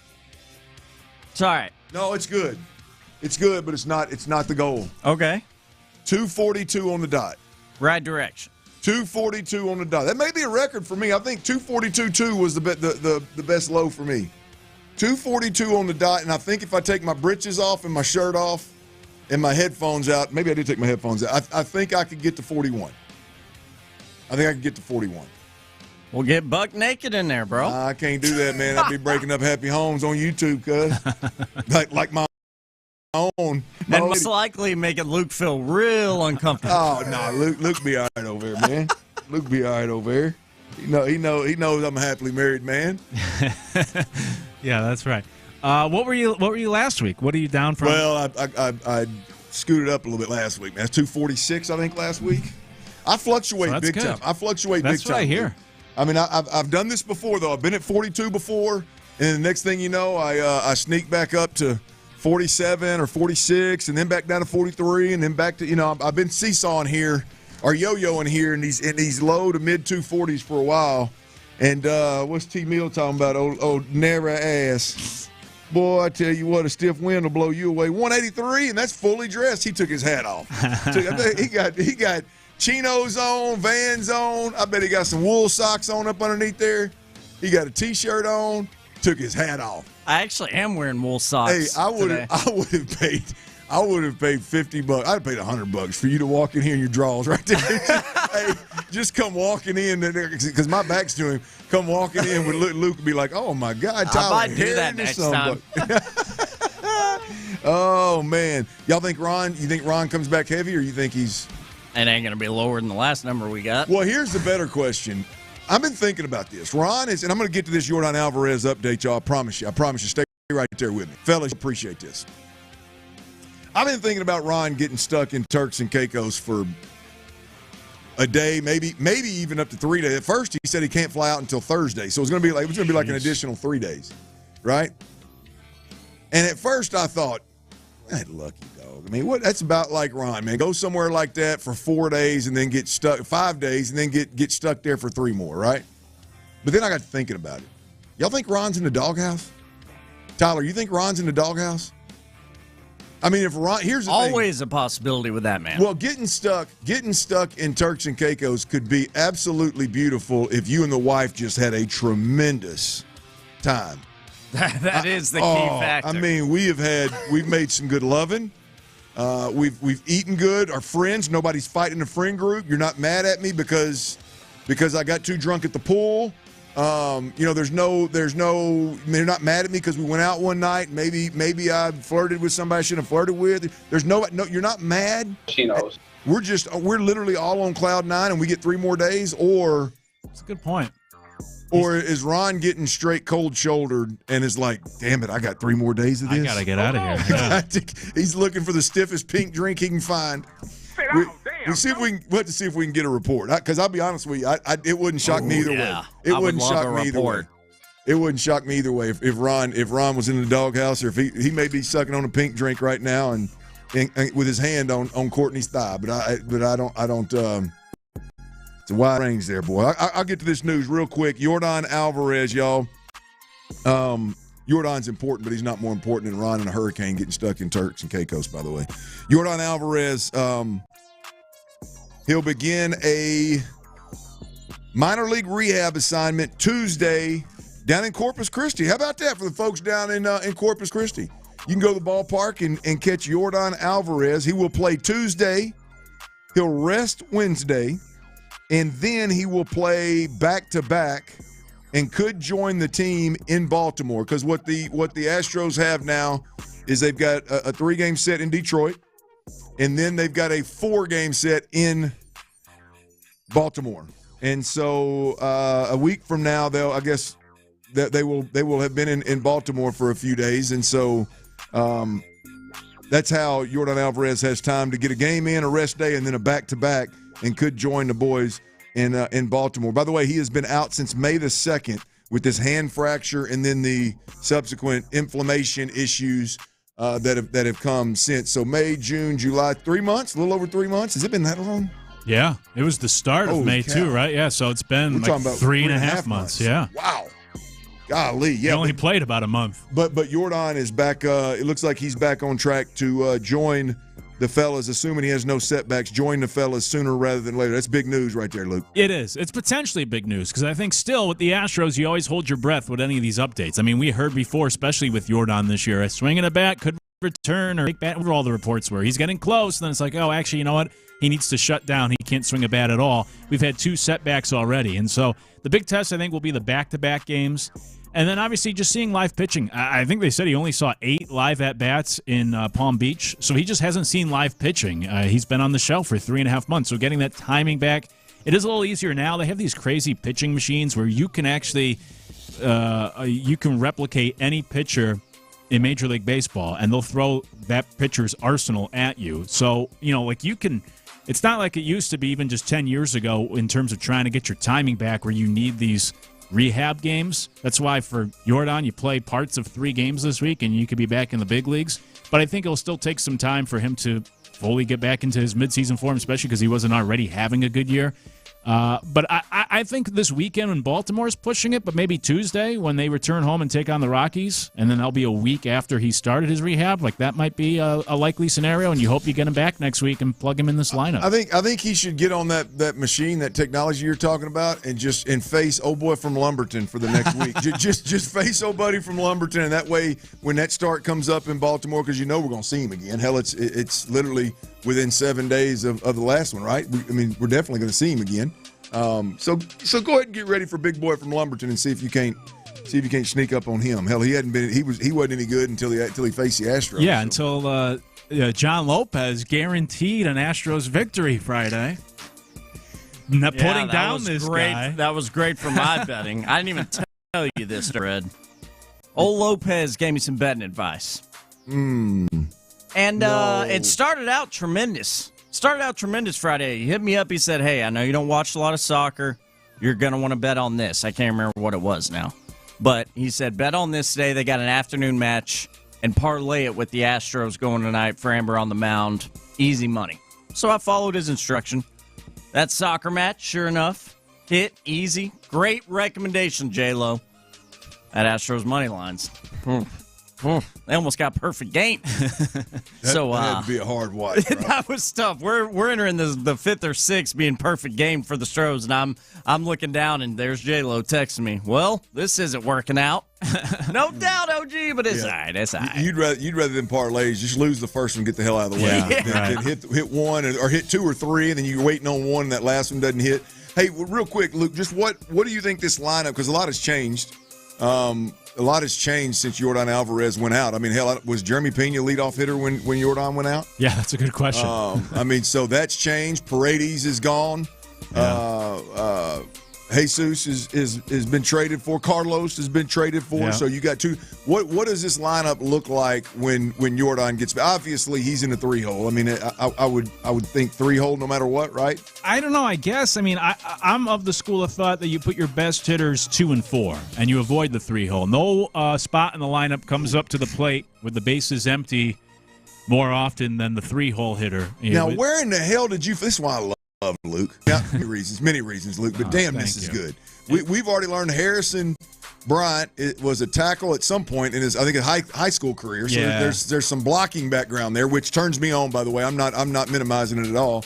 And now we have found out that the 2 and the 4-hole hitter is where it's at. Where in the hell did you find that at? Well, it's part of this whole new analytical trend in baseball and the thought process of you put your best hitters 2 and 4, and the 3-hole is you put a good hitter, but you kind of hide them away, you stash them away there because statistically, right, in the very first inning against the starting pitcher, the first 2 guys get out, third guy comes up, there's 2 outs, nobody on base, and you kind of waste that at bat for your top hitter. So, yeah, no spot in the order comes up to the plate more often than the 3-hole with the bases empty and 2 outs, just simply based off of first innings more often than not.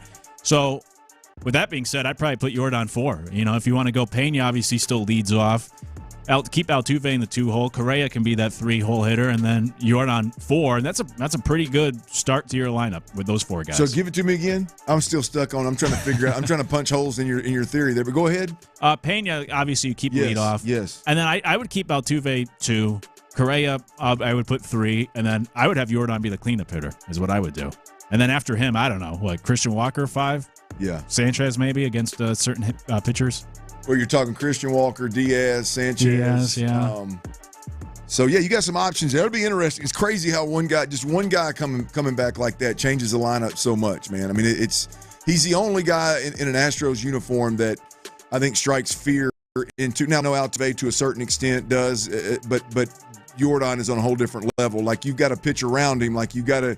I mean, this guy could end the game at any moment, and so it's always he puts fear in the opponent. So it just changes the entire game. By the way, guys, can I say I understand this? I understand why this is a thing. I get it. But if I'm Chas McCormick, I'm asking for my release. Yeah? Because of the pitching? It's a slap in the face, man. I mean, straight up, whether they I'm not saying that as in the Astros are intentionally doing so or anything, but ultimately that's what it's gonna feel like to this guy. Bro, there's something, Tyler. And I'm not saying that they're making anything up. There's something about Chas McCormick. There's something they don't like. There's something that they just do not trust. They don't have faith in. They don't believe in. Because, I mean, this is an organization that, damn it, man, the way they treated Jake Myers, man, when they believe in you, man, they're gonna stand by you. Every chance in the world. There is no question. They're gonna stand by you without a doubt. Abreu.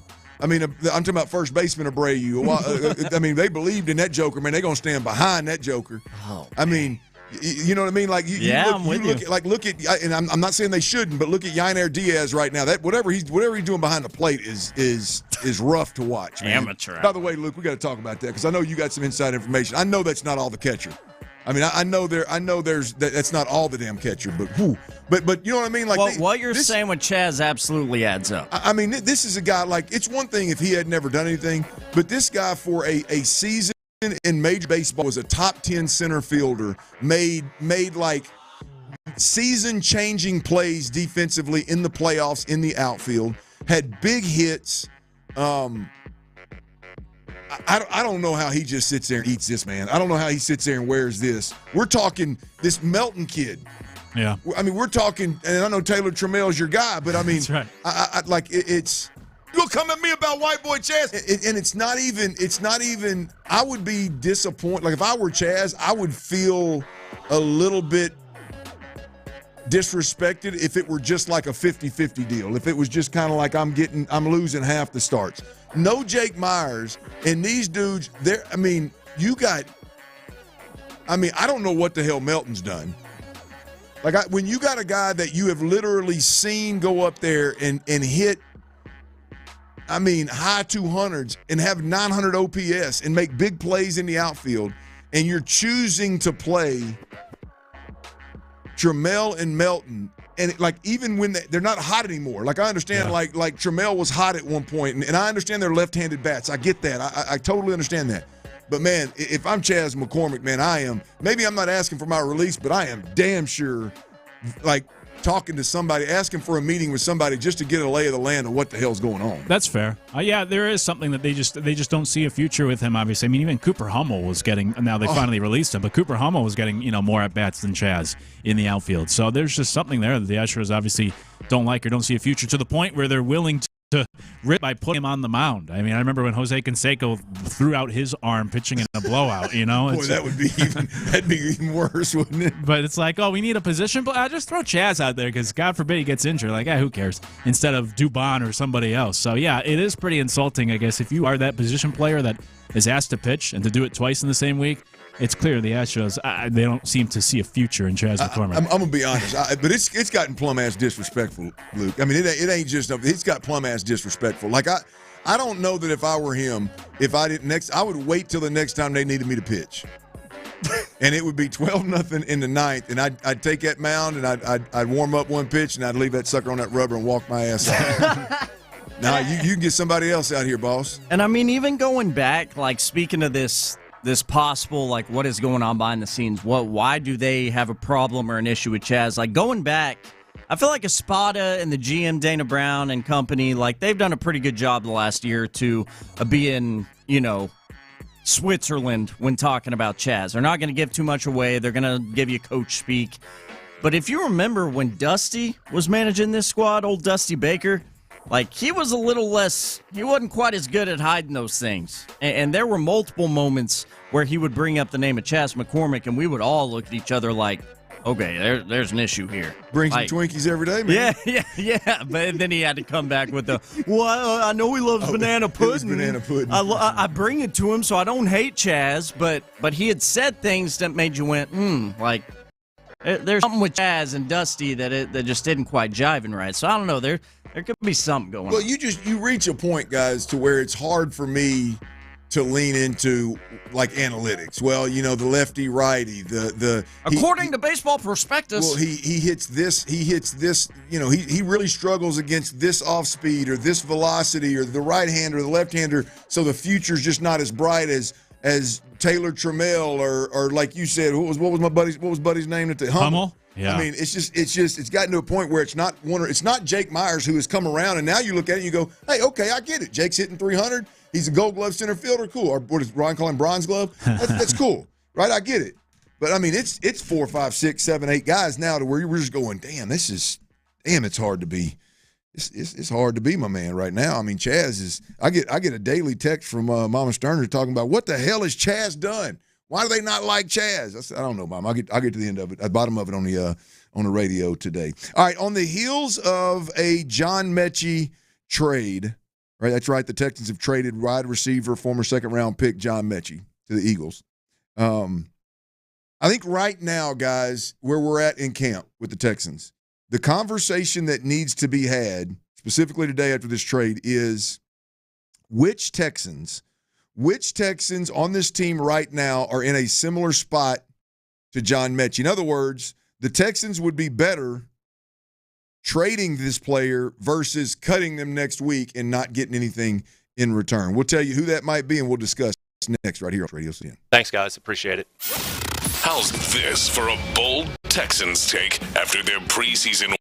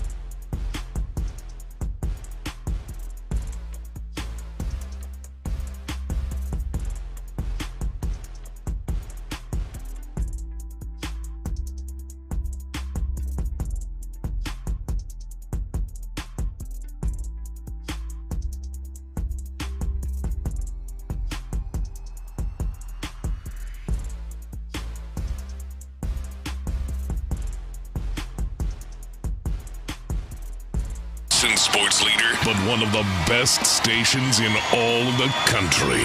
Houston's Marconi-nominated sports leader is Sports Radio 610. Sports Radio 610 presents The Drive with Stoerner and Hughley.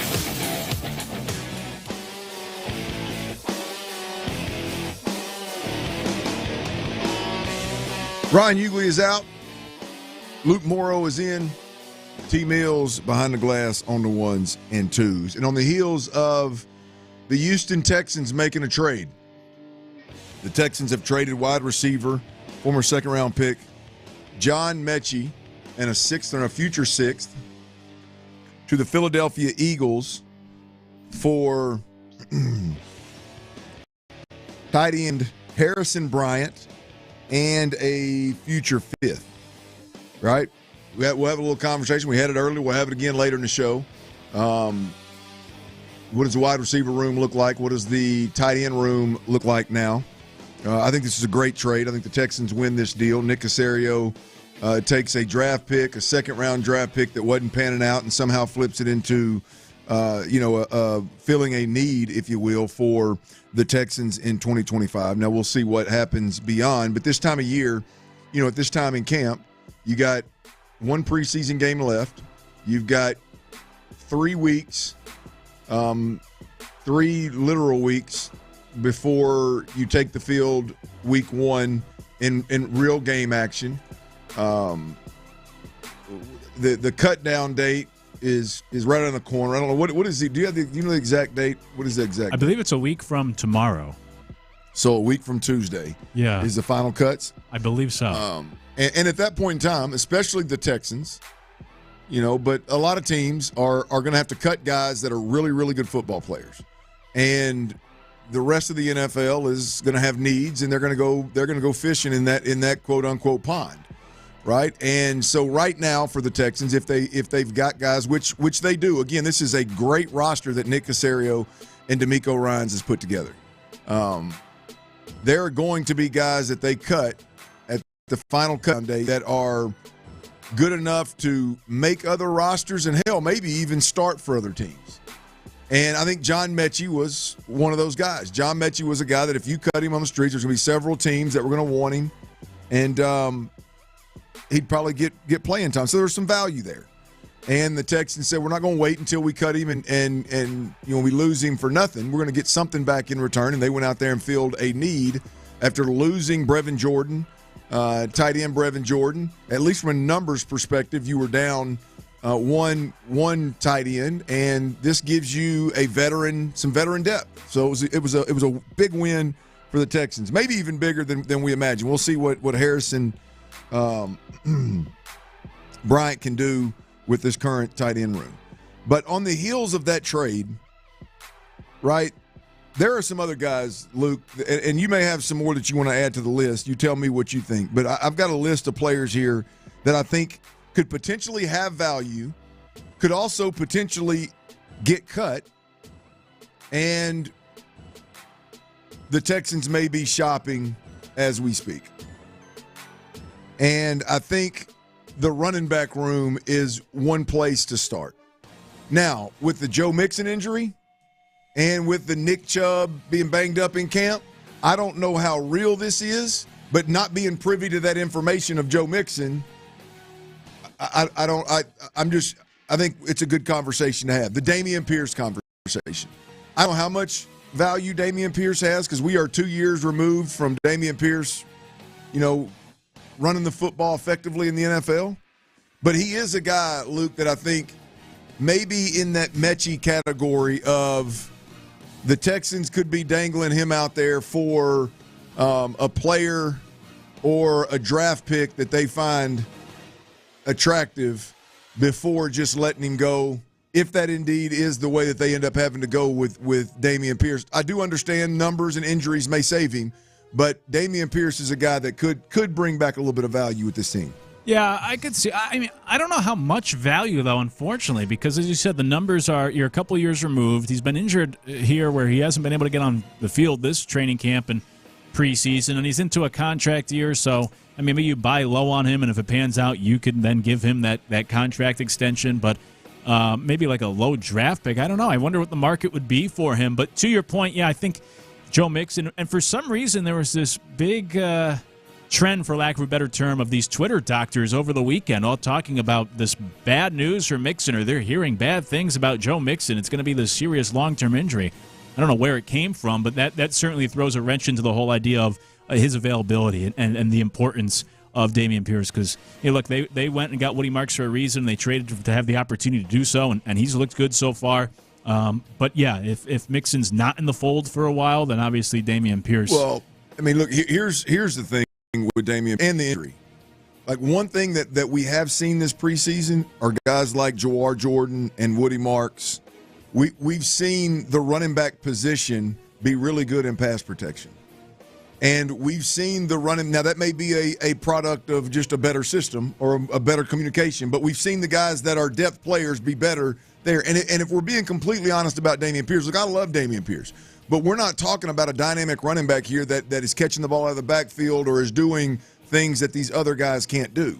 And so you talk about Woody Marks, you talk about Jawar Jordan. Those are guys that I believe they're getting more and more – as Dameon Pierce misses, I think they're getting more and more confidence in those guys. And I just think there is if there is value for John Metchie in a Harrison Bryant, you traded up one round, late sixth to late fifth, then there's got to be some for a guy that has produced significantly more, albeit 2 years ago, produced significantly more than John Metchie. So that's my only pushback on that. I don't know if Dameon Pierce is on the block or not. I'm not privy to the Joe Mixon updates, injury updates, details.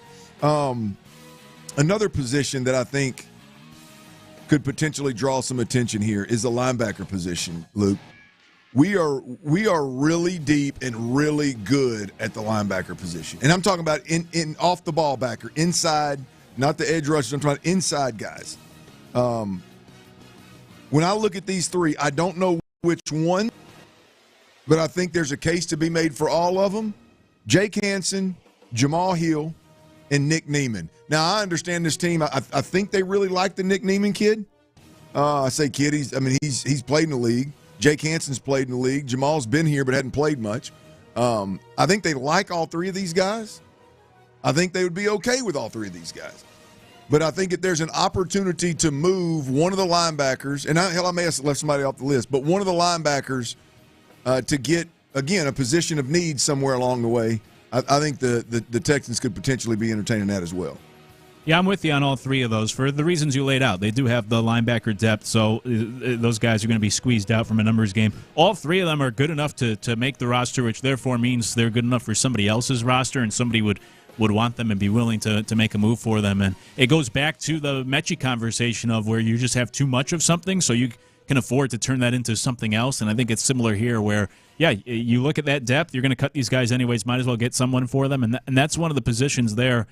I would say that's the best group of the backups that if you were looking to move backups from a certain position, like this is the best group to choose from on that roster. So I'm with you with all three of those guys would be candidates for sure. Well, we're talking about Demeco Ryans coach guys. Mm-hmm. We're talking about guys that you've seen to some degree make plays. And again, now Demeco may be in love with the Neiman kid, be like, hell no, I may be completely off the beaten path there. But there's the depth at linebacker is going to allow them some flexibility with a player that is a really, really, really, really good player.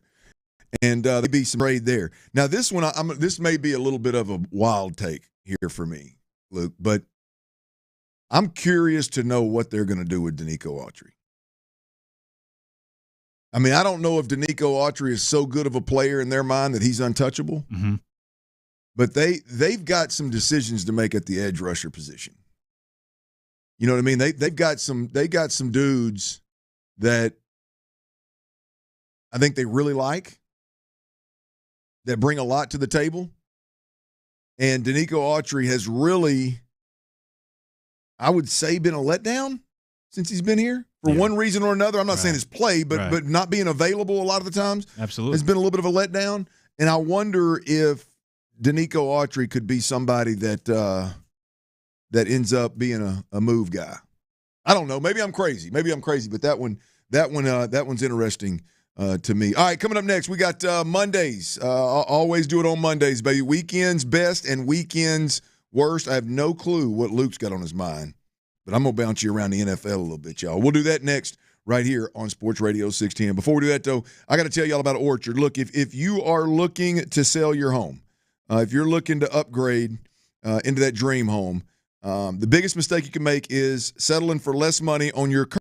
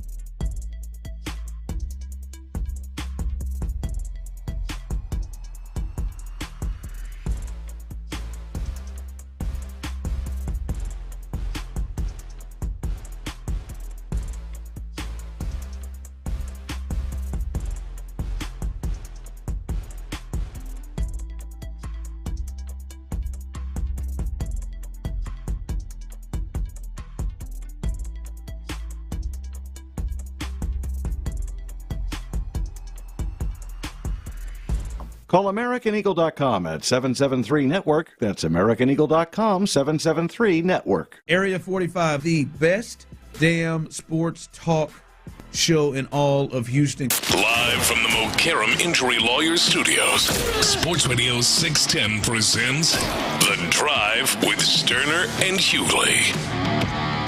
That was Ron Hughley you just heard, by the way, T. But that was he is in Turks and Caicos, pumping up Area 45, man, which we love. That's right. We love Area 45. He's always a man of the people, man. He's here for the team, no question about it.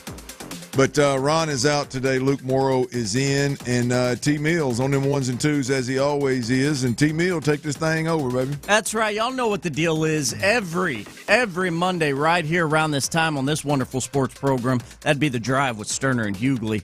We do a little weekend's best, weekend's worst. And I want to start this thing off with our former NFL quarterback, Clint Stoerner, Dirty Red. He watched a lot of football over the weekend. Wouldn't be surprised if it goes this direction. But Dirty Red, Clint, for you, fresh out of the weekend, who was the weekend's best in your eyes, sir? Well, this probably isn't going to surprise anybody because I've done a lot of comparing this team to our Texans, and the common thread there being neither one of us decided we were going to protect our quarterback last year. So C.J. Stroud and Caleb Williams were the two quarterbacks that got the hell beat out of them, and their respective organizations needed to go out and number one priority was fix the offensive line. The Bears decided to go one route and paid a boatload of money, brought in some of the best free agents on the market to do so, and the Texans took a little different approach. They shipped out their best offensive linemen and brought in some guys that were, I would say, not real expensive. Some on some team-friendly contracts these guys signed. So I've compared the Texans to the Bears. And I'll be honest, so people may know this, may not surprise some folks. I am fascinated with Caleb Williams. I am super fascinated with Ben Johnson and Caleb Williams together. I just something about Caleb Williams in a similar position to, at some point, maybe not this year, but at some point, in a similar position to what Jared Goff has been in the last couple of years with Ben Johnson.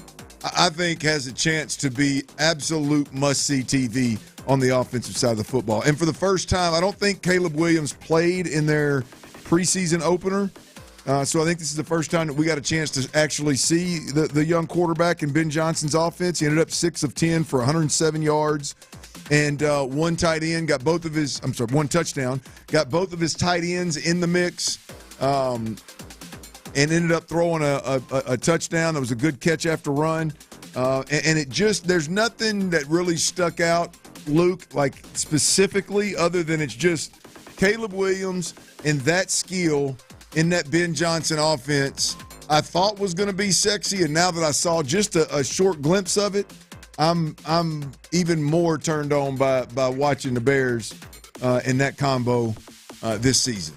I'm with you on the comparison between the two teams and situations and how Bears offense looked yesterday, but in a weird, maybe twisted way, it almost made me a little more worrisome about the Texans in the sense of it looked like for me when I see these teams, it makes me think that I need to take all of this with a bigger grain of salt. Where first time Caleb Williams, we heard Ben Johnson talking about, it's been ugly in practice, yada, yada, yada. And then first time in game action with Caleb Williams in this system, they go out and they play really well and the team overall scores 38 points. Like Trevor Lawrence in a new system looked good this weekend. And yes, of course, C.J. Stroud, first team offense looked good. But when I look around the league and I see scoring is up, the overs are flying off the handle for Vegas. All these games are hitting the overs. All these quarterbacks, most of the quarterbacks, maybe not in Indianapolis, are putting up good numbers.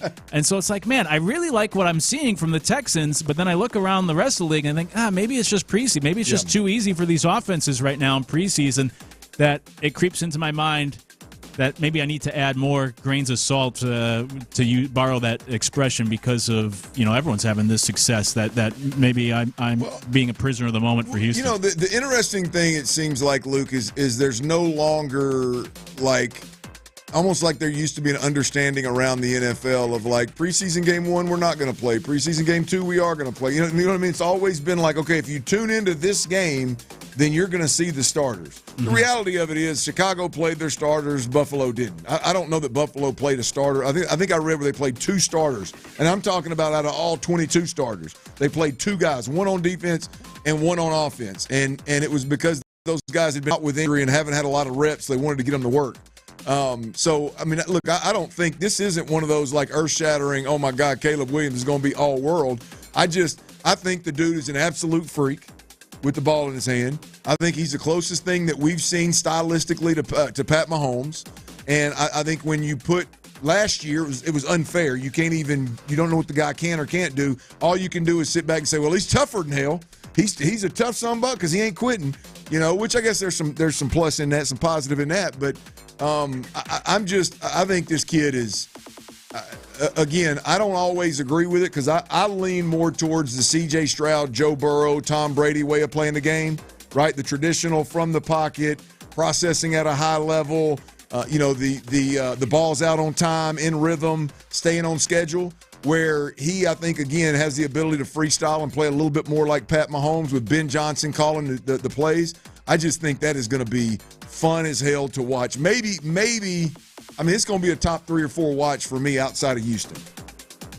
There you go, Clint Stoerner, former NFL quarterback right there. His weekend's best goes to the Chicago Bears in that offense. I don't know so much about Bears offense, getting you turned on over there, Dirty. Some might say you're venturing into a little bit of bestiality there, if you ask me, with these Bears turning you on. You're sick. But let's find out what Luke's is. Luke Moto, if you are just tuning in, he's filling in on the drive today with us for Ron the Show Hughley. Luke, what is your weekend's best? I'll stay in the NFL, and I'll keep it more local. I was going to say Blake Fisher.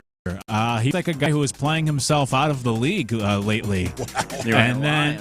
And then I thought he held up really well Saturday from what I could tell just on the TV copy. And part of the first team offensive line that, depending on where you look, NFL.com put him down for allowing 2 pressures. Pro Football Focus had him at 0 pressures, but he was part of that first unit, and I thought played well. Now, unfortunately, it ended with him tweaking the ankle, and he's not practicing. They just they're getting on the practice field here this hour. They just got out on the practice field, the Texans did today, and he's not practicing today. So that was a tough pill to swallow after what seemed like a good day. But I thought it was a promising day for Blake Fisher, who looked a lot better than previous weeks, and I think that's important. That's huge for this offensive line. Look, I think he's been minimized to a point of he's playing for his job. I think he's playing for not even his job. I'm talking about his spot on the roster. I think he's playing to hopefully be trusted as a swing tackle as he was last year. Again, I'm not privy to the information. Maybe the organization looks at it differently, but I know if you're just looking at his play, he has tried his damnedest to play his way out of a roster spot. And if he weren't a second-round pick, he would have played himself out of a roster spot at this point in time. So good to see he did. I didn't pay much mind to him, but to your point, that is actually a good thing. Yeah, right? That's right. If we're not talking about it, it's a good thing. So I like where your head's at. That's right. You are listening to Houston's #1 afternoon drive sports talk program. That'd be The Drive, Stoerner and Hughley. No Hughley today. Our guy Luke Morrow riding with Clint Stoerner. We got the best out of the way. Doing a little weekend's best, weekend's worst. Now talk about the losers from the weekend that was. Back over to you, Dirty Red. Who's your weekend's worst on a Monday here on The Drive? Well, I don't know that it can get any worse than the Cleveland Browns, guys. Look, I think you've got this is unbelievable, man. It's you got an organization that's got 5 quarterbacks, 6 if you count they still have the kid they signed a couple of weeks ago, the old backup out of the Baltimore Ravens system, Huntley. I believe so. Yeah, I think it's just a plethora of arms. So maybe they got 6 guys now, but I mean.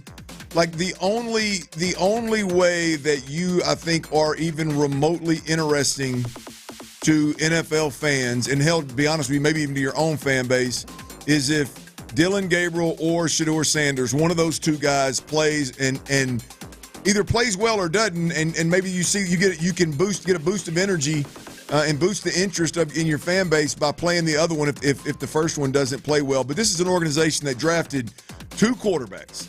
2 of the top quarterbacks in college football this year. You've got Deshaun Watson that's working out and rehabbing on a yacht somewhere that's just eating up $250 million of your owner's money. And you've got Kenny Pickett who can't stay healthy. And they've gone out and named their starter Joe Flacco. Look, I love Joe Flacco. I'm higher on Joe Flacco than most. He went out and won a Super Bowl. I have a hard time disrespecting and minimizing that. But right now, going into the season, August 18, 2025, if I'm a Browns fan and the best you've done all offseason is to come back with Joe Flacco as the starting quarterback, I am, as if I wasn't already going to jump off a tall building, I might make that decision if I were a Browns fan after this comes out. How many quarterbacks do you think start a game for the Browns this year? Ooh, over, under. If I set it at 2.5. Over. Okay, no question. Over. All right. I thought maybe that'd be too low. What about three? Do we get to 4? I think we get to 4. I don't think Deshaun does. But I think every guy in a Browns uniform, especially if Flacco's going to start 1, then I think we get to 2 and 3 and 4 with the other 3 guys in the competition now. Pickett, Shador, and Dylan Gabriel. Yeah, I think I'm with you. Did you see Dylan Gabriel's comments, by the way, after his first the game? entertainer, competitor? Yeah. There you go, weekend's worst from Clint Stoerner. Well, it's a squad that could be weekend's worst probably most weekends over the last 10 years, Cleveland Browns. Over to you, Luke. Put a cap on this thing for us, my friend. Your weekend's worst, Luke Morrow. I was going to say the Astros bullpen and take the low-hanging fruit, with how bad it was, but then I was reminded, perusing Twitter during the commercial break, about Rob Manfred's appearance on Sunday Night Baseball last night and talking about expansion to Major League Baseball, which is fine for me if you want to expand. But I don't like this idea that he's talking about shaking up the leagues and doing it based off of regions. And so it would essentially end the American League and the National League, and I don't like that. There's been all these changes in baseball that has changed what the sport was for 100 years. And like, I know the Astros right here in Houston, they switch leagues as well, but this would be completely removing American League and National League and sorting them all up together. I saw Jim Bowden, a former GM for the Reds, now works for the Athletic, gave his best prediction. And just to give you an example, it had the Astros with the Rangers, and then I think the St. Louis Cardinals and the Kansas City Royals will be their new division. I hate the idea of changing all of the divisions and removing a lot of those rivalries and then just simply getting rid of American League and National League, which dates back to 1876, to change things to make it more regional. I hate this idea floated out by baseball's commissioner, who I think has done a terrible job since leading the sport. Do you think that what do you think the owners will say? Like, I got to imagine Jim Crane looks at it and goes, boy, my travel expenses are cut in half if I don't have to fly clear across the country every time I go on the road. I know it. And I guess that's part of the appeal. And then also I think the other sell is like ticket prices, because now, like, for example, you get the Yankees and Mets in the same division, so now they play a bunch, and the A's and the Giants aren't really a rivalry much anymore. But you get these cross leagues rival. Yeah. You get the Cubs and White Sox now can play each other more than just the two series. So I think that's the other sell for the owners too. Is like, this could help ticket prices. We'll get more people coming to the game. So yeah, it's a good question. I don't know. I'm curious what the rest of the league would think about it, but they must be somewhat into the idea because Manfred just works for the owners, and so I don't think this idea would get anywhere unless there was some interest. All right, that's Luke Morrow. He is in for Ron the Show Hughley. You're listening to Sports Radio 610, Houston's sports leader, baby. Look, there is. This is a reaction Monday. Texans won a preseason game 2 against the Carolina Panthers. I've got takeaways, and that is next right here on Sports Radio 610. Before we do that, I got to tell you about Generator Supercenter, y'all.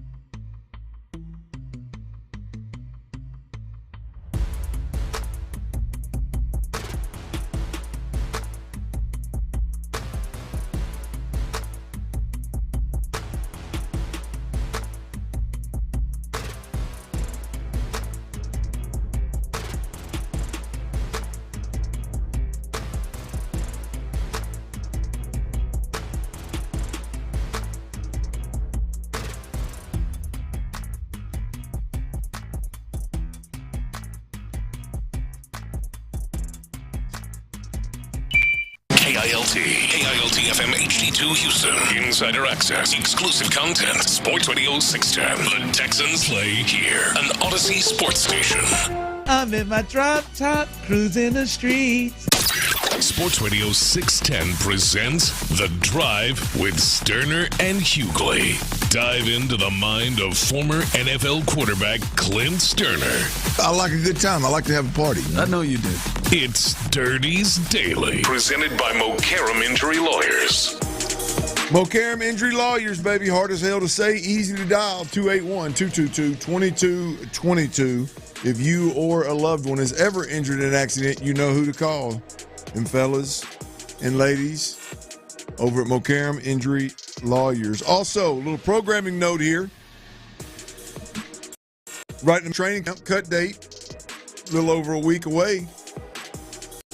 Texans made a trade today. Nick Caserio, he is joining Payne and Pendergast tomorrow morning at 7:30. So training camp, cut date's right on the corner, trade, final preseason game. Lot to be discussed and cussed and questions that need to be asked. And Seth and Sean definitely get that done with the Texans general manager tomorrow at 7:30. Set your reminders tomorrow at 7:30. Now, also, if you're listening on Twitch and YouTube, we greatly appreciate it. Tip my cap. Thank you for doing that. If you're listening on the AM/FM dial, either or, greatly appreciate that as well. But I want to encourage everybody to download the Odyssey app, AUDACY. Download the Odyssey app and keep us on your hip. You got access to all the podcasts. You got access to all the segments individually throughout the day that are podcasted. You also have access to live streaming, obviously, but the rewind feature there. If you missed something, you can always go back and find it right there and keep us on your hip anywhere we go. I used the Odyssey app this morning, listening to In the Loop while I was getting a good little jog in, which I'm regretting right now because I got a left glute problem and a right calf problem. But nonetheless, I was able to use the Odyssey app and guys, AUDACY. Also, here at the end of this hour, 4:40, we will have Demeco Ryans in full right here on Sports Radio 610 for you on this Reaction Monday. There's a walkthrough that's going on right now. I think it was scheduled for 3:30, and we will have the coach in full directly off the practice field, albeit a walkthrough directly off the practice field. Again, following the John Metchie trade and preseason game 2, after being able to watch the film and all that good stuff. And Demeco Ryans 4:40 right here on the Drive.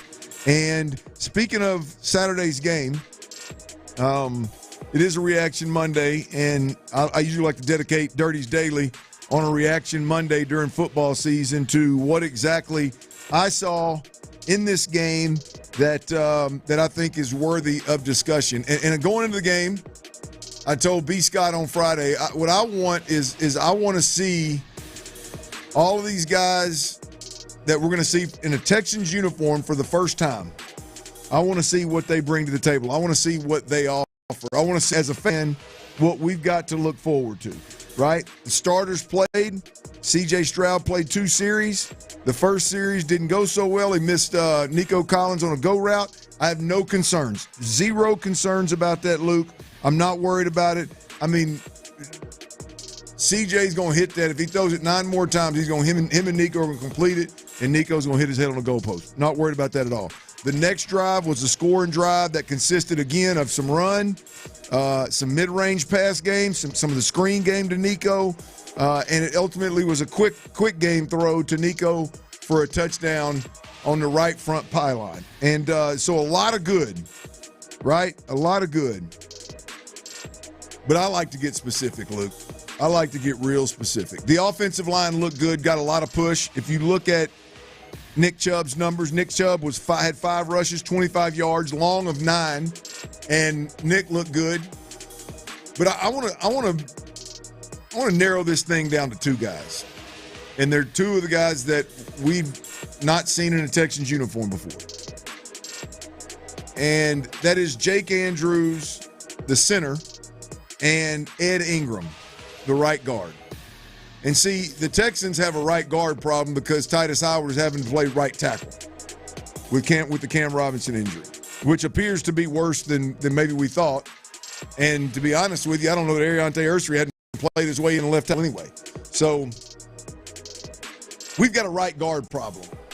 And to think that right guard problem has presented an opportunity for Ed Ingram to line up next to Jake Andrews, and the first time we see extended play, I know he played a little bit last week, but really this week is when it really jumped off the screen for me, there was serious push by this offensive line, reestablishing the offensive line, the line of scrimmage, and to me, as I'm watching it, it all started right there at that center right guard position. Two new Texans that I think have probably earned starting jobs at this point, and Ed Ingram and Jake Andrews. That was good to see, man. Because I'm watching those guys thinking, okay, what do you got?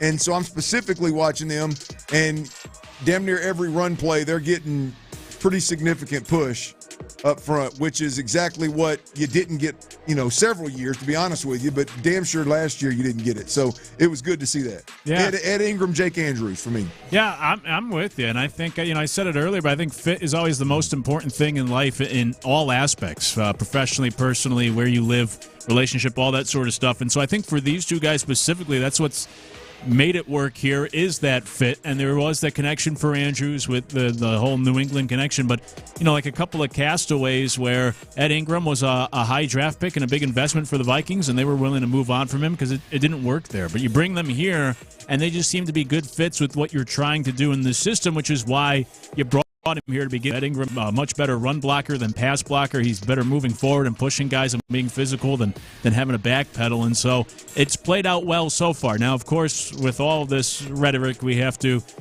put the asterisk for preseason. But yeah, so far so good. And Saturday was the latest example where both those guys, really everyone on the offensive line, did their part Saturday, and it looked good early on. Yeah, look, Luke, we'll, when it's Simmons and Sweat in Tennessee, we'll see what that looks like. But I'm going to take my little wins when I can get them, and I know right now this is Ed Ingram and Jake Andrews, appearing to want to play physical and be willing to play physical is a step in the right direction. Now, also mention Nick Chubb.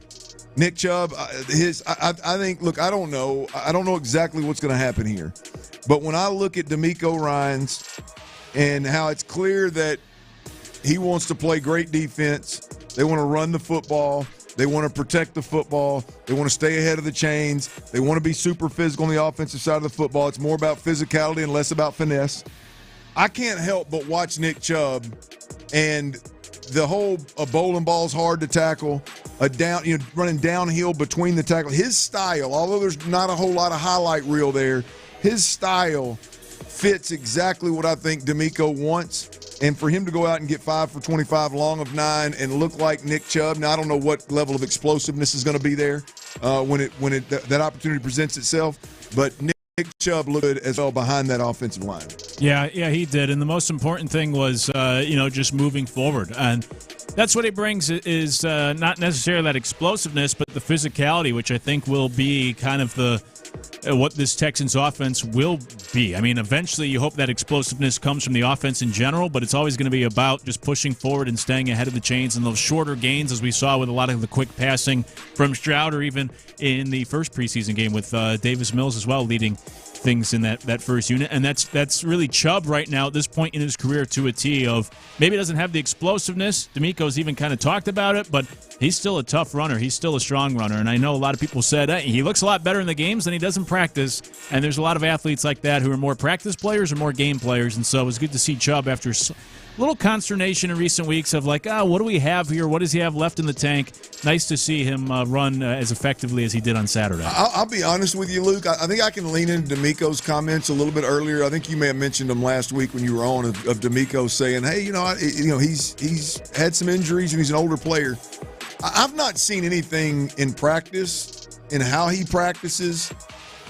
Or in that preseason game that tells me that he doesn't still have another gear that he can go get explosives. Maybe not hit his head on the goalpost, explosive, but can still, if you give him a crease, he's still going to go get a chunk play. I've not seen anything that tells me he does have it, and I've not seen anything that tells me that he doesn't. Right. So we'll see with the regular season. Ed Ingram, Jake Andrews in the middle of that offensive line. The push was obvious. It was good to see Nick Chubb downhill. It just seems like it's playing into what Demeco wants to be. The third thing here for me from the game, the Iowa State rookies, Noel and Higgins. Noel had an early return that was really good. Like it was a punt return. Higgins had a catch in that touchdown drive with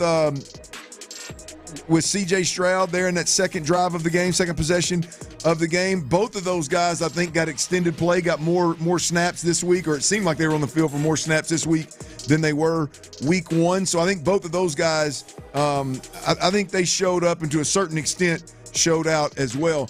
We haven't talked enough about it, Luke, overall. I don't think. I know on the drive I haven't. The return game for the Texans seems like, I don't know if this happened by design or just kind of by happenstance, but when you look at, I'm talking about Jalen Noel, the rookie out of Iowa State, but when you look at the return game in general, there was also a nice little punt return by Braxton Berrios, I believe, early on as well. And then you just from watching practice, you know, hey, there's an emergency situation where your emergency guy is Christian Kirk. Right? I mean, if you remember correctly, last year our emergency guy was old head. What was the old head receiver that was returning kicks and punts at the end of the season? Robert Woods. Oh, yeah. Bobby Trees. Yeah. He's returning punts by the end of the season, right? I mean, this year you're going to have legitimate return specialists that can do it, both old and young.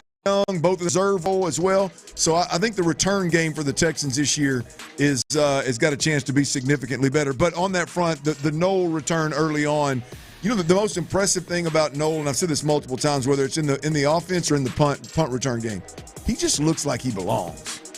Right? It doesn't look like he's running scared. I mean, he's super controlled. He catches the punt. First of all, he runs up and catches the punt, doesn't let it hit the ground and bounce for 20 more yards. So he catches it, but then he's super patient in the middle of the field, kind of between the hashes.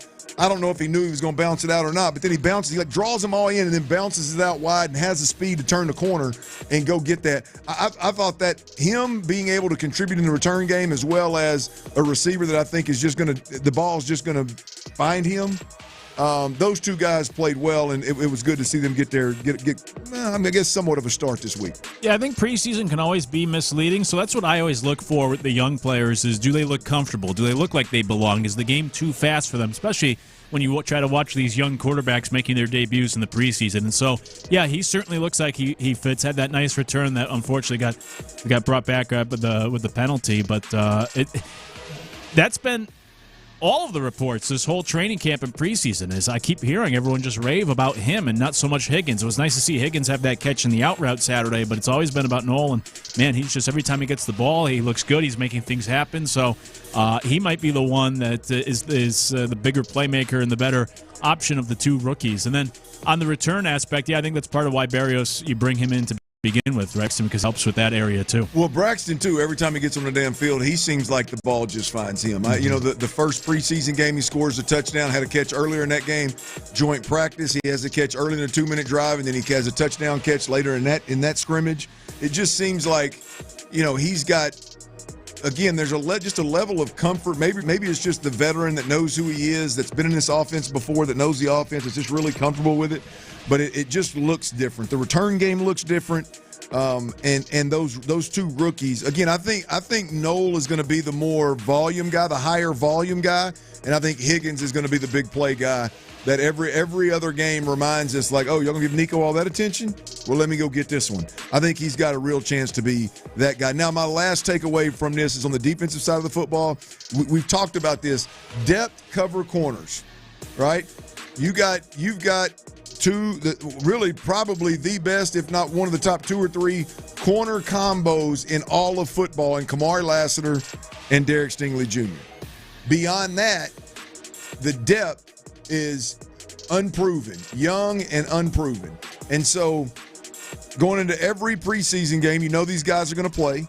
And I think it's only right that we focus in on which one of these guys plays well, can handle the pressure of game day, can make the transition to the NFL, and which guy ultimately earns that I would call it the third corner, a reserve corner on this team. Jalen Smith out of USC, and I think Damon Arnett, the former first-round pick of the Raiders from 2020. I don't think he's played an NFL game since 2021. He was a UFL roughneck this year, and the Texans have given him a shot.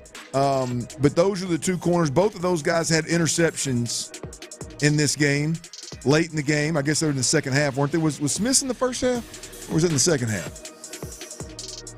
Smith, who did Smith get? It doesn't matter. It was a backup quarterback. It doesn't matter. Yeah. But both of those guys got interceptions. And I was talking with Sean Pendergast on the post game Saturday night, Luke, and I mean, obviously Smith being a third round pick, I mean, he's on the team. But Arnett, I thought, Arnett's got to be more of like a developmental, get back in here, let us pay you a good salary, and over a year you show us you can take care of your body, you can show up on time, you can be an NFL football player, you can be disciplined and do those things, and you're not who you used to be. But if you look at just the sheer numbers, I mean, Arnett's got a chance to make this team. I don't know if he's ready. That may be absolute asinine, but there is an argument for a fourth corner to make this team, and especially if he's better on special teams than maybe some of the other guys. And, so we'll see. I was looking at Arnett as more just a developmental kind of a project, maybe for next year. But as you start digging off into weeds, Arnett may be more of a factor this year. We'll see. Again, a long shot, but we'll see. But it's good to see those two depth corners making a few plays out there. While they were, at least when they did get their time. All right, we've got Astros updates galore. They are in Detroit tonight, but we've got updates on not all, but the most important injured. I guess we do have updates on all of them, but I ain't going to give them to you. I'm just going to give you the ones on the most important injured Astros. We'll do that next right here on Sports Radio 610. Before we do that, though, I got to tell you about QC Kinetics. Look, if you're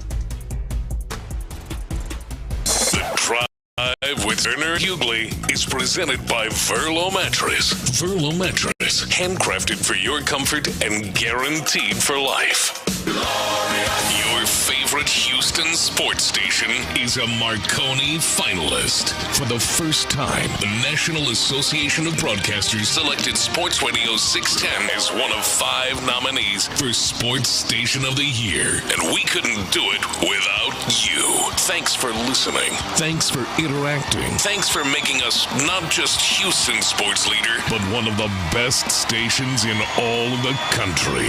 Houston's Marconi-nominated sports leader is Sports Radio 610. I'm always good, Raw Dog in the Drive. Sports Radio 610 presents The Drive with Stoerner and Hughley.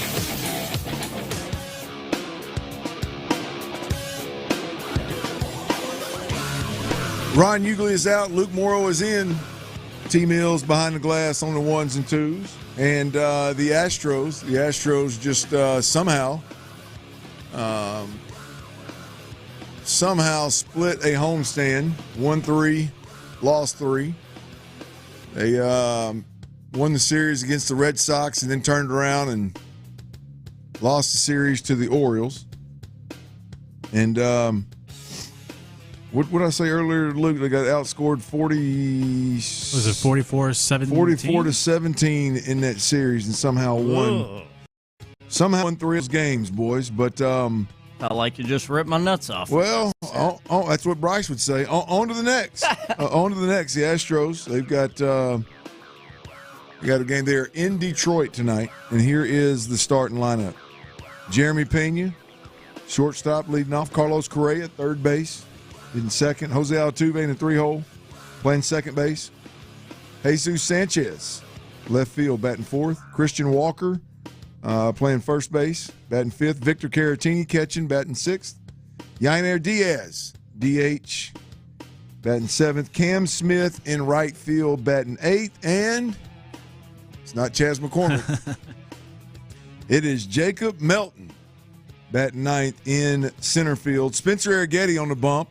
I know, Luke, you're still standing behind this. Spencer Arrighetti is the biggest key here. I don't want, maybe biggest key may not be the right. I don't want to put words in your mouth, but in terms of the guys that are returning from injuries, he's the big one for you. Yeah, for sure, because he had pitched earlier this year. Now I was actually surprised with how well Javier pitched in his first appearance back, but then, yesterday it's this illness, I guess, and hopefully that's what caused his velocity to be down yesterday as well, and he had to come out after 3 innings. So you ain't lying. I mean, I never wish illness on anybody, but that is best case scenario. Yeah, right?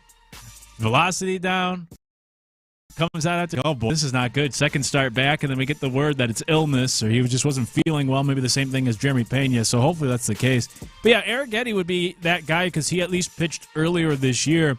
And it's interesting because it sounds like such excuse-making for Arrighetti, but I don't think he's been as bad as you would think with the last his 2 starts since returning. I don't think he's pitched as poorly as it's looked or as the numbers indicate. I think there's still potential there or reasons to be hopeful for Arrighetti the rest of the season. The 11 hits to the Marlins, I think it was 6 of them were essentially infield hits. Last time out, just didn't have his best command.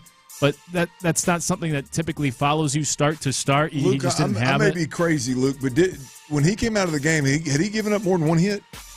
Against the Red Sox? Yes. Yeah, I think it was 1 hit, but 5 walks, something like that. Yeah, right? no, he definitely lost his command, but when he came out of the game, he'd only given up 1 hit, and that game was still reachable, and then all of a sudden Dubin got in there, and before you could blink, it was they had given up 5, and so I agree with you. I don't think you get any pushback on this show, at least from on that thought of Spencer Arrighetti, and the numbers will tell you significantly different than maybe what you believe. Watch. I agree with you. Spencer Arrighetti is talking about a guy coming back off of an injury. I mean, it's one of those deals where I think he's been fine in kind of a ramp up role or knock the rust off role or however you want to call it. No worries here with Spencer Arrighetti. Now, it's got to get better with every start moving forward. Yeah. I mean, we're up against it here. I mean, we got to be under 40 games left in the season. So, I mean, he's looking at another I mean, I don't know, 6-7 starts maybe. I mean, how many times you go through the rotation? 5? Yeah, I mean 6-7 starts. Yeah, about 7 more. Yeah. Yeah, so I mean, he's got to get right sooner rather than later. But I think I'm optimistic. So from an update standpoint with the Houston Astros, here's the big one: Josh Hader. I think some of you guys probably heard it over the weekend already, but we'll bring it to you anyway. According to Brian McTaggart, Josh Hader said it would take him 3 weeks to build up after not throwing for the next 3 weeks. So don't expect to see him in the regular season. Playoffs remain a possibility. 6 weeks, that's including the 3-week dead period and 3 weeks to ramp up. I mean, hell, we talked about it when they said 3 weeks off. He's like, hell, there's going to be some kind of ramp-up period behind that. So not too shocking there that we're looking at possibly 6 weeks or more on the Josh Hader front. Yeah, best case scenario is he returns just in time for October. But then even if that were to play out, and it's hard to see Astros return from injury play out as smoothly as they expect.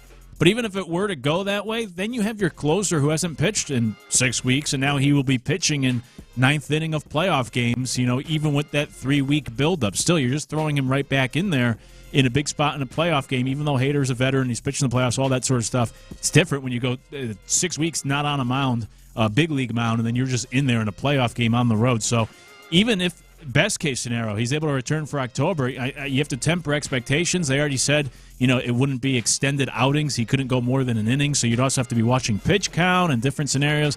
So obviously it's far from ideal, and because of the Astros' history with injuries, I guess I'm just jaded. I don't expect to see him even in October. I think he's done for the 2025 season, which is a shame. I hope you're dead ass wrong. I'm going to keep my fingers crossed here. Yordan Alvarez, here's another big one. Yordan Alvarez will begin a minor league rehab assignment Tuesday in Corpus. The plan is for him to play Tuesday, rest Wednesday, and then play back-to-back on Thursday. He could join the team in Baltimore because that's the team goes 3 in Detroit and then 4 in Baltimore. So that's looking at possibly a week from now, Yordan Alvarez being back in an Astros uniform playing in the big leagues. We'll see. Yeah, I think best case scenario is a week from tomorrow. I know the Astros are floating out this idea, but if that's the case, he'll play tomorrow, as you said, take off Wednesday, play Thursday, Friday. I don't think they would have him then play Saturday because they have to see how with the back. So I think you sit him Saturday. So best case scenario is the finale Sunday in Baltimore, and you'd fly him up from Texas to Baltimore for that one game, and then have him come back to Houston when you could just wait, give him a couple extra days, and have him rejoin the team for Tuesday here in Houston. So the Astros always put out these hopeful updates with all their injury returns, and then it usually doesn't pan out that way. I think more reasonably, if everything goes well, is a week from tomorrow when they start that home series with the Rockies. Hopefully Yordan's in the lineup. We'll see how things go this week, but hasn't played in 3.5 months, hasn't had any really live at-bats in an actual game during that time. He'll get 3 rehab games, and then we'll see what his timing's like, what he's like at the plate when he joins the big league club. All right, 2 more guys that it would be nice to get in the fold here. There's updates on. GM Dana Brown said Luis Garcia would likely make 1 more rehab start, with Lance McCullers likely to join the rotation first. So, those 2 guys, again, I think McCullers, as you said, made the statement that he appears to only want to be a starter.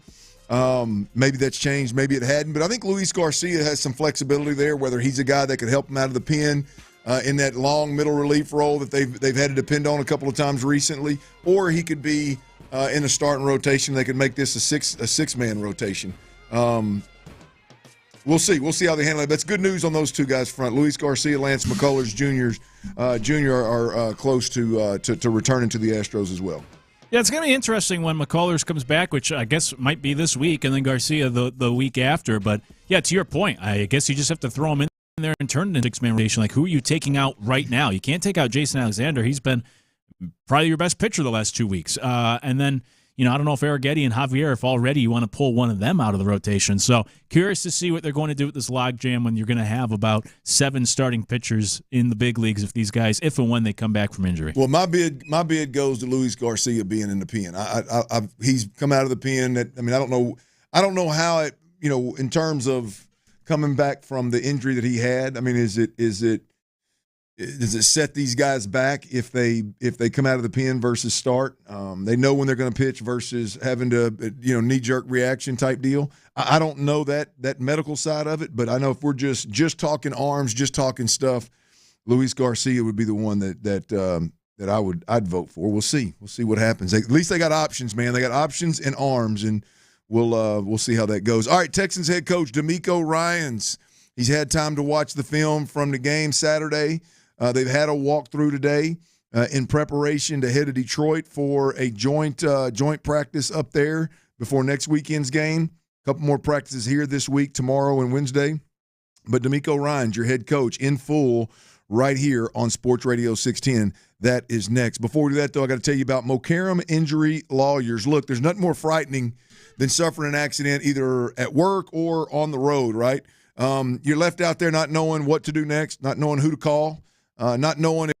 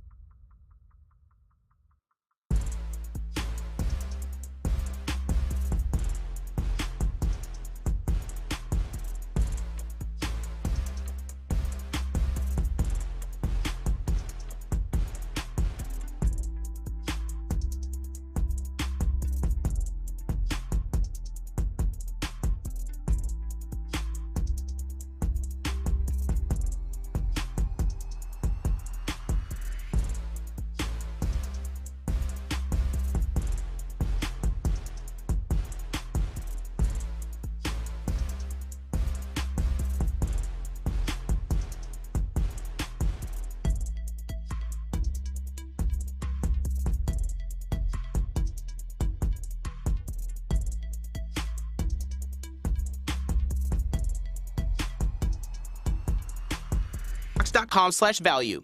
Injured? Call Mokaram Injury Lawyers, 281-222-2222. I love Demeco. Live from the Mokaram Injury Lawyers Studios, Sports Radio 610 presents The Drive with Stoerner and Hughley.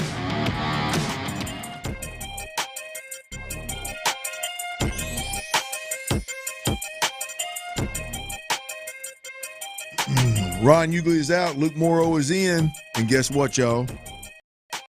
Texas coach Demeco Ryans, he's at the podium. Sports Radio 610, when the head coach speaks, we bring it to you, baby. Here it is. Demeco Ryans, Texans head coach.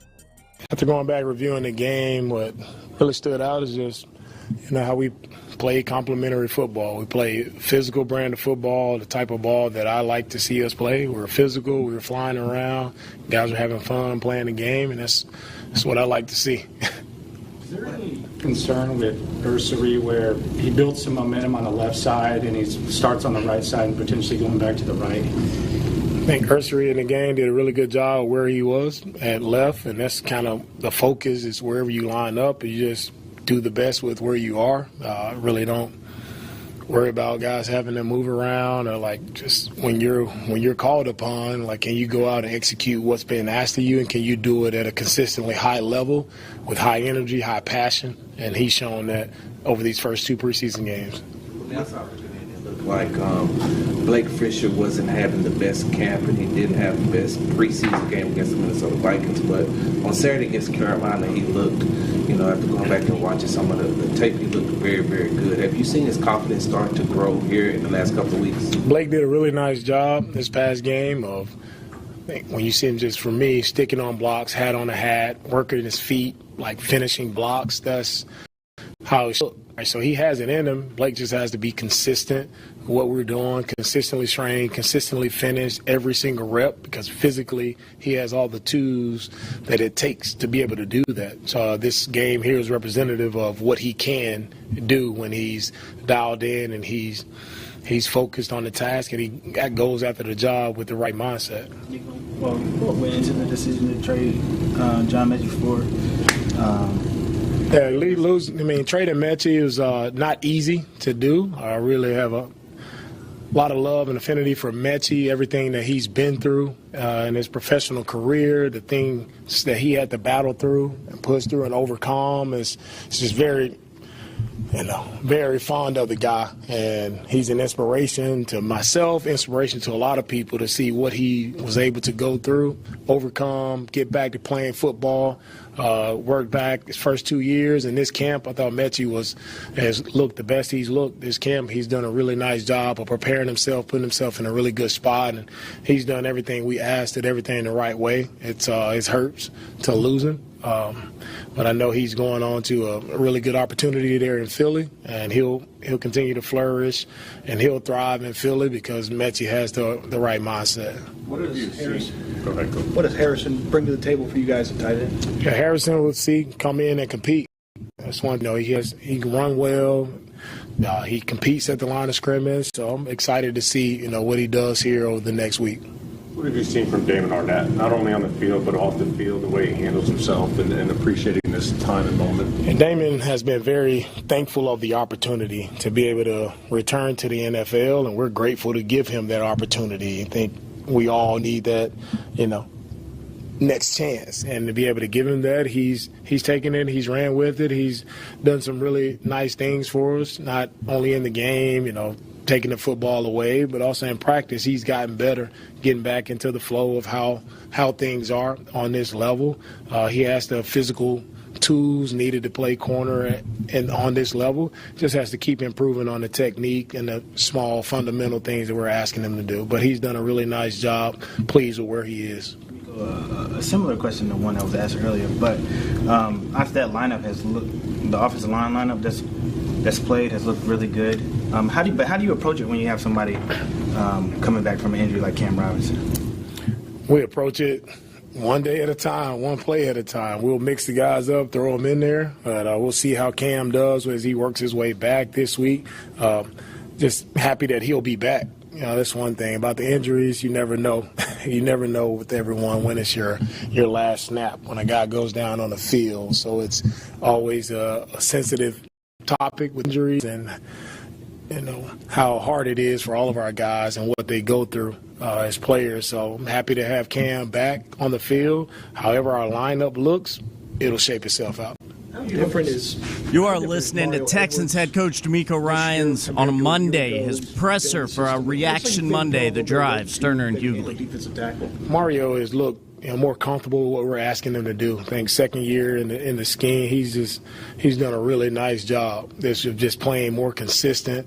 Like, he's just doing what's asked of him, not trying to do too much and be just a flash player, a splash player, and he's making plays consistently just by doing things the right way. So he's playing physical. He's playing style versus the run, not just a explosive penetrator, but he's doing a great job versus double teams as well. So he's had a really nice camp, really solid camp, and he's put himself in a really good spot to have a great year. What do you hope to see this week with the scrimmage with the Lions and then the game?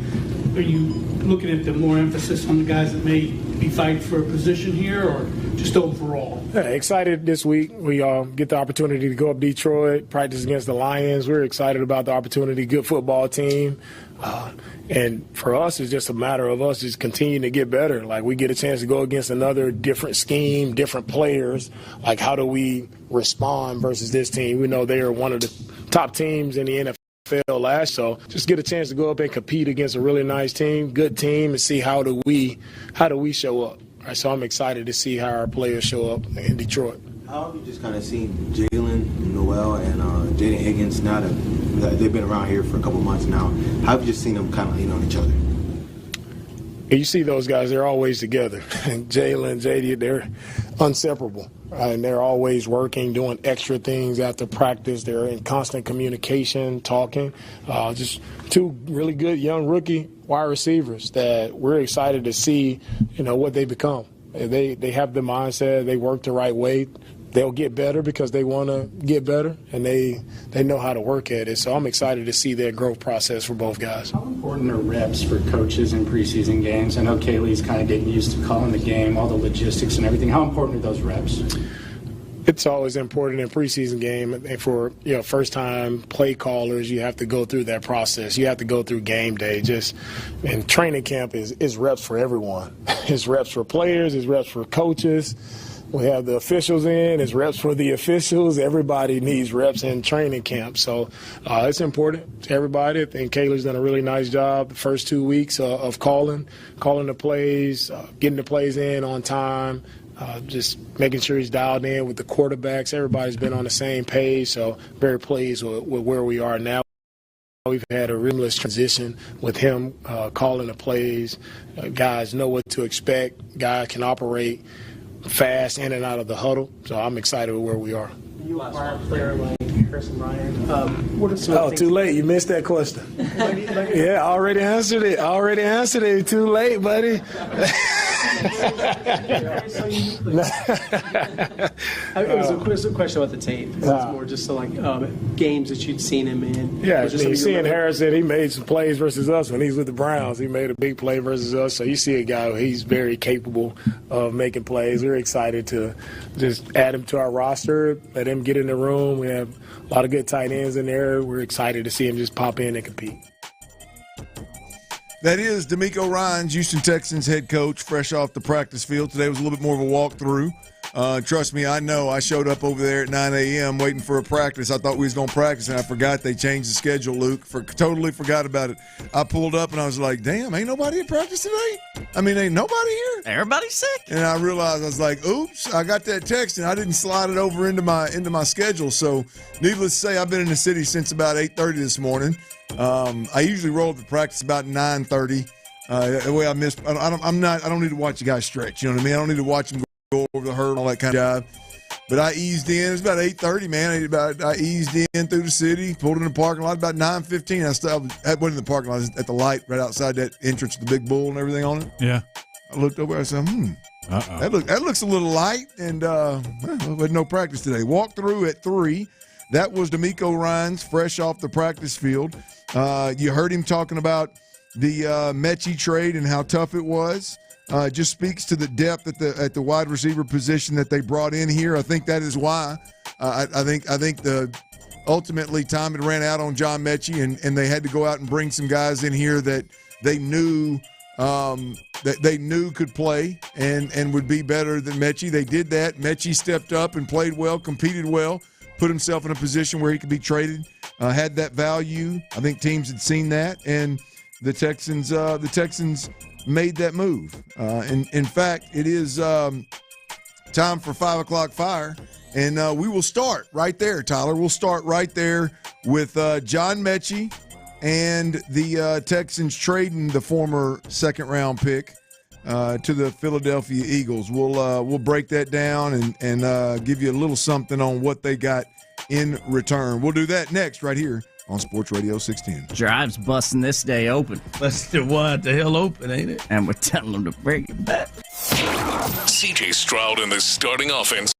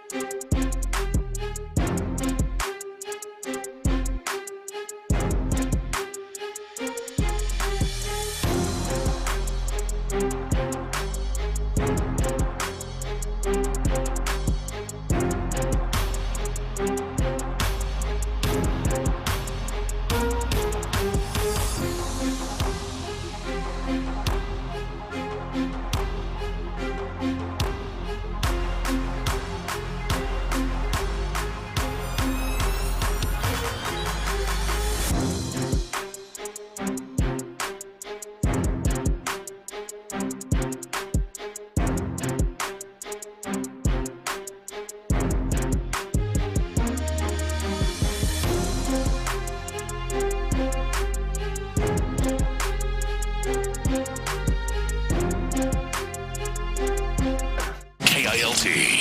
FM HD2 Houston. Insider access, exclusive content. Sports Radio 610. The Texans play here. An Odyssey sports station. I said, oh, Lord Jesus, it's a fire. Sports Radio 610 presents The Drive with Stoerner and Hughley. It's the 5 o'clock fire. It is the 5 o'clock fire. My man Ron the Show Hughley is in Turks and Coast, enjoying an extra day on vacay. And my boy Luke Morrow is in filling the seat, filling it mighty nicely, if I might add. But the Texans, they've not only are they playing a preseason game, not only do they have a walkthrough at 3 today, not only did I show up at 9 and there was no practice, but the Texans, they made a trade. They were probably busy making a trade instead of practicing when I was over there. I could have maybe I could have stepped in and covered it live. But the Texans have traded wide receiver, former second-round pick wide receiver John Metchie, and a sixth-round pick to the Eagles for tight end Harrison Bryant and a fifth-round pick. So John Metchie for Harrison Bryant, sixth-round pick for a fifth-round pick. The reality of the situation is the Texans had an opportunity to trade one of their wide receivers. They were really deep at the wide receiver position. You got Nico Collins and Christian Kirk, and then you drafted the two wide receivers early in the draft this year out of Iowa State, Jalen Noel and Higgins. And so there's your four receivers. And then beyond that, it looks like Xavier Hutchinson has really stepped up and supplanted himself as a next available. I think he was even in the starting three in joint practice when they went into a 2-minute situation. So played his way into not just a spot on the roster, but actual playing time. I think Braxton Berrios is a weapon and a return specialist. So I think there is your sixth wide receiver. And then it comes down to John Metchie and Justin Watson for me. And I'll be honest with you, I think if you talk to Demeco and Nick and everybody, I think they probably would have been willing to trade either one of them. I think you probably argue that maybe Justin is a little bit more proven when it comes to wide receivers stepping in without any reps, or wide receivers being trustworthy, dependable. Let's put it that way, not trustworthy, but dependable, more sure-handed when it comes to the wide receiver stepping in and blocking when he needs to block. And not that Metchie couldn't do any of those things, but I think maybe Justin Watson there may have had a little bit more confidence, having seen it before. Several clutch catches, not a ton of catches, but several clutch catches in his time in Kansas City. So a little bit more seasoned than John Metchie. And so the Texans had extra wide receivers. And luckily, John Metchie, as I said last week, John Metchie has had a really good camp. John Metchie has made it a competition. I think when camp started, I think the statement was the Texans have brought in a ton of wide receivers, proven wide receivers, that fit in that third tier of wide receiver on your team, right where John Metchie was, probably because they didn't want to wait any longer on him and some others to kind of elevate their game. They wanted to create some competition. And so they were really deep, and the opportunity presented itself to make a trade and get some level of value back for John Metchie, knowing that the odds were you were going to put him on a waiver wire and you were going to cut him at some point in the near future anyway. And so John Metchie is out. Sixth-round draft pick is out. The fifth-round pick is in. And tight end Harrison Bryant is in. Now, Harrison Bryant has been with the Cleveland Browns, I believe the Raiders, and was with the Eagles, right? And if you look at it, David Njoku's with the Browns.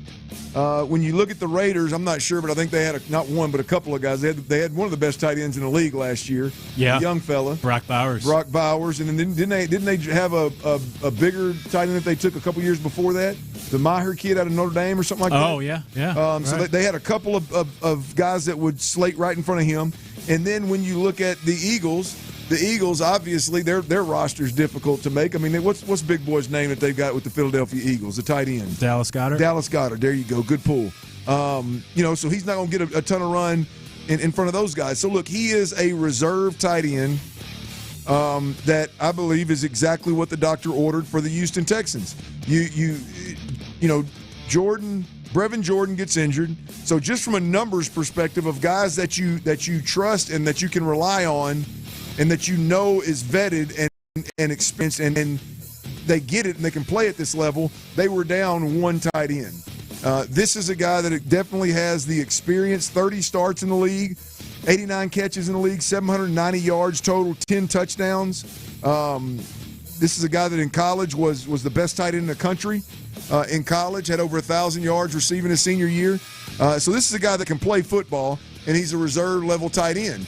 I think he fits in nicely with this crew right here, Luke. I think he fits in real nicely. Yeah, I really like the trade. It's low risk, high reward because, as you laid out, I mean, you were getting rid of Metchie anyway, so to get anything for him is a bonus instead of just seemingly cutting him or cutting a different receiver of the same value. Now you move Metchie, bring in a tight end to help after the injury, and then a guy that I do think has potential. I laid it out earlier. I mean, he was on the all-rookie team as a rookie, and even that was from the NFL, and then even you have Pro Football Focus ranked him as one of the best rookies that year in 2020, and that was a team that went to the playoffs, and then never quite took those next steps forward, but to Clint's point, was always kind of blocked by more talented and guys that were more established at the tight end position on those teams. So now that he comes here, I think there will be an opportunity, maybe not the biggest opportunity, but he'll have his chances. And he's a guy that, as we said earlier, came up as a offensive lineman, was going to go to college to be an offensive tackle, and made the switch to tight end when the coaches at FAU saw something in him. And boy, has that worked out well for him. But a guy that be at that tight end position has some of that blocking experience. And I like the move. And if you're a Texans fan, you might remember when he went for 4 and 62 in a playoff game here in Houston. So, he showed you firsthand some of the things he can do, including a long catch and run in that playoff game against Houston. So I like the potential, and as we said, you essentially gave up nothing because you're going to get rid of Metchie anyways. I think this wide receiver room is now set. I would actually keep Watson. I would keep 7 wide receivers. But if not, we could see another move like this because these teams, there's a lot of teams desperate for wide receivers out there. So if the Texans are going to get rid of one of those guys, you could try to pull off another one of these trades like they did with Metchie. Yeah, it's interesting, man, because, I think when you talk about this football team, the Houston Texans, and how they're going to construct their roster, we were doing some of this Saturday night after the preseason game, some of this back and forth about how do you the number game. Yeah. I have a really hard time thinking anything other than it has to start with defense. Like, this is going to be a defensive-driven football team. Mm-hmm. And so when it comes down to, do you keep an extra wide receiver or do you keep an extra inside linebacker, an extra edge rusher, or an extra safety or whatever? They're going to keep the extra safety, right? I mean, so when it comes down to it, I don't think this thing is gonna play out as, boy, offensively. Usually they keep 9 offensive linemen and they keep 7 receivers and keep. I think they're going to go. We're going to keep what we have to keep on the defensive side of the football, and then offensively, we will piece things together depth-wise and piece things together with our special teams guys from our depth offensive players. I got to believe that this is going to be first and foremost because they're going to have to put some really good players on the streets. You know what I mean? And I mean, do you think that's a Demeco Autry? Do you think it's one of those linebackers that we mentioned earlier, the Jake Hansons? There's some really good players there that have to be put on the streets. What do they do with Rush Yeast and Miles Bryant? And now that they've got two safeties that one of them's in trouble off the field and the other one's injured, but now he's coming back. Like, I think we're going to err on the side of defense being priority here, so that may cut some of those numbers on the offensive side of the football. Just a blind shot, in my opinion, but I think that's how this thing ends up unfolding. I really like this trade.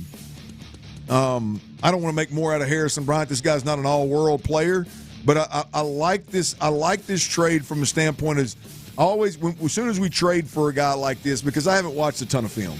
I'm like you. I remember him catching balls in the playoff game. Yeah. Everything I remember about Harrison Bryant, he was catching balls, and there was some run after catch. There's some, boy, this guy's got a little athletic ability to him. Mm-hmm. And he does. And to your point, he's even lined up at fullback and catches the ball out of the backfield and things like that. But he's not a fullback. He's a true tight end. And reading about him, reading up on him, really excels in pass protection. Not as dominant in the run game. Athletic enough to do some things in the pass game. I think he's going to fit in really well with what they have. And I think at the very least, again, he shores up that tight end position with a good veteran that you trust and that you can depend on. Here's the thing. How quickly can he learn the offense? What does he already know? He came out of Florida Atlantic and with Lane Kiffin there. Does that somehow, all the different offenses that he's been in the league, do they somehow work together? And he's heard this terminology before. We shall see. But Harrison Bryant, tight end from the Philadelphia Eagles, and John Metchie's no longer a Texan. He is an Eagle. 5 o'clock fire. All right, the Astros, they square up against the Detroit Tigers tonight. The starting lineup: Jeremy Pena at shortstop, Carlos Correa at third base, Jose Altuve at second, Jesus Sanchez in that cleanup spot, Christian Walker in that 5-hole at first base, Victor Caratini's catching tonight, batting 6th, Yainer Diaz batting 7th in that DH spot, Cam Smith batting 8th in right field, and Jacob Melton, not Chaz McCormick, but Jacob Melton is in center field batting 9th. They need Chaz in that pen, bro. Oh, they need him in that pen. That's right. That's right. They do. Or run bases and extras, 1 or 2. They need him ready in that pen. That's brother. right. That's right. Oh man, I tell you, boy, I bet he's in a rough spot right now, man. He is definitely bellying up to a bar somewhere.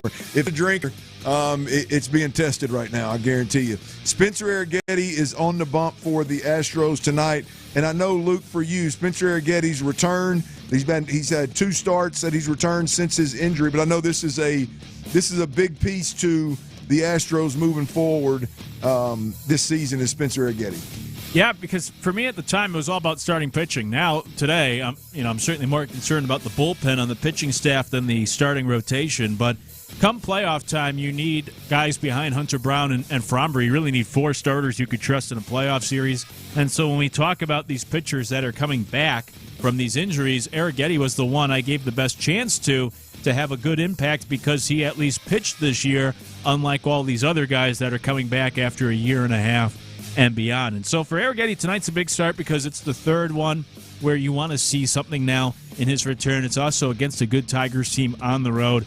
But you look back at his first 2 starts, against the Marlins, I know he gave up 11 runs on 5 hits in less than 4 innings, but it was a lot of soft contact and kind of bad luck and infield hits, and it sounds like a cop-out, but really was the reality. And then last time out against the Red Sox, who lead the AL in runs scored, he held them to 1 hit over 5 innings and only 2 runs, but he walked 5 guys. He just didn't have his best command, and yet was still able to get through 5 innings of 1-hit baseball. So the numbers haven't been ideal. They haven't been great, but you've seen the flashes or you've seen the potential there, and now you're hoping he can kind of put it together tonight against the Tigers where we start to see some progress. If he's continuing to spin his wheels start after start, it's like, well, this guy either. So hopefully you see some progress tonight, but still hopeful that he gives you the best option of all these starting pitchers returning from these injuries. Yeah, look, I'm with you that he, that the first 2 outings weren't as, were better than I think they've been given credit. So now he's got to turn this thing around and get moving in the right direction. There's no doubt about that. He's got to improve moving forward. I think that little bit of a grace period is probably coming to an end, and Spencer Arrighetti's got to keep this thing moving. 5 o'clock fire. All right, little update for the Astros as well on a couple of players. Josh Hader. Josh Hader said it would take him 3 weeks to build up after not throwing for the next 3 weeks. That's 6 weeks, y'all, and that's an if. So don't expect to see him in the regular season. Playoffs remain a possibility. That is Josh Hader. The bullpen not only took an absolute beating over this 6-game homestand, but they did also losing the tip of the spear there with Josh Hader. Looks like it's going to be at least 6 weeks before we possibly see him again. Dana Brown said Luis Garcia would likely make 1 more rehab start, and McCullers is likely to join the rotation first. So Luis Garcia and Lance McCullers both close to seeing action and joining the rotation again. And the big boy, Yordan Alvarez, will begin a minor league rehab assignment Tuesday in Corpus Christi. He'll play Tuesday, rest Wednesday, and then play back-to-back on Thursday, Friday. He could join the team in Baltimore. I'm assuming on Sunday, as you mentioned a little earlier, Luke, it would probably be a Sunday join, or he could stay here in Houston and join the team when Colorado comes to town. That following series right there. Jordan he's been out since May the 2nd with that hand fracture and the obvious inflammation issues that he's had since trying to get back. So a lot of updates there, Luke, but looks like there is some bats coming to help them bats, as well as some arms that are definitely going to be rotational arms, if not pieces that could help in the bullpen. Yeah, it'll be interesting to see how those pitchers fit in. You hope to get McCullers back in a week, Garcia within the next 2 weeks. Hopefully Jordan comes back next week as well. So, yeah, you're getting those reinforcements. Jordan will be obviously a big piece, huge piece for the lineup, assuming he has his timing down. There might be some growing pains when he first gets back to the big leagues and has to refigure that all out after missing 3.5 months. And then the starting pitching, you have to try to finagle their way into the fold and figure out who's going to be the starters, who's going to be the relievers. This bullpen needs some help right now. You have a couple of guys in the bullpen that are just non-competitive, shouldn't be in the big leagues. So you got a couple of holes to fill, and maybe that will be a Garcia or a McCullers, or who knows how they're going to. Maybe Jason Alexander does get bumped to the bullpen. We'll see, but that hopefully is a big help, and especially because I wouldn't expect Josh Hader to come back. We also got the update today of Brandon Walter being shut down. Like, it just seems whenever we have these injuries for the Astros, it's never as easy as they make it seem, never as smooth. So I'm holding my breath that Jordan will even be back in a week like they're anticipating, and that's why I don't expect to see Hader the rest of this calendar year, because you just can't count on these injuries to follow the exact timeline that the Astros believe. It feels huge. 5 o'clock fire. Real quick, boys, something that we should probably keep an eye on, and because it's the first team, we're 3 weeks from it roughly, but it is the first opponent on the Texans' schedule, the LA Rams. Their quarterback, Matthew Stafford, he is practicing today for the first time in training camp. They've teased us the last 2 Saturdays, I believe, he was supposed to be on the field, and they pushed it back. There is an aggravated disc in his back. And look, Matthew Stafford's 37 years old. Matthew Stafford plays a brand of quarterback that he gets beat on pretty good. He holds the football. He likes to drive it down the field. He gets hit quite a bit. And the reality of it is when you're talking about an aggravated disc in your back, there's being a rotational athlete and playing a rotational dominant position, the quarterback position, that is a real struggle. Aggravated disc in his back. I don't know all the details, but today Stafford took part in the entire practice, started with individuals and then progressed into full team drills. I would imagine, I think this is a lot like the Tony Romo situation back when his back essentially forced him out of the game. And so this isn't something that just you can go play with and I think it goes away. I think actually playing and, again, rotating on that back every time you throw, I think actually aggravates it more. So not a major ordeal. We're 3 weeks out, but as a Texans fan with LA Rams on the schedule, first game out of the gate here, that is something that we could probably keep an eye on. For sure, and he wasn't great down the stretch last year either, Stafford, who's been, as you said, banged up really his entire career. And when it comes to back problems, I've always said you don't know anybody who would say, I used to have a back injury, I used to have back problems. The back is the one thing that never really seems to go away. Once you have back problems, unfortunately, you typically have back problems moving forward for like the rest of life. So for Stafford, this is something that's probably going to follow him all season long, and we'll see if he's out there for week 1, and if so, how he looks. But he hasn't been that great the last couple seasons to begin with. All right, on the heels of the Metchie trade, which we just got through talking about, look, there is this time of year in training camp. The reality of it is there's some guys at the bottom of that roster that you go, hey, is there value there? Can we trade them before putting them on the streets, right? John Metchie was one of those guys. Do the Texans have more? Is there potential of seeing another trade by the Houston Texans before cut date next week? That's next right here on Sports Radio 610. Before we do that, y'all,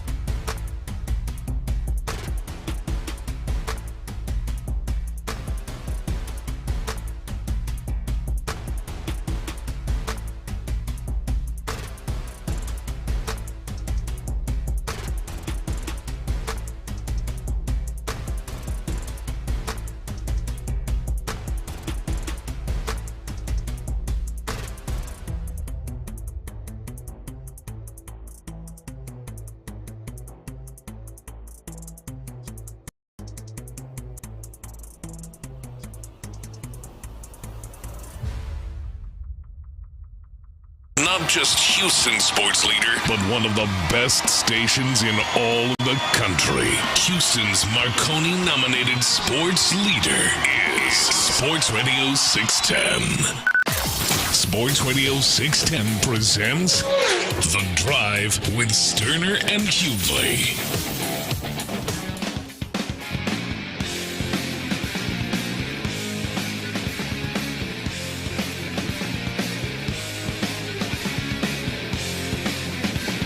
Ryan Hughley is out.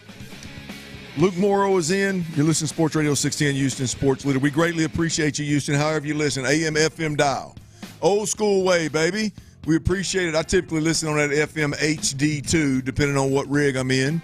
Hit that AM dial every now and then. If you're listening or you're watching on YouTube and Twitch, we greatly appreciate you. I tip my cap. And I always have the Odyssey app locked and loaded. In fact, I went jogging today, boys. I lasted about 40 minutes, about 40, 45 minutes out there now in that heat.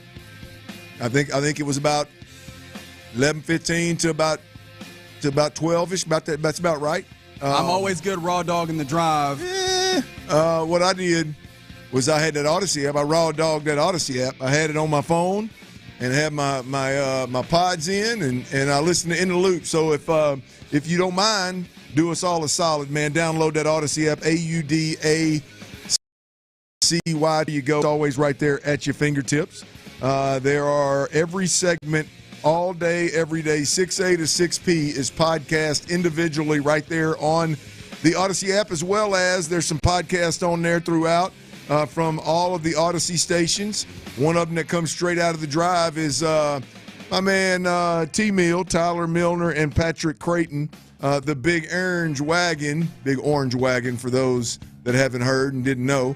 It's all things Astros. They are locked and loaded. Stay plugged in.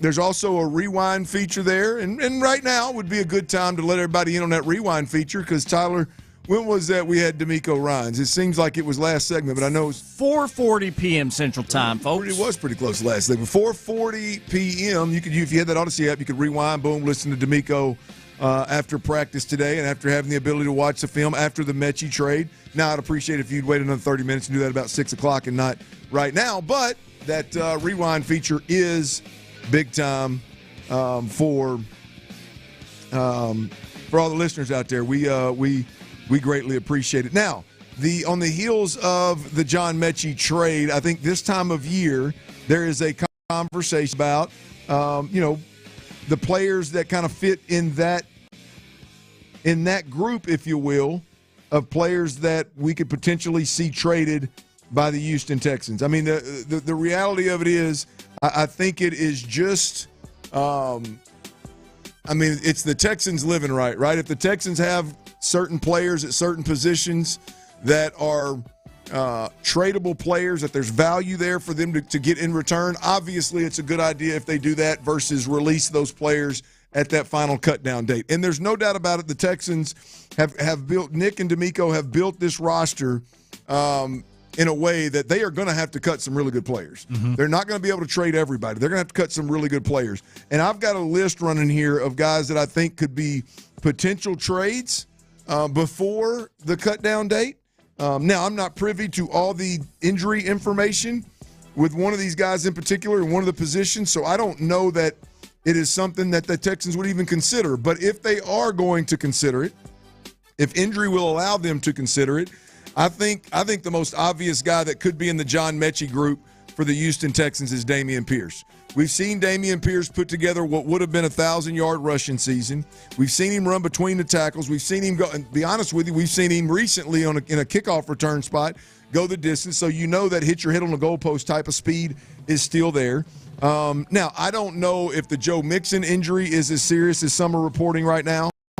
I don't know if the Dameon Pierce injury is of an issue that would keep them from trading him at this point. I think he's coming back this week. I think we'll see him in joint practice. I think we'll see him in practice this week, and then we'll see him in the game. But Dameon Pierce, Luke, is one to me that, again, assuming that at some point we get Joe Mixon back, assuming that Nick Chubb is not frail, knowing that they like Jawar Jordan, knowing that they like Dare Ogunbowale, who I didn't even mention earlier, knowing that they like Woody Marks, I think there's a chance that Dameon Pierce is a guy that could bring a little value in return if they get a chance to trade him before the cut down date. Yeah, I think he's a good candidate. I would also say it depends on how the Texans view him. If they see some sort of future in Dameon Pierce, that might alter the conversation. But if they think this is kind of it, and based off of the actions of bringing in Mixon and bringing in Chubb, I don't know if they see him as a lead back. Anyways, point being, you're going to lose him a year from now anyway, so you might as well get something for him, let alone the cut. Because I do think he's going to make the roster, but you could also make the case of, hey, if someone's willing to give you something for Dameon Pierce, might as well trade him away and keep British Brooks or somebody else to fill that void instead, especially if Joe Mixon's going to be okay. I kind of poo-pooed the value of Dameon Pierce earlier in the trade market, but then someone on the text line did say, hey, if David Johnson was worth DeAndre Hopkins, Dameon Pierce should be able to get you something. That is a good point. That is a really good point. But no, all joking aside, I'll put it to you like this. If John Metchie is worth a guy like a Harrison Bryant that definitely helps your overall tight end room, and you upgraded from a 6th round to a 5th round pick, I would argue that Dameon Pierce, in his kickoff return abilities, that in itself is more than Metchie ever did at this level. And then although we are 2 years removed, or 2 or 3 years removed from the Pep Hamilton years, there is there is film you can go back and look at where he was running that rock downhill pretty impressively, and he has been a good soldier, a solid dude through all of this. I think being raised up by Demeco and Nick, I think that holds value. But Dameon Pierce is one, and just for the sake of time here, I'll give you another position to watch is linebacker. You got depth guys like Jake Hansen, Jamal Hill, Nick Neiman. All these dudes can play. I think the organization is pretty high on Nick Neiman. We'll see, but I think any one of those three guys could potentially be traded. They're really solid depth linebackers with several guys in front of them. And the other one, the interesting one, veteran-wise, and maybe a little bit crazy for me to say this, but Denico Autry is one for me that I think we got to keep an eye on. I just don't know exactly how Denico Autry fits into what the Texans are going to do moving forward. They got some dudes, man. They got some dudes that at that edge rusher position, as well as I think they got a better rotation now at that interior O-line position. So I mean D-line position. So I think it's going to be a little bit more difficult, if you will, for him to fit in and squeeze. Especially if he's one of those guys, Luke, that's just seems like since he's been here, yeah, we get excited about him and we love the opportunity to put him in the game, but he's been out more than he's been in. Right? The old availability. I wonder if that's going to catch up with him. Now there may be some guaranteed money on the table contractually that is gonna get me, but either way it goes, keep an eye on him. We'll see what what happens there before the season is up. All right, the Astros they're gonna go here this evening in Detroit. We'll get you caught up on all things Astros real quick, as well as knock out a couple of more Texans from the game Saturday on a reaction Monday. We will do that next, right here on Sports Radio 610. Before we do that, though, I got to tell you about them cold Coors Light now. Them cold Coors Light every day, once a day. I got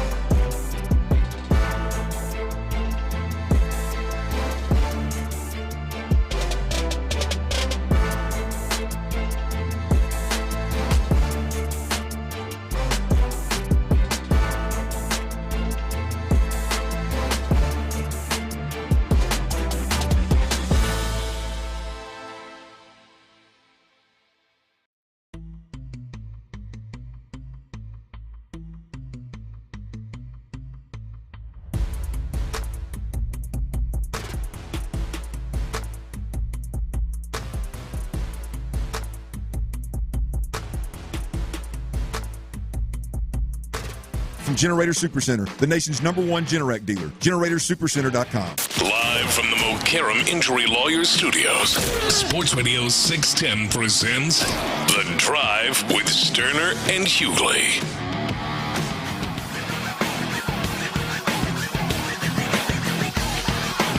Ryan Hughley is out. Luke Morrow is in.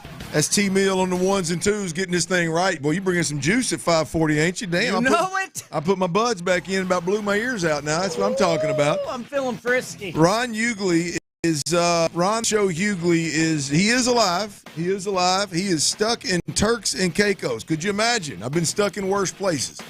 He is stuck in Turks and Caicos. Apparently there was a hurricane out there flirting with him, and it messed up all the flights. And, Tyler, what'd you think when Ron hit us this morning? When Ron hit us this morning with the, boys, my flights has been delayed till Thursday. No flights out until Thursday. I said, damn. Yeah. That is a healthy weather report, right? No flights until Thursday? Yeah, to be honest with you, man, I mean, our listeners may or may not know this, but I kind of nerd out on the weather stuff, especially hurricane season. Yeah, I did not know that. Yeah, I start a lot of my days in August looking at this old National Hurricane Center and everything. You know what? You know what they say about an old white man?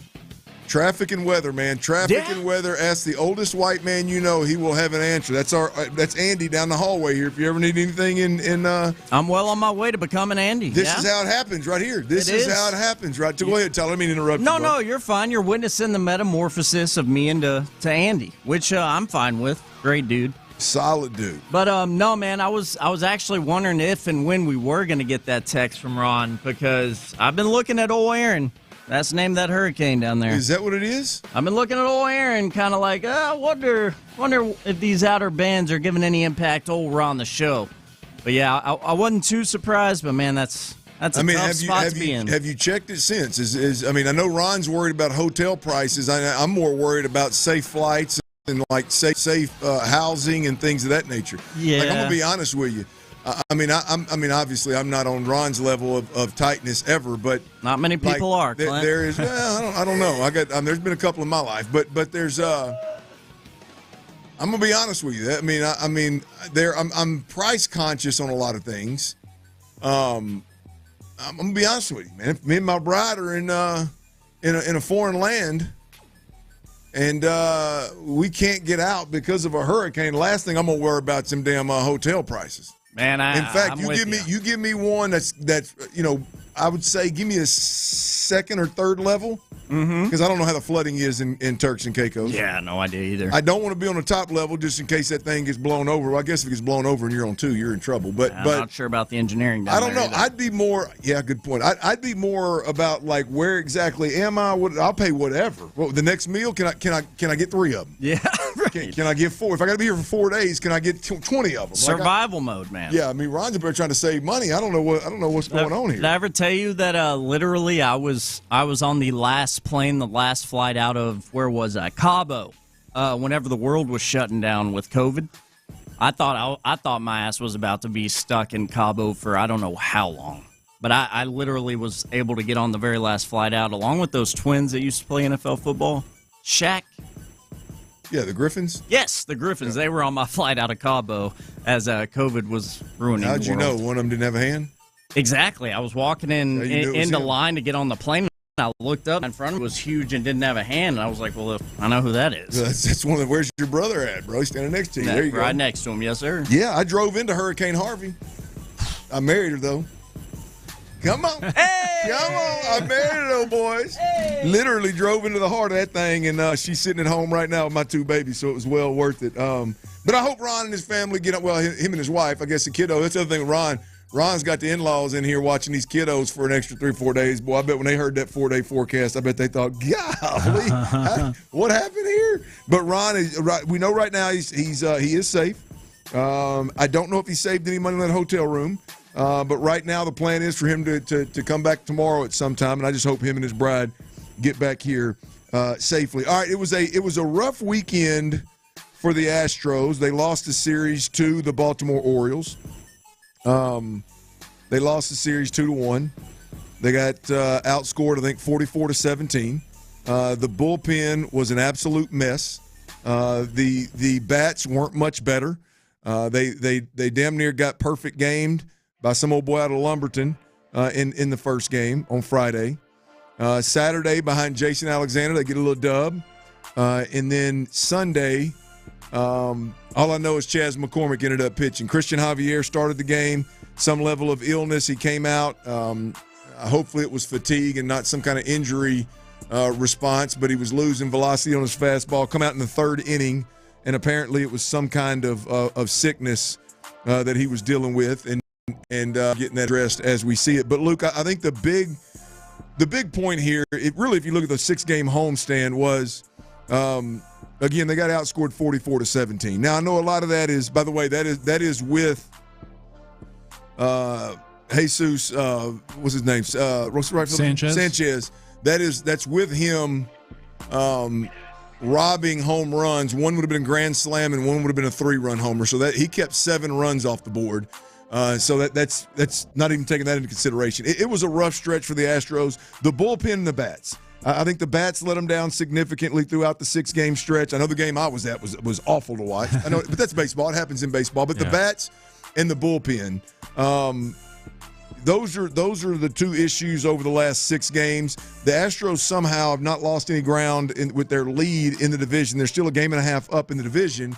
But Luke, in your opinion, I know you feel pretty strongly about that bullpen situation that the Astros have going on right now. Yeah, it's not good. Dubin can't be counted on anymore, whether he's still injured or what. Weems shouldn't be in the big leagues. You're down your closer in Hader now, so you're missing really 3 spots. You're missing your closer, and then you have 2 non-competitive arms in that bullpen, at least 2 right now, and so.